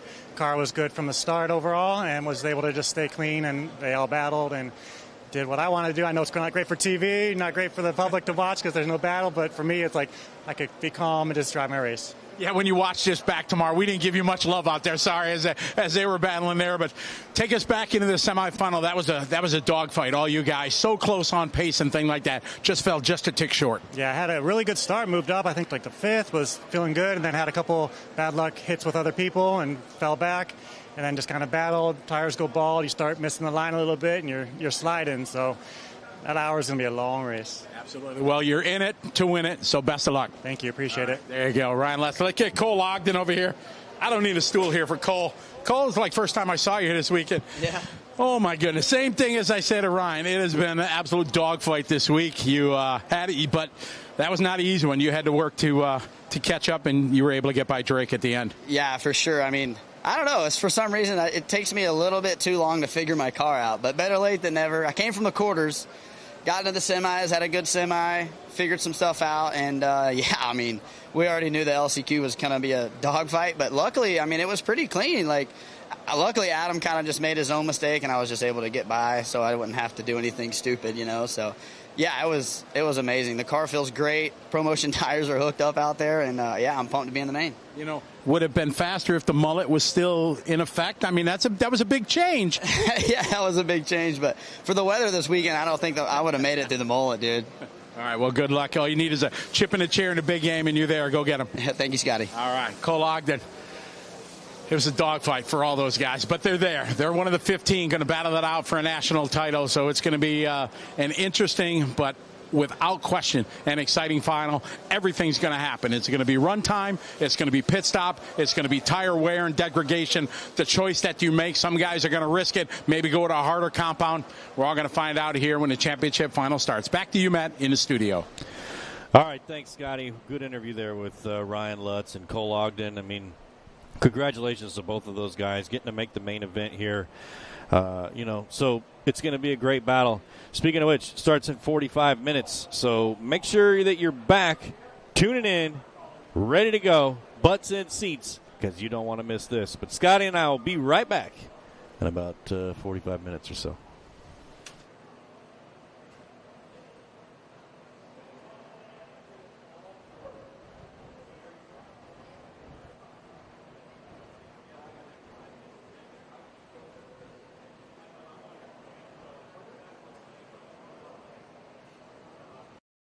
Live RC is the world's leading platform for all things RC, offering the most thrilling live RC racing coverage, breaking news, exclusive content, and much more.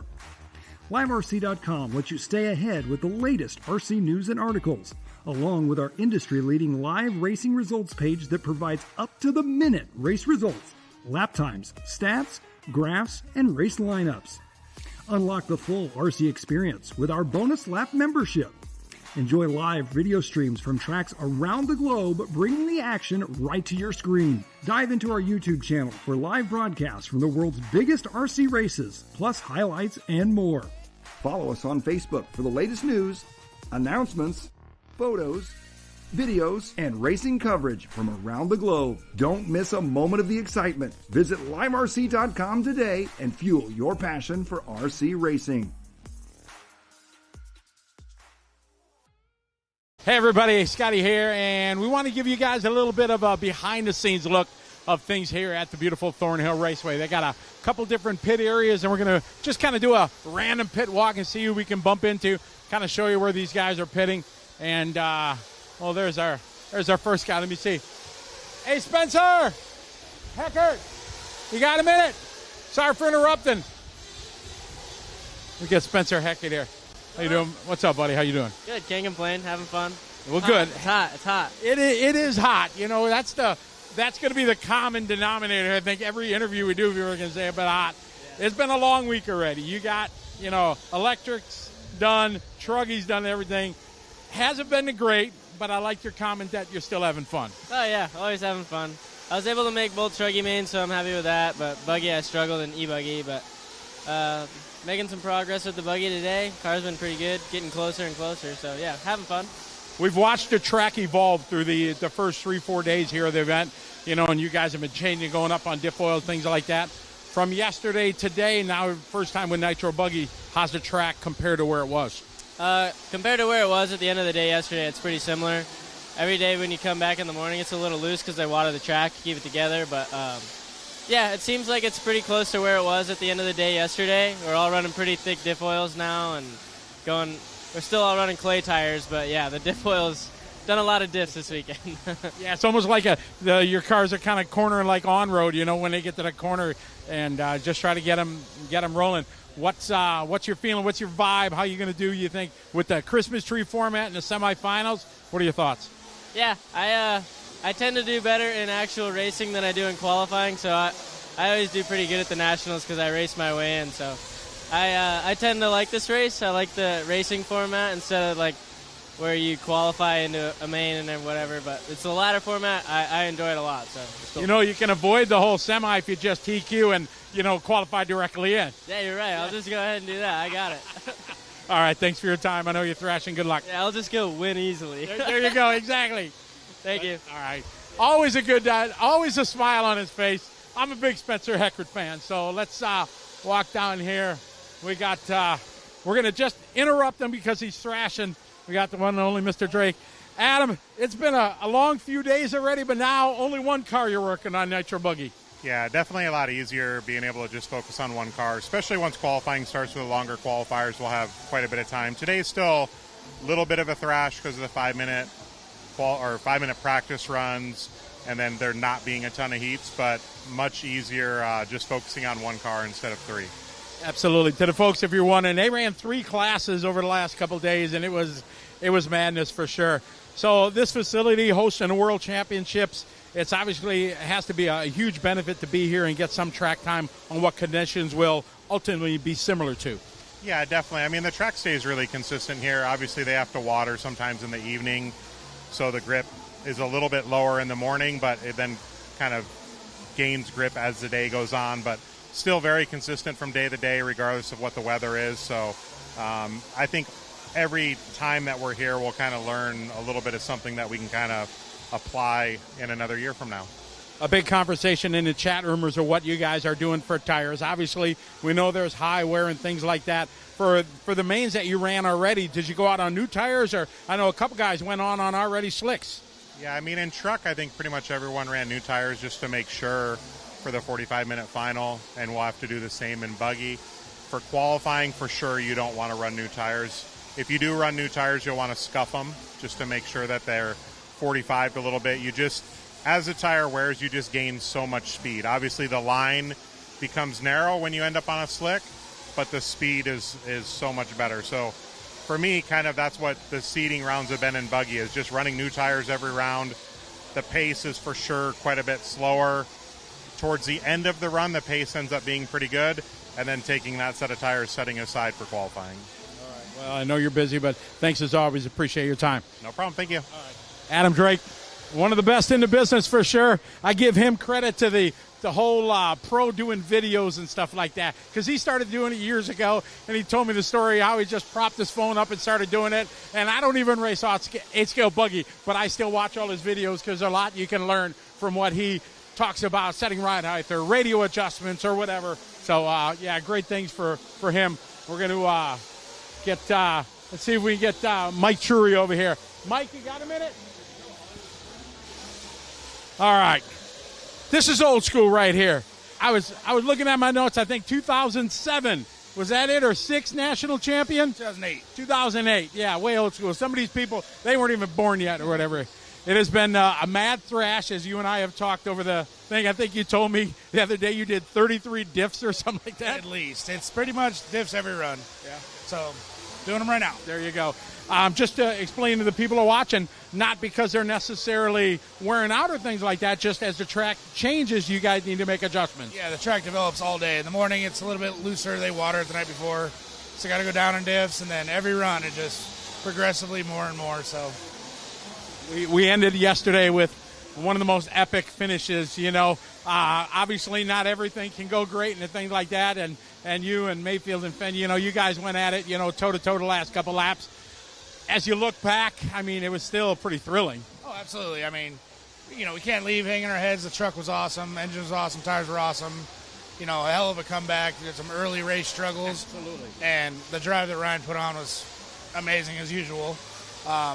Sucks to have it in your grips and then kind of throw it away a little bit at the very end there, but that's racing. It's the Ryan and Dakota battles we've seen for years now, so nothing new there. No, not at all. And you mentioned the comeback. It was amazing because at one time I think it was 13 seconds back or whatever, and it was maybe 20 it was, 3, 4, 6/10 of a second a lap. He was able to close in there at the end. It was thrilling. Yeah, and it was awesome to see him, put his head down, not give up. Almost paid off in the end. At least produced an awesome race. So it was fun to be a part of. I'm sure it was fun to watch. So we'll see how the rest of this weekend goes and try to build from there. All right. One other thing. Today's kind of a big deal day, isn't it? Today is today, I think, 39 years old. Is that what it is for you? Yeah, we're counting backwards. So it's my birthday. It's always usually on this week of the Nationals, so pretty used to that too. All right. Well, best happy birthday to you. Best of luck this weekend. I appreciate it. Thank you. All right. Always a class guy, Mike Truey. Let's see if maybe Ryan, you got a minute? All right. See you slamming some water. Yeah. It's Texas. It's hot, baby. Yeah, just out here wrenching, doing more diffs. Probably 50-ish diffs we've done this week. Mounting my God knows how many set of tires. But yeah, having a good time. Things are going well. And sorry I didn't interview after the race. Yes, last night I was pretty devastated and just had to walk away. So, but yeah, so far so good. Things are going good. And we're having a good time. Well, no need to apologize. I know you're an ultimate professional for sure, so I understand how it is. Let's talk about that. That last race, you put a hell of a comeback, to be able to chip away a little bit each lap for the last 20 minutes or whatever, and it came down to a couple-lap shootout. Yeah, I was honestly pretty thankful to just even have a shot. I had a pretty rough start, got into some, stuff that really wasn't necessarily my fault, but, that's racing on a tight track, especially with a truggy, so... Yeah, and then once I got into second, I just put my head down, and I heard there's like 14-second gap, and I'm like, man, this I don't know if this is going to happen. And I knew he was going to drop a fuel stop on me, so it was more like almost a 20-second gap. So, but yeah, I somehow got there, just kept my head down, kept going. He had a couple mistakes that kind of allowed me to get in the race, and then he crashed like a couple laps ago, and I got in the lead, and then.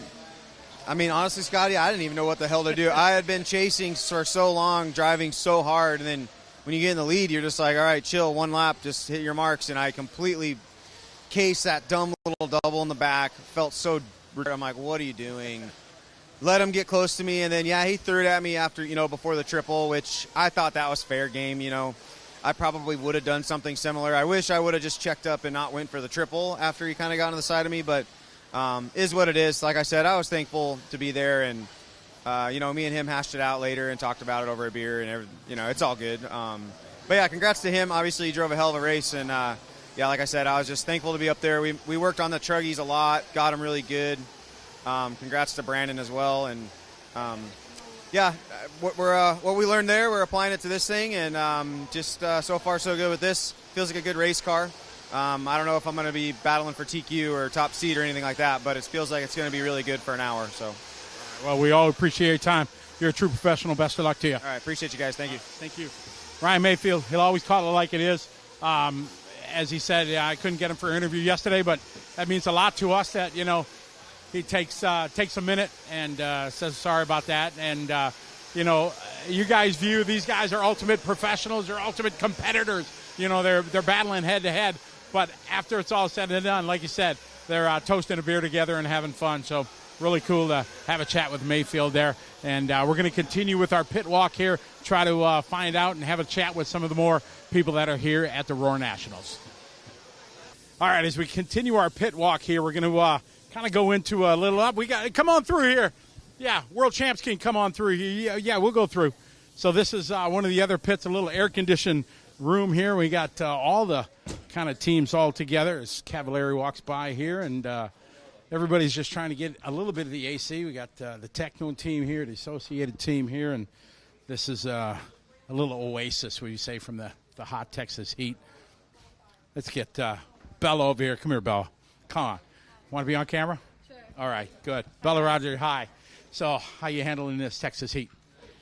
It's not as bad as I thought it was going to be. I got used to it after the first day. I'm good. Yeah. It's been a pretty crazy day running multiple classes, but now it's only Buggy. And so much easier just running one now. I mean, I was like going up like 2 minutes before every qualifier because I make so many changes. Yeah, see where I run, it's just loose dirt. Sure. So the only thing you have to change is compounds if they water. I mean, you don't even have to mess with anything. The setup stays the same. But here it changes so frequently. Like every run, like you're up in diffs or you're changing something, you know what I mean? So it's been a lot of work, but I'm loving it. I've learned a lot and having a blast. Dealing with the heat, it's okay. It feels nice in here. Yeah, exactly. The air condition is. And got mom and dad here, so it's a little family vacation at the racetrack? Yeah, absolutely. It's fun. All right, well, best of luck to you. Thank you so much. All right. So Bella from the East Coast. And what's up, fellas? How you doing? Hello. Julian's over here. Cleaning, thrashing. Are you like everybody else, happy it's down to one car now? Oh, it's amazing.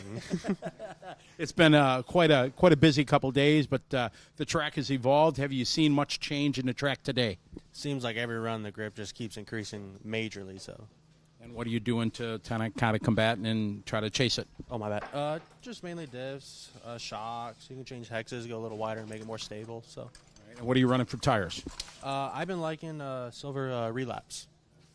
And are you new tires every run? Or are you rerunning them? What's the plan? Rerunning them, but I know a lot of guys do like new tires to break them in, so they're ready for qualifying.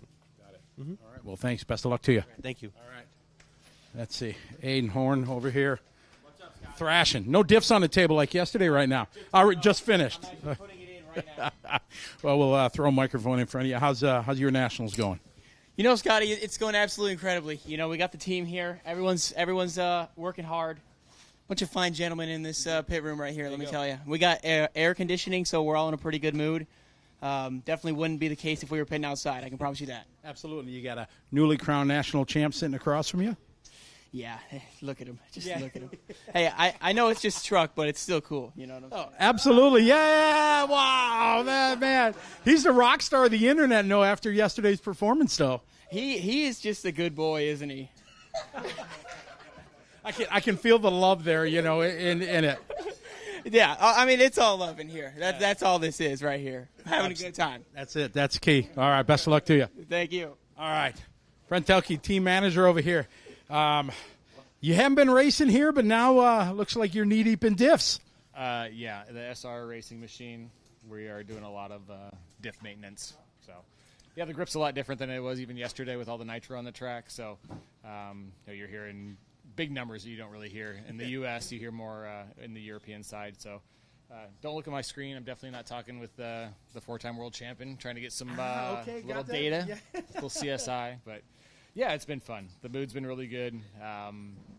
Big team here, a lot of customers as well, so it's nice to help those guys and try to get everybody on the same page and do the best they can.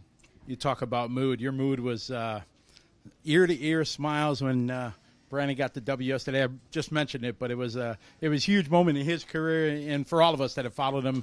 And you were right there, first guy to congratulate him. Yeah, I mean, Brandon just joined the team this year. We've kind of had a casual relationship over the past couple years, and I've got to know him a lot more these past few months. And man, the kid can wheel. We got to tighten up the program a little bit, and I think he's pitting next to a couple of guys that can really help him with that. Richard's been really involved with trying to dot the I's, cross the T's. Sometimes you got to learn the hard way, and we're doing that as a team. And I'm expecting big things from him from now on. But yeah, yesterday, big win for the Reedy team as well. We haven't had the most success in 8-scale electric racing, but debuted the 880R production speed control. Brandon had never driven it till we got here, and we have been working on the settings.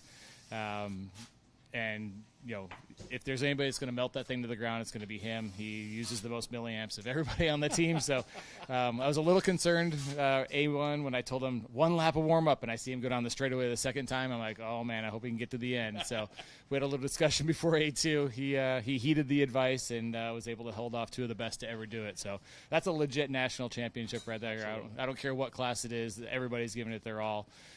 So I'm really proud to see him get the winner. All right. Well, best of luck to you, and thanks for your time.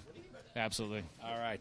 Well, and I guess I have to come over and say hey and give him another congratulations here. And he's smiling ear to ear. So you hear, hey there, you hear the accolades from your teammates. Everybody was so proud. Everybody internet giving you props. Now that you're 20 hours after the win, and how you feeling? Yeah, it's still ecstatic. I got the win, but we're kind of putting it behind us now. The class that matters the most, Nitro Buggy. It's time. So just trying to get that all dialed in and focus on that, not really worry about the truck. I mean, obviously, still stoked that I got my first ever national win.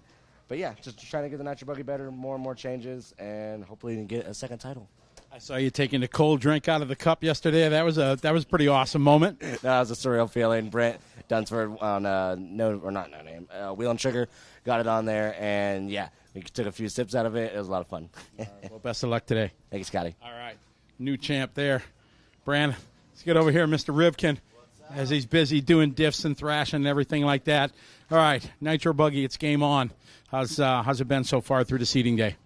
I mean, honestly, it's been a lot more relaxing today than the past couple of days. So far, so good. I mean, we're been in the top 10 the last couple of runs. Had a kind of a little bit of a mishap practice round 2, but to be honest, it's been pretty much a grind as far as just figuring out the diffs, the traction, the tires. But that's just how it is in racing, and any sort of form of racing for that matter.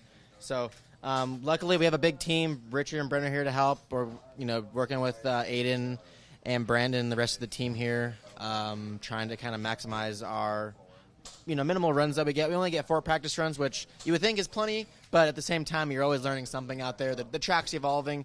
For those that are watching behind the scenes that are not at the event, with a lot more nitro cars running longer and longer, the track's getting more, the fuel spitting more from the exhaust onto the track. So it's actually going to be changing really a lot more tomorrow with the 10-minute runs that we'll start to see. So the last program that we had the electric cars kind of splitting the nitro cars. Mm-hmm. So the track's going to keep on changing, and we're just going to see the threshold kind of change more and more. So I think understanding what that's going to do and just having a strong mindset when you're on that driver's stand for that 10-minute qualifiers, because, I mean, anything can happen. Like, engines are getting hot as hell. The tires are getting more bald. The diffs are getting hot. The shocks are getting hot. People are going to be flying off the track. I mean, if you think you were screaming on the mic yesterday in that last Truggy main, and you're going to see some stuff happen in these qualifiers and the rest of the Buggy event. Well, we look forward to it. Hope you're there in the end. Yep, thank you. All right. Spencer Rivkin giving his thoughts. So, look at this guy. Hi there. How you doing, Kurt? Here at 8 scale. Yeah, just throw the mic in your face. And how you doing here at the Nats? We're having fun, trying some new stuff. Being a guinea pig for everything, and it's been good. It's a lot different than club racing, so it's going to be really interesting when it's all nitro all day. I think the grip's going to come up pretty high. Absolutely. I think even more changes as everybody's been doing here through the course of the last couple of days and today. Yeah. I think many more changes to follow. Yeah, I think we're going to try to stay on top of it. We've got some clues on direction. It's just really following the grip and figuring out which tires are going to come into play. In 2019, the gold tires were in play, but that kind of might come in after the track gets some more time on it. So we're going to keep an eye on everything, and it'll depend how much they water it at night. Sure. And if it kind of resets for tomorrow. So we'll see. All right. Good to see you again. Good to see you. Thanks, Scotty. All right. Thanks for your time. All right. A little insight there from walking through the pits here, talking to the guys and girls, as we had a cool chat with Bella there, and that's another side of the pits here at Thornhill. All right, we are walking through the pits here. We stumbled into the X-ray area here. I got Tater. Tater, come on up here for a minute. How's it going? I'm good, man. How are you? Sweaty, hot. It is. That is. Yeah. The common denominator has been the heat and diffs. That's what everybody's been talking about. And I'm sure it's the same for you guys. Yeah, it's been really hot. It's really hot the past 2 days, so definitely been going up on diffs. I definitely went up on my diffs today, but yeah, everything's been going good. We've been doing okay with the heat. You know, we got the air-conditioned trailer and everything, so able to get away from it a little bit, but it's definitely hot out here. So you've been known through the years, and as a world champion of 10 scale, been running a lot more 8 scale of it lately. How do you? Would you say you like one other than the other, or that's no comment? It's hard to beat a really good 8 scale track. If you have like a perfect 8 scale track and a perfect 10 scale track, I think the 8 scale track's more fun. There's a lot more you can do in 8 scale, and unfortunately 10 scale now is slicks, even though we're sanding tires in 8 scale now too. But yeah, I think a perfect 8 scale track's hard to beat. Traction has been coming up, as you said. You're starting to sand tires, new tires, getting a little of the edge off them, and they're turning quickly into slicks. But that makes for quite a narrow lane that you got to run. So it brings its own set of challenges. Yeah, for sure. It's super hard. If you go down on new tires, you're half second to 3/4 second a lap off. So you kind of scrub them in to get the shine off of them, and then 2 runs and they're slick down the center. And honestly, that's kind of where you want them. You want them slick, kind of like ghosted down the center, and then a little bit of tread on the outside to help with the dust. But the less pin, the faster it is, just harder to drive. All right. Well, appreciate your time. Wish you the best of luck. Thank you. Appreciate it. All right. There you go, Tater. Let's get Chase Lemieux over here. He's busy thrashing on tires over there. All right, Chase. Pretty awesome day yesterday. Yeah. Second in Buggy and electric Buggy. That was pretty memorable. Yeah, it was super cool. I mean, for my second A-Scale Nationals, I mean, I'm really happy with that. And everything's been working good today, and looking to have another good event portion for Nitro Buggy here. What has been your program today through the seeding rounds, and what you've been changing, things like that? Honestly, I kind of started pretty similar to my e-Buggy setup. Made a few tweaks just for the little bit different weight bias, a little bit lighter of a car, so I made some tweaks for that. Trying some different tires, some different compounds, stuff like that, so that's been working out well, and yeah. We'll sort of throw the same question to you as I just did Tater. 10 scale, 8 scale, you got a fave? I really like two-wheel drive Buggy, the precision of it. It's probably one of the hardest classes.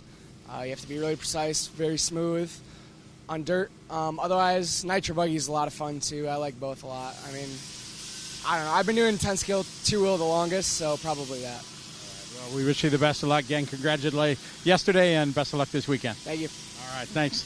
All right, so Chase, so now we're going to kind of go into the trailer here. Pardon my back. See if we got the code in here. Oh, yeah. Trouble's in here waiting to happen. All right, yeah, I hear a big old boy, Brent Densford. We'll start with Brent. Come on up. BeachRC.com, one of our fine sponsors. Got the track cam out there. You're getting lots of love out there. I was surprised to see you here at the Nats. Good to see you. Why were you surprised to see me, Scotty? I don't know. Maybe because I miss you. Breaking my heart. Yeah, I mean, straight into it. Yeah, it's a good time, man. Beautiful facility. I know that we've had a different schedule than normal, but everything's going good. I think Rory's done a good job. They listened to everybody after the first couple of days, and now thinned it out. Yesterday we were done at a good time, and now I think the rest of the program is going to run really well. I think it's going to allow for everybody to have time to do what they need to do and have a little relaxation. But now, like, I feel like this is where everybody kind of like sets in, and this is what everyone's here for. So yeah, now it's as much as it's relaxed, it's more intense. I believe. So. Yeah, but Roar, I agree with you. I think Roar's done a really good job adapting to the issues, and being that it's the first time, and I feel really good about the feedback that we've gotten and what we can do to make it better. So, absolutely, I think it's all positive. To you, BeachRC, big change this year. Haven't unfortunately closed the track and everything, but you guys have moved locations and moving up, keeping busy with the online shop and things like that. Yeah, the new location's great for us. Better for warehousing, and we miss the track. We definitely want a track in the future, but at the moment we are definitely stuck with what we got. When you sign leases, you're committed. But I feel really good about the future of BeachRC.com and what we're doing right now. So. And your own podcast, the Wheel and Trigger thing, looks like you're just having a blast every time I watch, and you guys are really enjoying it. You're here, so I need to get you before you bail out of here one of these nights and sit down with me, and we can talk about some what's happenings in the RC world. Oh, I'd love to do it for sure. I'd be honored to be on the show. I'd be honored to have you. So, but we look forward to it.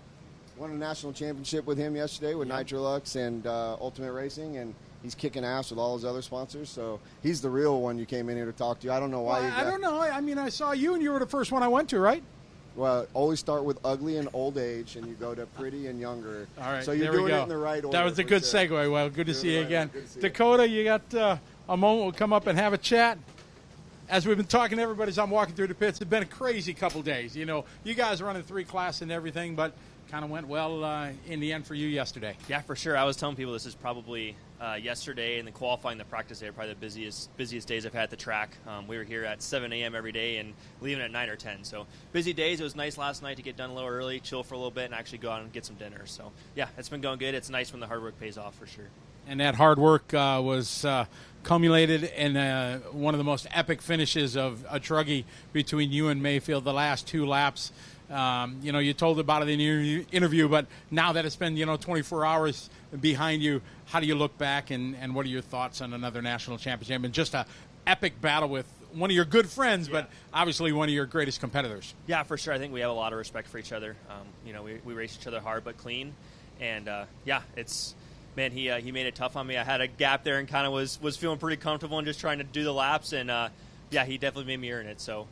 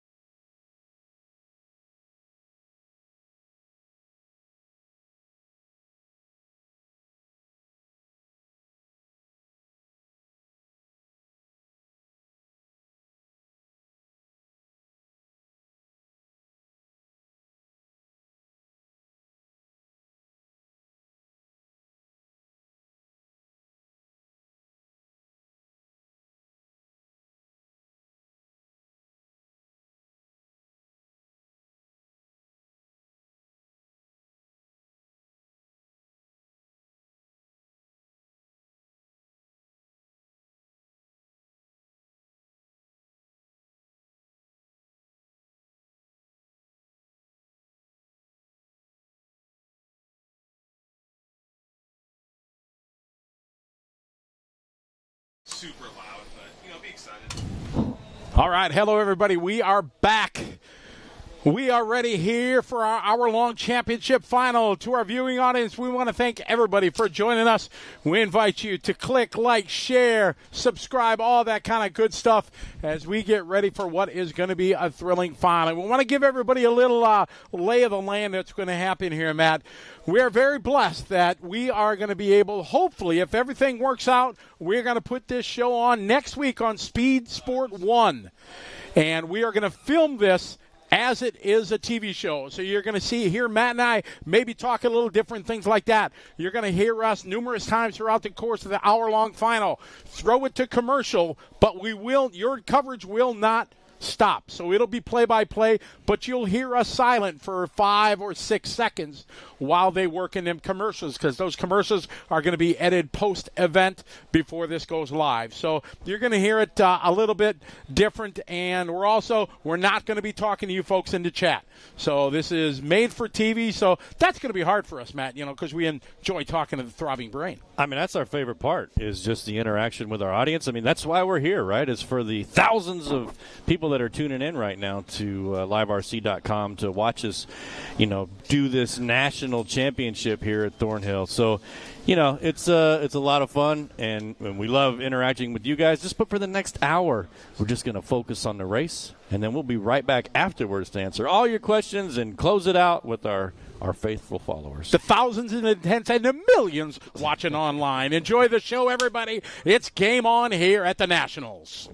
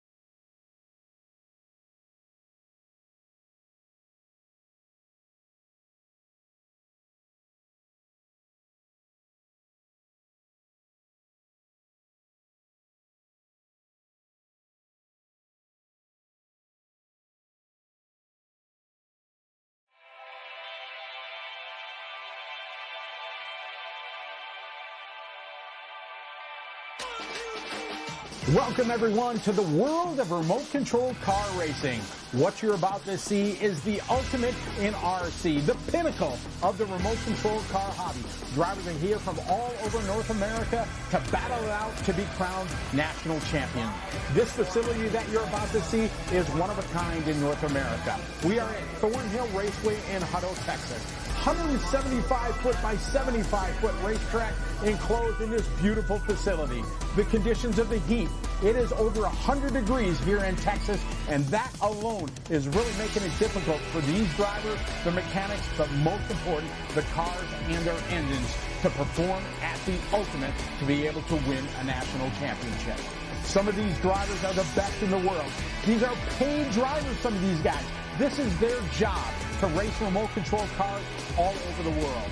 Qualifying is behind us, and these are your top 15 drivers that are going to battle it out in the 1 hour-long final to find out who is going to be crowned national champion. Hello, everyone. My name is Scotty Ernst, and welcome to the world of remote-controlled car racing. RC racing is something that many people are familiar with, but maybe you've never seen it at this level. What you're about to see is the pinnacle of RC racing with the best of the best from coast to coast in America. Some of these guys are rated in the top 20 of the world, and they're going to battle it out head-to-head in a 1 hour long championship final. Part of the hour-long race is not only the driving of the car, it is man, it is machine. It is very, very hot here in Texas. We looked at the thermometer. It was 106 degrees here in Texas. That is hot. That is going to push not only the driver, but the cars and the engines to the absolute limit. Fuel economy is so important. Just like in your real car, these cars can go so long on a tank of fuel.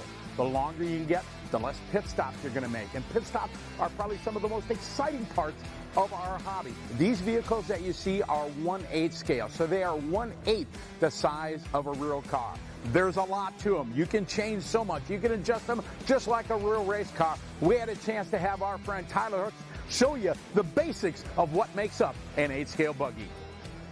Hey guys, Tyler Hooks here, and we are going to go through the basics of remote control car racing here at what is the most prestigious United States race for us racers.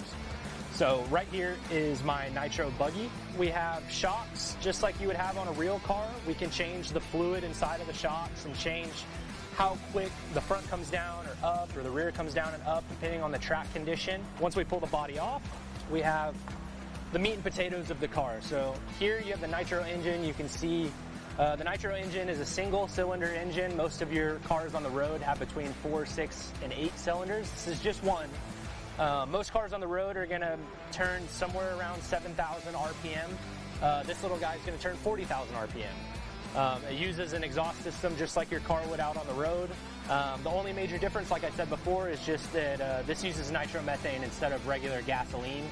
On the other side of the vehicle is basically the command module or the control center of the vehicle. We use what are called servos, which basically just move linkages back and forth. So we have one servo for the steering. It moves this linkage piece, and that's how it steers the car. And we have one servo for the throttle, and it moves back and forth. When it goes open, the throttle opens. When it goes the other way, the brakes turn on.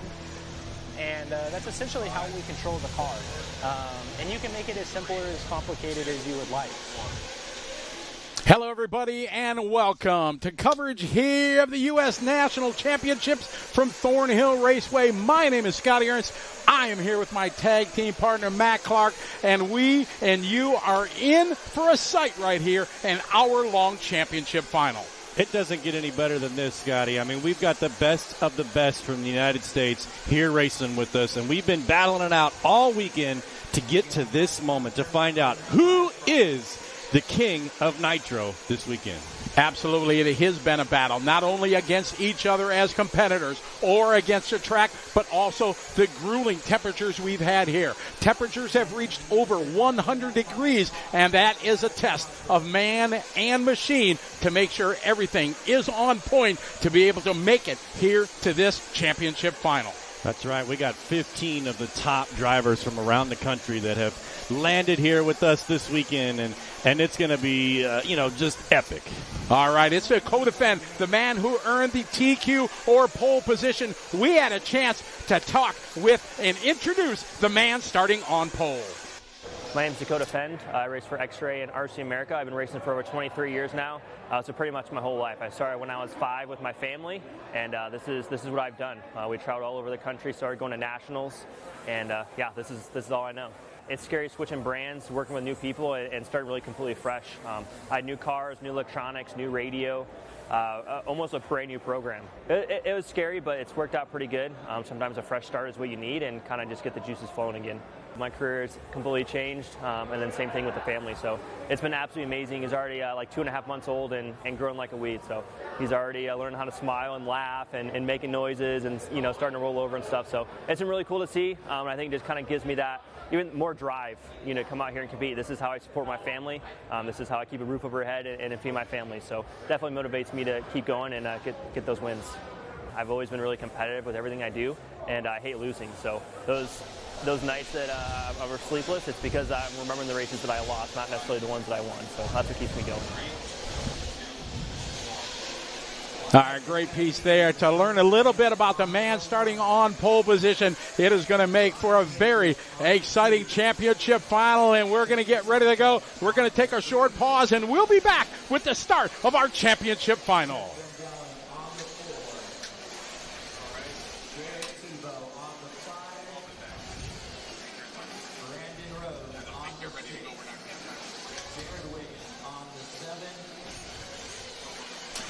All right, we are back here, and the Gladiators are there. We got Ogden starting 15, Lutz 14, Horn 13, Cavalieri 12, Lime on 11. Chase Lemieux in the 10, Rivkin in the 9, Fee in the 8, Jared Wiggins 7, Brandon Rose in the 6. Jared Tebow 5, Seth Van Dalen 4, Sontag 3, Mayfield 2, and Dakota Fenn, the man starting on pole. He's the one everybody's chasing in this hour-long final. It is going to be an absolutely thrilling final here from Thornhill Raceway. An hour long. These guys are loaded with fuel. They're getting a command. It's time to kick the tires and light the fires.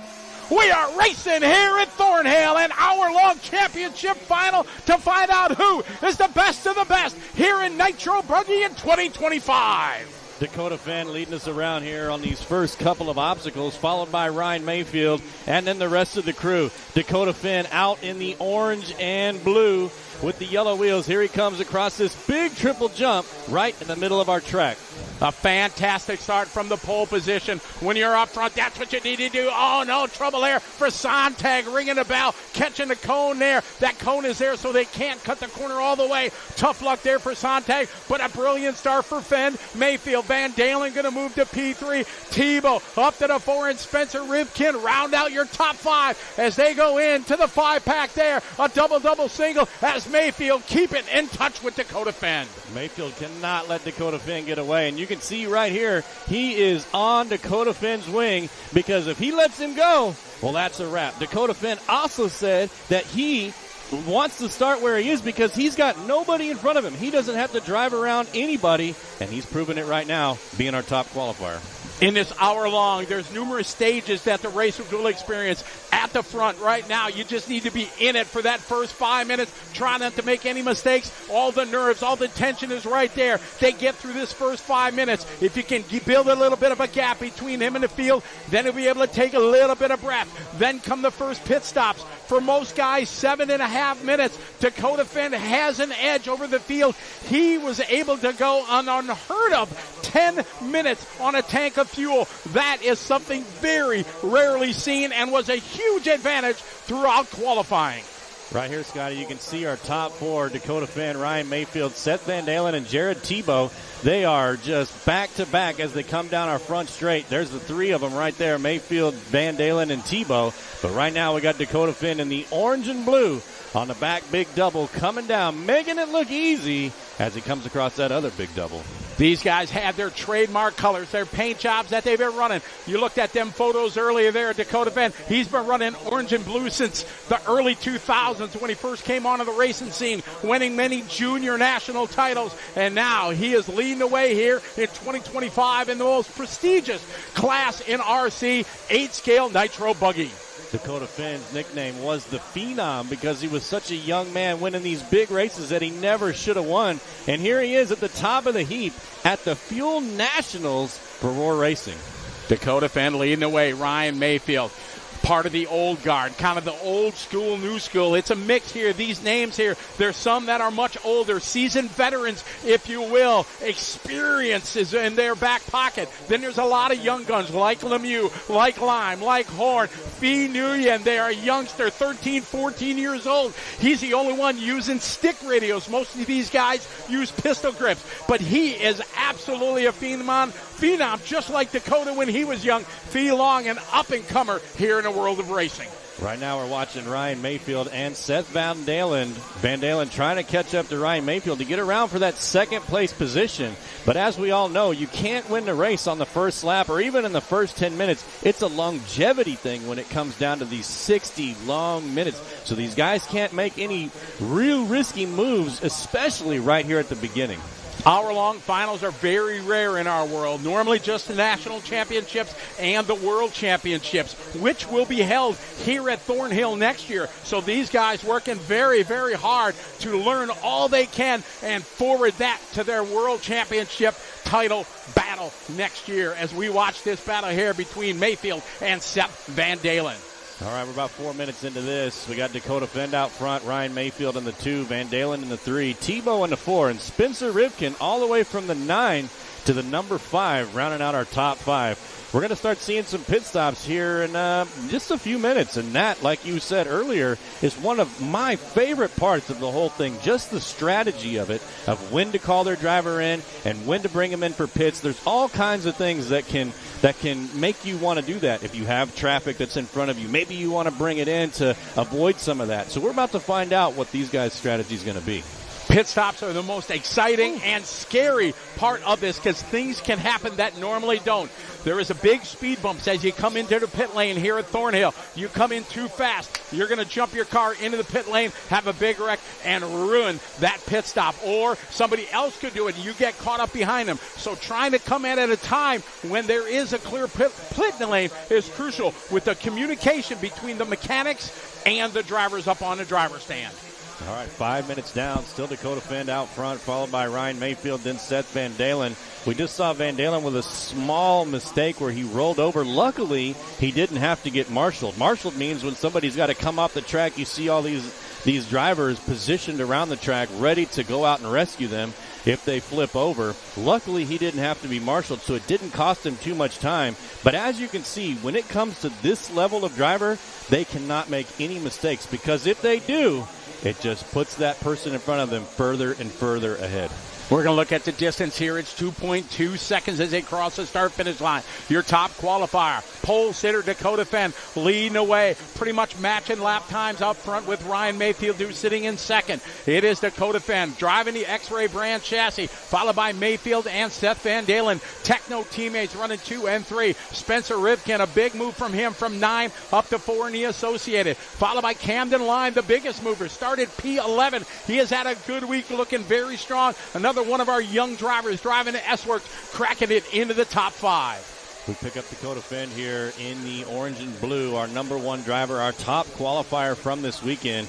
Dakota Fend has looked unstoppable all weekend. He's been driving with 10-minute pit stops. He's been just making it look effortless. And here he is with about a 2-second lead over Ryan Mayfield in the number 2 spot.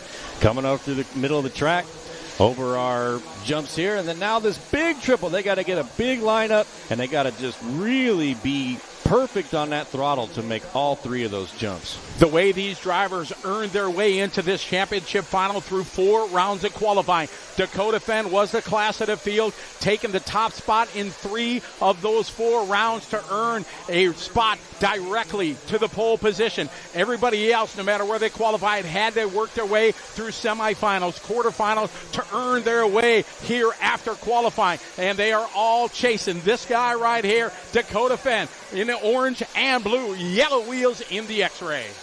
But Ryan Mayfield right behind him, no stranger to battling with Dakota Fenn. I mean, these guys go back and forth all the time, and here they are once again. Van Dalen right there as well in the orange and blue. Van Dalen had that little mistake earlier, but now is right up on Ryan Mayfield again. So our top 3 drivers, Dakota Fenn, Ryan Mayfield, and Seth Van Dalen have about an 8-second lead on the rest of the grid.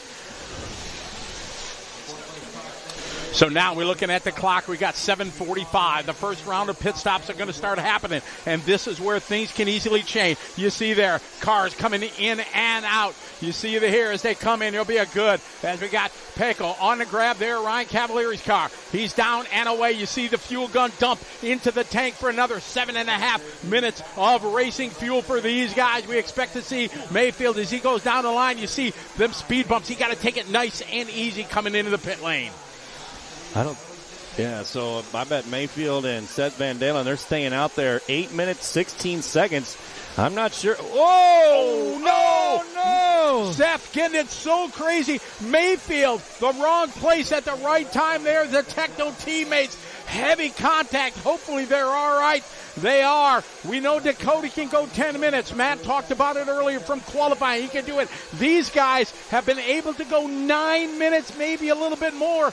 And over the course of an hour, you lose pit stops. If you can go longer, you have less. Here comes Mayfield in over the speed bump. There we go. Van Dalen a little bit too aggressive in. You see Mike Trury on the gun. Sean Van Dalen down and away they go. Good stop there for the Techno team. It doesn't get any better than that, Scotty. It's like they wrote the book on pit stops right there with those 2 drivers, with Ryan Mayfield and Seth Van Dalen. Unfortunate incident there with Seth Van Dalen kind of overshooting that jump and coming off the track and then getting tangled up with Ryan Mayfield. I mean, they're in the same position that they were. The only problem is they let Dakota Fenn get even further away. And as this battle continues, we're going to take a short pause. We'll be right back with continuing coverage of the national championship here on Speed Sport 1.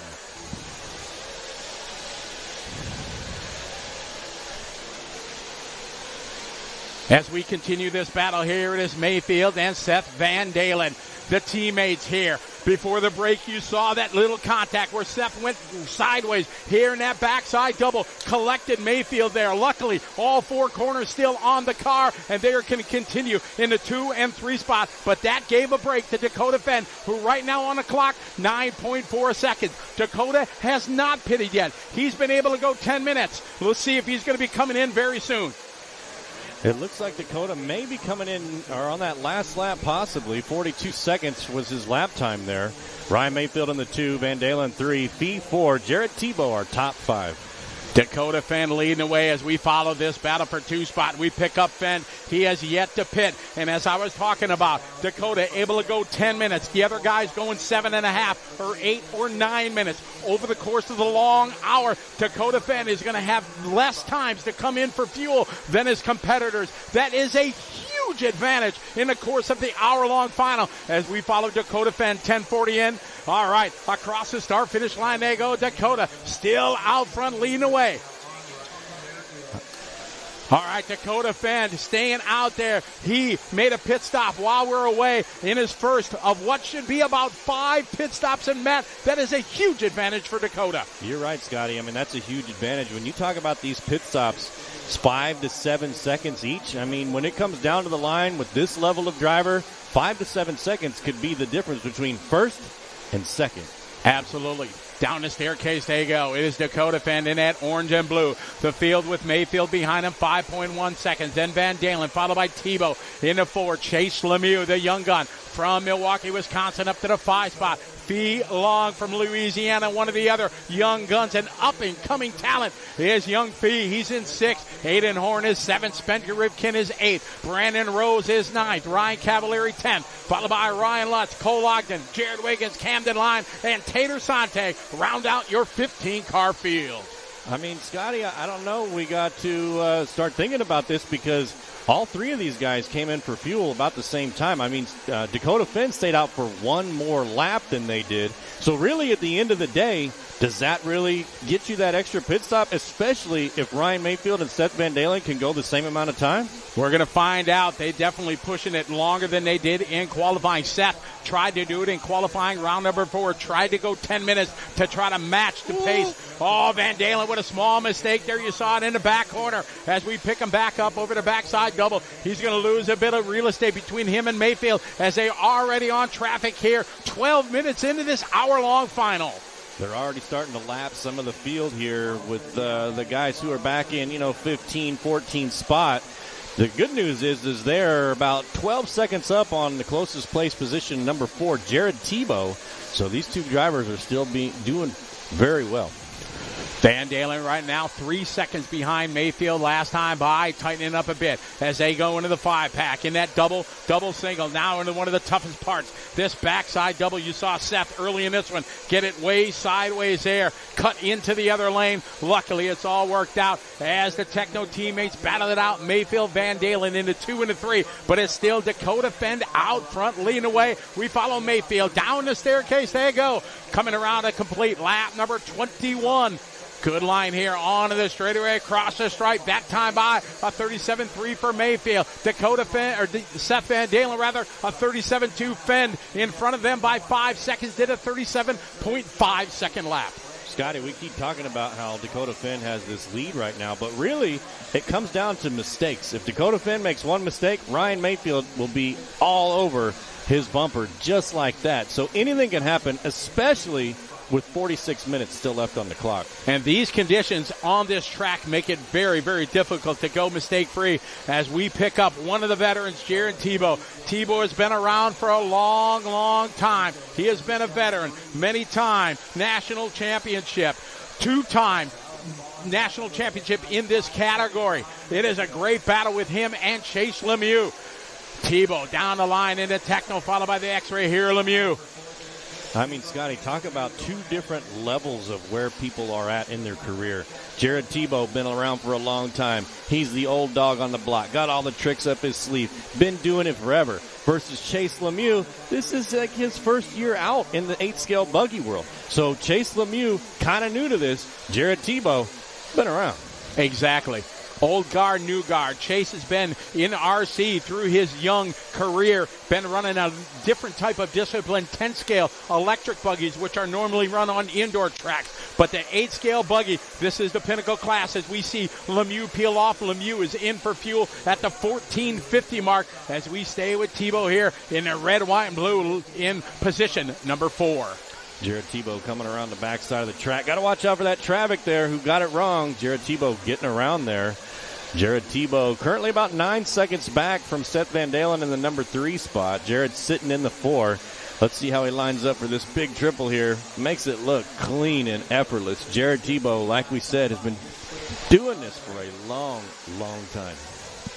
Through the minutes, as the race progresses, drivers will sometimes try to stretch out that pit stop, hoping they have enough fuel to maybe get an extra lap, maybe reel in somebody else, or get out or get in a clean area of the racetrack here, and it pushes these cars to the limit. The mechanics, they have to make sure they get the tanks full. There's the mad rush to get in and get out. Sometimes the mechanics can make a mistake, maybe fuel a little bit short, and they won't know until it runs out of gas. Yeah, these cars don't have gas gauges on them like I do with my personal car. You know, I can stick my fuel nozzle in at the Shell station and know that I'm full. Here, it's just you fill it up and you hope you get it full, and that's it. Here we go, picking up Dakota Fenn in number 1 spot. He's got about a 6-second lead on the number 2 driver, Ryan Mayfield. Seth Van Dalen in the 3, Jared Tebow in the 4. Chase Lemieux 5, Spencer Rivkin in the 6, Fee Long in the 7, make that Aiden Horn in the 7, Fee in the 8, Cavallari 9, and Brandon Rose rounding out our top 10. We expect to see Mayfield and Van Dalen in at about the 18-ish minute mark. We expect to see Dakota Fenn in at the 20-minute mark. We're 16 and a half minutes in. This is hour-long final. These are the best 15 in the United States, many of these in the top 20 in the world ranking list. It is Dakota Fenn over the Triple Z goes, looking solid, looking locked down right now, out front with a 6-second lead as he's down the staircase coming up on traffic.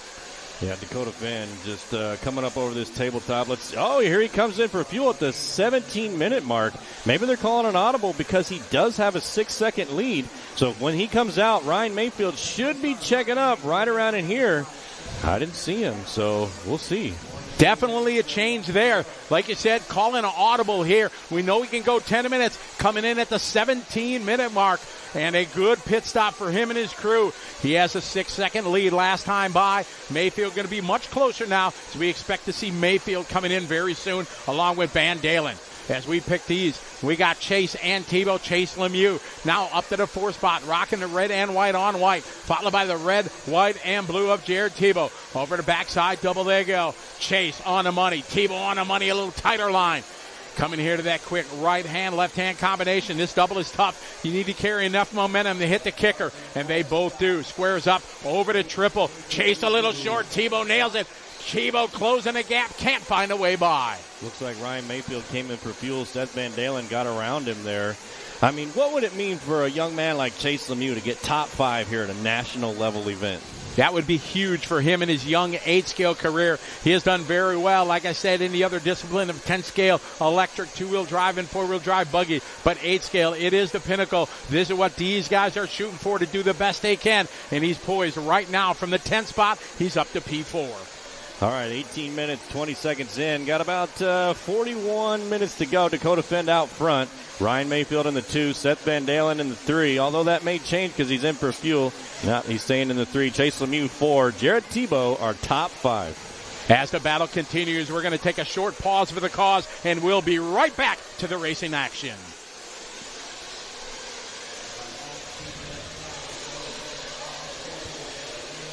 We are back here on Speed Sport 1. The battle here between Chase Lemieux and Jared Tebow over the backside double. Exciting battle here. This is to be in the top 5. A long road to hoe yet for these guys, but they are battling here, coming up to the triple. Lemieux and Tebow. Lemieux on the money this time with the cagey veteran Jared Tebow in his rearview mirror.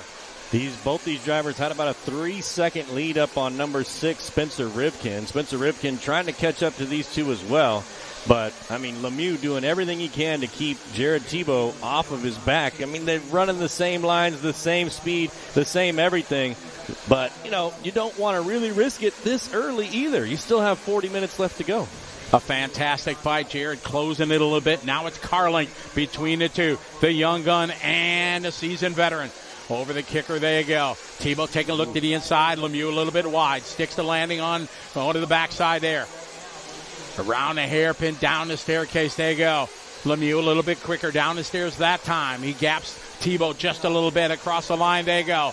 Gap between these two now, 0.6 of a second. Tebow hard on the binders at the end of the straightaway, closing back in on Lemieux. I mean, Scotty, if you're Tebow, you don't want to pass him here, right? You want to just kind of wait for your opening, but not let Rivkin get too close to you. Am I right, or do you really try to be aggressive and pass him right now?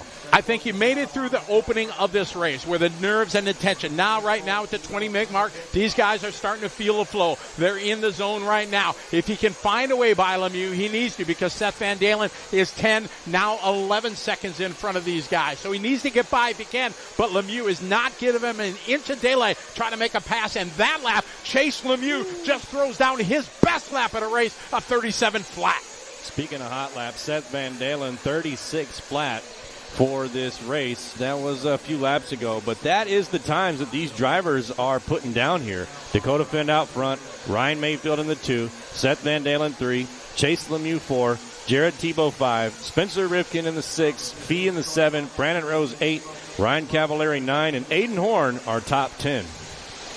Earlier in the semifinal that these drivers had to qualify to reach the top 6 in that race to earn their spot here. Chase Lemieux car was very, very loose, meaning when they go in a corner, the back end would slide around. He obviously made a lot of changes because his car looking very, very strong right now. I had a chance, Matt, during the breaks here to talk to Jared Tebow. He kind of semi-retired last year, came back, he missed the racing, he missed the competition, he missed all his friends. He's showing that he still has the skills to pay the bills. He is hanging with the young guns. Yeah, I mean, here he is sitting top 5 with the best in the country. Dakota Finn, Ryan Mayfield. I mean, these guys are world beaters. Like you said, some of the best in the world right here racing with us today. But Jared Tebow trying to catch up to Chase Lemieux. I mean, the guy is, just still showing that he's got what it takes to stay in the top 5. And that's saying something in itself, considering we had, 180 people that came here to try to get into this top 15. This is the top 10% of what's here this weekend. It was a huge field that were all vying for the title of national champion. And these are the 15 gladiators that are going at it right now. Fend on top, Mayfield, followed by Van Dalen. We continue with this battle here. Chase Lemieux. Chase Lemieux just resetting. Hot lap there that time by. Backs it up with a 37.1. Yeah, Chase Lemieux doing great things here, but, the story still is Dakota Finn. Dakota Finn came out here, top qualifier, showed us some stuff, the tricks that he had up his sleeve, and here he is proving it with about a 7.5-second lead on Ryan Mayfield, who's in the number 2. Make that an 8-second lead. Dakota Finn last lap 36.8, Ryan Mayfield 37.4. So, I mean, Dakota Finn, a 36.8. I just don't even know what else to say about this young man. There are numerous races that go on in the United States each and every year in the 8-scale buggy. The Roar U.S. Nationals is one of the big ones that you want to win. And as Dakota Finn down the staircase, leading the way with an 8-second lead. This time by, it comes across the start-finish line. We're 23 minutes in to go. And into this race, Dakota Finn out front with an 8-second lead.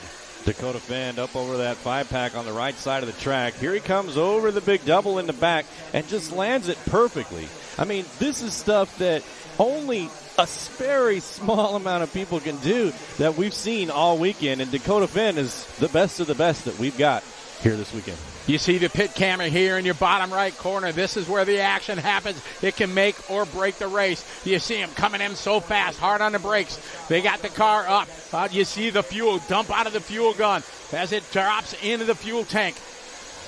Back on the track, Dakota Finn sliding it around here. Pit stops are everything. And Dakota now in some traffic. Woo, that got dicey right there.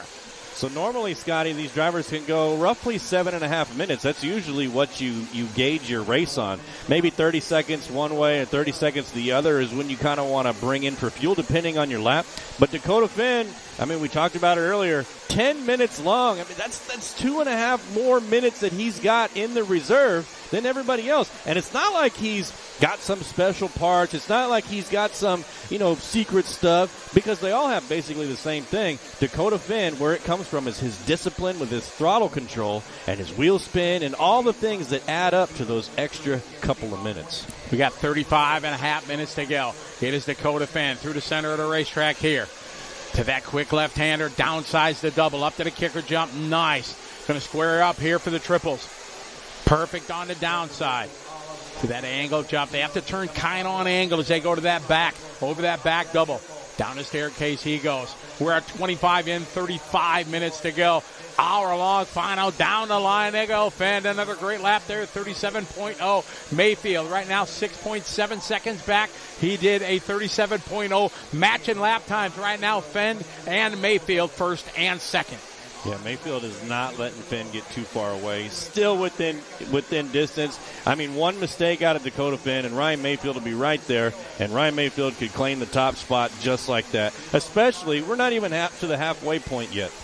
Still plenty of racing to go. Still plenty of things can happen here in this Nitro race. Sometimes in Nitro racing, it just turns into a race of attrition. Who's got the best mechanic? Here comes Dakota Finn in for fuel.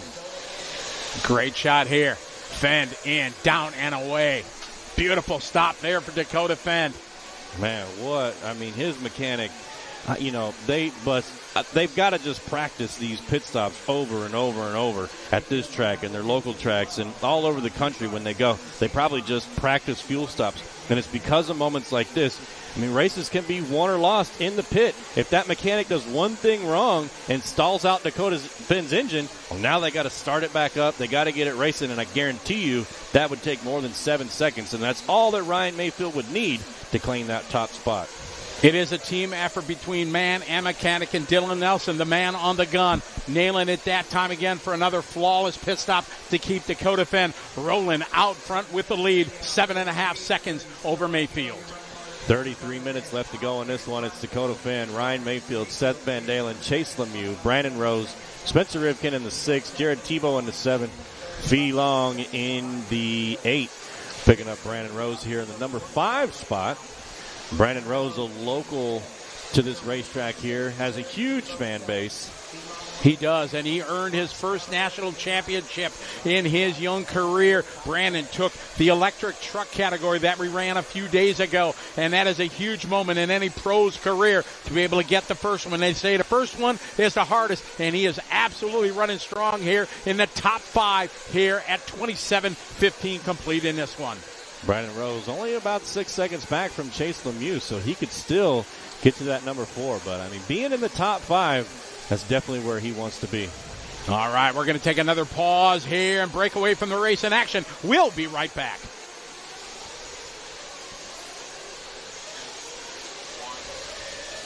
We are back here on Speed Sport 1, continuing. Following Brandon Rose around the racetrack. He's currently in P5. He qualified in position number 6. He has moved up 1 spot and trying to make the top 5 at the National. That is a huge accomplishment to any racer. Yeah, you say he qualified in position 6 and is up in number 5. The biggest mover right now is Chase Lemieux. Chase Lemieux qualified in number 10, and now he's sitting in position number 4. So, I mean, Chase Lemieux is our biggest mover so far this race. Dakota Finn in the 1st. Ryan Mayfield qualified 2nd. He's sitting 2nd. Van Dalen qualified 4th. He's in 3rd. But Chase Lemieux all the way from the 10th to the 4th position. Chase Lemieux right now 14 seconds back from Seth Van Dalen in 3rd as we pick up Spencer Rivkin driving the Team Associated. Spencer through the 5-pack, double, and single. Right now he's 4.1 back from Brandon Rose, who we were just following. See him coming in and out of the bottom of your screen. Rivkin here over to center double, squares up for the kicker. Nicely, a little bit of a whip. You see him try to position the car to get it turning early. Over the backside double, right on the apex. There he does, Spencer Rivkin. No slouch. He's been racing. He has a couple world titles in the 10-scale discipline. He is looking here for a title. Battling down the straightaway right now. P6 right there doing his fastest lap on lap 45, 36.979 seconds. Yeah, Spencer Rivkin, also a national champion, too, in 10 scale. But, you know, he's got behind him is Jared Tebow. We've been talking a lot about Jared Tebow on this one, and Jared Tebow's not letting Spencer Rivkin get away. The top 7 drivers aren't separated by very much, so anything can happen here, and Jared Tebow could be right back in it. So Jared Tebow can't let Spencer Rivkin get too far out on him, or, you know, it just could be a bad day for Jared Tebow. Rivkin knows what it takes to make the national title here, to stand on top of the podium here in 8-scale buggy. He's a 2-time national champ in this discipline. 2016 and 2019 is when he earned his national titles in 8-scale buggy. Right now in the 6th spot, about 2 seconds. He's chipping away at that top 5 behind Brandon Rose. I mean, again, getting the top 5 finish here in 8-scale buggy is a huge accomplishment. And he is chipping away at this lead from Brandon Rose. Just 2 seconds back, and there we are. 30 minutes down, 30 minutes to go. Halfway through this final race here at the Roar Nationals. We just hit the halfway mark. Down the line, pit stops happening. See him down at the end of the pit lane. Julian Oliveras and Brent Telke on the fuel there for Spencer Rivkin. As now everything happening. You see there's Katie Roxbury there on Jared Wiggins' car. She is one of the most famous pit ladies there. She's been viral. There's pit stops that she does that have been gone viral. It's awesome to see. Husbands and wife, boyfriend, girlfriends all sharing in the passion of the hobby. Oh, we got a dead car down in the pit lane. Oh, man, you see the mechanics scrambling down there trying to get it fired back up. Here comes Brandon Rose. Rose is in. Good stop down there for Rose, down and away. Communication is key. You saw that car roll in. There was no mechanic to grab it. Here you go. Fee Long is in. A brilliant stop from his dad. Wade on a grab. That was outstanding stop from Fee Long. Man, when they showed the camera angle there a minute ago, you saw all the mechanics looking at their watches, and they're doing that because they have, who was this? That was Lutz going for a tumble. Yeah. They have stopwatches because they start them and stop them, and they know exactly how long they want their driver to be out, so they're just ready, waiting to call their driver in to come get fuel. Because you have a very short pit window. As you got 7.5, you really can't make that extra lap. Most of the time you'll run out of fuel, so you have to be absolutely on your game as a mechanic. The driving is important, but being on your game as a mechanic is just as important. Yeah, you run out of fuel and you're on the other side of the track. That means your mechanic's got to run all the way out there, grab your car. Oh, Brandon flipping, recovers. Well, the crowd is going crazy for Brandon Rose right now out there. But anyways, if you wreck and you're at the furthest point from the pits, your mechanic's got to go all the way out there to grab your car, bring it back, get it started back up, and then you're back underway. Here we go, pick up Ryan Mayfield down the front straight. Mayfield clicks off a 38.3, but it's going to be tough to catch Dakota Finn when he just did a 36.2. So Mayfield 11 seconds back from Dakota Finn right now. That 36.2 was Dakota's best lap of the race. Fastest lap so far was from Van Dalen early in this one on lap 25, 36.0. Mayfield, no stranger to the top spot. Him himself, many-time winner. He is a 3-time national champion in HCL Buggy. He won it in 2006, way long ago. We talk about him being one of the old-school veterans. He won it again in 2021 and most recently in 2024. Yeah, Ryan Mayfield is the reigning, defending national champion here in Buggy class, and we're watching him right here. Ryan Mayfield is a masterclass driver. Ryan Mayfield is always the guy to beat, except for this weekend. It's Dakota Finn. So these two, there's still a lot of time left. Ryan Mayfield just shaved off a 1.5 seconds off of Dakota Finn's lead. So, we're only halfway through. Anything can still happen. 8.5 seconds is the gap between first and second. Mayfield right now 8 seconds behind his Techno teammate Van Dalen. Van Dalen 19 seconds in front of Lemieux. Brandon Rose 8 seconds behind Lemieux. That's how the top 5 break down. Ryan Mayfield on the white, pink, and white wheels. Over the backside, double he goes. Squares up nicely. Right on the money on the downside. You need to nail it right if you can. Shave those seconds, and he is right on the mark. He's coming up here on some traffic here in just a moment. Traffic, a big part of racing these hour long. We pick up Dakota Finn. Dakota Finn now coming in. You see the speed bumps. He rolls it through. Dylan on the grab. Oh, no, flame out for Dakota Finn. Oh, my goodness. Just like that, the game can change. That is what it's all about here. Good recovery there. And Dakota down and away. Where is Mayfield? Anything can change in these hour long. Dakota looking in control with an 8.9 second lead that time by. That lead is gone as Dakota Finn having a flame out. He is still out front, but it is tightened up now. 25.5 to go. And we're watching Ryan Mayfield took over the lead. He's right in front of Dakota Finn now. So even though Dakota Finn had that, we call it a flame out where his engine stalled, he's right behind Ryan Mayfield. Currently, Ryan Mayfield in the number 1 spot. I don't know when Ryan Mayfield pit last. It doesn't look like it's been recent. So Ryan Mayfield probably going to have to come in for fuel very soon. Anything can happen. Everything has to go perfectly, and you saw that. The engine just lost fire. They had to restart it quickly. Great job there by Dylan, getting them fired again, but it is Mayfield taking advantage of this. That 9-second lead Dakota had is gone. It is the Techno Ryan Mayfield now out front. We got 25 minutes to go. It is game on right now. Mayfield, one mistake, into the inside. Oh, no! Finn ringing the bell, catching the corner there. That is a huge break there for Mayfield. Man, Mayfield, he may have came in for fuel at the same time Dakota Finn did because he had a 43-second outlap. So he may have come in, got his 4 or 5 seconds worth of fuel, and then got out, whereas Dakota Finn came in, got his fuel, and then had to get restarted. So that could have been what happened. Although Dakota Finn just got in that wreck, I mean, the marshal was right there, right on it, got him right back on the track. It looks like he's only 3 seconds back. I mean, Dakota Finn, we know he's got the speed, so we got ourselves a race here, Scotty. It is an exciting race, and we're going to take a short pause for the cause. We'll be right back. Continuing coverage of the Roar Nationals. We'll be right back.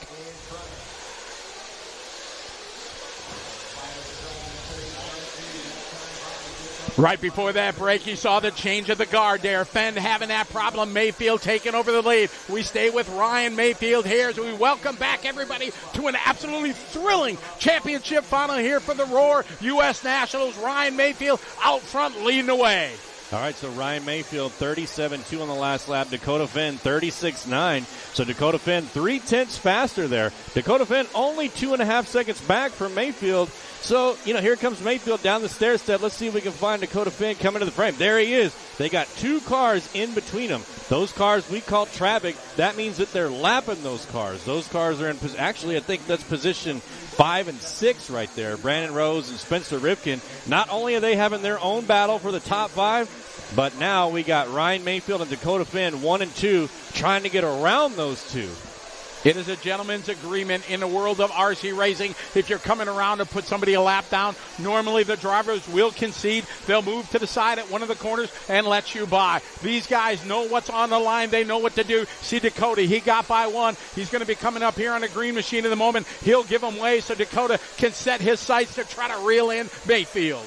Man, I mean, people were calling this. They said Dakota Finn was going to win because Dakota Finn had the run time, Dakota Finn had the speed, Dakota Finn, this and that. But then Ryan Mayfield came out in the semifinals, and he was laying down some heater laps, Scotty. He made a few changes to his buggy. He even told you personally, I'm going to do this, I'm going to do that. I did these things, and it made my car even faster. I feel more in touch with my car than I felt all weekend. And here he is, proving it. Leading the field with only 22 minutes left on the clock. Mayfield across the start-finish line. One of the things he did from qualifying between the finals, the clear wing that you see at the rear of the car. There's some that are hard molded plastic. Some are plastic, as we call Lexan wings. He changed that. It dropped 20 grams from the overall weight of the car, and that 20 grams is up high where the wing is. So he went to the Lexan wing. He said it felt better. It made the car handle a little bit better. Most importantly, it made the car rotate better in the corners, gave him more corner speed. That is what's been the key. He found a little bit of pace here as Dakota Finn tries to reel him in. It's 1.6 is the gap. Dakota Finn just resetting his best lap, a 36.1. Mayfield resets his best lap there, 36.3. We're at 21 and a half minutes to go. Man, these guys just go back and forth with, oh yeah, that was fast? Well, watch this. And they go even faster each and every time. Ryan Mayfield leading the way. Dakota Finn in the 2, Seth Van Dalen in the 3. Chase Lemieux in the 4, Brandon Rose in the 5, Rivkin in the 6, Fee in the 7, Jared Tebow 8, Ryan Cavallari 9, Camden Lime our top 10. Down the staircase, there you go. The gap, 2 seconds. You see Fenn there in the orange and blue. Mayfield here to the tabletop. Cross the start-finish line. Across the stripe, 36.8. Let's see what Dakota says. 36.3 for him. Van Dalen, 37.3. Lemieux, 38.4. Brandon Rose, 38.0. That's your top 5 right now. 20 minutes and 45 seconds ago. What a battle we have. 2 seconds apart. Mayfield and Fenn. Through the course of their careers, they have raced dozens, maybe 24 times where it's been head to head. They each probably close to even on who got the upper hand. But right now, it is Mayfield with clean track in front of him and a mirror full of the orange and blue of Fenn.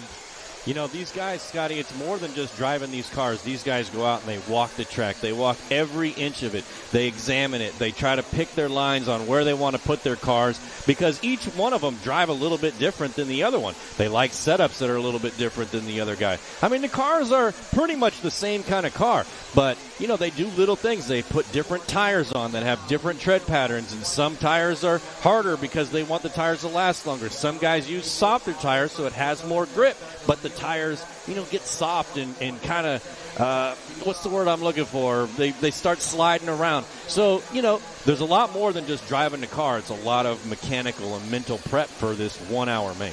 As we follow Mayfield here, still leading the way, got a 2-second advantage over Fenn. Pit stops are going to be coming in their future here, sir, soon in the next couple laps. We're going to find out who's going to peel in first. Is it going to be Mayfield or Fenn? Because pit stops are such a crucial part. We saw it. We saw it one time in the last pit stop. Mechanic wasn't ready for his driver to come in. Communication is key. We have Dylan Nelson on the gun for Dakota Fenn. Mike Trury, our own national champion from back in the day, 2007. He knows what to do. He's on the gun for Mayfield.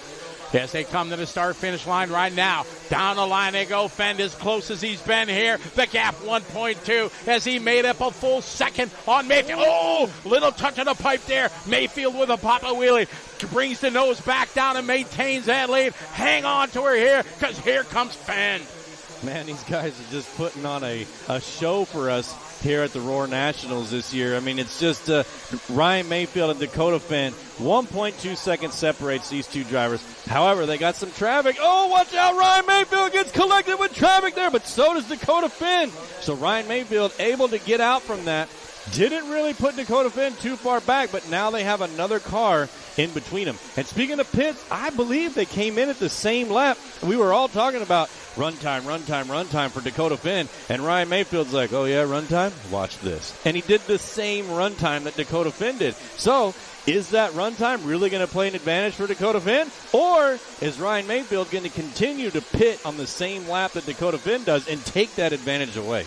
Mayfield out front leading the way. Anything can happen. You saw traffic maybe change the outcome. It's still a long way to go. 18 minutes. Fenn is closing. Here comes Mayfield. Onto the front straightaway they go. They are toe-to-toe across the start-finish line. The gap, 0.7 of a second. Mayfield holding on. Got a mirror full of Dakota Fenn. More traffic as they enter the 5-pack. Double, single. Over the backside. Double they go. Sliding down. They're going to be coming up on Ryan Cavallari. Ryan Cavallari, previous national champion. He took that in 2011. Coming up here, more traffic. Mayfield and Fenn, 0.7 of a second to go. Oh, no trouble right in front of him. Anything can happen. Luckily, our leaders make it through. Down the staircase they fall. Coming across the start-finish line. Onto the line. Here they come. All right, Mayfield's in. Fenn staying out. Mayfield is up. Trury on the gun. We stay with Fenn. Fenn leading away. So now, if Mayfield has a good stop, it's going to be on Dylan for Dakota Fenn. Dakota Fenn there, down nicely there. We are 17 minutes to go. Dakota Fenn on point, leading the way. So, Scotty, I mean, this just tells you Dakota Fenn's going to have to come in 2 more times. So is Ryan Mayfield. That was 1 for Ryan Mayfield. Mayfield's going to, Dakota up on 2 wheels there, but saves it. Dakota Fenn's going to have to probably come in here or very soon, and he's not going to be able to go for 15 minutes exactly. So here we go. Here comes Dakota Fenn. We're going to watch and see if Ryan look, they got the starter box ready. Very smart by his pit crew. There goes Ryan Mayfield right in front of him.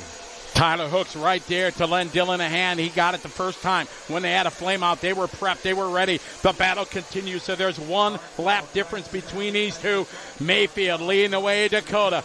Many times these guys have gone toe-to-toe. We're 16 minutes to go here in this hour-long final. Traffic in their future right now just a few feet apart as they go to that backside double nicely. Mayfield bringing them here to the staircase. Doing a single, doubling down. As they come across the start-finish line now, we are 16 exactly. Oh, Mayfield opens the door. Dakota going to try to get by. Can't do it there. Mayfield keeping that door shut at the end of the straightaway. All this traffic knows that they're right there, and they're going to have to part ways for these 2 drivers, number 1 and number 2. Mayfield out front, Dakota Fenn in the 2, Van Dalen in the 3, Chase Lemieux 4, Brandon Rose 5, Rip V in the number 6, Rivkin in the 7, Cavallari 8, Cannon Lime 9, and Jared Tebow are top 10. The battle continues here out front. We're going to take a short pause here on Speed Sport 1. We'll be right back.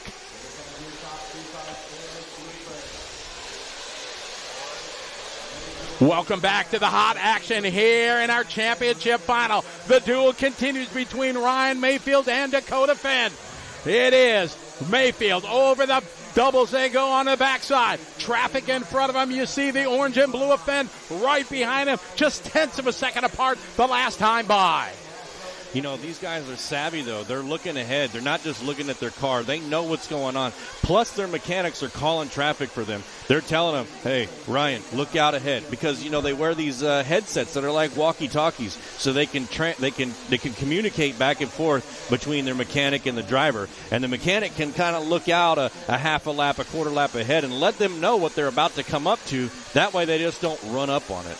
Through the 5-pack they go. Mayfield over the backside double, right on the mark. A little short, but Dakota keeps it pointed in the right direction. 14:20 to go in this one. What a thriller we have here at Thornhill Raceway. It's the Roar Nationals. These guys both previous national championship, they won it again. Mayfield leading the way down the staircase here. It's a 2-horse race. Fenn trying to come up with something to close the last few feet. Down the straightaway they go, across the line still. Just 5 tenths of a second for Mayfield and Fenn going at it. They go into the 5-pack here. A double, and single into the backside. Double now, one of the hardest parts of the track. They make it look easy, hitting it right on the marks. Still a lot of time left. 13:45 to go. Mayfield out front. Fenn in the number 2. Van Dalen 3. Chase Lemieux 4. Brandon Rose our top 5. As we watch Dakota Fenn and Ryan Mayfield go over that big triple onto the backside. Here they come down that stair stepper. Dakota Fenn all over Ryan Mayfield's wing. Here they come onto the straightaway. Let's see. Ryan Mayfield 36.4. Dakota Fenn 36.2. So Dakota Fenn improving by 2 tenths on Mayfield. And you can see it here in the camera. Dakota Fenn is all over Mayfield. Now, catching Ryan Mayfield, one thing. Getting around him, something different. Absolutely. Mayfield not giving him an inch of daylight. Dakota Fenn getting hung up on the pipe right there. A good side there from Fenn. That's going to give some breathing room here to Mayfield as we are now 47 minutes complete. 13 minutes to go in this one. It is Ryan Mayfield in control. Pit strategy pretty much even right now, so it's all left to the driver here. They got one more stop to make as they are now separation 1.9, so that small little miscue. Fenn costing him some real estate behind Mayfield. Yeah, that's very good news for Ryan Mayfield. Ryan Mayfield can kind of breathe a little sigh of relief not having Dakota Fenn just push him so hard. He knows that Dakota Fenn's still 2 seconds behind him, but 2 seconds is a lot better than 1 second. Mayfield, Fenn, Van Dalen, Lemieux, and Rose, your top 5. We stay with this battle, hot and heavy down the staircase. More traffic in the future for our leaders as they come around across the start-finish line. Mayfield across the stripe with a 36.9. Fenn answers with a 36.3. Fenn making up a half a second that time. Now the gap, 1.4 seconds. Yeah, you can see the traffic getting out of Ryan Mayfield's way here as he comes across that big back double. He's coming up on, who's this? Is that Brandon Rose? And they're coming through the middle here. Ryan Mayfield lining up for this big triple. Makes it look easy. Dakota Fenn right there with him still with 11 minutes, 40 seconds left on the clock. Here comes Ryan Mayfield down a big stair step. Coming around for the last couple of turns before he goes across the start-finish line. Ryan Mayfield 36.6 to Dakota Fenn's 36.5. So Dakota Fenn gains another 10th. Dakota Fenn goes flipping, but is on all fours still. So that's what we're talking about, Scotty. He's got to keep it together, and he can catch up to him. But just those mistakes is, what's giving Mayfield this breathing room. Every hour-long main you've been part of, it is the driver who makes the fewest mistakes. Nobody makes it perfectly. Something always happens. You have to try to avoid it all. And traffic right in front there in the back. Mayfield leading the way. Fenn now. We got 11 minutes to go across the line. There's Mayfield there. Fenn 8 tenths of a second apart. More traffic in front for Mayfield. The C's part for our drivers who are battling out here over the backside double. Mayfield right on his mark. There's Fenn right behind him in the orange and blue. What's great about this hobby and great about this sport is the other drivers recognize that these two are having this intense battle and they're in first and second place, and they don't try to race them. They realize that, hey, we're on the same track and you're coming up to lap me. Let me give you some room. We're about to see it here with Ryan Cavallari, one of the classiest racers that there is. Just kind of moved over a little bit, let Ryan Mayfield go by, and that's what I love about this hobby, just the camaraderie of it all and how everybody just kind of gets along, and it's just it's a great time. So, going out to your local track is awesome, but this race right here between Ryan Mayfield and Dakota Fenn is what it's all about. Absolute battle they have through the center of the racetrack here over the kicker. Big reach there for Mayfield. Over the triples, a little bit short there. Over the backside they go. Fenn closes in again. We are now 10 minutes to go. We have been going at it for 50 minutes, man and machine, going at it toe-to-toe. Across the line, still just about a half a second apart. Fenn right on the apex there, around the pipe. Closes up a little bit. Into the 5-pack they go. Double, and single. Over that tough backside double. They both on the mark. Dakota overshoots a little bit. Sends it here to that quick right hand, left hand combination. Got to keep the momentum. Over to kicker they do.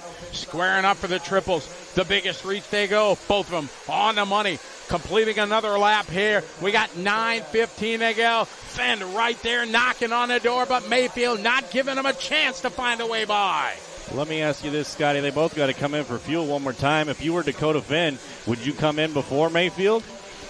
I don't know. I mean, a lot of time you want to come in not with your competitor. You got a chance to have a better out lap or better in lap. It's a tough call. They're going to leave it up. They're best in the business. They know what to do far more than we know as they battle it out. Fenn with a big mistake and a costly one here because now he was 2/10 back. Now he's going to be almost 2 seconds back, and the final round of pit stop can happen anytime as we are bingo on fuel. 8.5 to go. It is coming down here to the final pit stop. Let's see. Here comes Mayfield in for fuel. Dakota Fenn going to stay out. Maybe Ryan Mayfield's mechanic let him, called him in because he had that gap. Here we go. We see, we missed it there, but Ryan Mayfield out of the pits just like that. But Dakota Fenn's still going to have to come in.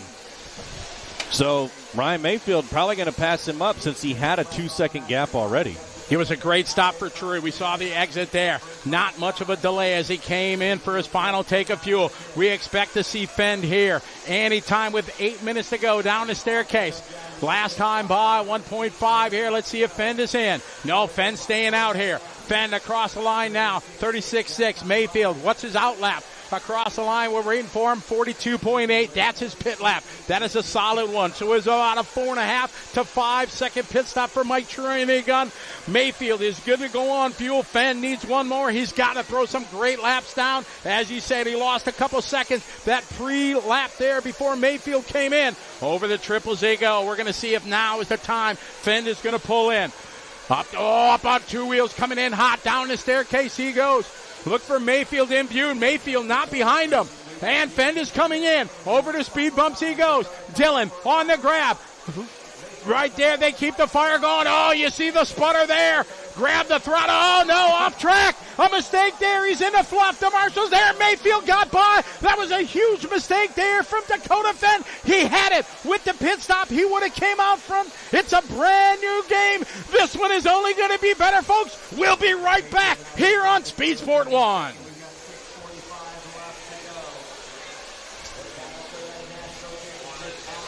The action continues here between Mayfield and Fenn before the break. You saw a mistake there from Dakota Fenn coming too hot out of the pit lane. He lost some valuable real estate on Mayfield, giving Mayfield back the lead. It is game on now with 6.5 minutes left in this championship final. Both of these drivers full tank of gas. They can finish this race with ease. And here they are. Mayfield still out in the number one spot. Dakota Fenn in the 2, Van Dalen 3, Chase Lemieux 4, Brandon Rose in our top 5. But Dakota Fenn 1.3 seconds back from Ryan Mayfield with only 6 minutes left on the clock.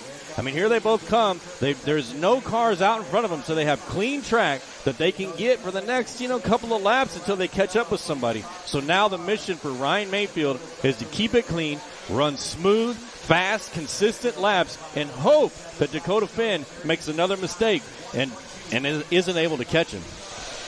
The Roar National Championship is on the line right now. It is Mayfield out front in 8-scale buggy. He's a 3-time and defending national champion. Dakota Fenn, he's a 2-time. He won it in 2022 and 2023. He would love to put another one on the mantle as Mayfield gets it crossed up. Short step, but he saves it. That's going to bring Dakota Fenn in. And this is the battle we've been waiting for here, for it to go toe-to-toe in the closing 5 minutes. Two of the best in the country and two of the best in the world going at it here at Thornhill to find out 5 minutes to go who's going to be the national champion. Ryan Mayfield goes real long there on the straight, gets out into the fluff, loses traction, allows Dakota Finn to kind of chug up on him there. Here they come over that big back double, now through the middle of the track. Ryan Mayfield in the pink, Dakota Finn in the orange and blue as they come over that big flipper kick, jump, and over the big triple. They both make it with ease. Now onto the backside. Ryan Mayfield got about a 1 second gap between him and Dakota Finn. Now here they come up on this traffic. They're probably going to meet up with them on this lap, so hopefully this traffic gets out of their way. They do the C's part here for Mayfield and Fenn. It is a 2-horse race here to the end as we have 4.5 minutes to go. What an amazing drive we had. Dakota Fenn, he started on pole. He had the target on his back. He had some amazing fuel economy. Not able to pull that off here in the finals. As traffic gets out of the way here, here's Fenn closing in as close as he's been in a while. Fenn looks to the outside. Nothing there. Around the hairpin, down the staircase. Oh, a little bobble from Fenn. Luckily keeps it pointed in the right direction. Across the start-finish line, we got 4 to go. It is 4/10 of a second. That time by Mayfield in control. Man, these guys are just driving incredible. No mistakes. Being consistent. I mean, let's look at these laps from Ryan Mayfield. 37, 37, 37, 37, 37. It doesn't get any better than that, Scotty. Consistent lap times. He needs to do it because he's got Dakota Fenn right there. Now Dakota Fenn car lengths apart. Not 10 of a second. Oh, Mayfield with a mistake. He shorts it. A huge break there for Dakota Fenn. That triple we talked about it. It's the hardest part. You just got to nail it right. Coming up just a bit short was Mayfield. Now a huge break through Dakota Fenn with 3:20 on the clock. Can Dakota Fenn keep the rubber to the road and bring this one home? Dakota Fenn now with a 3-second gap on Ryan Mayfield, and the 3 seconds when you got Dakota Fenn in front of you is an eternity as long as Dakota Fenn can keep it clean. He doesn't need fuel. He's out there to win it now. Here he comes through the middle of the track in that orange and blue X-ray, coming up on some traffic on this big triple where Ryan Mayfield just had a little bit of problems. Now up onto the backside of the track. Here he comes down the stair stepper. Ryan Mayfield still about 3 seconds back, but 2 minutes, 45 seconds. He's got plenty of time to catch up. Fenn across the line with a 37 flat. We'll check with Mayfield's answering lap here, 38.0. So Fenn putting a second between him and Mayfield. 3.9 is the gap. Our leader over the backside doubles. He hits it nicely.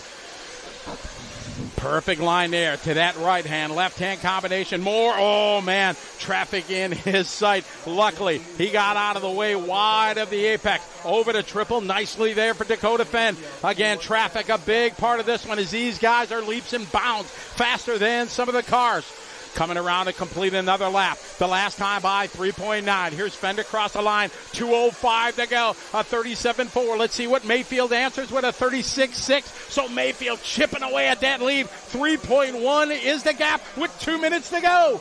Dakota Fenn flying off the track there. You can see him here. He's right there in the middle with the X-ray shirt on. That is Dakota Fenn. Here he comes around this jump. He jumped off the side of the track on the right side. So he just got to keep his composure for the next 1 minute and 40 seconds, and he'll walk away with his third national title. Down the staircase goes Fenn, rocking the X-ray.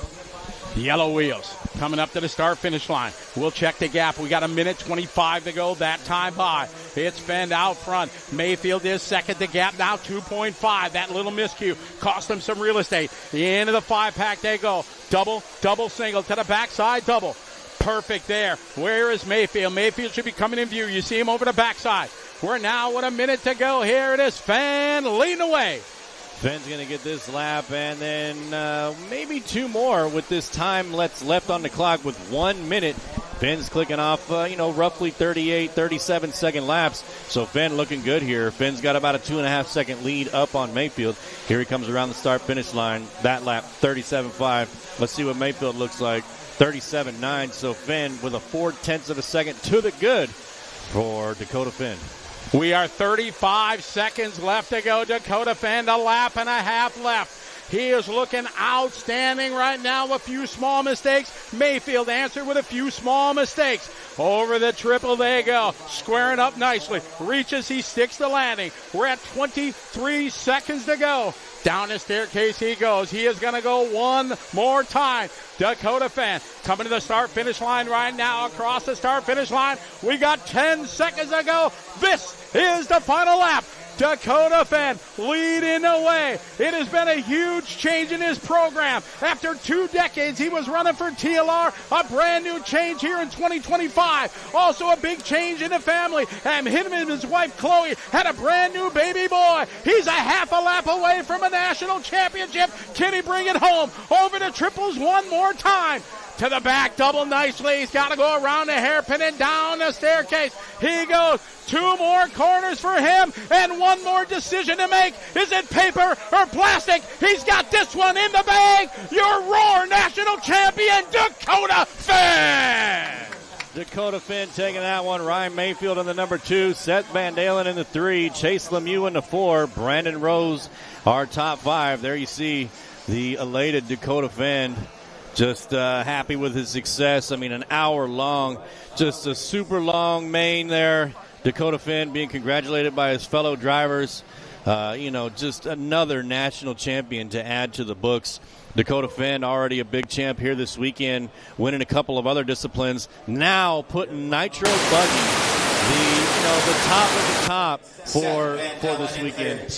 And, Dakota Fenn, he had some adversity there halfway through. Ryan Mayfield be able to get around him, and they battled this whole time. But in the end, Dakota Fenn pulling it out, becoming the 2025 Roar National Champion for Nitro Buggy. You can see Dakota Fenn and Ryan Mayfield up there right now. Not only are they, they're enemies on the track, but they're friends off the track. So it's good to see them congratulate each other and, just have a great race, especially for us viewers. And it was a great time.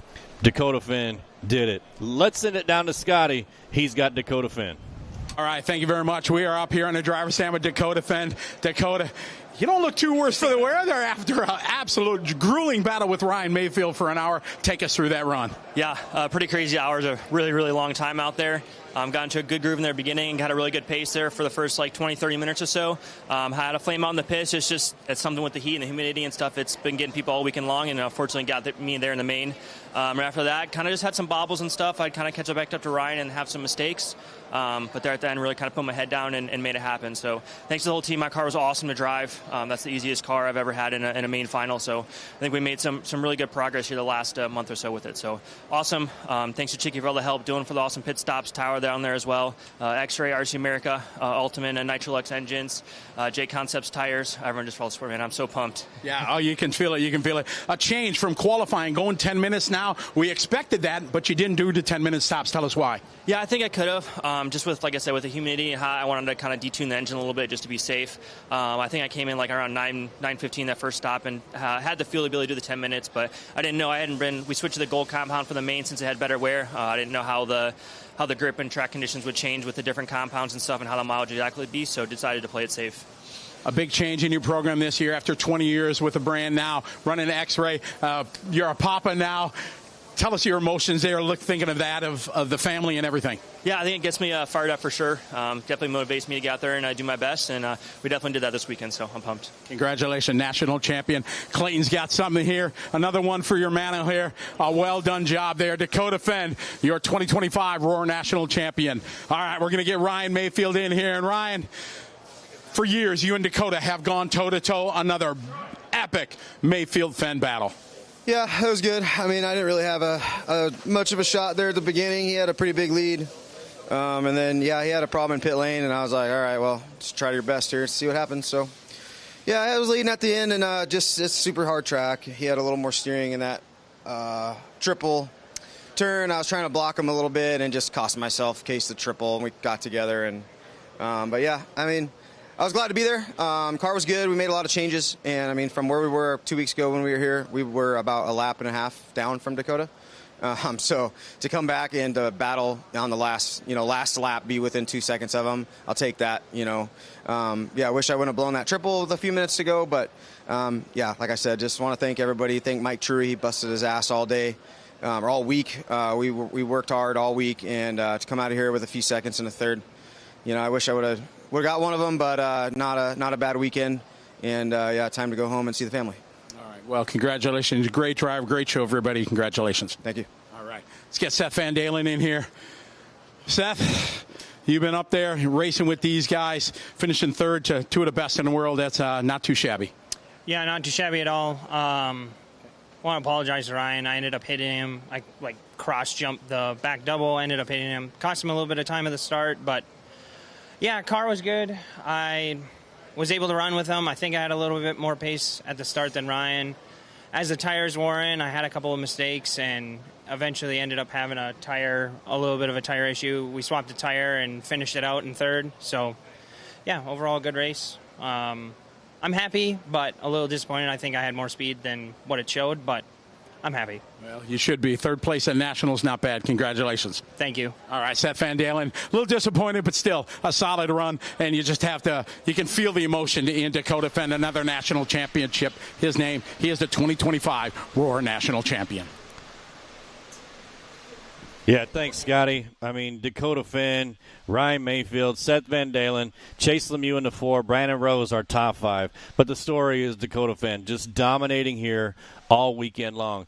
Started with the other 2 disciplines and then wound up coming in first for the Nitro Buggy National Champion. Hats off to Dakota Fenn. Hats off to this entire field. I mean, we had 15 of the fastest racers, not only in the country but in the world, right here. And just, battling with each other to try to get to be that top spot. But in the end, Dakota Fenn did it. Ryan Mayfield only a second and a half back. I mean, he was commenting that he was trying to catch up to Dakota Fenn and all that. And, I mean, hats off to Ryan Mayfield, too. I mean, he was in first place for most of this race and, did an excellent job. It was a thrilling final for sure, an hour long in these conditions. These guys, true gladiators going at it, and it was an amazing, amazing championship here in Dakota Fenn. Winning another one here. He is your champion of the 2025 Roar Nationals here from Thornhill Raceway. As we look forward to the World Championships, we're going to find out if Dakota is going to be able to bring it back and become world title. We appreciate everybody watching. That's it. That's a race here from Thornhill, Texas. See everybody next time.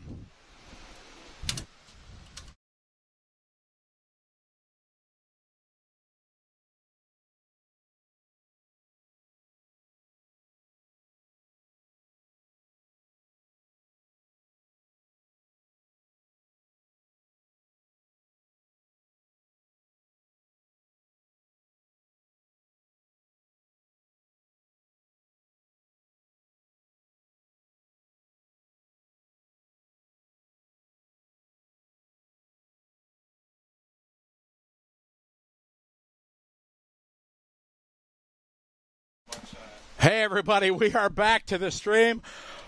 Oh, my goodness. Wow. Whew. OMG, I don't know. Pick a cliche. What a brilliant race. Sorry we couldn't really follow the chat with the TV show, whole concept thing going. We hope it was still entertaining for everybody. The racing sure was. It was an absolutely thrilling one. And, Matt, boy, you can't ask for any more than that. No, I mean, Dakota Fenn, now a 3-time national champion. I mean, I mean, not just this, but an incredible weekend for Dakota Fenn. E-Buggy, Nitro Truck, and now Nitro Buggy. I mean, he is the true champion of the weekend. Absolutely, he is. Got a few titles to his name, and it was just an absolute thriller, and we hope everybody really enjoyed it. We want to thank all our great sponsors. We want to thank J Concepts for their support. We want to thank A-Main Hobbies. Big shout out to One Up Racing if there is a sport. BeachRC.com. They're all made it possible for all this to happen. We want to thank the track sponsors to Techno RC, Kyosho, Integrity RC, J Concepts, ProTech, Team Coyote, Team Associated, and One Army. All those folks play a key part in bringing coverage of the Nationals to you from around the world. We've had a worldwide audience. Again, a tip of the hat to Jason, Allison, all the gang. P-Dub, and all the gang from J Concepts for believing in what we do, being our title sponsor. It was amazing for sure.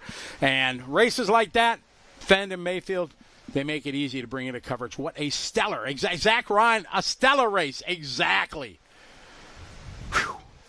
I'm kind of spent. That's a lot of having to worry about this and calling it for the live stream and doing it for the TV. That's stressful. I mean, you were cranked up to 11 there. Whew, man. That was awesome. And in this facility, I mean, this is one of a kind, maybe in the world. There's 175 by 75. Chris and the Alice family and Jason and all the people behind that make this what it is. I mean, geez, the world's next year going to be what is it cliche, off the charts, or just, I mean, it's going to be unbelievable. We also got to give a shout out to Ethan LaFay, the mastermind behind this layout. Putting in the hard work on the skid steer for countless hours till the wee hours of the morning. Putting in the work, along with the rest of the volunteers who came out here and helped get this track going and put on they barely did any track maintenance of this thing the entire weekend, and it held together better than all the other tracks I've ever been to. So huge props to the Thornhill crew. Huge props to Ethan LaFay and his crew for putting together another epic layout. It is absolutely. So many people behind this doing just an amazing job. So chat room, if you got any other questions, let us know. Otherwise, I think we covered it all, Matt. Yeah, it's going to do the closing of. Don't forget, don't text and drive. Spay and neuter your pets. Peace. So, I'm out of here. Matt's out. A little bit of information. Matt, thank you very much for the great job. To our viewers, the plan right now is next Saturday, about 7:30, 8 o'clock on Speed Sport 1 and Amazon Prime. We are hoping, if everything works out, to broadcast this live on TV. Chance for us to get RC Racing.